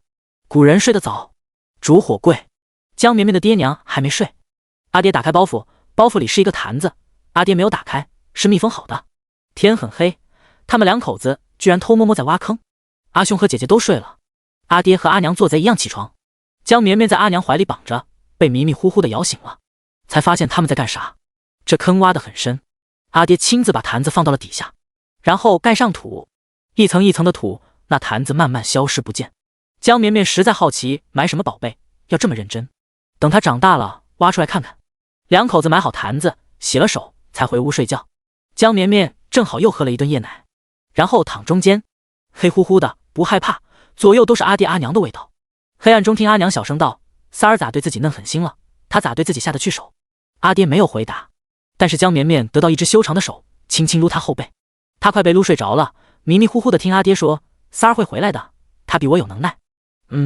他认了我们娃为干儿，要是他回不来，就让娃儿给他烧纸。他成了一个不全之人，可怜，到了地府也要被欺负的。”秦洛霞哀叹一声，挨着阿爹睡了。江绵绵忽然有点清醒，忽然懂刚刚爹娘偷偷埋的是什么了。哦，新任干爹第1天挥刀自宫奔前城去了。这是什么奇幻的世界？黑暗中，他掰着脚丫子尝了尝，有点咸。听到了阿娘的小呼噜声，他也挨着爹娘睡着了。江长天听着妻女均匀的呼吸声，他还没有睡着，他有点难以入睡了。芬儿没有跟贵人走，他也不知道好不好，留下来似乎没有什么前程，像他一样。可是那日风儿吓到他了，他不敢想，风儿若是那日走了，他和霞妹怎么活下去？魏父也就懂了自私，他舍不得孩儿奔前程，他担心他走了就不回来了，他担心他若是在外面没有爹娘收拾尸骨，孩儿会冷。江长天不敢叹息，只是睁着眼，他眼角还是慢慢的湿润了。他在这小村子里唯一能真正说得来话的就是三儿，他是他的友。他说他叫严介熙，介熙他毁了身子，阴阳不平衡，外头听说又乱起来了，此去京城路远，他或许没到京城之前就死在路上了。那是他所愿，他已经做了，他需要的不是劝说，只是义无反顾的前进。他需要的也不是安慰，认干孩儿不是后路，是因为他知道那是绝路。这乱世，穷人的路都是独木桥连着独木桥，感觉有个婴孩往自己怀里钻。江长天擦了眼角，把婴孩往怀里揽。因为他的小动作，妻子落霞忽然伸出胳膊，把他和孩子一起揽怀里了。他以为他把妻子吵醒了，结果没有，霞妹还是打着小呼噜声。霞妹的力气大，睡着了，胳膊还重重地揽着他，他居然挣脱不开，苦笑了一声，他也终于睡了。这下睡得很踏实。深夜，县城客栈柴房，卷着一个乱糟糟的身影，像是死人。近看才发现他身体微微颤抖。他让人把自己扇了，歇了几日，他以为没事了。他要进宫，进那最贵的贵人住的地方，只能把自己扇了。无功名利禄，无权无势，只能做一个没卵子的人。低贱到底，就跟货物一般才可进。那里需要大量没卵子的人，因为死得多，消耗得快。可是那里也有最有权势的红衣公公，贵人都要给公公针灸，却没有想到今夜异常难受。他以为自己要死了，身体不知因为何故散发出恶臭，下体不疼，但是感觉好像也不太好了。他只能庆幸好在天热，不然先冻死。他卷着身子想，他不能死，他还答应肝儿要努力，要带他吃香喝辣。他不能死，他不能死呀！长夜漫漫，难熬，熬着熬着熬着，夜就过去了。天亮了，曙光慢慢地穿过一个角，照到了柴房内，照到了一个人影的脸上。他乱糟糟的头发不知道什么时候掀开了，露出了一张雌雄莫辨的脸。他浑身破破烂烂，却因为这一缕光显得异常妖。他没死。天亮，一个乞儿一般脏臭的人跟着走镖的队伍出发了。他怀里有2个半银角，他高声歌唱：路漫漫其修远兮。被镖头骂了一句：晦气，换个好听的。他重新唱：风流玉臂何人枕，一点红唇万人尝。镖头转了身，好听。第70章，何御史收到一封信。车马慢，书信也慢，时间悠悠。待到何御史收到侄儿的来信的时候，正是朝廷一团乱麻的时候。实际朝廷一直一团乱麻，圣上喜好享乐，又聪慧过人，他的脑子但凡分一点给治理天下，这天下也不会如此。聪明人想享乐，朝廷天下就会被折腾得乱七八糟，还不如一个蠢材，让愿意干活能干活的人去干活。何御史是难得有抱负之人，心中有百姓，又能兼顾皇上心意之人，双商很高，但是也很累，不敢有一步差池。何御史对侄儿何晨一直很看重，也很支持他游历天下。孟家家风很好，侄儿交友很有眼光。一路他收到好几封信，看着侄儿一路成长，虽然有些稚嫩，却也欣慰。少年人就要有少年气。最后一封信，因为外面动乱，到得格外晚一些。这一封信跟之前的略有所不同，少了一些少年义气，多了一些其他东西。他看到他认识了新的朋友，他称之为朋友，应该是内心很认可，但是似乎又有些迷茫。朋友居然是一个不孝不悌之人之子。他亲自到他家，他家极贫，野菜充饥，为了招待他们，去借了细粮。他方才知道，原来借粮还能要利钱，这粮食还能利滚利。村中所有人都无田，田是地主刘老爷的。经过几个饥荒年，村里人都把田抵押给了刘老爷，借粮活命，最终活下来了，还不上粮，田自然没了；死了更还不上，田也没了，债由后人继续还。看着侄儿对村中人的了解，他颇为欣慰。书中教万句，不如亲眼一见。不过人心险恶，侄儿年轻，也很容易被蒙蔽。不孝不悌之人，肯定是有不妥之处，否则此罪太重。前朝有母告子不孝忤逆，判绝子凌迟处死，母也以教养不力，判了3年，可以说是母子都有罪。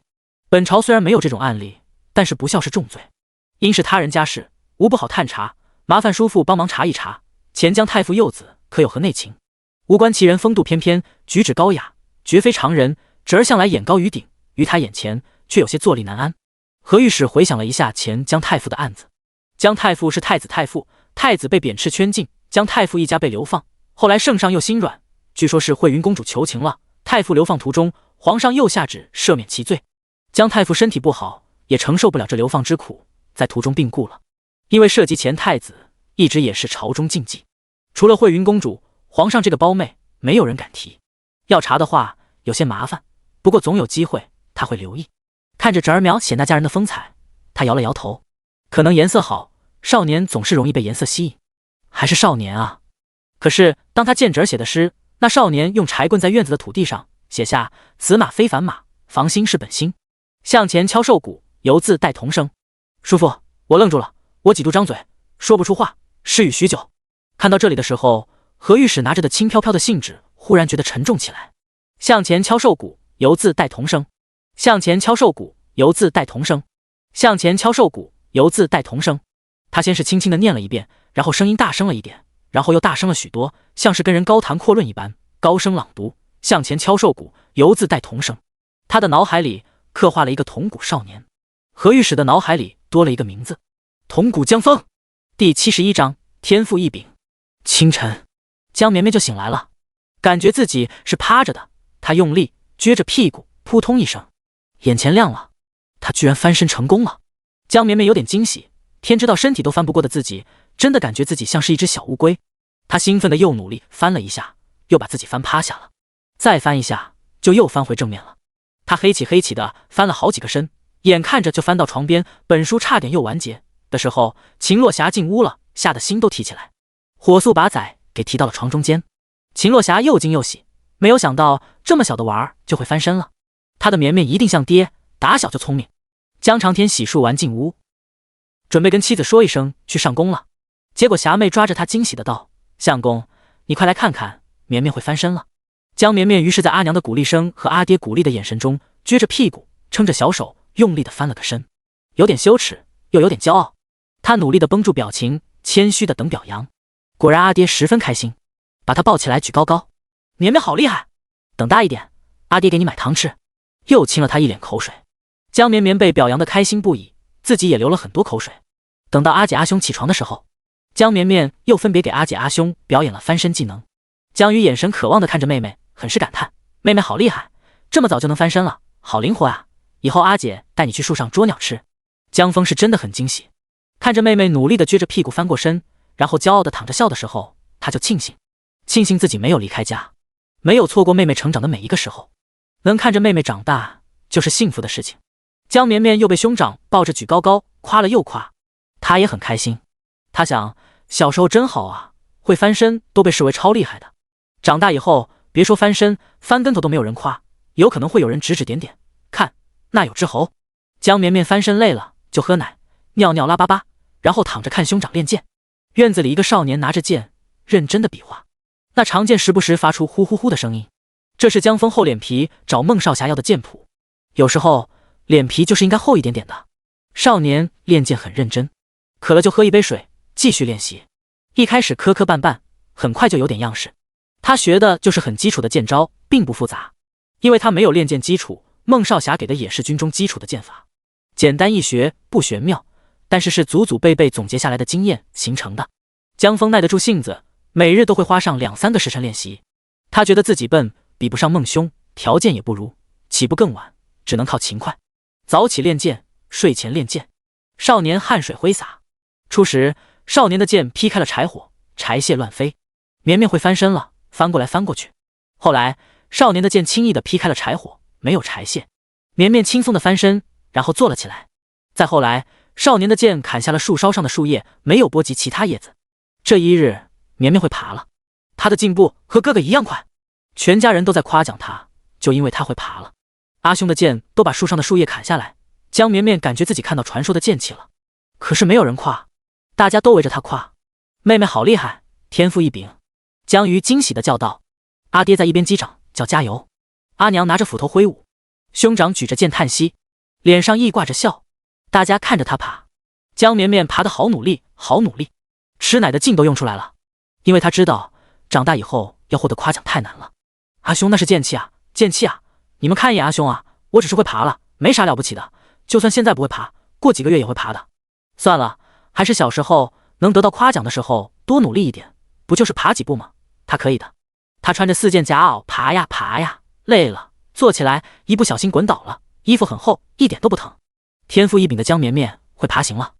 冬天了。第72章虚度光阴。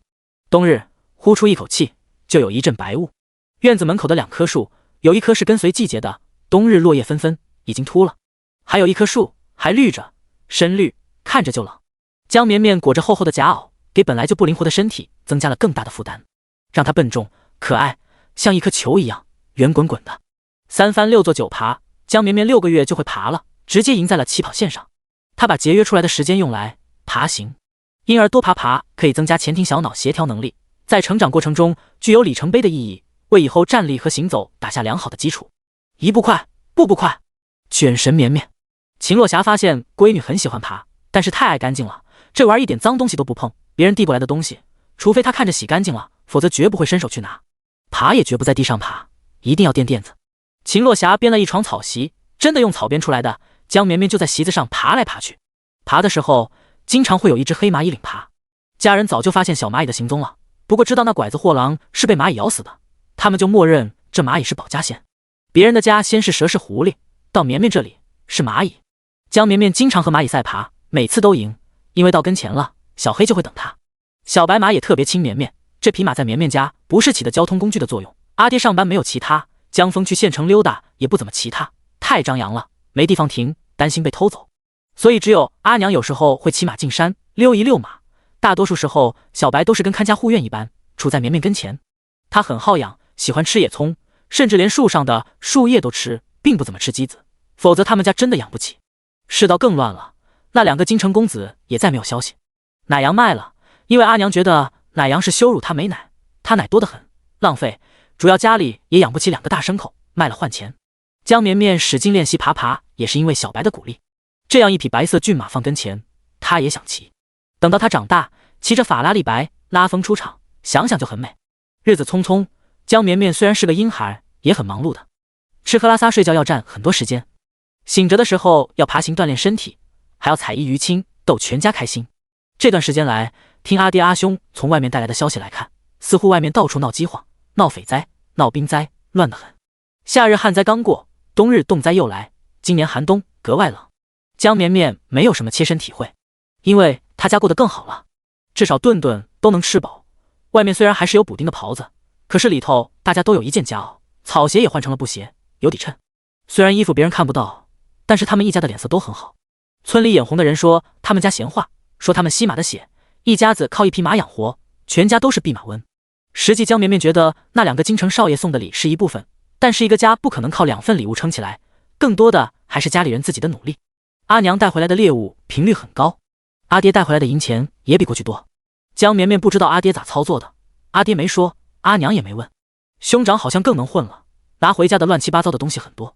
阿姐开发了寻回犬技能，也总会进山寻摸一些好吃的东西。阿姐挖回来的菌菇太香了，江绵绵即使感觉会躺板板，可是闻着那味道，口水能流3斤。但是阿姐每次吃都没事。有一次那菌菇鲜艳的比阿姐摆床头那双彩色绣鞋还要鲜艳，阿姐也吧唧吧唧煮了，给她自己加餐，除了跑了2趟厕所，一点事都没有。但是那天阿娘抓回家养的山鸡被毒死了，因为阿姐用那个碗装了鸡食给鸡吃。江绵绵吓一跳，都不敢轻易动阿姐的食物。阿姐得了阿娘一顿打，真打。江绵绵看得心有余悸，还好至今为止她还没有挨过阿娘的揍。秦洛霞觉得小闺女这干净的劲，一模一样的遗传了爹，动不动对老大老二挥斧头的阿娘，对妖儿绵绵最有耐心。今日阿娘没有进山，冬天了，山里也没啥猎物，或者躲得更深处了，也不能抓绝，来年还要吃的。家里晒的肉干，节约着吃，已经够过一个冬了。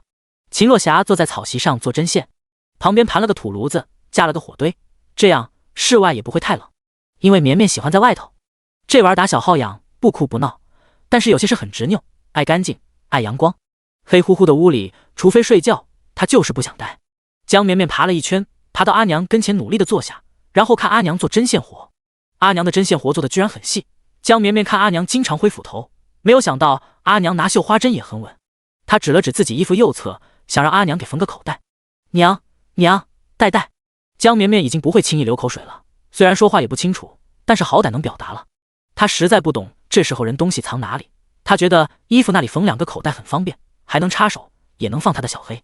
秦洛霞在给老大补衣服，风儿练剑之后，衣服破得快，都来不及补。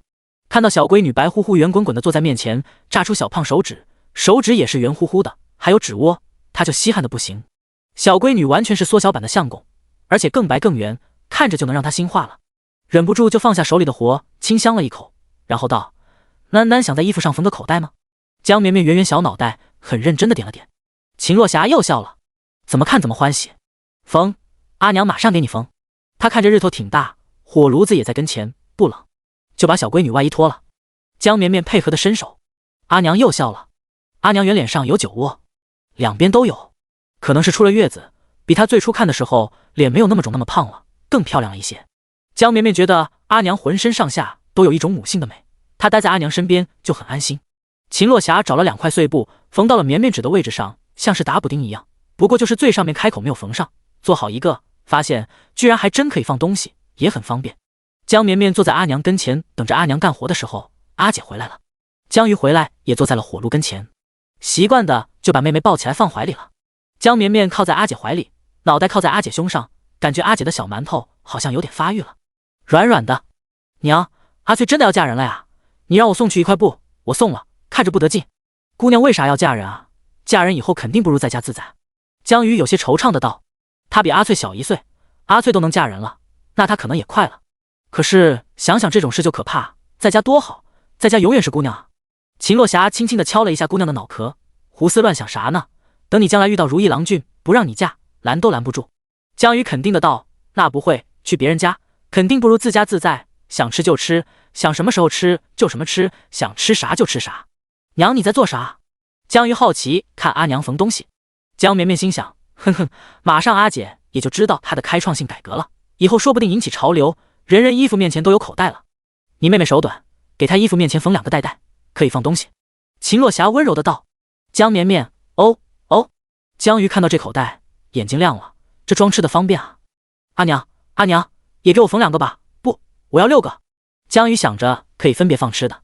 江绵绵，哦哦，你傻呀？你妹妹是玩，缝个袋袋还行，你都是大姑娘了，缝几个袋袋像啥样啊？傻不愣登的，谁把东西放外面口袋啊？万一被人看到，找你要，你给不给？秦洛霞一番教训。江绵绵，算了，装可爱吧。穿越者第1次的伟大的发明失败，一下午就在阿姐阿娘跟前虚度了。天好冷，光阴好暖。第73章，六婶婆又来了。冬日天黑的早，阿爹和兄长是一块回来的。外面冷，到家里就有一股子暖意。晚饭是阿姐做的，1大锅汤。今天是吃干米饭的日子，家里隔2、3日就会吃一顿干的。这日子江鱼记得很清楚，他都会主动要求做饭。他想把米泡的久一点，做出来就更多一点。江长天等身上暖和了一些，才来抱闺女。江绵绵也最喜欢阿爹抱抱，看到阿爹伸手就迫不及待地扑过去。因为穿得多，吃得好，江绵绵很有重量，像是小秤砣一样，撞到阿爹身上。江长天抱着小闺女，都有点够呛，忍不住咳嗽了一声，吓得秦洛霞都慌了。半年相公都没有咳嗽了，这冬日会不会得风寒？上个月村里的刘老汉刚刚得风寒去了。江峰把绵绵抱了过去。江绵绵觉得大家对阿爹太紧张了，她感觉阿爹身体挺好，没有那么糟糕，灵泉水不是白喝的。阿爹就是不胖体质，不过兄长的怀抱他也很喜欢。阿兄会把他抱起来飞飞，是真的飞。江绵绵在兄长的手上飞起来，落下来，飞起来，落下来，感觉很好玩。他忍不住咯咯咯的笑。江峰就得意的道：绵绵会喊哥哥了，好厉害。江绵绵口水都飞到哥哥脸上去了，稳稳的落回了哥哥的怀抱。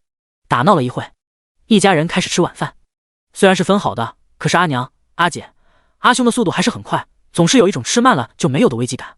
阿爹吃得慢一些，江绵绵吃得更慢。他能上桌吃饭了，因为他能坐着了，有一把小主意，阿娘做的。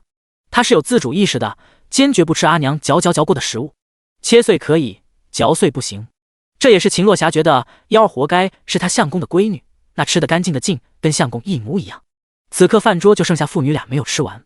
江长天吃得优雅，江绵绵是努力想吃得干净一点，她毕竟不是真宝宝，要是吃的全身到处都是菜汤米饭，觉得会很羞愧。但是她毕竟也是宝宝，手控制没有那么灵活，所以吃得很慢，看起来就特别乖，一个小婴儿慢慢的拿着勺子往自己嘴里送吃的。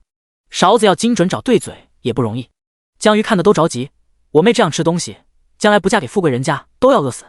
得到了兄长的一个脑瓜弹，不要瞎说，咋呼呼的。绵绵正努力进食的时候，敲门声响了，砰砰砰，饭点来的都是不速之客。江长天喝掉汤，江绵绵机警地看了一下面前的食物，有小肉糜，要不要藏起来？结果他是例外。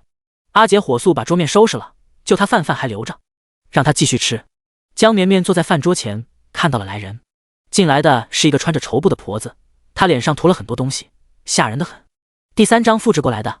她走路的样子极其的滑稽，她一条腿好着，拖着另外一条瘸腿，一瘸的瘸着进门。正是半年前摔断腿的六婶婆。她能下得走了，但是一条腿瘸了，好不了。六婶婆进来，看到一个白胖婴孩在吃饭，碗里有肉。婴孩长得极其漂亮，用肉喂的肯定好看，这江老二真舍得。江绵绵心想，这婆婆之前说她要能活下来，她吃屎3斤的，还没吃呢。这样一想，她看自己面前的肉糜饭饭，黑乎乎的，忽然有点吃不下了。六婶婆又转头看江鱼，出落得越发漂亮了。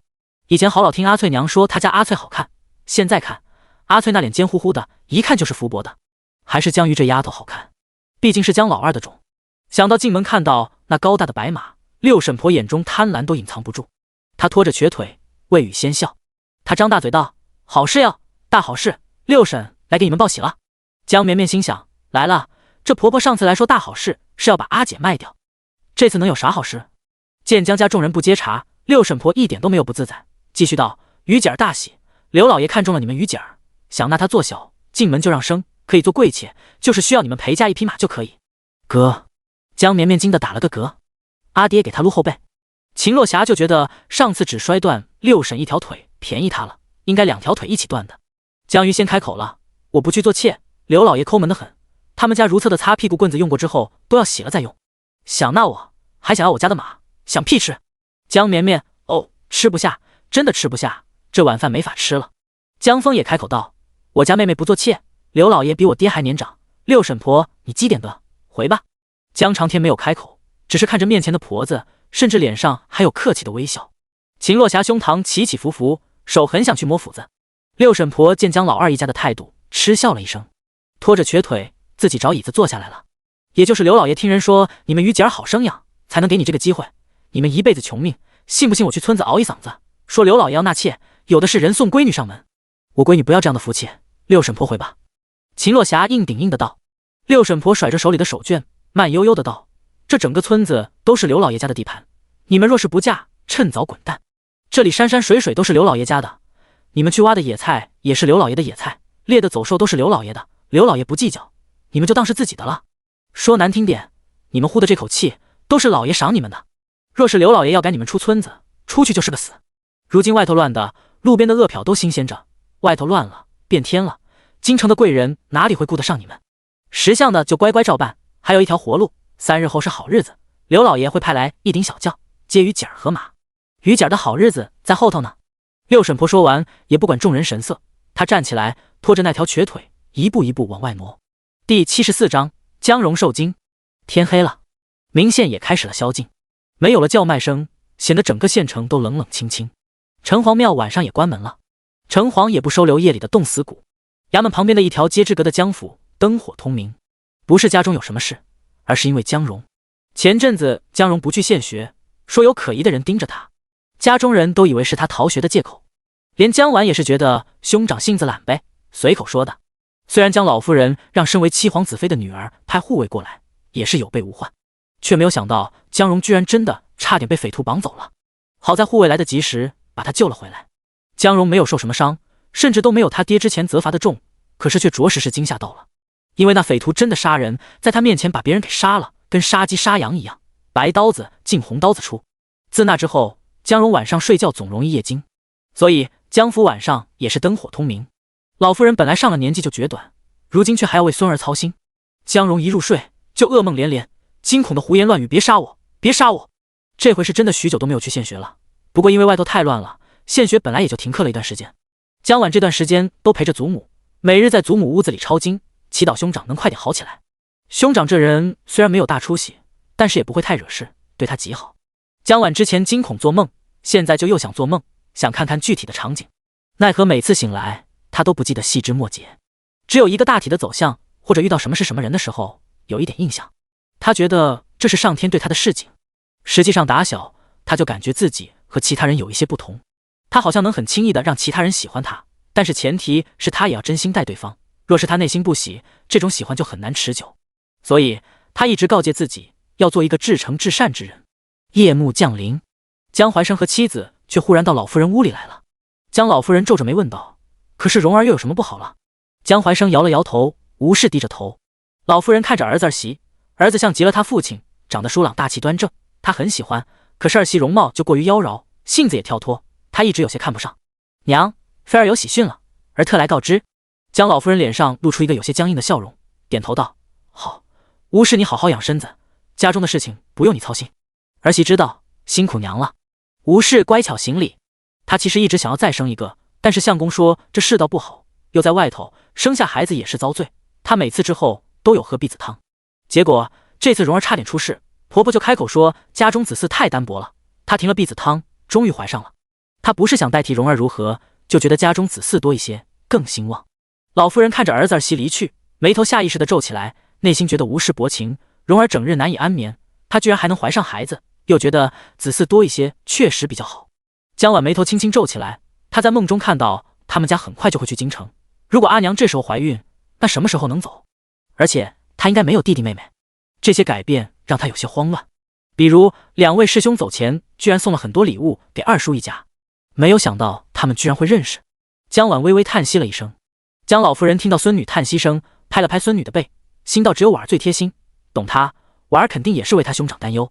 祖母，那山匪太可恶，居然说绑错人了，要绑的是一个姓江的浪荡子，说的可是江峰。他惹事，为何要阿兄替他受过？阿兄那样好的人，从来没有做过恶事，却遭此大罪，我实在是心疼。江婉挨着祖母的胳膊，难过的道。江老夫人搓着手中的念珠，速度比平日快许多。善恶有报，多行不义必自毙，婉儿不用担心，你还小，不用陪我了，早些歇息吧。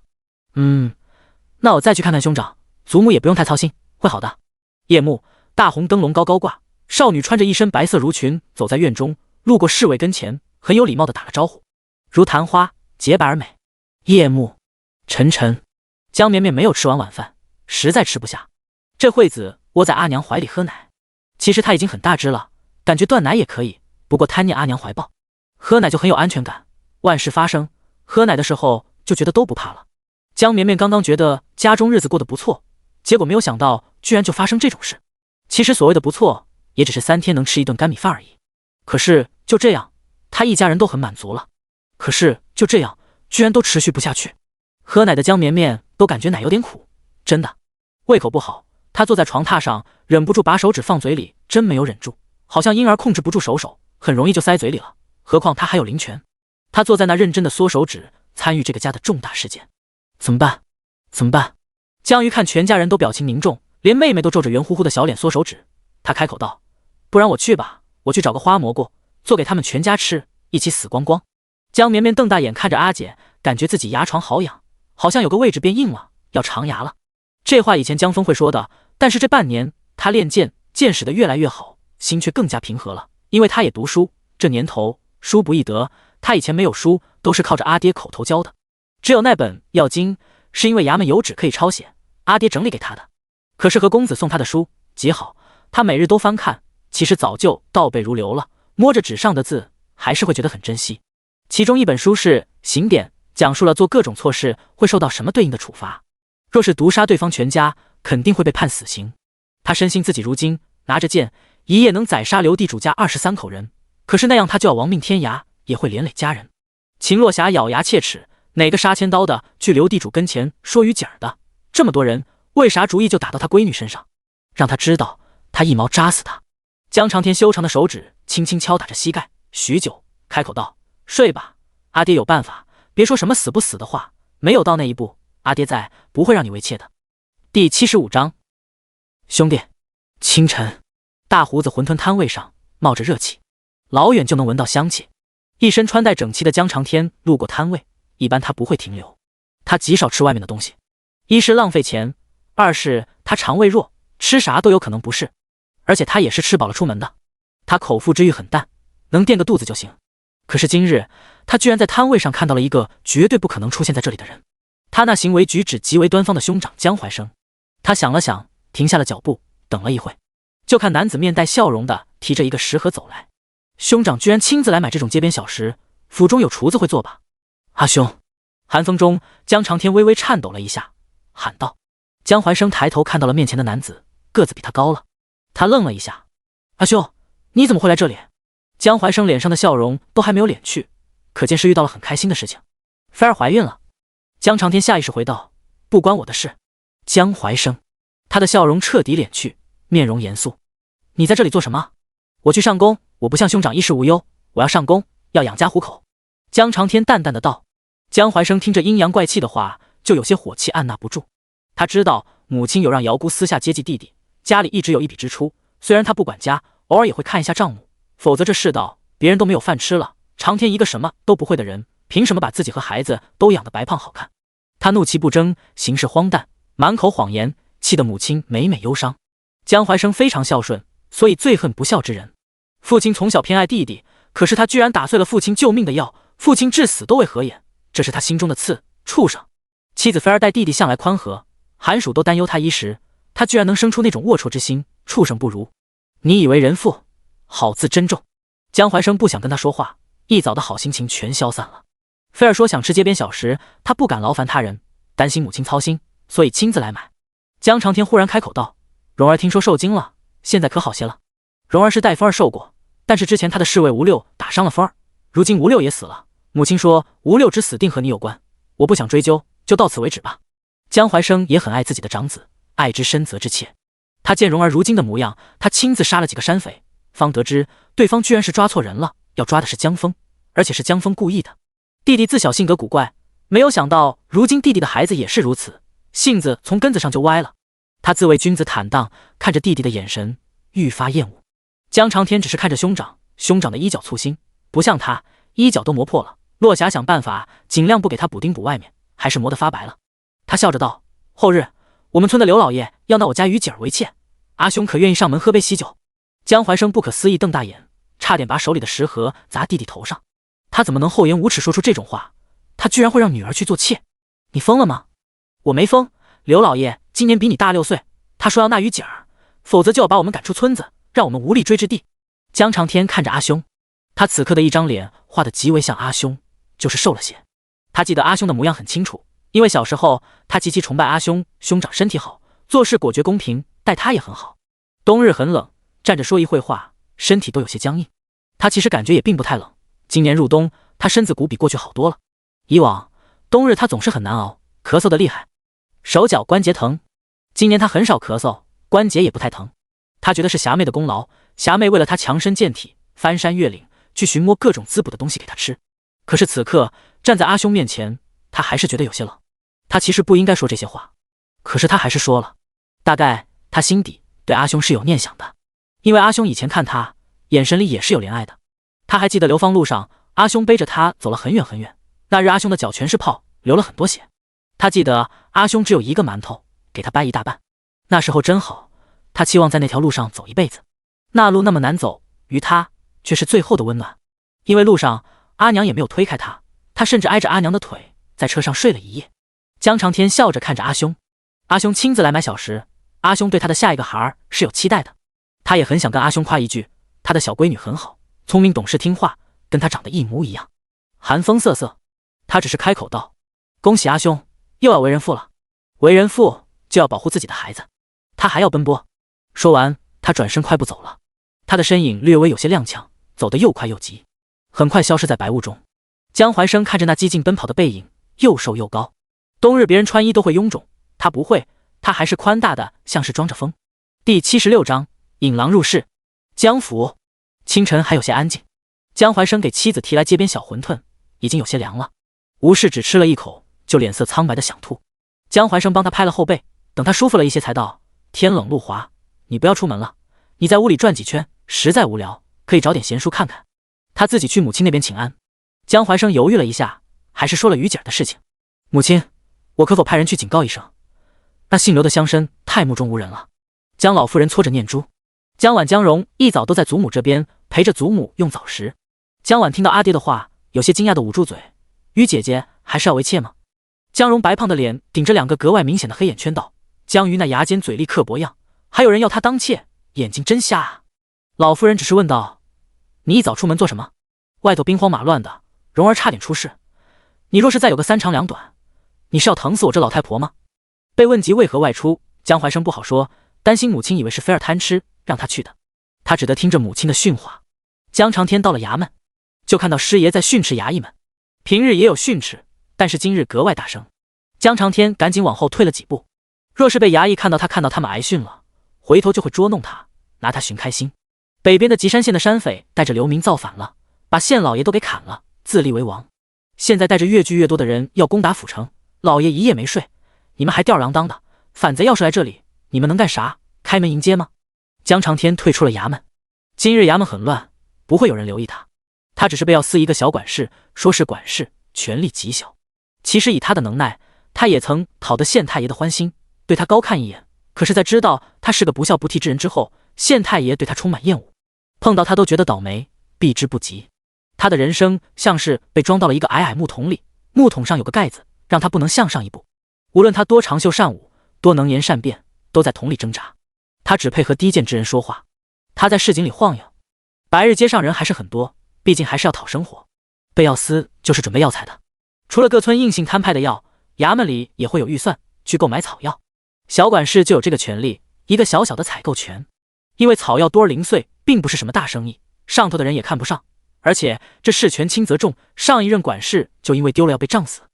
江长天来到城边一家小客栈，江先生来了。有个小子看到他，飞奔着喊，有点激动的模样。因为江长天之前给他阿娘3帖药，他阿娘的病好了。他觉得江先生比郎中厉害多了，江先生还不要他钱。江长天走进客栈后院的屋子，看到屋子里人有点多，个个精壮凶悍。他像是寻常一样问道：今日可有草药？众人见到进来是个瘦弱男子，轻飘飘的样子收敛了身上凶悍之气。一个脸上有疤的老汉走了过来，笑道：先生怎么这么早来收草药？一般不是午后来吗？江长天坦诚的道：师爷在骂人，怕进去触眉头，就先出来了。老汉笑道：师爷是老爷，确实该避一避。这次草药不多，你看看能不能用。上回你给我的那跌打损伤的药确实管用，还有没有？能不能给我多备一点？这世道乱的。谁说不是呢？师爷说吉山县的山匪带着一群人把县衙攻打下来，自立为王，正教训那些捕快呢。据说上头已经派兵来了，让那些捕快们做好迎接。老汉愣了一下，继续若无其事的道：哪里的兵啊？江长天淳朴的摇头：这我哪里知道，就听了1、2句，什么瓮中捉鳖什么的，就赶紧跑出来了。要我说，攻打县衙那是老寿星上吊找死，真要缺钱花，还不如去抢那些富户。就像我们村的刘老爷，后日还要那第6房小妾，家中金山银山，还想在那妾多生几个，好继承下去。老汉慢吞吞的转身去拿药，慢吞吞的道：先生怎么知道刘老爷纳妾的？江长天睁着眼认真的说：刘老爷是本村，他要纳妾，我们肯定知道的。他出了名的节俭，在外装的苦得很，实际地窖里装的都是银子。银饺子埋土瓜里呢，埋都埋不住，露出来了，被长工发现了。那长工刚好是本家，说的不会有假就这些草药了吗？品相也不是很好，那我收了，不过价格要比之前少2文，不然我不好交代。江长天拿了草药，又道：你们让小兜子跟我去取药膏吧，我那还留着一些，不多了。老汉让刚刚呼喊先生的小子帮忙把草药一起拿上。江长天自己提着轻飘飘一把，小兜子背着一大捆，两人身影走出客栈，很快消失在巷子里。这是一个土匪窝，土匪的寨子在深山中，所以也适合采药。江长天会定期过来收药，他地位低下，打交道的人也就这些3教9流。他走出巷子，继续往衙门走，路过早上那大胡子馄饨铺子的时候，他忽然开口问道：小兜子，你饿不饿？小兜子吞咽了一下口水，摇头道：先生，我不饿。江长天递给摊位老板6文钱道：给1碗大的，汤多些，再给个空碗。铺子上写着1碗5文。老板麻利的收了钱，给了1碗馄饨，1碗汤。江长天拉着小兜子在摊位跟前的小桌坐下。小兜子以为汤是给他的，他已经很开心了，这是肉汤，馄饨里有肉。结果江先生把馄饨推给他，自己喝汤。你吃吧，我早饭吃过了。江先生端起汤，慢慢的喝起来。小兜子只觉得这碗馄饨冒的白烟迷了他的眼。江先生真好，如果他爹在世，一定跟江先生一样好。他爹是被一个大老爷杀的，那老爷举着宝剑杀了他爹。那老爷跟江先生还有点像，不，江先生好看很多。他吃着馄饨，含着泪，馄饨好烫。第77章，母子。16，一呼朋引伴，吃喝玩乐，饮茶，既写作。作者真实想法。寒风瑟瑟，江长天送走了小兜子。小兜子的兜子里装了治疗跌打损伤的药膏，快步的离开衙门。他对衙门天然有些害怕，因为他知道他的那些叔伯们是做什么的。可是老八叔说让他来看看，机灵点。他看到衙门里人很多，比平日多了，大家看着忙忙碌碌的，像是要准备大事。小兜子害怕，走得比平时快，但是还是忍不住回头看了一眼那站在小屋跟前的江先生。他小跑着又停下来，回头跟江先生挥了挥手。江先生是一个好人，他阿娘说做人要记恩。先生也跟他挥了挥手，表情有点严肃。小兜子顺着先生的目光看去，吓一跳，穿着大件袍子戴着帽子的是县太爷吧？县太爷居然走出来了，他还亲眼看见了，离得这么近，他有点好奇。看县太爷是在送人，县太爷对着一个华丽的老太太弯腰，穿着那么大的官服还能弯腰，那腰上的圈圈摇摇晃晃。小兜子停了一步，被人呵斥了一声，才惊醒自己疯了头了，居然在衙门里看热闹。这次他头也不回的飞快跑了，很快就消失不见。县太爷亲自送出来的雍容华贵的老夫人，正是江长天的母亲江老夫人。因为县里有些不太平，特意邀请了有皇子侍卫的江老夫人过来商量了一下。江长天许久没有见过母亲，母亲没有什么变化，如记忆一般，姿态高雅，即使在这小县城，她也能有那种与生俱来的气势。这种高雅姿态下，再平和的跟人结交，都会让人有些受宠若惊。他老了，母亲依旧年轻。他成为3个孩子的父亲，母亲依旧年轻。母亲身边跟着一个漂亮的小姑娘，跟她的于姐儿差不多大。她的于姐儿整天就惦记着吃，为着一口吃的琢磨。那小姑娘彬彬有礼，面对县太爷都不卑不亢，高高在上，又平易近人，很像江老夫人。似有所觉，正在跟县太爷寒暄的江老夫人转头，看到了那小门跟前站着的瘦高青年。那青年一张脸跟自己的老大很像，吓他一跳。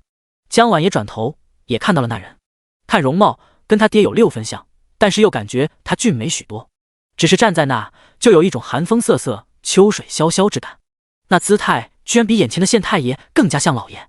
县太爷也注意到了老夫人的神色，找了个借口匆匆告辞忙公务去了，家务事不掺和。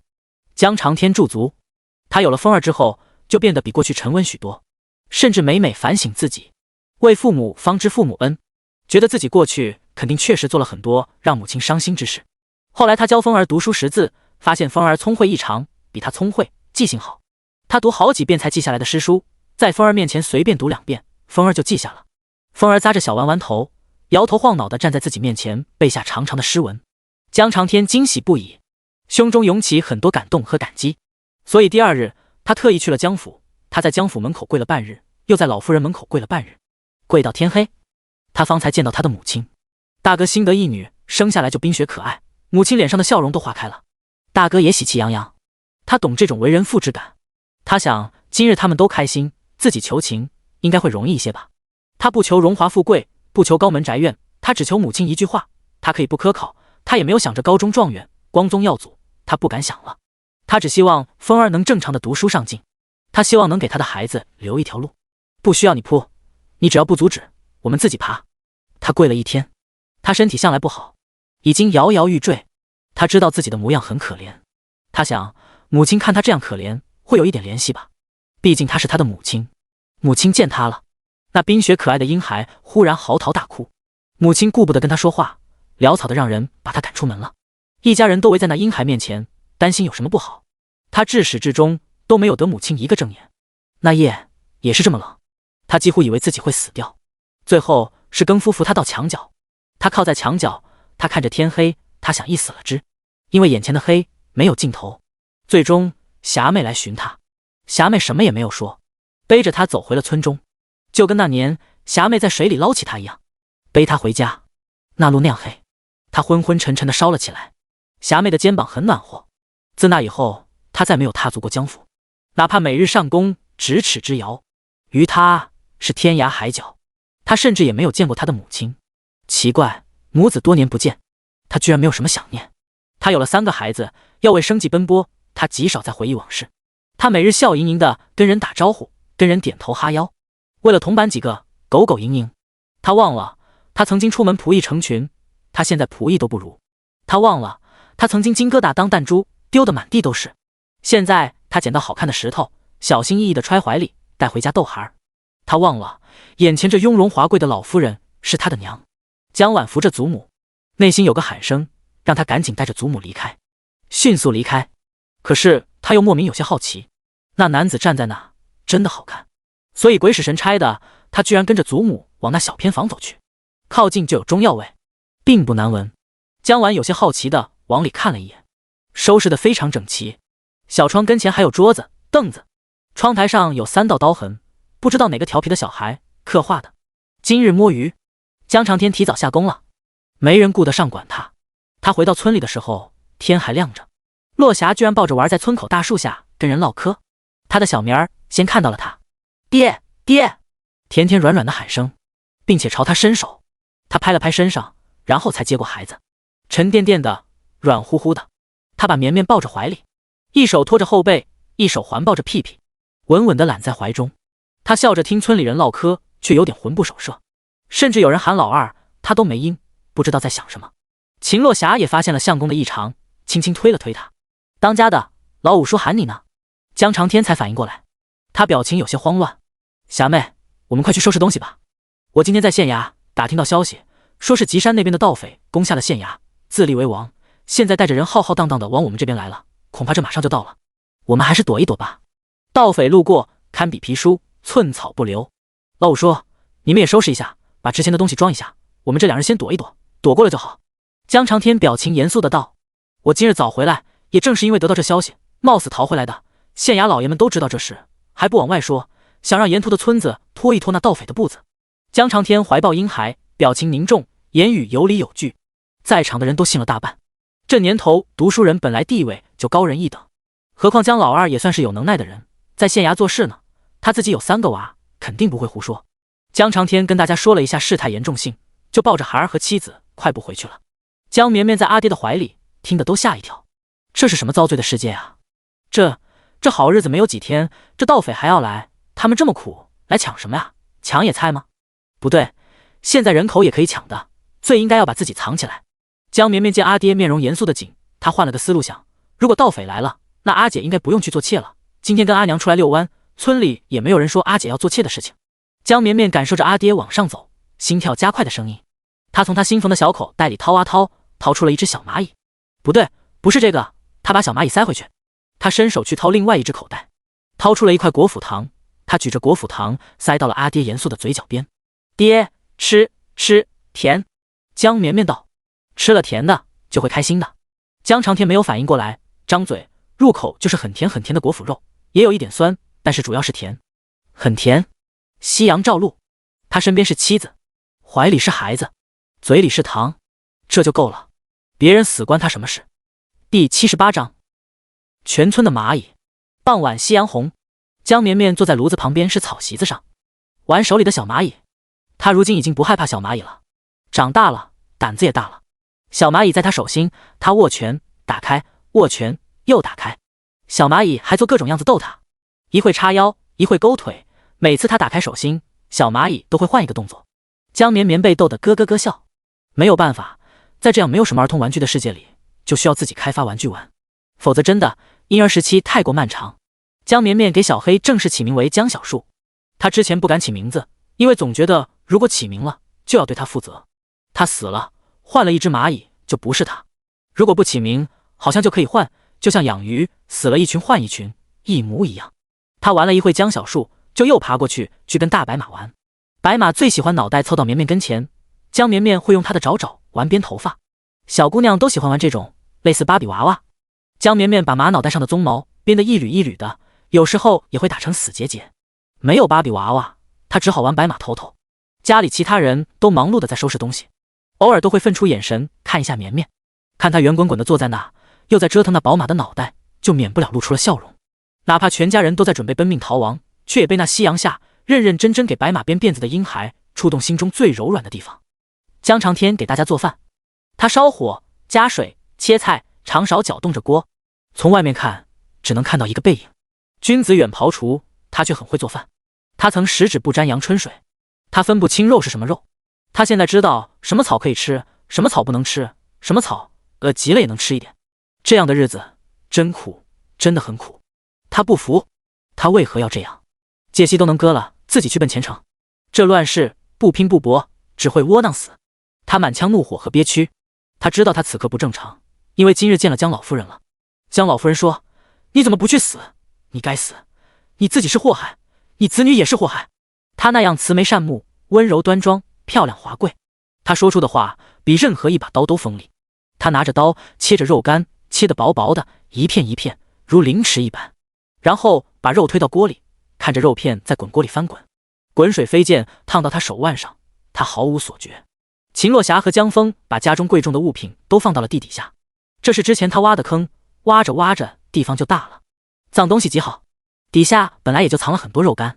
江峰进来的时候都吓一跳，深深地看了一眼摆放东西的阿娘，这么多瘦肉，阿娘这是猎了多少猎物？他本来对自己的剑术充满信心，现在又有一丢丢的不自信起来。江鱼是知道地方的，家里藏食物的地方逃不过他的鼻子。他也在这地窖里藏了很多他弄来的蘑菇干、果脯干、老鼠干。盗匪应该不会找到这里吧？盗匪要是把我藏的吃的弄走，我真的会跟他们拼命。江鱼看着这些宝贝，依依不舍的道：家里也没啥值钱的东西，搬一趟就放好了。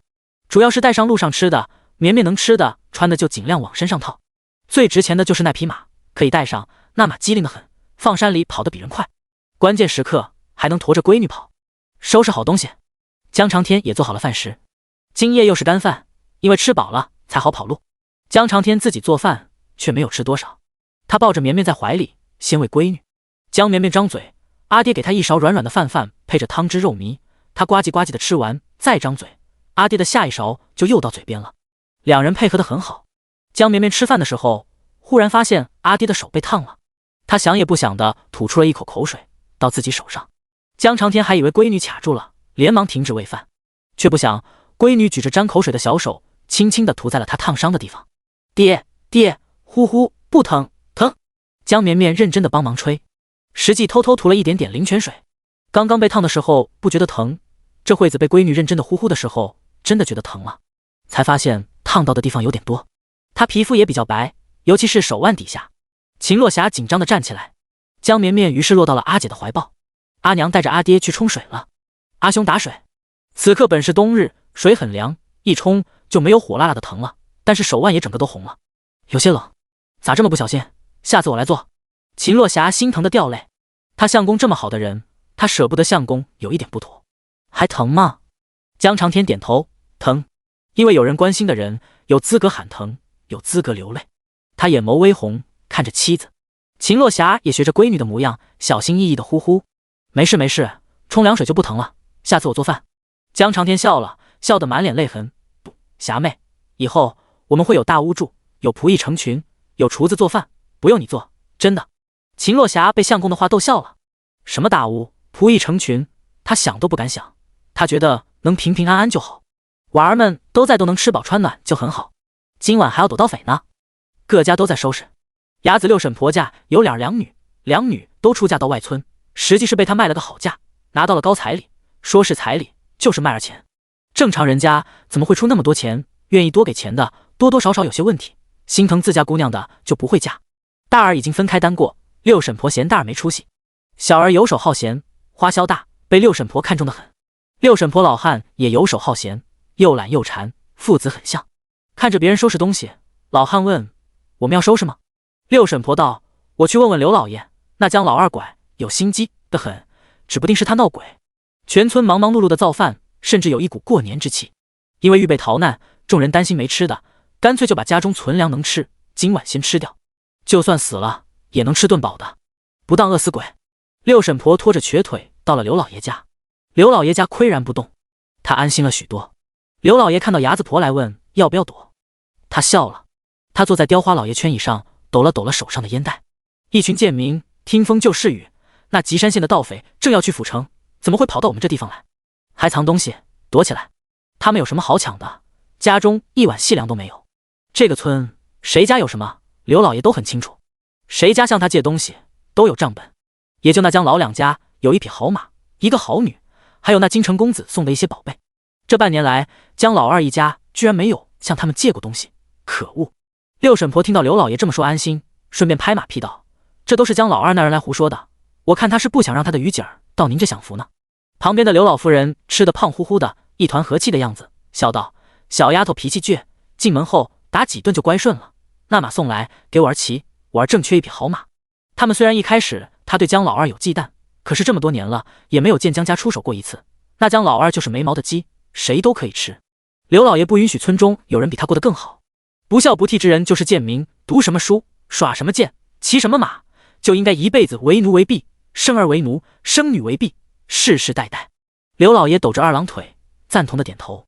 他盘踞村中多年，说句大话，村中的蚂蚁多少他都有数。这些人都是贱民，逃不出他掌心。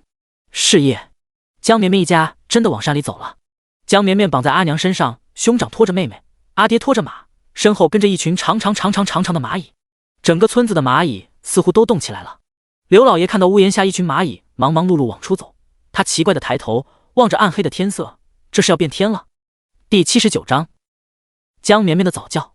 夜晚，山间的路并不好走，但是阿娘走得很稳。阿娘走前头开路，路上一点磕绊都没有。婴儿的好处又显出来了，不然等他会走路了，应该就要自己走路逃命了。他好乐观啊！江绵绵真感觉自己这么乐观，实际还是没有过苦日子。但凡过一天苦日子的人，就不会这么乐观了。也是因为家中虽然苦，却没有苦到他身上，他安全感一直很足，哪怕逃命，他都觉得有阿爹、阿娘、阿兄、阿姐在，他一定没事。上面4个人都比他高。阿姐逃命的路上，还能从黑乎乎的地底挖点蘑菇出来，一边挖一边惊奇的道：“白日这里没有蘑菇啊，难道晚上更好采？”阿兄走最后，时不时催江鱼：“再采蘑菇，我就把你丢下了。”唯一走得难一点的大概是阿爹，他摔了2次，但是他一声都没有喊。江绵绵看到阿爹摔了，软糯的声音忍不住喊道：“爹，加油！”江长天不知道加油什么意思。秦洛霞道：“是不是刚刚看我给你烫伤的手涂油，他就以为加上油就好了，喊你加油呢？”江长天摔得不疼，站起来忍不住亲了一口绵绵的脑袋：“爹没事，加油，没事。”加油居然可以这样解释的，忘了这时候的人不加油。被阿爹亲了脑袋的江绵绵很开心，虽然是在逃命，他感觉却像是一家人一起旅游一般。好在走了没有多远，阿娘就给大家找到了一个山洞。秦洛霞点了火折子，有些尴尬的道：“我上次来挖野菜，发现了这地，还挺好的。”山洞蜿蜒，里面有一股子淡淡的臭味，但是应该已经经过清理了。山洞里挂着很多风干的野猪、熊、狼，像是超大风铃一般。秦洛霞又不自在的咳嗽了2声。挖野菜遇见了，带回村太张扬，就在这边烤了，晾一晾。江鱼很兴奋的道：“阿娘，我还采了鲜蘑，炖一炖，肯定很香。”江峰，我还需努力，我的剑不够力，我可能连阿娘都打不过。江长天，霞妹为了我付出太多，我一定要让她幸福。江绵绵，我的阿娘好像光头强啊。山洞上挂着的是熊大和熊二吗？这山洞位置极好，离村子也不算远，但是又很隐秘，因为洞口是拐弯的那种，外头很难发现这里有个山洞。村里人逃亡都有经验，分散各家躲藏，活下来的机会比较多。秦洛霞也是自私的，她发现这地方完全没有想要带其他人，能把自家人顾好就行。毕竟是要命的时候，这时候还顾7顾8，怎么死都不知道。山洞里升起了一个小火堆，甚至阿娘还翻出了一床草席，江绵绵被放到了草席上面，一家人围着火堆。江绵绵见阿娘又掏出了陶罐，陶罐里有水，架起了简易的烧水架子。江鱼想要往里面丢蘑菇，被阿兄弹了个脑瓜崩，乖了。他抱着头道：“这个蘑菇很白，我吃过，没毒，真的。”江绵绵都摇头：“不，他不想全家躺板板。”江长天忍不住笑，却又更心酸了。秦洛霞听到闺女的话，翻了个白眼，真是亏了她的嘴了。怀她的时候是日子比较难，什么吃的都没有，这现在像是饿死鬼投胎，万事不操心，就想吃的。喝点热水，老话说热水治百病。秦洛霞道：“是他阿娘说的，他阿娘说他爹曾经说的，在军中冬日真冷，缺衣少食，一口热水就觉得活过来了。”一家人围着小火堆，煮着小陶罐，陶罐的水滚了，每人一个竹筒杯热水。江绵绵的都有，放得远一些，担心他碰到，要先晾凉。江绵绵有点困了，他窝到了阿爹的怀里。阿爹盘着腿坐着，坐得很正，哪怕只有自己一家人，阿爹也是有风度的模样。秦洛霞其实有点累，靠着背后的山体就有点发困。他说：“我先眯一会，一会喊我起来，我守夜。”他说着就往后一靠，居然就很快睡着了。睡着的时候，下意识就挨到了相公的肩膀，睡得更沉了。江峰和江鱼反而有点小兴奋，大概是和江绵绵一样的感觉吧。对小孩来说，不像逃难像郊游。江长天怀里躺着一个娃，身边妻子靠着他，他一只手轻轻地揉着霞妹的头，另一只手拍打怀里的婴孩。见2个大的孩儿眼睛睁大大的，没有睡意的样子，他开口道：“阿爹教你们一些为人处事之道吧。”江绵绵赖在阿爹的怀里，他也想听听，不过他有点困了，张嘴打了个小呵欠，眼睛微眯。江峰和江鱼都很认真的点头。平日阿爹都很辛苦，早出晚归，他们即使喜欢跟阿爹相处，也不好缠着阿爹，担心阿爹太累了。今日在山洞里，一家人都在一块，这种感觉又不一样。江鱼和江峰2人都像乖宝宝，乖乖学着阿爹盘腿坐正。山洞里的风很小，火堆很稳。每个人的影子都被火堆照到了山洞的洞壁上，高高大大。江绵绵是靠在阿爹怀里的，看着此刻莫名有一种庄严感。他想，孔子讲学是不是这样？带着一群学生周游天下，路过一个山洞避寒过夜，兴致来了，对着火堆开始讲课。因为路途遥远，路上东西不齐全，有努力的学生只好在墙壁上记录，于是有了壁画。江绵绵想着，又打了一个呵欠。阿爹的声音在他头上响起：如果你痛恨一个人，要如何铲除他？江宇眼睛瞪大了，江峰也有些愣住了。江绵绵有点醒了，这是干货啊！他阿爹有点东西啊，不对，阿爹教的啥啊？为人处事啊，不是让人去世啊！江瑜开口道：下毒吧，神不知鬼不觉。江峰道：欲加之罪，何患无辞？先给安罪名，再弄死他。江绵绵也想发言，奈何想半天，这题他真的不会。法治社会，不让。长发青年面容平静，表情温和，一手把妻子的脑袋扶得更舒服一些，一手把怀里的孩子搂得更紧一些。他缓缓开口道：风儿说的对，第一，先定罪，告诉世人，此人脾气暴躁，此人善于说谎，此人反复无常，此人心恶，不论世人如何想，他自己就慢慢会受这个说法影响，慢慢就变成这样的人。江绵绵不困了，这不就是给贴标签吗？其次，栽赃陷害，给他挖坑设套，不停地挖坑设套，一环连着一环，引诱他入局，让他没有退路。最后，研究其弱点，待时机成熟，攻其最弱，让其死无葬身之地，无人信他，听他，让他自己去死。山洞里，阿爹的声音娓娓道来，温柔平静。江绵绵却听得莫名有些难过，感觉阿爹说话声好像有点哀伤。抬头一看，火堆对面，阿姐居然睡着了。阿姐怎么能睡着啊？这课程很重要的，江绵绵恨不得喊她起来继续听，这是专业课，你以后万一要宅斗，用得上的。不过他担心喊叫影响阿爹授课，也担心把阿娘吵醒，只能打个呵欠继续听。江瑜靠着兄长的腿，跟阿娘一样打起了小呼噜。江峰还坐着，继续问道：然后呢，阿爹，如果不够怎么办？如果对手很强怎么办？还不死怎么办？他很强，你可捧杀他，到处吹捧他，让他狂妄自大，让他得罪人。他很强，你不得不听他的，你可以阳奉阴违，表面对他言听计从，忠诚无比，取得信任之后再背刺他。江峰认真点头，他一手抱着剑，一手摸着江瑜的脑袋。阿爹，你睡一会，我看着，我可以。江长天看着少年，长发长剑，忽然发现他儿长大了，比过去踏实高大了。好，我睡一会，一会换你。江长天抱着婴孩，靠着妻子闭上了眼。江绵绵早就困得不行了，在阿爹的怀抱里也睡了，脑袋挨着阿爹，脚丫子踹着阿娘的头。睡前看了看，江小树在火堆跟前爬来爬去，白马在洞口不远处甩着尾巴。火堆对面是兄长阿姐，一家人都在，他也入睡了，很快打起了轻轻的小呼噜。第80章黄雀。山洞，火堆。少年像是保护公主的骑士，他看着一家人都睡了，他把妹妹江小鱼轻轻抱开，脱下了自己的袄子盖在她身上，脱下袄子就有些微凉。他站起来开始练剑，还是那几个招式，一挥一劈一砍，完全没有什么玄妙。江峰一丝不苟地继续练着。火堆照的山洞里练剑少年，少年的影子投射在洞壁上，有如穿越时空，像是看到了远古仙侠前辈在舞剑一般。他越练越连贯，越练越得心应手。一开始他觉得手里的剑有点沉，后来他觉得刚好，再后来他就忘了他手中有剑。因为眼前都是他家人，他成了守护者，他很安心。秦若霞迅速入睡，睡了一会就又醒了。他看到风儿练剑，看自己挨着相公，他调整了一下姿态，把相公和绵绵一块揽入怀，继续睡。没管江瑜，江瑜睡着了，腿靠到了洞壁上，整个人四仰八叉，谁都抱不住，只要不滚进火堆就好。秦若霞又睡着了，睡前想，他老二能嫁出去吗？会不会新婚第一夜把相公踹飞？这性子以后不会是要招婿吧？不然去谁家他都愁。江长天睡眠浅，换个地方也睡得不踏实，他以为他睡了，实际只是一瞬间，风儿起身他就醒了。他看风儿练剑，看了一会就闭上眼。他在回溯自己今日所作所为，告诉本地明县的山匪，让他们不要攻打县衙，县衙有埋伏，引他们去打刘老爷。告诉村子里人，那边吉山县的盗匪会过来，让他们去躲。刘老爷有他的消息，肯定不信，因为吉山县的盗匪没有往这边来。他行事很糙，且经不起推敲，就如当初他无意间给那行商透露吴六是他妻子姘头一般，不经意地告诉他哪里可以买到毒药，什么药像和最毒，可以即刻毙命。他做得很糙，但凡有人认真查案，或许就查到他头上了。可是当他看见吴六腐烂的尸首的时候，他感觉很开心，由衷的开心。甚至觉得那日吃肉也都不是恶心的事情了。平日难以下咽的肉，在他想着无六的尸首的时候，居然觉得异常的香，似乎能品尝到肉味了，而不是涌起的恶心。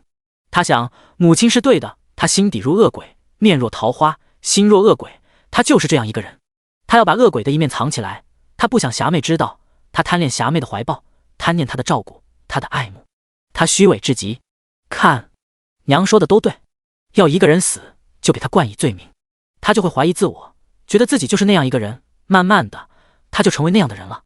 不孝不悌，无父无母，无情无义，心恶虚伪，满口谎言。他不仅成为了，他还超越了，他还学会了杀人。他第一个杀的是他自己。今夜那些盗匪会来，一定会来，因为白日去的时候，盗匪就在磨刀。落草为寇之人，少有大智慧，真有大智慧，也不会让自己落到那一步。他们急了，听到吉山县盗匪攻占县衙，自立为王，他们急了，担心自己不干就落后了，想着干一把，成了大富大贵。可是吉山县的盗匪实际跟他们不一样，他回县衙仔细打听过，说不清吉山县的盗匪是真匪还是假匪，他们训练有素，造反是一定的，也可能只是打着盗匪的名号。他们明县的盗匪平日就苦穷，寨子也远在深山，只是一群穷凶恶极之人，脑子有但是不多。让他们攻打县衙，他们实际没有那个胆，可是又要去做，盗匪总是容易被煽动，听风是雨。他们被裹挟着来了，听到有埋伏，立刻会缩回去。可是这时候他们需要一把梯子，不然盗匪的江湖道义面子没有处下，所以他们一定会来，而且是今夜。江长天闭着眼，细细想自己说过的话，每一个步骤，细细的想今日看到那些精壮汉子的模样。他只是扫了一眼，这会子却开始仔细的回忆，那里有多少人，他们用的什么武器。刘地主家也有护卫，刘地主肯定不会信他的话，他家大业大，也不好躲，但是也会比平日多安排一些护卫。村中其他人，六婶婆应该不会躲，他心里有鬼，定会以为是他弄鬼，他会跟着刘地主。跟刘地主交好的人应该会去刘地主家寻求躲避，其他人涉及性命会像他们一样往山里躲。盗匪夜袭一般不会分散进山去追他们这些苦哈哈的村民。方方面面考虑了一遍，他才又重新入睡。这一次霞妹揽着他，他很快入睡了。等到江长天的呼吸均匀，秦落霞睁开眼，他眼神锐利，对芬儿招了招手，你守着，我出去看看。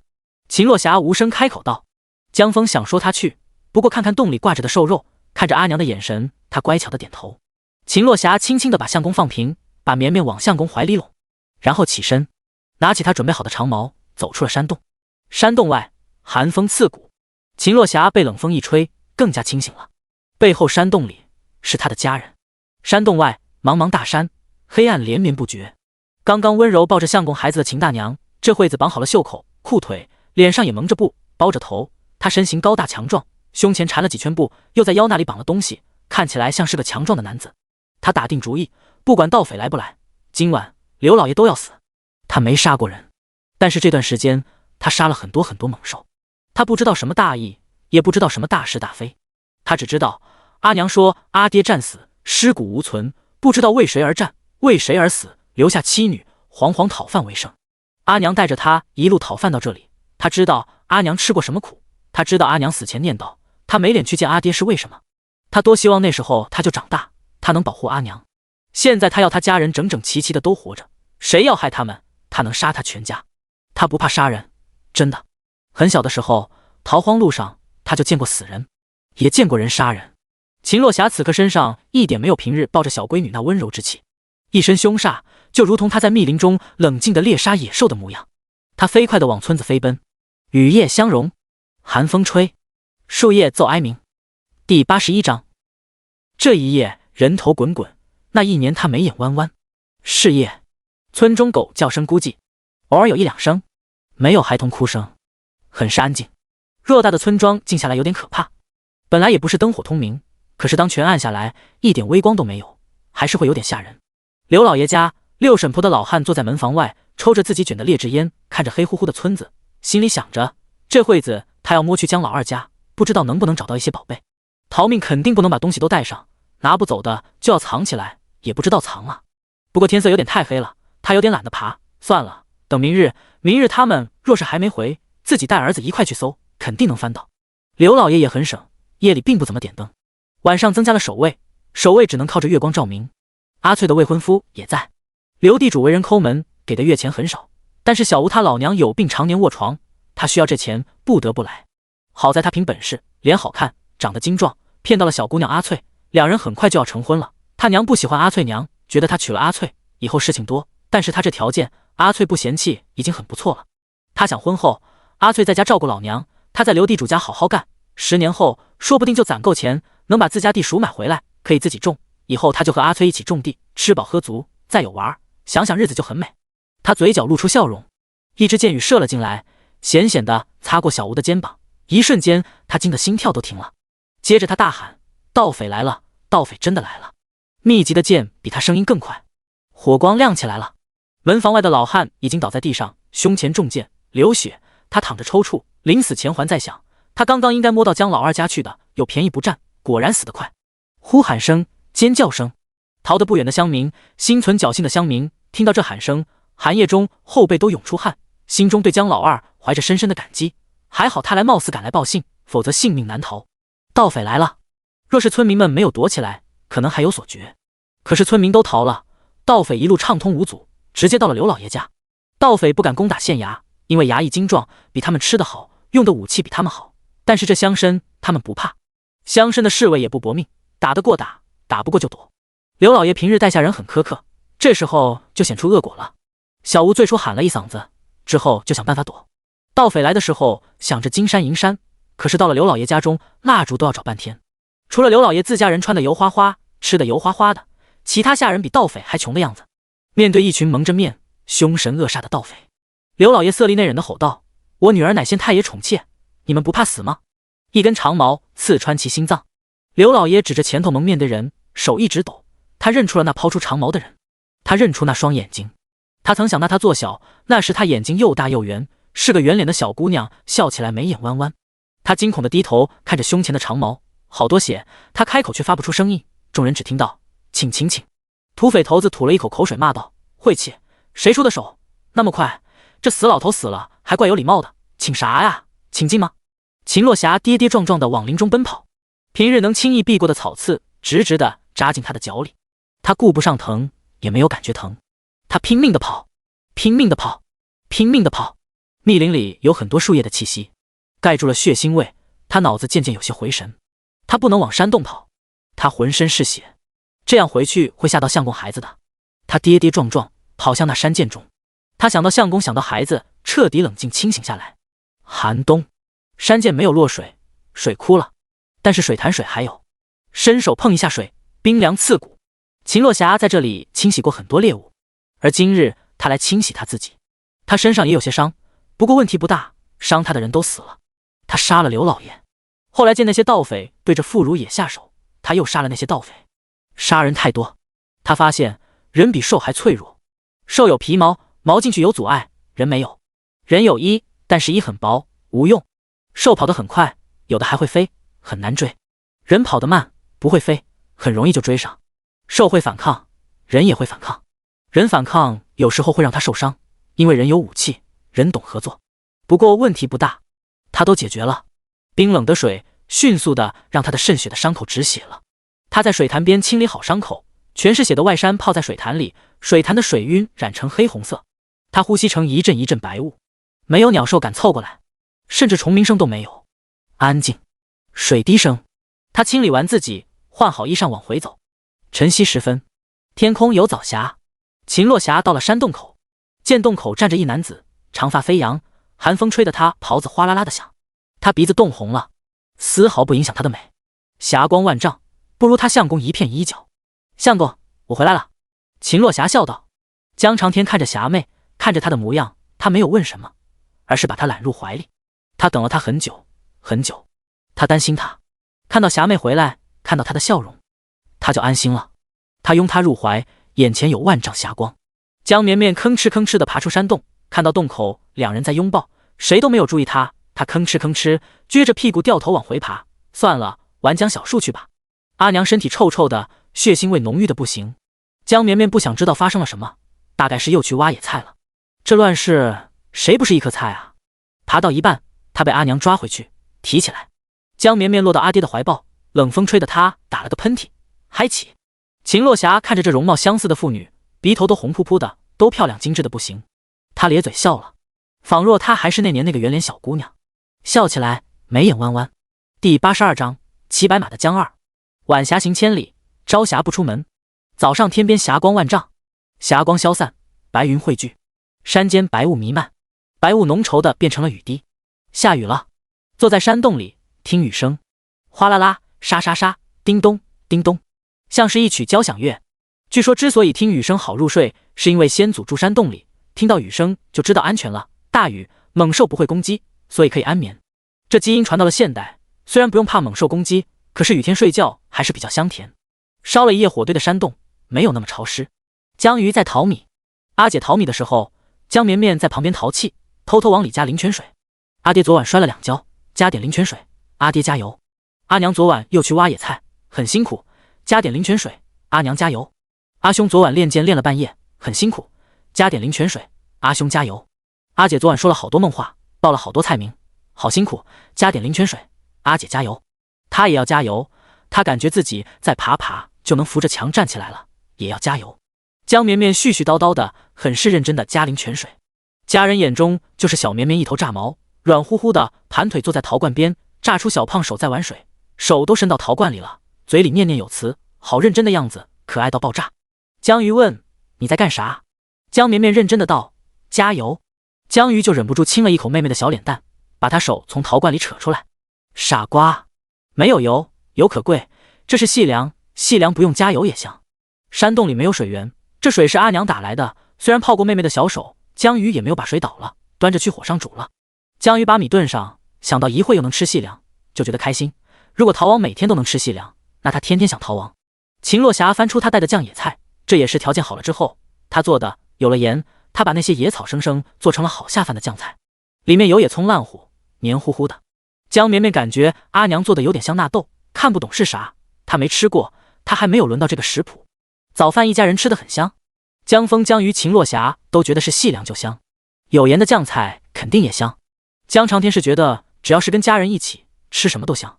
江绵绵慢吞吞地倒着木勺，一勺一勺地往自己嘴里倒，偶尔总是会有一点点饭掉出来。江小树就在地上蹲守，掉下里的米饭渣渣，江小树立刻就吃了，扫得干干净净的。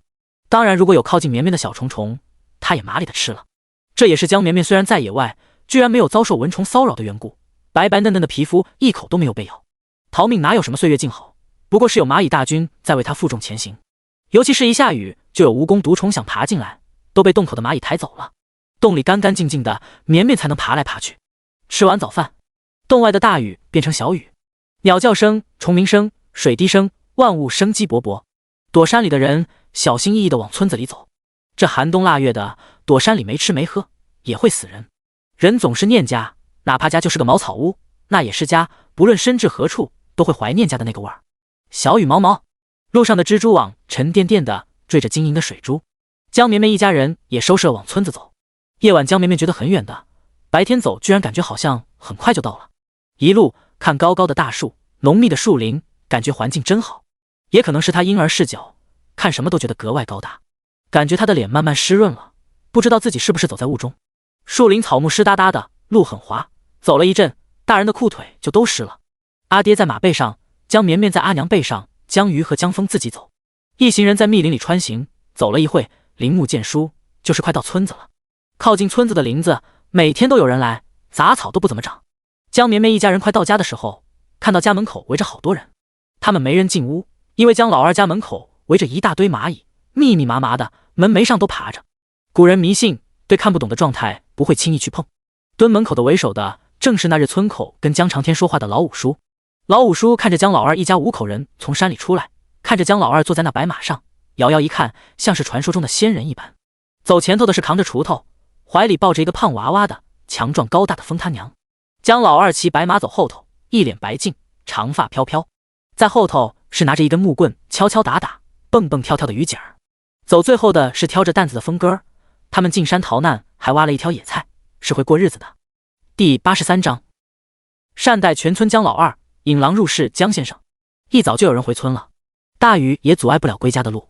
昨夜听到很多恐怖的声响，尤其是在深山寒夜中，越听越害怕。众人都没有休息好，一早就按捺不住回村了。结果刘老爷家好像也没有什么动静。大雨冲刷的刘老爷家的高墙干干净净，青瓦湿哒哒的，色彩鲜润。靠得近的村民明明听到哭喊声了，却没有想到回村子居然会这么安静。一群人汇聚，然后才有胆大的走最前头去敲门。结果只是轻轻一推门，就看到了躺地上的六婶婆的老汉老兀子。他胸前有剑，死不瞑目的睁着眼张着嘴，雨水冲刷了他的脸，他脸上的大痦子更加明显。再进去，里面都是各种尸首，有认识的不认识的。他们翻到了被尸首压着的阿翠未婚夫小吴。小吴看到村民回来，嚎啕大哭，他真是吓死了。他胳膊被箭雨擦了一下，腿可能也扭了，但是没死。这会子又冻又饿，他感觉自己快要被冻死了。他泡在水里，身上还压着一具盗匪的尸首。盗匪来了，他们杀了刘老爷，杀了好多人，然后不知道为啥自己打起来了，全死了，全死了。他嘴唇青紫，一边说一边抖。村民把他拖出来，又进到里屋。里屋也是场面残忍不已。那往日高高在上，对所有村民都看不上的刘老夫人死了，穿着里衣，外衣都没有穿。忽然有个村民嚎啕大哭，跪在地上扯着嗓门仰头喊：花儿，花儿，你看老钱婆死了，死了。他闺女花儿被刘老爷看上，说他好生养。刘老爷说他们还不上钱，就拿闺女抵。他们家为活命，年初借了一袋粗粮，给白干活了1年，赔了一个闺女，都没有还上，想着闺女上门至少能吃顿饱饭，不会饿死。结果第3日，他家闺女就被打死了。老钱婆说他闺女偷他的耳坠，生生打死了。他想去看闺女，想问她吃饱没，结果就只看到了一个破草席，外头露着一双伤寒累累的脚，鞋都没有，没有。花儿啊花儿，你看着没，看着没。哀嚎声阵阵，村里人差不多都回来了。老五叔年纪大，可是他也做不了主，于是带着众人来找姜老二。毕竟这次没有姜老二，他们也都成尸首了。姜老二读过书，是能耐人，他们想找他拿主意。然后他们就看到了姜家5口人归来。姜老二骑着白马，今日的姜老二好像跟以前不一样，那脸咋那么好看，像是被山里的妖怪换了一张脸一样。老二，你回来了，你们没事吧？老五叔热情地喊道。秦落霞抱着孩子打招呼：五叔、大根叔、呼噜哥，你们咋都过来了？姜长天连忙跳下马，对众人客气的道：来就直接进屋，进屋坐，都是自家人，不用客气。众人看姜老二靠近，慌得有些手忙脚乱，后退一大步。姜老二长这样吗？原来他长这样吗？没细看过，早出晚归的。他长得也太妖孽了，村子里大姑娘都寻摸不出一个比他漂亮的。一张脸看着漂亮又和善，都不舍得对他说句重话的感觉。难怪落霞那小闺女长得跟雪娃娃一样，这是跟了姜老二一模一样。众人被姜老二的容貌震惊了，然后才想起来眼前有更震惊的事情。全死了，全死了！刘老爷一家死的差不多了，盗匪也死了好多，咋办？姜绵绵在阿娘后背摇晃睡着了，到家闻着熟悉的味道才醒过来，睁开眼就看到好多人，也看到了好多蚂蚁。秦落霞去开门，她伸手过去，门上的蚂蚁才退散，然后迅速的消失不见。推门进院子，众人跟着进来，见院子除了比他们家干净，也并没有多少区别。姜绵绵落入了阿姐的怀抱，阿娘去给大家倒水，姜峰跟着阿爹招呼人，姜鱼分配到了姜绵绵，他好奇地抱着妹妹看热闹，姜绵绵也竖着耳朵，好奇发生什么事了。姜峰给大家端茶，搬凳子，还每人都递上一块配茶的馍饼，有人直接吃了，有人塞袋子里了，有些窘迫地看着坐在正前方的姜老二。姜老二眉目清朗，一团和气，看着就让人安心，觉得他是个极好的人。老二，现在咋办？盗匪和刘老爷家人都死了，阿翠她未婚夫小吴活下来了，说是盗匪内讧了。对了，六婶婆也还活着，但是2条腿都断了，话说不清，就哎呦哎呦的喊。老五叔开口道：都死了吗？姜长天露出震惊的模样，接着是沉思。这群没有纪律的人在姜老二沉默的时候，居然难得没有打岔，而是耐心安静的等着。刘老爷的闺女是县太爷的妾，若是贸然报官，恐怕会把气发我们身上，我们都活着，怎么刘老爷一家居然死了？其次，这一群盗匪死了，肯定还有其他盗匪，若是盗匪再来，我也不知道是啥时候，那我们肯定没有这次好运，逃不了。姜长天说话的时候，手指敲打着膝盖，坐在小凳上，同样一夜逃亡，他美得像是去天庭吃了蟠桃夜宴回来，更美轮美奂了。老五叔，若是你们信我，我就给大家做一回主，若是你们不信，那我们一家也不敢待，大不了带着一家人去京城投奔贵人，那贵人很看重我们家风儿，还留下了马，就是希望风儿去投奔他们。谢姜先生，你们别走，我们全村老小都靠你给我们留条活路。对对，江大哥，你必须留下来，我们听您的，您说什么我们就做什么。江先生，您救了我一家老小的命，以后我们的命就是您的，您说往东，我们绝不向西。有汉子拍着胸脯道。老五叔也站起来，恭敬地弯腰行礼。江先生，我们大家拜托您了。江长天被劝说了一番，然后认真的道：刘老爷家存粮不少，若是分给大家，应该能撑过几日。可是眼下我们还有生死大劫，生死难料，我们首先要团结起来，抵御外敌。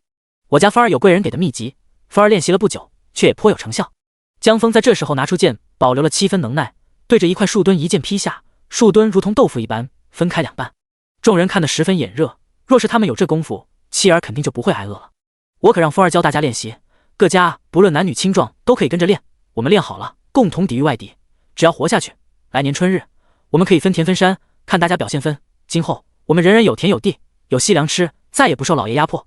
江哥，江先生，江大哥，热切的喊声此起彼伏。众人想到来年有田有地可以分，激动的浑身颤抖，看着江老二如同救苦救难的活菩萨。江长天听着声声恭敬的喊声，表情愈发谦虚和善，身上散发着仙气飘飘之感。这些人他都给去他们家看过病，给送过草药，为了一家老小能在村中立足，他给这里所有人都帮过忙。可是人人喊他江老二，如今他引入盗匪，杀了人全家，所有人喊他江哥、江先生。他被人群包围，穿过人群，看到在厨房灶台前围着围裙忙碌的身影，他笑了。第84章，阿爹大魔王觉醒。寒冬，寒风凛冽，家中微寒。清晨，江绵绵醒了，她发现自己是趴着睡的，自己给自己翻了个面，然后就看到坐在窗前书写的阿爹。忽然想到医学生的时候，老师教怎么夸人，咱们都是切开过其他人的，要从面相到本质。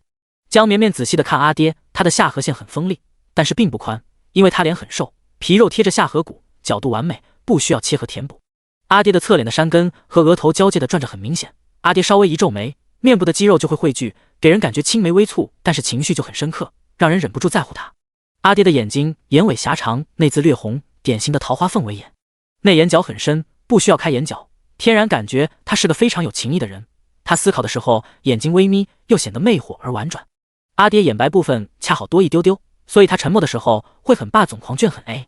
注意，江绵绵看着阿爹发呆，又赖了一会床，不自觉地缩了一下手指，心中想着完蛋，现在是小孩子，缩手指喝点灵泉醒脑还说得过去，等自己长大了也缩手指会被当作智障吧，以后还是要注意克制，没人的时候缩。听到动静，江长天转头过来，就看到小闺女躺床上认真的缩手指，她脸上自然就养出了笑容。囡囡醒了呀。他起身过来，伸手把闺女抱起来，江绵绵落入了阿爹干爽的怀抱，很开心。帅哥不仅可以看，还可以抱抱。阿爹给你穿衣服。江长天一手抱娃，一手翻床头的小衣服。江绵绵伸出手指指着那小夹袄道：阿爹，我要穿那个。婴儿软糯的声音，感觉说的再慢就要流口水了，但是很认真。江长天很尊重闺女的选择，拿了小夹袄给她换上。换上了小夹袄，又套了一条开叉的小棉袍。霞妹说是绵绵自己比划要做的，她可能是穿小裙子老摔跤，让霞妹把裙子下面缝起来，像是大人的蟹裤一样。不过小娃娃没有关系，穿上之后2条腿可以分开，也不用担心绊倒。就是拉粑粑有点麻烦，不能直接蹲下，要脱掉棉袍。问题不大，他家的绵绵从来没有把粑粑拉袍子里，干净得很。穿好衣袍，江长天又拿出了小木梳给小闺女梳头。过去忙忙碌碌，奔奔波波，极少有这样陪孩子的时间。他很耐心，小闺女的头发也好，不打结，但是感觉额头和后脑勺略微有点秃。不过江长天没有吭声，他的闺女虽然很小，但是好像已经很爱美。全家也就是他，穿衣服要自己选。江风江鱼，我们那时候有的选吗？我们压根就一套衣服。霞妹说小闺女这么小就知道，让她往衣服上绣带带绣花花了。江长天给闺女的头发扎了2朵朝天辫，像是野葱花一般，很是可爱。然后又拿了湿帕子给她洗脸擦手，把闺女刚刚缩的手指擦一遍，一边擦一边叮嘱：我们绵绵是漂亮的小囡囡，不能再吃手指了好吗？江绵绵隆重的点头，不吃手。她微微有些脸红。胎穿是有一丢丢成人的记忆，但是记忆总是会慢慢淡忘，而她确确实实是一个婴孩，总是不自觉遵循身体本能行事，因为眼前一切才是鲜活的、存在的、真实的。阿娘呢？江绵绵好奇问道。阿娘带村里的大娘们去干活了，晚点回来。江长天道。于姐儿也跟着霞妹出门了。峰哥带着村中青壮年练剑。反而是留下他在家中带娃。他帮娃娃穿戴好洗干净，又扛着他刷了刷才长出来2颗的小米牙，才带他去吃东西。锅里热着蛋羹，蛋羹里有肉末，还有野菜。家中于姐儿和峰哥儿都喜欢吃肉，霞妹也喜欢吃肉，就绵绵她居然有些挑食，会吃一点肉，但是也一定要吃点菜。很像她其实也是更喜欢吃菜。闺女很好带，她把蛋羹端出来，又端了一碗煮过的羊奶。这只奶羊本来卖给了刘老爷了，现在刘老爷死了，又回到了他们家。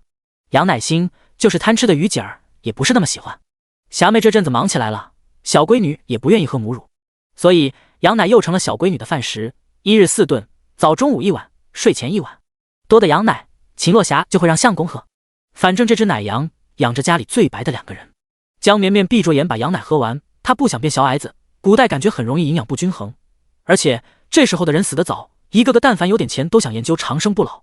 她要从小就开始养生，每天多喝奶，可以长高。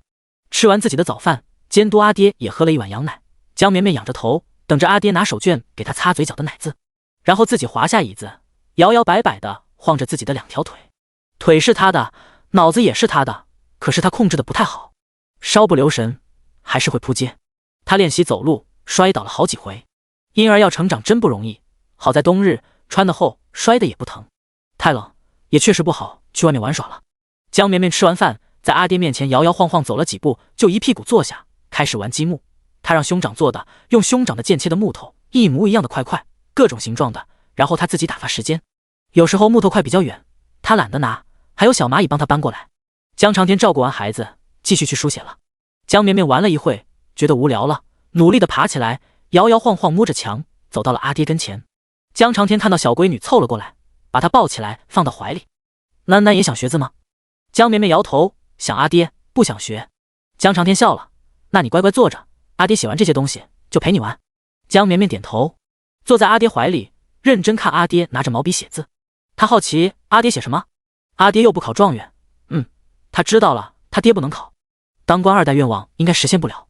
就见面前密密麻麻的字，大多数是繁体字，他内心哀嚎，大概率还是要学习的，只能靠着一半相似的字瞎猜，重新变回文盲。育民树叶：1. 于民，统一思想，诱之以利，许之以诺。2. 弱民，轻赏重罚。3. 疲民，为民巡视，疲于奔命，使民无暇顾及他事。4. 辱民，失之尊严，缩之相互，检举揭发。5. 平民，除了生活必须，剥夺于银于财。6. 武者若不灵，杀之。注2。江绵绵太惊讶了，以至于小胖手拍打到了纸上，那杀之的墨迹晕染开，他手上也沾上了墨汁。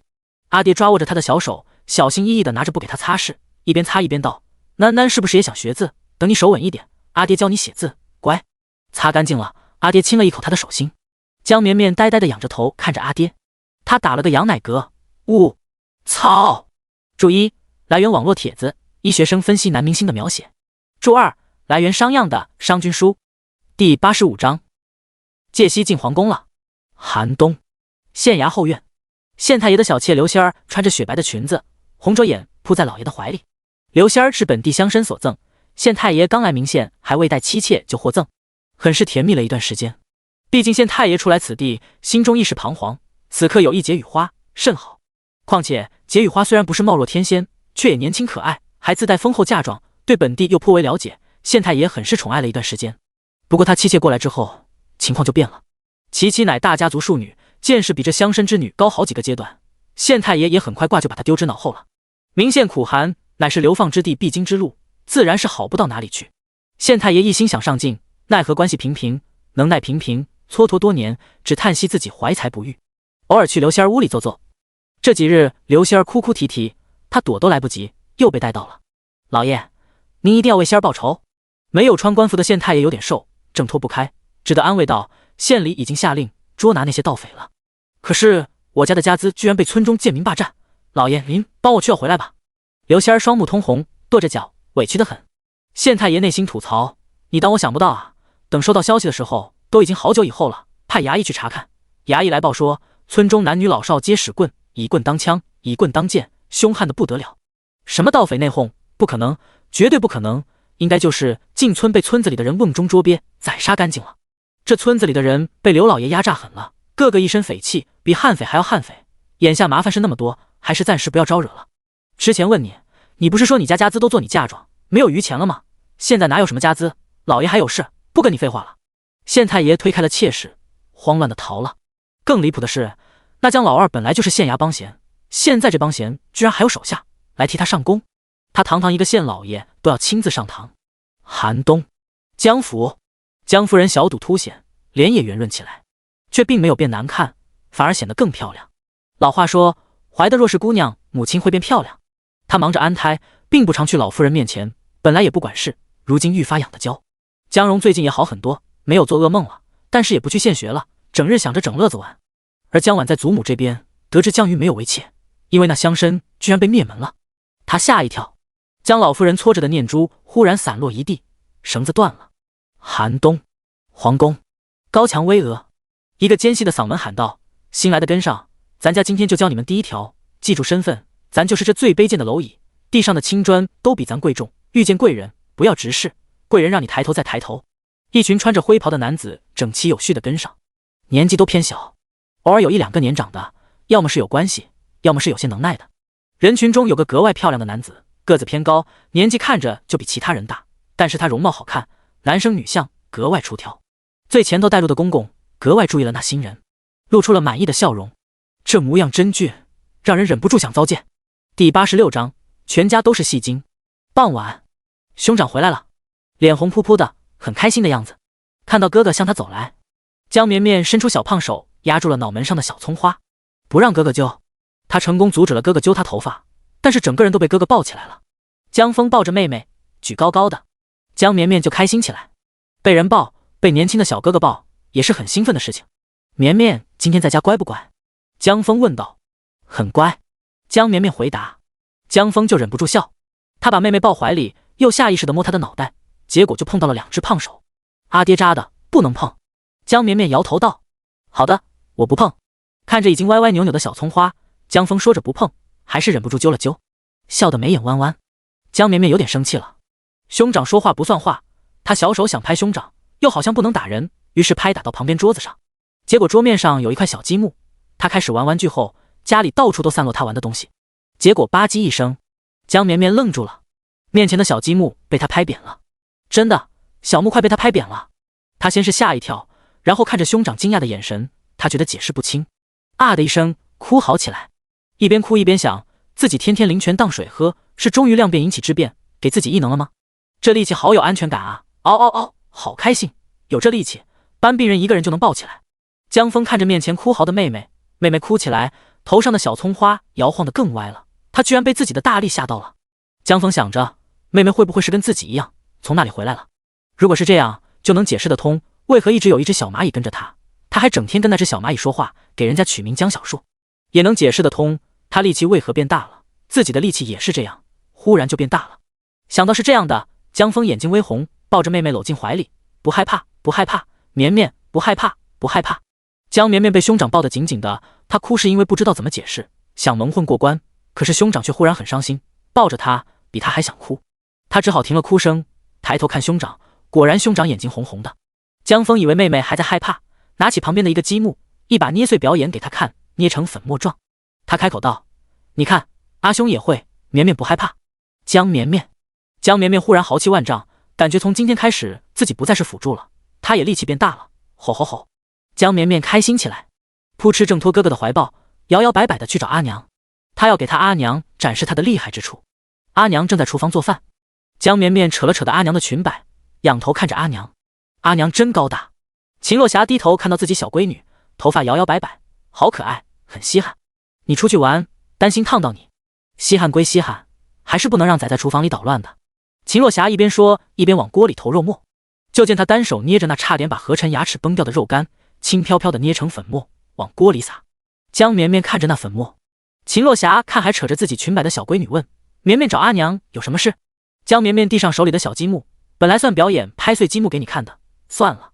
秦洛霞以为闺女要送自己小木头，连忙接了过来，塞口袋，低头给闺女手里塞了一块小馍馍道：你拿着出去吃。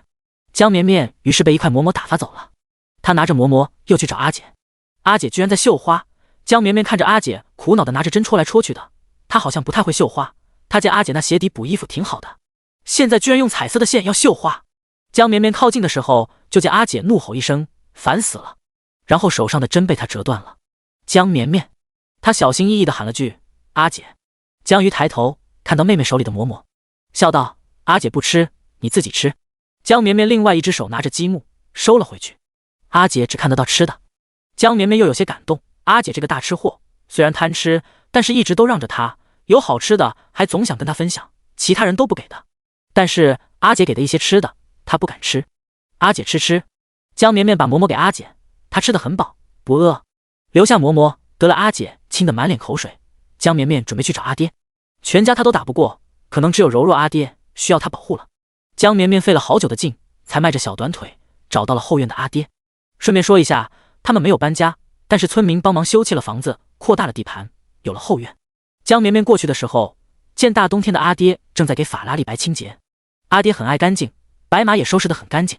他过来的时候，阿爹正抓着马的一条腿抬起来擦马蹄。看到小闺女过来，江长天连忙阻止：“绵绵，你坐那边，别过来，担心马伤人。”江绵绵拿着积木坐在一旁小凳凳上，乖乖等阿爹。结果就见阿爹把马蹄擦干净，然后把马抱起来放一边，继续擦。江绵绵，阿爹居然也是有大力的。阿爹每次都在阿娘面前嘤嘤嘤的，他还以为阿爹只是变好看了，还更柔弱了。阿爹这个好看的骗子！江绵绵气得捏碎手中的积木，一屁股滑下小凳凳走了，扑通摔了。第87章家庭成分。寒冬，坎儿村。江绵绵现在才知道自己村子的名字叫做坎儿村。坎是阶梯吧，楼梯很多的村子，感觉是略微有点不吉利的村子。坎儿好像也是阻碍，不过听着村里人的语调说坎儿坎儿，好像又很好听。天黑了，外头的风像是婴儿的哭声，呜咽不停。江绵绵一家人围着桌子吃晚饭，因为冬日很冷，她很少出去村子遛弯，也不知道村子具体如何了。但是晚饭的时候会听家人唠嗑，好像有很大变化。当然最直观的是自己家的变化。阿姐和兄长分开屋子睡了，阿姐有独立的房间了，多了一个藏东西的小柜子。那双漂亮的带珠珠的绣鞋也不放床头了，放在柜子的抽屉里。那个抽屉江绵绵也不能随便乱开的，打开的话阿姐也会跟她急的。不过阿姐就是样子货，最多就吼她。江绵绵会站着装可怜，大眼睛眨巴眨巴就湿润了，阿姐就会马上懊恼自己声音太大了，跟她道歉。江绵绵也不知道自己为啥无师自通就会这种奇怪的技能。阿兄也有单独的屋子，有书桌、木窗、床，家里加盖了2间屋子。现在他的家是有前后左右院子。阿爹阿娘江绵绵一个屋子，江绵绵多了一张小床。阿姐一个屋子，阿兄一个屋子，一个杂物间，一个招待客人的屋子。村里人来找阿爹，若是有风雨就会到招待客人这个屋子。开口朝着门口的大树，视野很好。屋子里比较简陋，就是几个蒲团，一张桌子，没有柜子，但是有个架子，架子上摆了几本书。每个村民进来看到书都会很恭敬。这个时代书是非常珍贵的，往往是大家族不外传的秘密，普通人拿到书都看不懂，因为根本没有机会学。各家视如传家珍宝，所以给江绵绵家送书的2位宝马公子实在是大好人。不知道如今怎么了，古代真是车马慢路途遥，江绵绵都会走路了，他们都没有一封书信过来。他们那么年轻，应该不会死掉吧。百惠客屋的这几本书是阿兄重新抄的。家中除了居住条件变好了一些，其次表现最明显的还是吃饭方面，现在每日都有一顿干饭。江绵绵都有点担心阿姐吃太多，脸太圆太胖嫁不出去，貌似她多虑了。这时候谁家如果有胖姑娘是非常好嫁的，比那种弱柳扶风的姑娘好嫁很多。已经有不少人到家里打听阿姐的意思了。阿爹阿娘都不着急，阿姐更不着急。江绵绵很佩服阿爹，感觉阿爹一个人就可以把全村人卖了，大家还要给他数钱。反正刘老爷一家死后，获利最大的就是他家。他们家地位好像在村子里不一样了，但是也没有搬到刘老爷家去。虽然村民制成邀请，阿爹只是让村民帮忙修缮了房子，而刘老爷家大院成为村里集合练武的地方。其他屋子由阿爹做主考察，村中有人家房舍实在太差的，要他的过不了冬的，就搬到了刘老爷家去。豪宅很快就被分割了，变成大杂院一般。大家对阿爹都非常感激，觉得他跟别人不一样。若是别人上位，肯定舍不得刘老爷家的大宅。江先生却心地善良，想的都是全村人，把好地方都留给村里人。阿爹还留了一些地方，说看大家表现，若是表现好的，也可以作为奖励。据说开春以后还能分田地，大家疯了一样的使劲操练找活干，力图表现好一些。实际上，江绵绵听床角的时候，听阿爹跟阿娘解释了，那地方死人太多，不吉利，视野也不好，太容易被攻破。咱们不着急，先不住。反正现在全村人都夸他阿爹各种好，感觉他阿爹像是90大善人转世。大家也夸阿娘，说阿娘勤快贤惠；夸兄长，说兄长年轻有为，为人仗义，兄长带着全村人练剑，很有威信。也夸阿姐，说阿姐长得圆有福气。当然也夸江绵绵，夸她长得漂亮，像阿爹。江绵绵觉得自家好像变成了新的刘老爷，大概是江老爷的感觉，体会了一把阶级小小的跨越。江绵绵感觉自己变成了小地主的女儿，日子还有点小滋润。当你地位高了，身边都是善良和善的人，至少在村里是这样的。晚饭，一家人吃的依旧很专心。阿爹挑着菜吃，江绵绵有额外的肉糜蛋羹饭，里面也有野菜渣渣，还喝了阿娘煮的野菜肉末汤。阿姐吃得很认真，阿姐吃饭的时候不怎么说话。兄长吃的也很认真，他饭量见长，运动量大，吃的很多。实际之前他也能吃很多，不过之前他每顿都没有怎么吃饱。他一张脸像阿娘不瘦，身体却是非常瘦的，也就这半年慢慢的强壮起来。一家人都能吃饱饭了，就觉得日子很好很踏实。吃完饭就是江绵绵最喜欢的时候，这时候一家人会坐在一块唠嗑，这个习惯感觉很好，他也能顺便知道一些外面的事情。大哥江峰先开口道：阿爹，听说吉山县的盗匪攻打下第2个县了，已经离府城很近了，如今县城人人惶恐，我的那些朋友想帮我们村子可以吗？江长天点头，可让他们把家人都带过来，挑一些机灵的在外头打探消息，到我们村里就按照村里的新规定，你看看还有没有机灵的小子也可以带回来。江瑜开口道：爹，阿翠说她成婚，能不能让你上门主持啊？江长天点头，不过看了看圆脸鱼姐儿道：等开春，阿爹给你请个女先生，你学一些东西。江瑜，秦若霞附和，是要学一些的。江绵绵在一边幸灾乐祸，吼吼吼，她不用，她还小。就听阿爹道：你妹妹也要启蒙了。江绵绵，江绵绵被薅到了大哥怀里。爹，府城会被打下来吗？江峰忧心忡忡地摸着妹妹的脑袋问。江绵绵也好奇，仰着头，眼睛瞪得圆圆的。阿爹开口道：会，应该快了。江瑜星星眼，阿爹好厉害，在家知道那么远的事情，不知道阿爹知不知道府城的酒楼？听说府城有一家酒楼叫做一碗过不去，里面的肉能香死人。相公，那我们怎么办？秦若霞有些慌乱地问道，他对打仗有天然的害怕和惶恐。江长天抓着妻子的手，揉搓着道：没区别的，谁来我们听谁的。江绵绵点头，对对对，阿爹说的对，府城上面的事跟他们村里太远了，没有搭嘎的。江峰揉搓妹妹的头盖骨的手换了个位置，改成手指从后脑勺往上搓。爹，那我们带人去攻打县城吧，可里应外合，我和小伙伴都打听好了，只要把县衙攻打下来，那些富户也不敢咋样，他们就顾自己逃命。等府衙被反贼打下来，他们肯定需要新的手下。江峰眼睛亮晶晶的道。江长天敲了一下儿子的脑袋，有违大义的事我们不做，我们是为了过好日子，不要提打打杀杀的事情。记住，我们倒了盗匪的老窝，也不是为了拿武器抢东西，那些是顺带的，主要是为了造福乡民，造福过路的商客，做事要师出有名。江峰领略，点头。那阿爹若是县城乱了，我们可以去帮忙去维稳吗？江长天点头，诺。江绵绵忽然感觉地主的女儿才当不久，马上就有可能会变成反贼的女儿了，家庭成分变化太快了。第88章，阿爹的生辰。下雪了，江绵绵趴在窗前，看着外头飘飘荡荡的雪花，很是惊奇。这是冬日第1场雪，也是他人生的第1场雪。他小小的个子只到木窗最底下，要看外面还需要扒拉着木窗，踮着脚，看着雪花飘啊飘，院子里的井盖慢慢就变白了，黑黑的土地也变白了。他看到阿娘匆匆跑出去，抱了一大捆柴火回屋。隔壁屋传来阿姐的叫声，啊！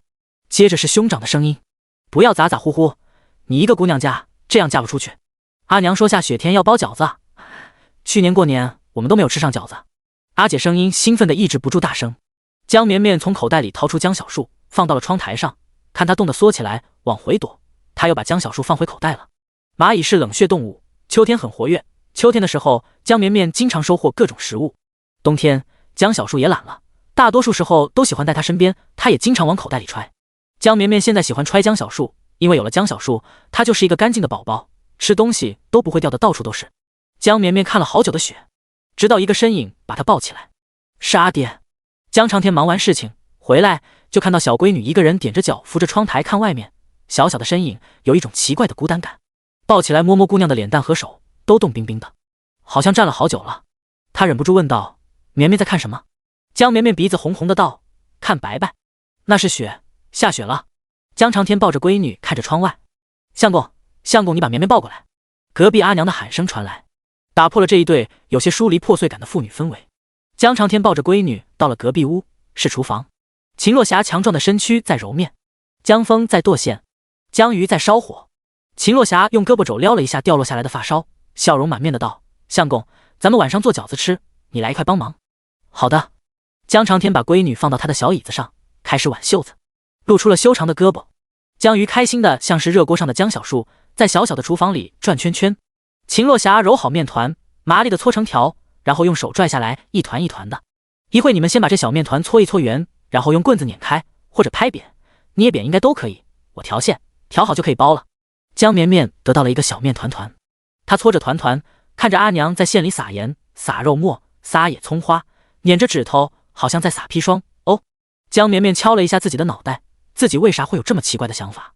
江鱼、江峰和阿爹一起围着桌子搓面团，阿娘也把馅调好了，很多野菜，少许肉，少许酱菜，少许盐，少许野葱，最后还加了一块厚厚的油膏，把野菜搅拌得油光发亮的。一家人一起动手围着小桌子包饺子。除了江绵绵，她在搓面团子，手的配合能力还没有那么强。阿爹包的也略慢，但是阿爹包的很漂亮，精致的像是做的荷包。阿娘最麻利，阿娘做什么都很麻利。她在屋里都热乎乎的，屋外雪越来越大，纤细的树枝不堪重压，发出轻轻的咔嚓声。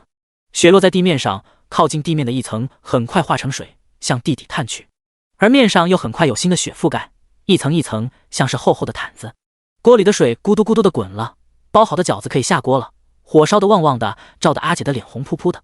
江绵绵发现阿姐的脸最近好像更圆了。江峰在帮忙拿饺子，阿爹在擦拭桌子，江绵绵还在玩他手里的那团小面团。他把小面团拍平，把姜小树拿出来盖章，很快小面团上就很有多姜小树的形状，长长一条。对喜欢玩蚂蚁的小闺女，家里人已经见怪不怪了。锅上冒着烟，香气也飘起来了。秦若霞用大锅铲搅着锅底，时不时添一点凉水。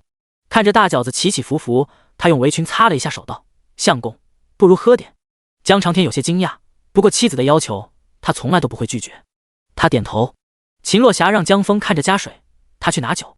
江绵绵心想，他家真是阔了啊，以前涮锅水都要全家分着吃，现在居然还有酒了。好奇阿娘把酒藏哪里，他伸出双手喊：“阿娘，抱抱。”秦若霞没有想闺女是想看她藏东西的地方，她伸手抱起闺女背上，然后去地窖。江绵绵看到地窖又宽又大又深了，阿娘这是挖了一个地下室出来了。阿娘在角落翻出了一个小坛子，抱着出来了，外头有雪，阿娘的脚印一个一个的。江绵绵在阿娘背上看着脚印蜿蜒，很亲切。回到厨房，热气腾腾，饺子都浮起来了，可以吃了。阿娘给大家一人盛一大碗，中间放着酱菜。她拆开了坛子给阿爹、江峰、江鱼都倒了一碗酒，给江绵绵倒了一碗饺子汤，明目张胆的骗她，还假装是坛子里倒出来的，用坛子挡住。江绵绵，就算我傻，别人的酒都不会冒起，就我都会冒起，我也能分出来啊。秦若霞先端起酒，然后对着相公道：“今天是你生辰，我们吃顿好的，喝得好的，祝我们以后日子越来越好。”江长天一瞬间眼泪就滚了出来，他忘了，他不记得今天是他的生辰，家里从来没有人给他过过。江峰给阿爹递上一支毛笔，这是我自己做的，阿爹给你。江鱼也掏出了一块歪歪扭扭的帕子，看不清上面是啥，他把帕子给阿爹道：“祝阿爹身体康健，越活越年轻。”江绵绵，过分，这么大的事情居然瞒着他一个小孩子，他都没有准备礼物。江绵绵伸手掏自己口袋，掏啊掏啊，终于掏出了一棵姜小树扛来给他的小石头，圆圆的黄黄的挺好看，他放口袋里了。阿爹，给阿爹生辰快乐。江绵绵把小石头递过去，江长天接过孩子给的东西，端起面前的酒一饮而尽。他不喝酒，自那次被冤枉之后，他从不喝酒。可是今日眼前有妻友，他可以安心的喝。江长天酒量极差，一碗就倒。他趴倒在桌子上，发出了微微的鼾声，睡着了。阿娘把阿爹扛走了。外面下着雪，江绵绵和阿兄阿姐吃饺子。原来这一天是阿爹生辰啊！阿娘去了好久都没有回，饺子凉了，可惜了。第89章，时间早已书写好。下雪了，京城皇宫的红墙白了顶，整个皇宫盖上了雪白的屋顶，显得格外洁白。有臣子上奏，瑞雪丰年，3年没下雪了，这一场雪下来，大吉。恰逢韩世子生辰，圣上要亲自给韩世子庆生。韩世子受宠京中无人不知，无人不晓，比当年太子的地位还要尊崇。得罪太子，太子大度，不会怎么样你；得罪韩世子，韩世子可不大度，折腾死你。皇上也只是一笑了之，觉得他的外甥性子帅真可爱。韩世子非福薄，嫁入3年就香消玉殒。皇上有意给韩世子再选一个世子妃。这一日，朝中所有品级的命妇都带上家中适龄子女到了宫中。宫宴之夜半，歌舞升平，酒水流淌。皇帝喝多了，搂着年纪小的宠妃，指点台上的戏。那怀揣加急文书的士兵被拦在了皇宫之外。荆州府城破了。皇宫里一间小屋里，一个被打得奄奄一息的小公公冒着雪，颠颠地往外走。他跌跌撞撞，跌跌撞撞，撞到了那华丽的戏台上。他扯了一身红衣，脸比雪白。他唱歌，歌声如诉如泣，如杜鹃啼雪。皇上忽然走下台，摇摇摆摆地把那小太监提了起来。雪后天晴，日头没有辜负我们，我们也切莫辜负日头。注意，江绵绵早早起床，穿得格外的厚。阿娘说雪后比下雪更冷，把江绵绵穿得跟一颗真正的球一样。他数了一下自己，大约穿了8件衣服，而且外面还有2层小袍子。院子里的雪好厚，真的像是厚棉被。穿好衣服的江绵绵就往院子狂奔，2条腿跌跌撞撞，稍微停顿了一下，整个人就不平衡地趴倒在雪地上了，一点都不疼。他双手费劲地撑起圆球一般的自己，双腿努力撑起来，撅着小屁屁给自己喊加油，然后爬起来，继续跌跌撞撞地往前走。又啪叽一声，趴倒在地。江绵绵累了，不想爬了，她脸也碰不到地上，穿得太圆了，像只小乌龟，肚子贴着地，四肢晃悠。扑哧，院子外头有笑声传来。江绵绵费劲地仰头看去，门口站着一个小男孩，穿着小披风，膝盖和胸前有亮甲，手里拿着一把小剑。他身边站着一个强壮如塔面无表情的大汉，一个瘦瘦的长袍先生，脸上有2撇小胡子。笑他的是那个小男孩。小男孩牙很白，笑起来很好看。这时候的牙刷不太好用，牙齿能这么白的很少。江绵绵抬头累了，头又趴下了。门口又传来一声笑：江先生，江先生，有客人到。3人之后跟着小吴大声地喊。江绵绵看着门口的小蚂蚁都忙忙碌碌地跑，这村里的人警惕性还不如他的小蚂蚁呢，等他们喊，他都要被抱走了。众人在院门口看到那扑倒在地的婴儿格外可爱，这时候却见一匹白马在雪中张嘴咬了那婴儿后背。那小少年身边强壮如塔的汉子都差点要出手砍那匹马了，却见马张大嘴，只是把婴儿的衣服咬住，把他拖了起来。见他坐稳了，就松开了牙，站在那婴孩跟前，像是威风凛凛的侍卫一般。江绵绵坐在雪地上，看那对着自己嘲笑的小男孩，输人不输阵，他表情认真严肃瞪着那小屁孩。江长天走出来，把坐在雪地上的绵绵抱起来。门口站着的几个人都云淡风轻，包括那小孩，都有一种天然的上位者的姿态。上门拜访，看到一个精致无比的婴孩，虽然有些惊艳，却也还好，毕竟那只是一个婴孩。可是当他们看到穿着灰色袍子出来的长发青年的时候，都愣住了。青衫施罗带，家世若飞龙。青年的青色袍子上还沾着粉面，像是在做吃食。他出来先把婴孩抱起来，轻轻拍了婴孩身上，然后摸了摸婴孩的脸、手脚，然后才看向他们。青年未语先笑，看着就是很温柔和善的一个男子。不知有贵客来临，未能远迎，请进。几人推门进来，踩脏了院中白雪。江长天丝毫没有在意，把他们引到了会客的屋子。简陋得很，一桌几个蒲团，墙上钉着2层木架子，一层木架子上放了几本书，还有一层放了一排倒扣的竹筒杯。墙上无画，室内也没有装饰的宝瓶，一朵花枝都没有。但是坐在这里，可以看到门口的2棵树，一棵树只有枝干，一棵树仍旧有叶子，如今叶子覆盖了白雪。坐，寒舍简陋，请勿见外。江长天说话的时候，秦落霞已经提着2个竹编的陶罐过来，就是里面是陶罐，外头是竹子，又编了一个筐子包围着，防烫的。陶罐里面放的是木炭，这相当于是炭盆，取暖用的。他提着陶罐过来，略微有些紧张的跟来人点了点头，算是打招呼了。小小的屋子放了2个陶罐，就微微暖和一些了。多谢霞妹，你再帮忙提一壶茶过来。江长天道。秦落霞看看他怀里的绵绵，问道：相公，娃儿要我抱走吗？小胡子见利索的妇人提东西进来，还以为是仆妇，很是英姿飒爽的乡下女子，不过这江先生这容貌，他家仆妇特别一点也说得过去，却不想这女子居然是他的妻子。不用，绵绵很乖，我抱着就行，你去忙，多准备些饭菜。江长天温柔的道。江绵绵觉得阿爹眼神拉丝，两人肯定发生了什么他不知道的事情。哼哼。秦洛霞害羞的走了，又很快提了一大壶水过来，利索的给烫了竹筒，然后给竹筒倒上水，把壶放在陶罐上维持水温。他做事特别快，大家还没有想好话语，已经端上了热水了。江绵绵也有一杯，他甜甜的道：“谢谢阿娘。”小胡子开口：“多谢夫人。”小男孩跟着喊了一句：“多谢夫人。”被这两声夫人喊的秦洛霞脸红了起来，不过还是大大方方的回应了。都能看到她局促，却都能感觉到这是一个极好极温柔的女子。铁塔男子站在屋子外面，小少年和胡子先生坐在里面，江绵绵和阿爹也坐在里面。秦洛霞出来给铁塔男子递过去一杯水，道：“大哥，你也喝一杯，暖暖身子。”铁塔男子摇头拒绝了。秦洛霞没有多坚持，就是递水的时候看了看他的兵器，是两把大刀，好锋利好重，看着就是好刀。注意，沈从文先生说的很好的一句话，感觉刚好可以用在这里，因为今天很特别。第90章，少主有疾。院子里白雪皑皑，墙角里有炭火温水，隔壁厨房传来了面食的香气，飘风蓬隆，哀佛佛兮，草木摇落，石稿翠兮。小胡子掉了个书袋，发出了一声不明觉厉的感叹。江绵绵仰着头看着他，阿爹给他把头上的帽子摘掉，露出了歪歪的小葱花，又把小葱花拉正，才跟小胡子抱了抱拳。小绵绵也伸出了小手，一起抱了抱拳。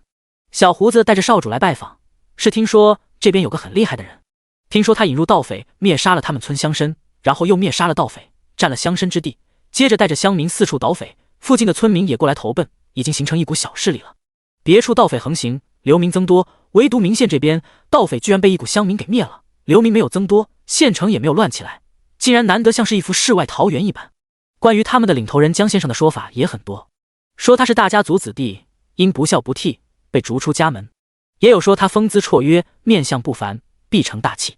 总之不管什么说法，这应该都是一个城府很深的人。如今眼看着快过年了，主公已经攻打下府城，短期内不可能再出兵，所以身为门人的宫崎池主动请命，表示他能不费兵卒拿下附近的县。当然不费兵卒不是真的不带，兵卒还是很多的，先礼后兵，能不打就不打，该打还是要打。他真的靠着口才拿下了附近的河县，就是中间出了一点点小差错，县太爷自尽了，问题不大。现在他来到了明县，却遇到了有意思的事情，和别处乱象丛生不一样，这明县附近的乡民居然还颇为安稳，流民也极少。结果他就打听到了这样一个江先生，人人交口称赞，说他扶危济困，仗义疏财，多谋善断，富有才能。宫崎池带着少主一块前来拜访，他的主要任务除了插旗，还兼职带娃。宫崎池的身份很神奇，他居然曾经中过状元，状元之才是称呼，这人有状元的才能，可是他真中过，后来却因为莫须有的罪名罢官了。现在他成为了反贼资路的门人，兼任资路唯一的嫡子的家教先生。资路凭空出现，风度不凡，身边能人众多，表面上是一个有文化的山匪，一出现就以雷霆之势收拢流民，攻打县城，占据府城。宫崎池能成为资路嫡子的家教，可见在团队中地位颇高。眼前这小小少年就是反贼资路嫡子资从恒。资路有好几个义子，但是嫡子就一个。宫崎池虽然觉得他能作为主公唯一嫡子的老师的身份很荣耀，可是同时也很忧心。主公几个义子都非常出色，各有所长，可是少主长得好看，却不像主公，智商超群，可是似乎有疾。宫崎池出门都带着少主，不是要带着他游历天下，而是真的不放心。天寒雪后，自从恒小大人的模样，端坐端着竹筒杯，并不插话，只是认真的观察眼前的人。自从恒认真的看着青年，看了一会，就又转头看那小幼崽。刚刚他摔倒了，然后认真的自己爬起来，然后又摔倒了，不哭不喊，乖乖的趴在雪地上，像极了他养的长寿龟。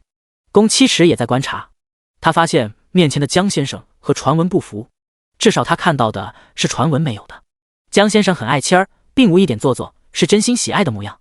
当然如果这也是装的，那他城府实在太深。不知道宫先生和资少主到寒舍有何指教？帮闺女弄好头发，把她放到旁边的小蒲团上，江长天坐好，对着贵客温和地问道。宫崎池有些愕然，他都没有自我介绍，面前的江先生也没有问。刚刚看着来报信的青年也毛毛躁躁的，却没有想到江先生居然准确地喊出他们的名字。资少主表情没有变。江先生是如何知道我们过来的？宫七池好奇问道。江长天喝了一口水，示意他们也喝，润了润喉，他才继续道：自从资帅到了府城之后，我们就一直盼着资帅能过来解救我们。说实在的，昨日我家才吃上第一顿饺子，也是因为原本的乡绅被盗匪打死了。那乡绅之女是县太爷的宠妾，我们都很害怕，每日练兵也只为自保。况且，他苦笑了一声，双目真诚地望着对面的小胡子。我一个被大家族抛弃的不孝不悌之人，无可考资格，无上进之路，我只盼资帅能一路向上，一飞冲天，我也好一展抱负。此言一出，瞬间说到了宫七池的心坎里。他一个新科状元都被莫须有罪名罢官流放，永无上进之路，只能跟着反贼造反。而且没有想到这江先生开口就是资帅，这名称甚好，比他这个曾经的状元郎都会喊人。自从横转头看了一眼青年，又继续看那小幼崽。江绵绵见阿爹眼神真诚而湿润，眉头微蹙，就知道阿爹又要发动他的真诚善良、有情有义我和你是一家的情感共鸣 buff 技能。上次阿爹跟人在这里谈话，他见那人一开始是凶巴巴的来抱怨的，谈着谈着，那人忽然跪下痛哭流涕的忏悔，说他错了，他认罚，他有罪。宫七池本来是满怀戒心过来的，可是在此人面前却不自觉地打开心扉，恨不得与此人促膝长谈。文人总是情感充沛，宫七池感觉遇到了知己，他对少主的关注力就少了一些，何况就在眼皮底下，应该没有什么事。江绵绵发现旁边的小男孩一直盯着他，他也好奇地看着他。时隔很久，江绵绵又看到了一个这个时代的有钱人。他家现在能吃饱饭了，衣服也不会到处是补丁了，但是江绵绵感觉距离有钱还是有一段距离的。实现了温和饱，再多没有。眼前这小朋友长得白白的，高高的，脸很秀气，穿得很好，衣服料子有绸缎感，看着也不厚，薄薄暖暖的，应该是穿了球，不像他穿成了球。他身上也挂了玉佩，他也有一块给阿娘收着了，阿姐也有一块，阿姐自己收着。不过对方有一把剑，看着很不错，长短合适，上面还有宝石，很对称。江绵绵没有，家里不太让她玩锋利的东西。江绵绵认真地打量对方，资少主更认真地看着这小幼崽。他的头发歪了，那绑着的小辫子本来正了，可是他自己刚刚扯了一下，又歪了。他领子歪了，他的小袍子也歪了。资帅知人善用，身边有宫先生这样的大才，人心所向。资少主年少不俗，临危不惧，让人钦佩。昨夜下雪，未曾想居然是因为贵客降临，寒舍破旧，一场雪添了白净素雅，正好迎客。江长天一番话真诚而真诚，说的宫七池这样的一身抱负学识沦落到此处的曾经的状元郎，心里妥妥帖帖的，好感拔的长。但是少主资从恒没有什么反应，他忽然伸出手，把旁边蒲团上坐着的小幼崽头上的小揪揪揪了一把，把歪歪的小揪揪揪到了中间，并且开口道：你头发有点少，这样扎会更少的。江绵绵不信，他天天喝灵泉水，怎么会秃？难道果然被大哥撸秃了吗？他太惊讶了，见众人盯着他，他大大的眼睛慢慢的蓄上了眼泪，眼泪在眼中滚啊滚。第91章，他有病。白雪、木屋、蒲团、炭炉、婴孩的哭声。门口的铁塔一般的男子回头看了一眼，然后就盯着面前雪地上的蚂蚁。好奇怪，下雪了，怎么会有蚂蚁？一群一群的。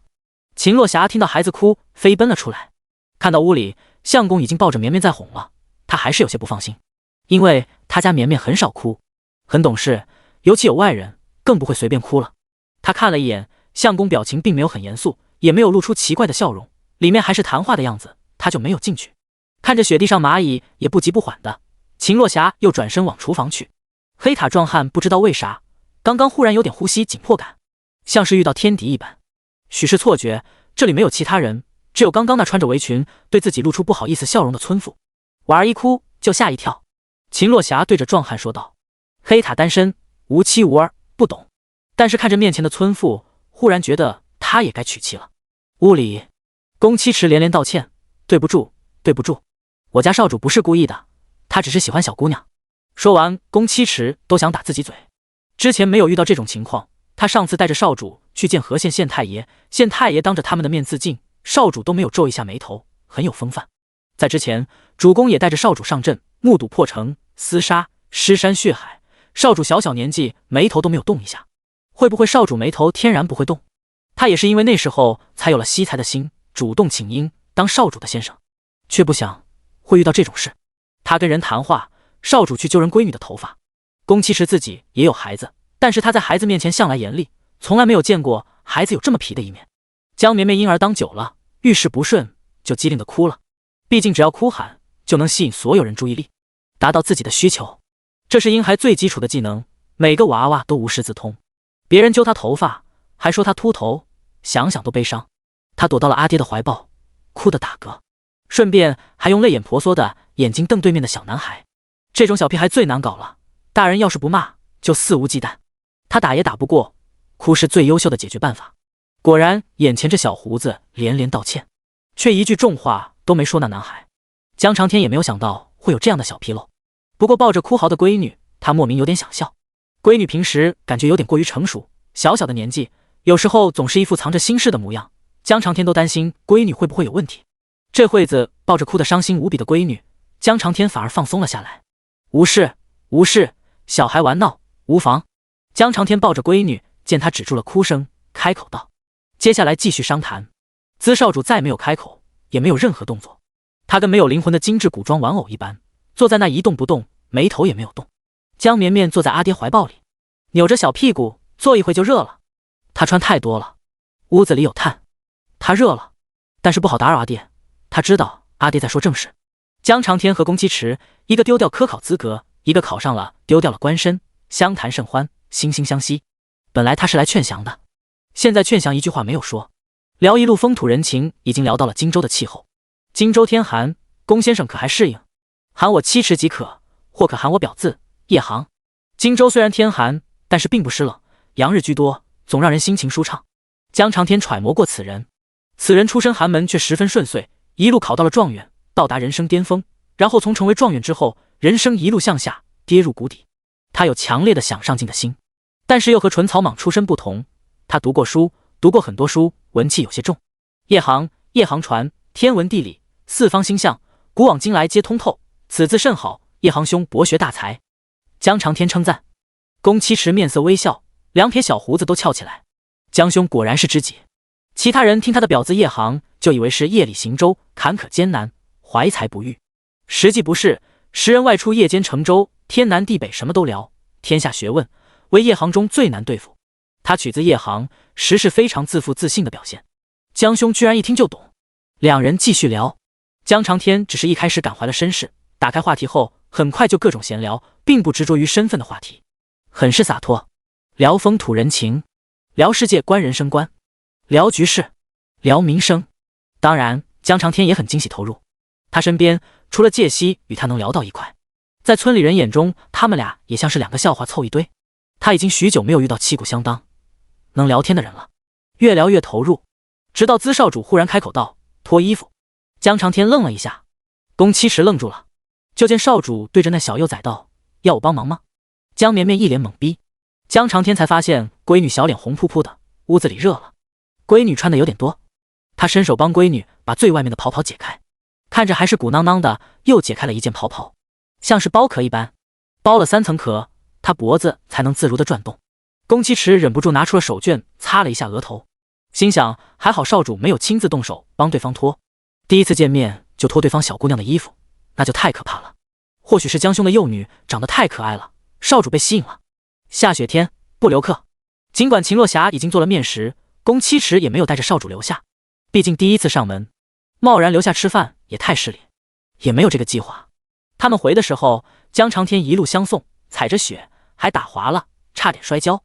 他亲自送到了村口，并且大声保证：请资帅放心，粮食和钱我们一定会尽快凑齐，愿资帅马到成功，早日一统天下，也愿下次能有机会和叶航兄秉烛夜谈。宫崎池看着这抱着婴孩的长发青年，一送再送，送到了村口，他忍不住感叹：江兄乃至诚之人，贤士也，我们一定会再见的。江绵绵跟着挥着小短手，资从恒面容严肃，终究是马掉头的时候也挥了挥手。宫崎池带着少主、黑塔侍卫骑上马往县城走去了。村口外队伍浩浩荡荡，饭点有点饿，要赶着去县城吃午饭。其实在村子吃也可以的。宫崎池不知道为何没有让大军在村子里吃饭，反而带着人去了县城。路上寒风凛冽，两边的景观极好，风吹的人脑子清醒。宫崎池有点反应过来，自己是反贼啊，就应该让大军在村中吃饭的。刚刚和江兄聊的氛围太好，他都忘了这茬了。他想起自己还是少主老师的身份，开口问道：“从恒，你观江先生如何？”本来也没有想得到回答，少主很多时候不太说话，却没有想到少主开口了。他有病，病得不轻，比我严重。公7尺。在家吃热乎乎面条的江长天问江绵绵：“绵绵，今天那个小哥哥，你感觉怎么样？”江绵绵嗦了一口他好不容易捞上来的面条，嘴角有面条的汁水，声音嗲嗲的道：“他有病。”第92章反贼宴客。雪后初晴，适合煮茶，乃是雅士。江府虽然占地没有京城豪宅广阔，但是活动范围也很宽广。本来的布局应该是有3房的，老太太正房，老大江怀生一房，老二江长天一房。成家没成家，房舍应该是有预留的。不过现在的布局就是江怀生一房，老太太正房，剩下的地方老太太佛堂、茶室、书屋、会客室、练武场，住起来很宽敞。今日气候很好，江晚在茶室里煮茶赏雪。江老夫人年轻的时候也是一等一的雅人，时隔多年物是人非，异地他乡再品茶又有许多新滋味。明县的水比较硬，泡出的茶香气凌冽，但是掌握不好温度的话容易涩。下雪天品茶又别有一种雅趣。穿着华袍的江老夫人戴着珍珠抹额，手里拿着小小的青瓷杯，姿态高雅的品茗。虽然雪天，茶室也敞开着便于赏雪，但是并不冷。上好的双炭在铜炉里温着，没有烟气，却让人感觉暖和。江晚穿着一袭白色青裘袍子，端坐椅子上，手腕微旋沏茶。雪白衣白，人也白，暖和的衣袍拢着白皙纤细的脖子，有一种别样的美。院子门口有1-2个侍卫一丝不苟地站着，也能看到茶室内端坐泡茶的身影。侍卫余光看了一眼，就没有敢多看，目光重新汇聚到前方树下。江晚喝了一口自己泡的茶，微涩，但是入口后有淡淡的回甘，香气很足，最适合雪天喝。这是姑姑寄来的上好的清茶。小雪，珍珠炭，清茶，少女，夫人。人间繁华之景。忽然管家跌跌撞撞地跑进来，不好了，不好了，反贼进城了。反贼速度极快，占领县衙，统领县城，各个重要位置都已经换上了新面孔，城门都兵卒都换人了，而且订好了酒楼，宴请宾客。城中有头有脸、有地位、有钱的人家都收到了帖子，免不了心惊肉跳和抱怨。不过送帖子总比直接送刀子好，他们忍不住痛骂县衙是废物，开着门让人家进来了。帖子要妻女出席，都觉得反贼不懂事，哪有贵女去那样乱哄哄的地方的？要宴请也该分开请的。江府也收到了帖子，因为帖子递过来的时候，江夫人也在，听说要邀请他们去吃饭，妻女也要去。她挺着肚子，脸色惨白，捂着肚子，差一点就不好了。江怀生面色严峻，他这一生实在过于坎坷了。妹妹之前来信劝他们进京城，但是因为妻子有孕，又耽搁了下来。没有想到现在居然遇到反贼破城了。老夫人也有些气闷，早上好好的品着茶，忽然知道反贼来了，当时就有些心悸气短。好在她一辈子大风大浪经历的多，勉强也能稳住。得到这个消息，最镇定的反而是江晚。霍西服之所以，姑姑不是说让我们静观其变吗？反贼既然下帖子，说明不是那种滥杀无辜之人，我们尽管赴宴就好。江荣却想到了山匪在他面前杀人的事情，他大声的喊：“我不去，我不去！反贼就是山匪，我不去！”孙儿闹腾。儿媳脸色苍白，摇摇欲坠。江老夫人随手拿起旁边的拐棍，一棍子敲打到江荣身上。哎呦！江荣惨叫了一声，没有想到向来疼爱他的祖母居然也会打他。闭嘴！怀生和婉儿今晚和我同去。江老夫人撑着拐杖，在姚姑的搀扶下回屋去了。回到屋里，江老夫人身上的气势消散，懒歪歪地躺在软榻上。姚姑蹲下给她捏膝盖：“夫人腿疾又犯了吧？”江老夫人闭上眼，疲惫地点头：“婉儿早就劝我进京，我应该听她的，就是那小畜生在这里折腾，我不放心。没有想到现在居然落到这种境地，我堂堂诰命夫人也要去参加反贼的宴席。”姚姑的手劲更轻了一些，安抚道：“这群反贼好像不是简单的山匪，大少爷说他们行事颇有世家之风，肯定没事的。倒是那边反贼对世家下帖子，对那些贱民可不客气，下的就是刀子。”中午，家中就绵绵和阿爹阿娘3口人一起吃饭。兄长带村民训练的时候，就和村民一起吃大锅饭。阿姐好闺蜜明日出嫁，今天就开始吃席了。阿娘煮了一锅面，用的是野菜肉汤做汤底，手揉了的面。寒冬雪天吃一碗热汤面，加一把野葱，香得流鼻涕。江绵绵也觉得好吃，就是她的牙不够多，嚼面条有点费劲，但是嚼着嚼着有面面香，极好。江绵绵都很努力地吃了一小碗，又加了一小碗。本来他是应该发愁一下的，毕竟今天来的人可是反贼。可是阿爹眼瞅着就跟反贼代表小胡子先生拜把子的样子，江绵绵觉得问题不大。还有那个反贼小哥哥，他不说话的时候也很好看。江绵绵用少少的牙又嚼一根面，想着阿姐要是知道中午吃面，肯定会后悔去吃席的。家里的面比外面的好吃啊。阿翠娘就是嘴炮，饭食据说做得很难吃。果然，傍晚阿姐就回来了，回来连剩菜都没有带，一般吃席都会打包一些的。江鱼气呼呼的道：“阿娘，阿娘，以后我不出嫁，妹妹也不出嫁，我们要在家待到老。”秦落霞在铲雪，看到老二脸都气鼓了，好笑的问：“又咋了？你不出嫁就算了，凭啥还不让妹妹出嫁啊？”江鱼没有说，但是看出来心情很不好，眼睛都红了。小姑娘莫名有心事了。江绵绵也好奇，以如今阿爹的身份，在村里至少不会有人让阿姐受委屈吧。她在阿姐房间陪阿姐玩的时候，掏出了一块小金豆子道：“客人，给我，阿姐看，这是那小胡子走的时候塞给她的一把小金豆豆，被阿娘没收了，留了一颗给她。阿翠娘跟阿翠说，嫁人就是别人家的人了，若是挨揍也要忍着。”说到这里，江鱼委屈地抱着妹妹，她眼中的金豆豆也落了下来了。江绵绵伸手擦阿姐的眼泪，道：“阿姐不怕，我阿爹、阿娘、阿兄都很厉害，打他。”江绵绵努力地说长句，声音发嗲走调。江鱼嚎啕大哭，一边哭一边把妹妹手心的金豆豆拿走收起来了。江绵绵眼睛也红了。傍晚，有人送帖子来，邀请江先生去县城清风酒楼赴晚宴，备注可以带妻小。江长天看着帖子，对着来人道：“大善，看来龚先生已经拿下明线了，我们一定赴约。”送帖子的侍卫没有立刻走，而是恭敬的道：“龚先生说雪天路滑，让我们护送先生去赴宴。”阿娘在一边热情的招呼侍卫落座，按着他坐下，递上了一碗稠稠的热面汤。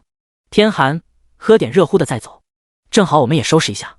侍卫送了好多帖子，一路遭受冷眼咒骂，唯独在江先生这里遭遇到了一碗热汤。院子里雪被铲干净了，院子外树上还挂着雪，屋檐下几个破陶罐，陶罐里的小野葱绿油油。一碗汤进肚，身上有了一点热气。侍卫听到隔壁屋子一个小姑娘喊：“阿娘，我没有新衣服穿。”他忍不住露出了笑容，他想等主公再夺下一城，他就回去接他的妻女，给女儿买新衣。这个冬日真冷，这碗汤真热乎。第93章，全家一起赴宴。嘎吱嘎吱，厚厚的靴子踩在雪地上发出响声。进县城的道路已经被大军踩了一遍，雪都踩硬了，路也有点滑，不过不会陷下去，不影响速度。江绵绵一家5口整整齐齐都出动了。江绵绵又被穿成了球，但是人小没有发言权，求就求吧，万一摔倒还不疼，反正也没有人会注意他。他的小兜兜里还装了姜小树。阿姐江鱼虽然吼着没有新衣服穿，但是想到是去县城吃席，还是流着口水屈服了。他有些紧张地问江峰：“阿兄，你去过，去那里吃饭要带围兜吗？拿勺子用左手还是右手？听说城里人讲究，那勺子和筷子要分开用手。”江峰本来也有点小紧张的，可是被妹妹江小鱼问了这么一通，又好笑又心酸。好吧，其实他也只是去过一次，上次去还是上次。你去看别人怎么吃你就怎么吃，不要开口说话，安心吃就行。江峰道：“会不会下毒？”江鱼又问道。江峰、江绵绵，阿爹开口道：“应该不会，若是下毒不需要这么麻烦，投井即可。”秦落霞双目崇拜地看着相公，相公真聪明。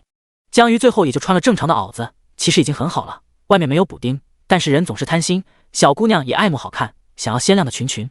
江绵绵很理解，她要是大一点也会讨衣服的。江峰有些激动，之前他没有答应2位公子跟随，干爹却独自去闯天下了。午夜梦回的时候，少年也曾有过一丢丢遗憾的，可是现在又满满庆幸自己幸好没有走，否则这么久也没有书信跟家人联系，家人一定着急了。乱世人命如草芥，他很庆幸自己能跟一家人在一块，一家人都好好的。而且现在的他比过去也自信很多。过去他跟人嬉笑虚张声势而已，内里空空如也。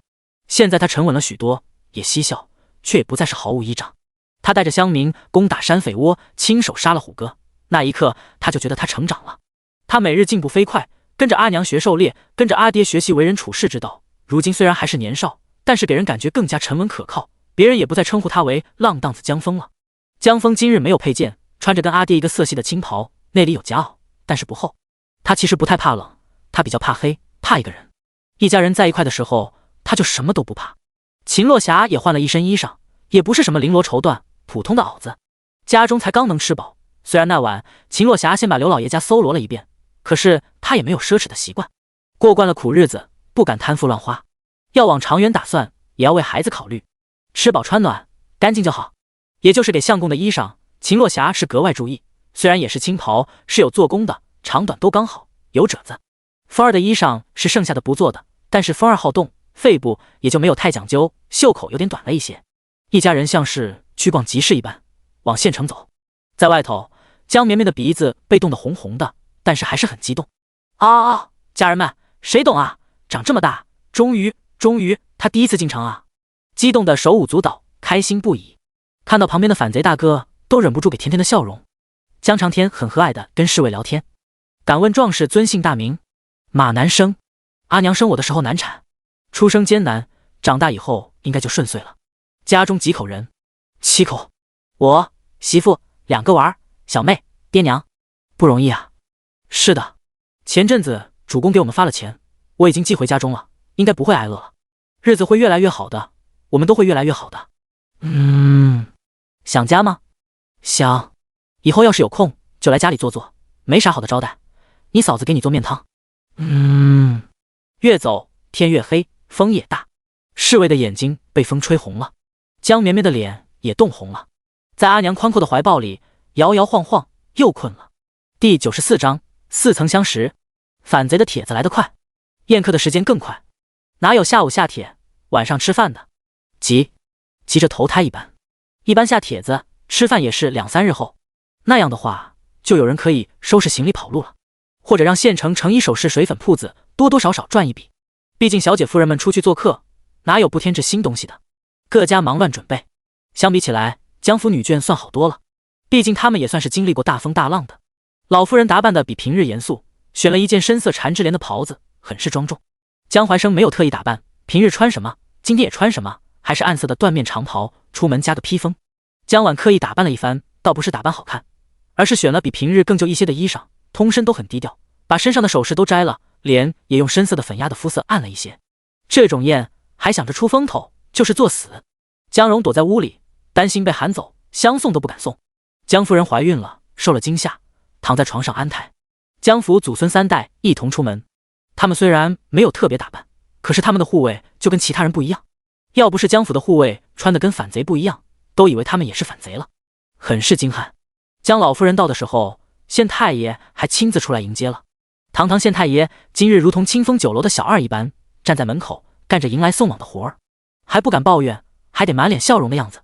他不舍得自尽，只能卖笑了。他迎接江老夫人一家3口进去落座，并且给反贼给宫老爷资少帅资少主介绍身份。县城这边资帅的义子，排行第2的资干将也来了。江家背景不俗，还有一个妹子是当朝7皇子妃，京城什么斗争派系他们不懂，但是对县太爷来说，这就是皇亲国戚要上座。宫七池听到介绍，有些好奇的多看了2眼。这老夫人就是把长天兄弟逐出家门的人，这江怀生就是江兄的兄长。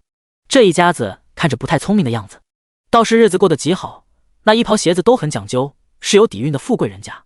江晚跟在祖母身后看向了来人，他有些惊讶，差点失态。眼前那端坐的2撇小胡子的人，日后会成为朝中重臣，姑父登基之后予以重用。可是如今他居然是反贼，而反贼身边坐着的一个面色严肃的小男孩，江晚看了一眼就略过了。听到县太爷介绍，小男孩是反贼资路唯一的嫡子，江晚有些明了。梦中反贼造反，最后的赢家却是当朝7皇子，他的姑父。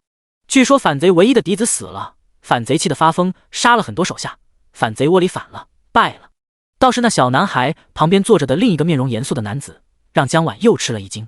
此人居然是资路义子，可是他看到的，他明明是太子心腹，也就是7皇子长子的心腹。江晚没有想到，只是赴一个反贼的宴，居然会遇见这么多将来熟悉之人。他还没有进京，却已经触摸到天下变幻的一角，天下大势的序幕缓缓在他面前打开。这一世，他要堂堂正正走到他身边。江老夫人都到了，估摸着顺序，他们来的是最迟的。不过反贼居然还没有开宴的意思，还在等人。不知道这明县还有什么人比他们身份更尊贵，亦或者还有反贼头子要来。众人等得有些略微焦急。江晚稳稳地坐着，偶尔陪着祖母说几句话。在抬头的时候，恰好望到那小男孩身边的资少帅，他有些紧张地露出了个笑容。少女自尊自爱，尊老有礼，坐姿笔挺，手腕纤细，容貌不俗。资路义子出身贫寒，被资路看中，选为义子。因为作战勇猛，被赐名干将。他对这些世家小姐根本看不上，觉得她们太弱鸡了，尖叫声又很烦。可是今日他看到人群中有个小姑娘格外不一样，他有些小心机，故意把脸涂黑了，也没有怎么打扮的花枝招展的，穿的比较朴素。但是毕竟是小姑娘，后颈、手腕还是雪白雪白的。他看过去的时候，他有点害怕，却还跟他露出了一个笑容，怯怯的又暖暖的。莫名那一个笑容就击中了他的心，他心热热的，忽然想到前几日义父问他要不要成亲的话。资从恒见二兄左顾右盼，开口道：“你去忙，不用管我，我不乱跑。”他坐在窗前，黑塔守在少主身后。小孩面无表情，看着窗外，街上没有人，很安静。雪地被踩得脏脏的、乱乱的。忽然有一行人热热闹闹的走来，他一眼看到了那个被人抱在怀里的小胖球，他脸都冻红了，却笑得像一朵花。他比他的长寿龟好看，他的牙很对称，有2颗。第95章又见面了。天还没有黑，路边灯笼就亮了。清风酒楼的灯笼格外亮，站在灯笼下的县老爷的官服也格外动人。江长天一家前来，并且还有侍卫相送。县老爷下意识露出的迎客笑容，结果看清来人，县老爷的笑容僵住了。谁能想到他堂堂一个县老爷，弯腰迎接的居然是昔日他手下的临时工。他腰都有点弯不下去了。他堂堂一县父母官，岂能对这样不孝不悌之人弯腰？世道崩坏。这时候宫七池却快步从楼梯上飞奔下来，小跑着迎到了跟前。长天你可来了，就等你们了，弟妹快请进。宫七池伸手就握住了江长天的手，他的手热，江长天的手微凉。江长天笑道：“叶行兄，没有想到才半日就再会了，你实在是急性子啊！收到邀请，吾立刻携全家来了。这是吴家大郎江峰，这是小女江鱼，这妖女绵绵，你见过？”江峰和江鱼都恭恭敬敬行礼，口称宫伯伯。江绵绵也跟着喊宝宝。宫七池很满意，江长天带全家连幼女都出席了，而且身上都没有带武器。他今日得了很多东西，随手就一个玩一件塞了过去。江绵绵又得到了一个玉佩，开心。江鱼得到了一个金手串，很开心。江峰得到了一块金牌牌，心想造反真好啊，钱真多，其乐融融。江长天似乎才注意到一旁弯腰低低的县老爷，有些惊讶的道：“老爷，您怎么在这里？”县老爷讪笑道：“特意出来迎你们的，快请进，请进。”楼上众人翘首以盼，看着反贼头领亲自飞奔下楼去迎人，很好奇来的是谁。宫七池早上拜访江先生，中午来的县城。县城比坎儿村乱多了，乱糟糟的。他们还没有来，县衙里的衙役自己都打成了一团，还有趁机去大户人家抢劫的。县老爷准备逃，又犹豫逃不逃，众生可笑的模样。两相一对比，就显得江先生的特别。古时交通不便，路途遥远，人很少出门，认识的人范围有限。古人感情更加充沛，一旦认定一个人，认定为知己，惺惺相惜，掏心掏肺，舍命相付。因为不仅车马慢，寿命还短，短短人生得一知己就要格外珍惜。宫七池亲自迎接，亲自领路，把江长天一家人带到了楼上，并且带到了事先预留的主座上。众人先看罗衣，再看人，看到来人衣裳简陋，连反贼穿的都比不上，更加好奇了，是什么人能让反贼这么隆重？资路的义子资干将早上没有去拜访江先生，他是武将，能动手不抄抄，对拜访什么先生没有兴趣。不过义父也只是让他来协助宫先生的，所以他没有主导权。来人居然是一家子，连婴孩都抱来了。众人更加好奇，等到看到江长天的脸的时候，人群中不知道是谁发出了抽泣声。听声音是女子，他们明显有这么丰腴绝色的男子吗？这一瞬间，众人都忘了看衣服，只顾着看脸。大户人家的贵女有极少出门的，此刻脸色通红，完全忘记了是来参加反贼的宴会的，反而像是来相亲的一般。不过见到他身边跟着妻儿，有些女子稍微的理智一丢丢。这是江长天第一次以本来真正的面貌示人，而人群中江怀生第一眼没有认出那人是自己的弟弟江长天，他是看到了江峰才反应过来，因为他之前遇到江峰也是看不惯他浪荡子的模样，像是教训蓉儿一样把他教训了一顿。他犹记得江峰看自己的眼神怨恨得很。江怀生问心无愧，他是因为江峰是自己侄子才出手教训的，若是别人他看都不看。他认出来那是自己的弟弟长天，接着就很生气，若不是这里场合不对，他都想出手教训他。打扮成什么样子？他是长这样子吗？他都没有认出来。乱世人命如草芥，他顶着这副模样出来是要干什么？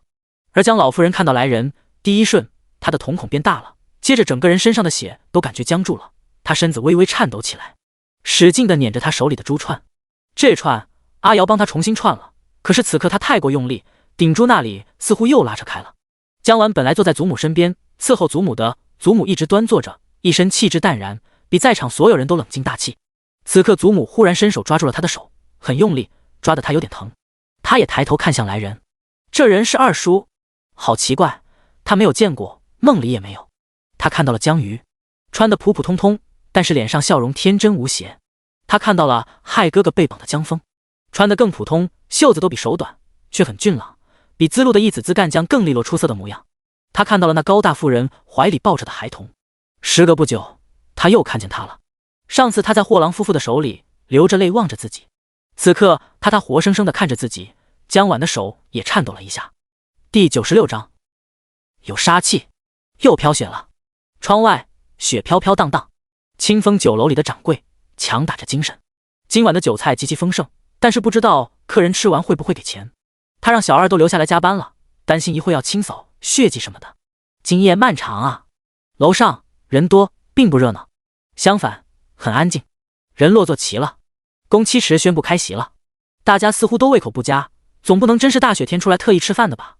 当然有人是特意来吃饭的。江瑜一开始还很紧张，这里人太多了，他都没有见过这么多人挤在一块。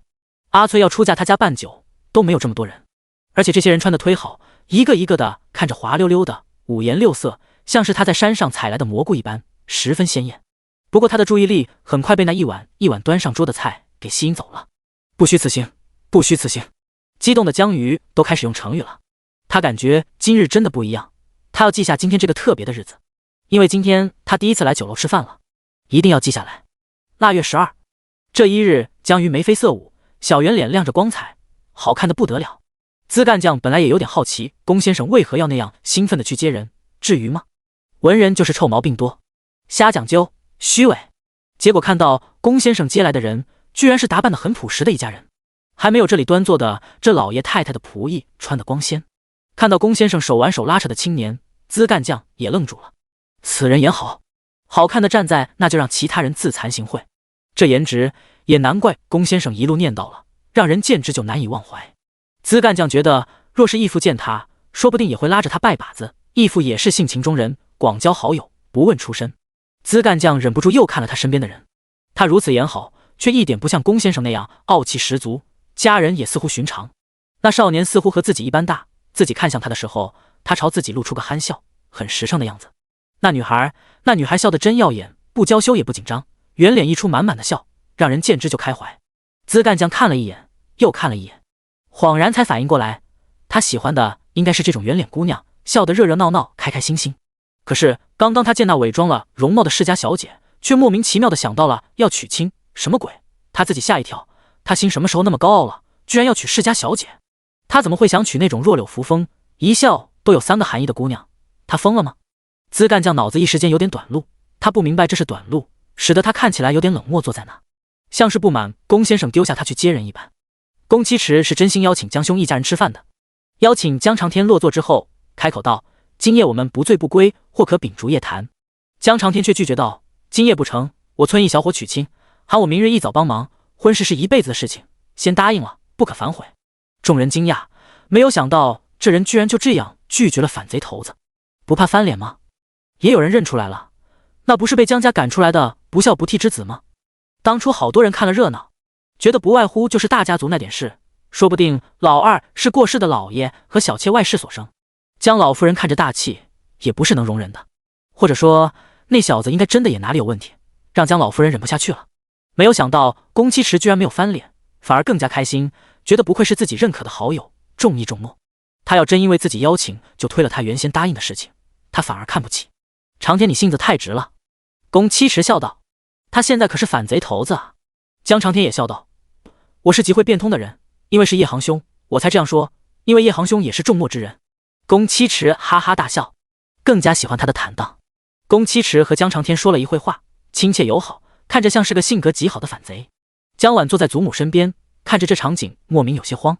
他忍不住朝那反贼一子资干将多看了几眼，就见他也看向自己，还频频看了好几眼，但是神色愈发冷峻严肃，大概是很不满小胡子自作主张丢下他。小男孩资少主坐在龚先生和资干将中间，背后站着黑塔壮汉。他看着龚先生和江小龟，他爹拉拉扯扯，面无表情，心想龚先生若是把口水喷到他面前那碗烧鸭里，他就不吃了。一会看江小龟，他爹能吃什么？他若是能吃得下去，他佩服他。小男孩视线又落到了江小龟身上，他被他阿娘抱在怀里，眼睛眨巴眨巴的四处张望。资少主发现一件有意思的事情，现场的人中有个老太太和一个姑娘，居然害怕江小龟，眼神落到他身上的时候都显得有些惊恐，因为他们的眼瞳发生了变化。资少主从小都有些异于常人，3岁的时候就揪出了一个要杀他爹的刺客，那刺客伪装极好，到死都不知道自己是怎么暴露的。万万想不到，只是因为他在那3岁小孩面前露了一面。彼时大家都以为资少主是个天生哑巴，不会说话，资路也陆续再收一子了，却不想资少主说的第一句话居然是对他爹说的，他想杀你。他开口第一句话就有人因他而死，第二句话1年后他对阿爹说有地洞搬家。资路信自己的儿子带着手下火速搬离，当然也有人不信，或者执行的命令不是很利落，然后都死了。自从恒3岁开始，1年只说一句话，第一句话杀了1人，第二句话救了上百人，也死了几十人。本来他一直不会说话，连哭喊都很少，资路都没有敢给亲儿子取名，一直喊小名龟儿，还寄养了一只小长寿龟，希望儿子能健康活下去，直到他3岁开口才给取名从恒。从恒，渊博贯通之意。5岁他得到了一位先生，先生唠唠叨叨，资从恒偶尔也会正常说话了。此刻资少主又多看了一眼那老太太，老太太身后的仆妇想杀江小龟。晚宴似乎好玩起来了。第97章失敬失敬。窗外落雪了，屋里却很热乎，人太多了。江绵绵有点热，掏了掏小兜兜，把江小树放了出来，让他自己溜达，当心别被踩死。看着江小树顺着阿娘的裙摆刺溜滑到地上，江绵绵注意力重新转移了。他居然看到了那一家人，基本是在他家成为禁忌的一家人。他见过2次，一次是他们上门阻止阿姐去府城，一次是他们好像是出城去烧香吧，他听到他们说什么拜佛的话了。那次他差点被拐卖，想起来还有点心有余悸。那会子还不会说话，但是真的要气死了。时隔许久，江绵绵感觉挺久了，他现在能磕磕绊绊说话了，还会摇摇摆摆走路了。那2人还挺出挑的，这里坐着的感觉都是挺有钱的人，穿的都很好，绫罗绸缎毛毛什么的挤在一块还是很五彩缤纷的，但是都遮掩不住那2人的样子。江绵绵想，大概他们不愧跟阿爹沾亲带故，真的很出挑啊。坐在那比其他所有人都好看。江老夫人一看就是那种有来头的阔太太，名门出身，家里条件特别好，坐姿好看，气势不俗。而江老夫人旁边的少女，虽然脸好像比之前看着皮肤黑了一丢丢，但是那五官也是现场最好看的了，看着就有一种莫名好像很特别的感觉，多看一眼就会忍不住再多看一眼。江绵绵觉得好奇怪，怎么会有人有这种特质，简直太牛了！3官跟着5官走，不行啊，这人好像跟自家不对付的。江绵绵赶紧闭上眼，顺便伸出小胖手揉了揉自己的眼睛，睁眼然后赶紧转头就看到不远处的小男孩，那个反贼少主面无表情的坐在那。江绵绵看过去，那小男孩还是面无表情，呆呆傻傻的样子。他心想，反贼的儿子也不容易啊，这么小就要出来撑门面了。他注意力又转向了桌面上的菜，看着都不像是他能吃的。牙口不好，有点渴了，很想喝点水，但是他有点嫌弃外面的杯子会不会不干净，可是要是缩手可能会被人看到，也有点丢脸。江绵绵左顾右盼，看什么都有点新鲜。看到反贼头领小胡子伯伯，他乖乖的露出笑脸。生活不易，县长卖笑，他也要卖笑。他不知道就2颗小米牙的他笑起来有多可爱。自从横面无表情的脸差一点点没有绷住。公7时宣布开席，就认真的吃饭。他不管别人吃的下不，反正他要先吃饱。其他人是真的吃的不太好，战战兢兢，不知道这宴会的目的是什么。总不能反贼来了还请大家吃一顿，还把妻女都喊来。有脾气大的黑着脸已经受不了，可是看着县太爷都小心的陪着笑，看着楼上楼下站着的密密麻麻的兵卒，大家也只能艰难的露出笑容。江老夫人就一开始紧张的浑身颤抖，很快就恢复了。众人都是紧张惶恐，也没有人觉得江老夫人有什么不对。江怀生没有想到弟弟江长天居然是反贼头子座上宾，2人惺惺相惜的模样，他眉头紧皱，奈何从贼。若是父亲在天有灵，看到这一幕定然会非常生气。他也没有什么胃口，只是板着脸。饭过半场，宫七池终于开口，文绉绉地说了一大堆。众人沉默。资帅一子资干将开口道：“每家上交2/3家财，留下1人为质子，交齐就可领回去了。”此言一出，现场哗然。岂有此理！轻飘飘一句话就要夺走他们2/3家财，比他们的县令还要贪啊！现场顿时嗡嗡声一片。江长天眉头都没有皱一下，反贼请吃饭，当然不可能真吃饭。他早在宫七池带人来的时候就准备好粮食、草药、麻布、肉干，总之是能掏出来的东西都掏出来了。当然没有钱，他们村民都是苦哈哈，没有钱才是正常的。但是他们诚意十足，不等叶航兄开口，他就主动奉上了。至于现场，他看到了大哥、母亲、侄女还有姚姑、侍卫，他恍若不认识的人一般。他眼神都没有多给一个，只是认真的跟叶航兄交谈，时不时兼顾一下妻儿。交谈的时候还记得给妻子夹菜。霞妹喜欢吃肉，估计人多不好意思下筷子。江长天跟宫七池聊天的时候，一边聊还一边给妻子夹菜，脸都没有转过去，却准确的给夹菜，惹得那些大户人家很看不惯。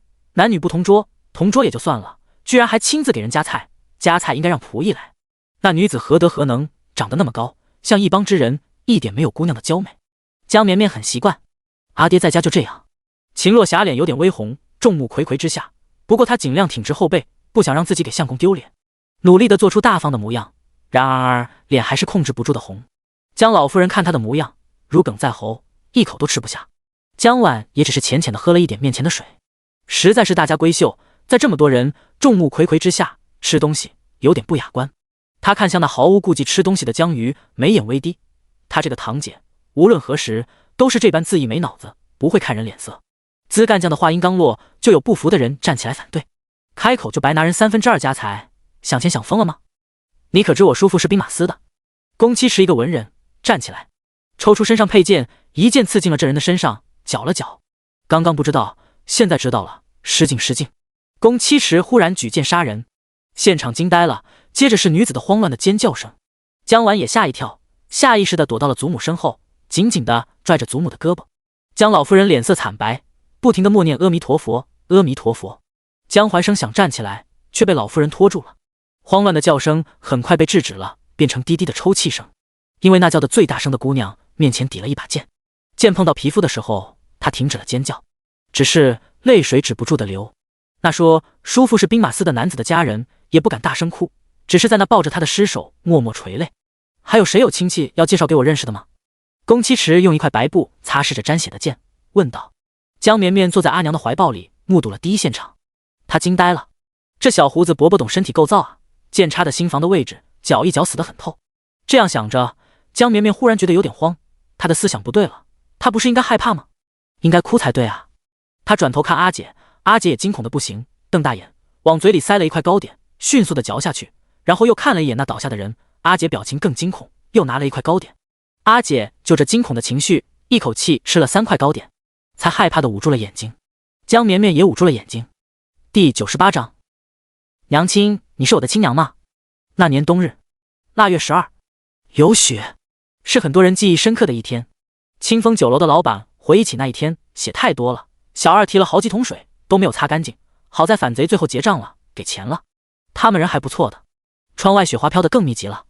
宫七池坐回了自己的位置，抱拳对着江长天说了句失礼了。江长天面色未改，真诚地给宫七池倒了一杯酒，自己却是茶水。叶航兄好武艺，文武双全，令人羡慕，值得喝一杯。他端着茶水认真的道。江绵绵有些紧张，阿爹用水敬酒，恐怕有点不太行。但是阿爹的酒量，一杯就能被阿娘扛走。果然，现场有人嘟囔，其他人不敢说，但是资路一子少年资干将开口道：以茶敬酒，江先生是看不起我们吗？他反正在现场看到的，这姓江的除了格外长得好，好像还格外疼爱妻女之外，也没有什么特别之处。江长天苦笑道：在下酒量浅薄，一杯就倒，曾经因为喝了一杯酒，醒来就被兄长斥责不孝不悌，禽兽不如。我甚至不知道自己做了什么，就被赶出家门。自那以后，长天不敢再沾酒。宫七池端着酒，一口闷。无妨，人生在世，谁还不被冤枉几次？咱能起能落，手起刀落，快意恩仇，当喝一杯。茶酒不重要，重要的是心意。江长天说这话的时候，众人的眼神止不住的往江府3个代表望去，这是亲自点名了。江怀生果然面色难看，江老夫人面色更难看。倒是传闻江家大房嫡女江婉多才多艺，容颜淑丽，今日当面，肤色没有那么雪白，但是五官非常漂亮，果然很特别。如此场景之下，居然也能安然若素，比在场大多数男子都冷静，让人忍不住敬佩，留下好印象。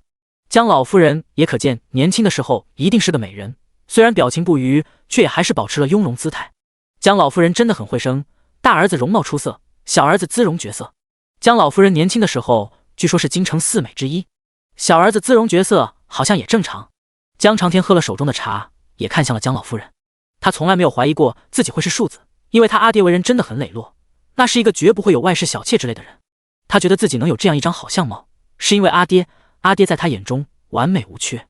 他应该也不是江老夫人跟其他人所生，因为江老夫人也是极其喜欢阿爹的，两人很亲密。当然这个想法有点大逆不道，江长天只能叹息自己果然不孝，居然怀疑江老夫人外面有人，红杏出墙。他也怀疑过自己不是江老夫人的孩子。那些年因为做错事被关在黑屋子里，从门缝看到外头舞剑的大哥的时候，他怀疑过自己是不是江老夫人的孩子。可是江家地位不俗，江老夫人怎么会舍得把自己的孩子换掉？那只能换给更富贵更好的人家，这天下还有谁更富贵更好？他甚至幻想过自己可能是别人家的孩子，被江老夫人换掉了，那他原本的身份应该更好才对。他试探过姚姑，结果姚姑看他的眼神是理直气壮的嫌恶厌恶，他并不是，所以他真的只是一个生下来就遭生母厌弃的可怜虫。可怜他一生潦草，大半生都在想这件事，都没有想明白。今日他想问一问，他想再问一问。喝了那杯茶，江长天抓住了宫七尺的剑，开口道：今日借叶行兄的剑一用。江长天拔出长剑，就这样走到了江老夫人面前。江怀生吓一跳，他没有带剑，不让带武器。他伸手拿了面前的茶杯，砸了出去，哐当，茶杯碎裂，发出清脆的响声。楼下酒楼老板按着自己的胸，心疼。你个不孝不悌的畜生，你要做什么？长发青年，青袍棉靴，高而瘦，持剑前行，悲而痛，步伐缓慢。人人都说我是不孝不悌的小人，那我能做什么？自然是做一些不孝不悌之事。大哥居然知道我不孝不悌，怎又会觉得我善良容忍，活该被欺？江怀生面色难看，看着碎片前站着的弟弟，开口道：你是真要我说出那些肮脏事吗？你畜生不如！江怀生不愿意开口，他妻子怀孕了，他不忍心这时候说那些事。世人对女子多苛责，女子名声要紧，若是此刻说出来，只能逼妻子去死，一尸两命。他内心感激阿娘为吴氏保存了名声。江长天踩上了那碎片，鞋底很厚，不会扎脚，但是仍有人发出了轻轻的呼声，似乎担心美人脚受伤。秦落霞看着相公，他没有起来，手里握着一双筷子，握得紧紧的。他知道这是相公的心结，要让相公自己去解决。相公可以。大哥那日告诉我嫂子有孕，我告诉大哥我家于姐儿被年过4旬老翁看上要做妾，你满心欢喜又能添丁，你为人如此光明磊落，为何不帮我一下？你只需要跟刘老爷开口说一句话，他就不敢如此糟践我们。闭嘴，你不要提你嫂子。江怀生手里抓着桌子边缘，眼睛通红，激动的身体微微颤抖。他和金儿青梅竹马，两小无猜，门当户对，哪怕被流放了，金儿也没有言语，一直相随。他是真心喜欢金儿，若是金儿出事，他也……这一刻，江怀生发现他恨这个弟弟，心底对他厌恶无比。他该去死，母亲说的对，他不配活着。咚咚咚，江老夫人的拐杖重重地敲在了地上，发出了声响。够了，他开口道：你还要胡闹到什么时候？丢人现眼，母子哪有隔夜仇？当初就训你一句，你就生气离家出走，怀恨在心这么多年，也不来看我这老太婆，瞒着母亲兄长，无媒无聘就成婚，这跟私奔有什么区别？如今你也为人父，可知为父母不易，别再胡闹了，趁着龚先生在，正好做个见证，明日你搬回来吧。江老夫人说完话，泪眼婆娑，像极了一个被孩子伤透心的母亲。噗嗤，在这煽情的时候，人群中忽然有人笑了，那一直面无表情的资少主忽然笑了。第99章长生有见。哈哈哈！江长天也笑了，笑出了泪花，极其好笑。他跟狗一样匍匐在地上，为了讨一口饭，让妻儿活命。江老夫人说母子没有隔夜仇，今日江老夫人居然落泪了，别人的血流干了都不如江老夫人的一滴泪值钱。江长天哈哈哈大笑，仰天长啸，笑得有点疯癫，深深的眼尾红红的蔓延。他把剑举了起来，一把劈砍了面前的碗筷，汁水横流。那年我懦弱无能，跳河轻生，落霞把我从河里捞出来，救我性命。他说死都不怕，还有什么熬不过去呢？要活着呀！那年江老夫人，我就把命还给你了，往后我的命是落霞给的。救命之恩，以身相许，有何不可？全村乡民做媒见证，我以我性命为聘，求娶，堂堂正正，她是我妻，此生我江长天发誓，只娶她一人。江绵绵在阿娘怀里，见阿娘也落泪了，泪水大滴大滴的。阿娘手里的筷子弯了。我今日不是想来跟你玩母子相认、破镜重圆的把戏的，我就是想要问一句，江老夫人，我到底是谁？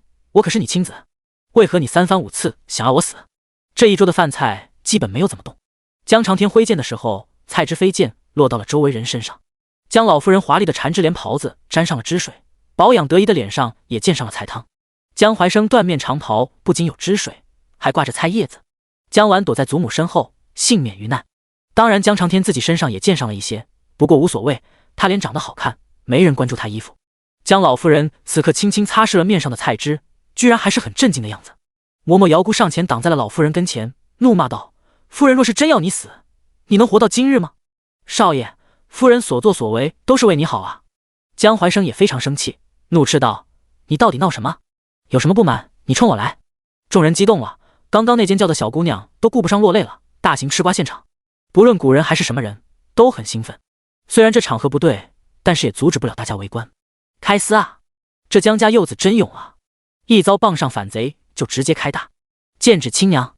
江长天想起往事，一桩桩一件件，谁能知道他吃肉会忍不住想呕吐，他害怕黑，他一个人总是睡不着，整夜的等着天明。他自残过，身体发肤受之父母，他不懂母亲为何不喜欢他，他一刀一刀地割开过自己的皮肤，看着血花冒出来。他有病，他有病，病得很重，他曾无数次想死掉。他拿着剑，看着江怀生，看着江老夫人，看着江婉，看着姚姑，看着那侍卫。今日他不需要解释，他需要一个了断。看着姚姑那满脸横肉的模样，在江长天梦中多少次被这张脸吓醒。他恍若妖魔鬼怪，能吃人。姚姑目光凶狠地看着江长天，如同过去每一次见着畜生一般。他虽然是一个嬷嬷，但是从小经过训练，力大无比。过去他每次抓起少爷都像是老鹰擒小鸡一般，习惯得很。少爷拿剑只是虚张声势，他还真敢用不成，最多劈劈碗筷。因为他拿着剑，表情比谁都楚楚可怜。原来男子也是可以用这个形容词的。江婉都吓一跳，他躲在祖母身后，看面前那拿剑的男子，居然只觉得他妖冶美丽，再找不出更好看的人。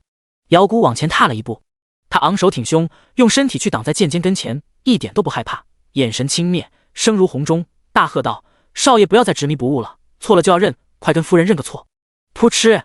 过去无数次，姚姑上前，江长天都是惊恐的后退。他退了无数次，退无可退。今日他拿着剑，身后是他的妻儿，他无路可退，他不能退。他往前走了一步，剑也往前走了一步。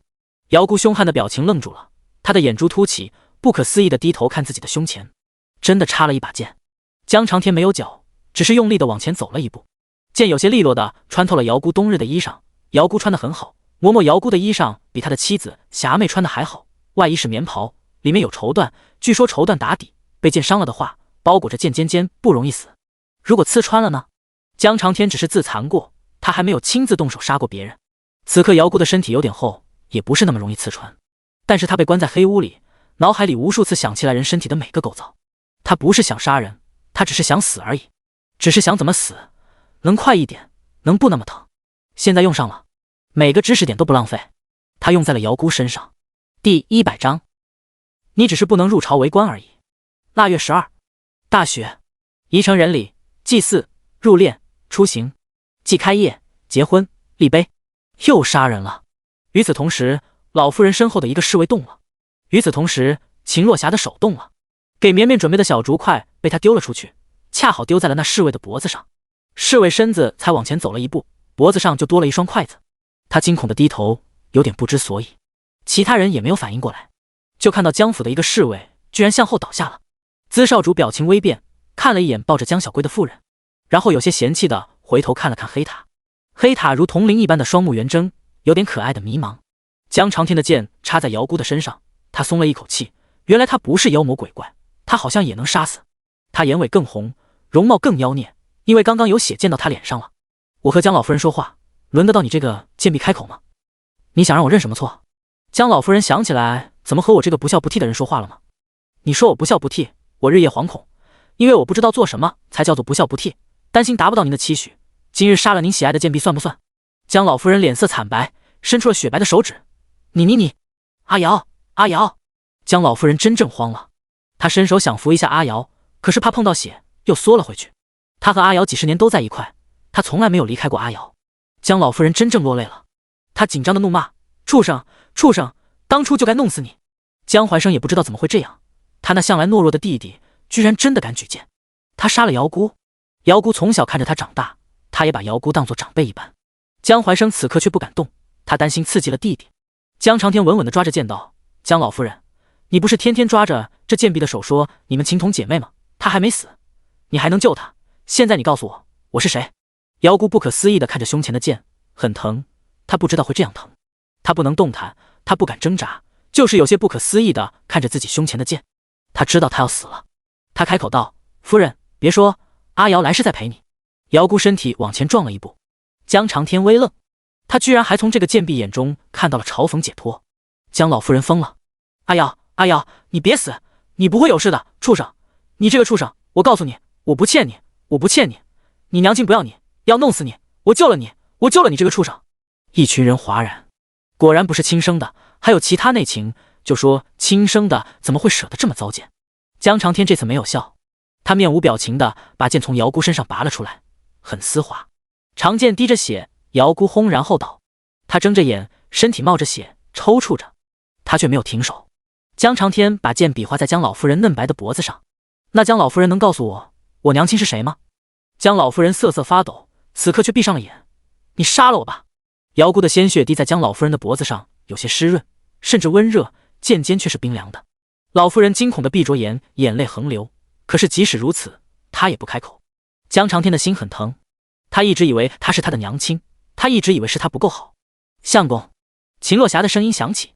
虽然他恨这老钱婆，可是不能让相公动手。相公心软，他的相公是个极好极好的人，看谁过得不好都愿意搭把手，都会热心帮忙的人。相公若是动手了，之后一定会日夜不得安宁。他可以，他不怕，他心硬。哪天晚上他偷偷进去，一刀就能宰了这老钱婆。阿爹！江绵绵嗲嗲的声音也响起。阿爹！江峰和江瑜都喊了一声。这时候杀个婢女，虽然也是杀人，但是可能也不算啥。可是如果真把江老夫人宰了，反贼这边都过不去，毕竟反贼都要讲究孝顺的，这是天下的规则。江长天的理智稍稍回笼，他却没有把剑收回。他开口道：娘，我叫了你一辈子的娘，结果你说你不是我娘，你不是我娘，为何要收留我？为何要糟践我？娘亲，你没有心吗？我日日这样喊你，你答应的时候心不痛吗？江老夫人不应，只是闭着眼。我不会杀你，杀你太如你所愿了。我要你活着，活得比你的子孙都要久。我要你看着他们跪地乞讨求饶，看着他们跌入泥泞，看着他们落入深渊，看着他们一个个悲惨死去。江老夫人，你要活着，你一定要活着，活得长长久久。你这么懂养生，你一日三餐极其讲究，你有一具长寿的身体，你一定能活得很久很久。你要活着。江老夫人听到这话，感受到剑离开她脖子，反而放心下来。她只是虚张声势，她知道，她了解她，她养大的孩子，她怎么会不了解？接着就听到扑哧一声响，江长天的剑划开了江怀生的脸。兄长，你总说我只是不能科考而已，你脸上有伤，你也只是不能入朝为官而已，不如我们一起反了吧。地上躺着的瑶姑瞪大眼，去了。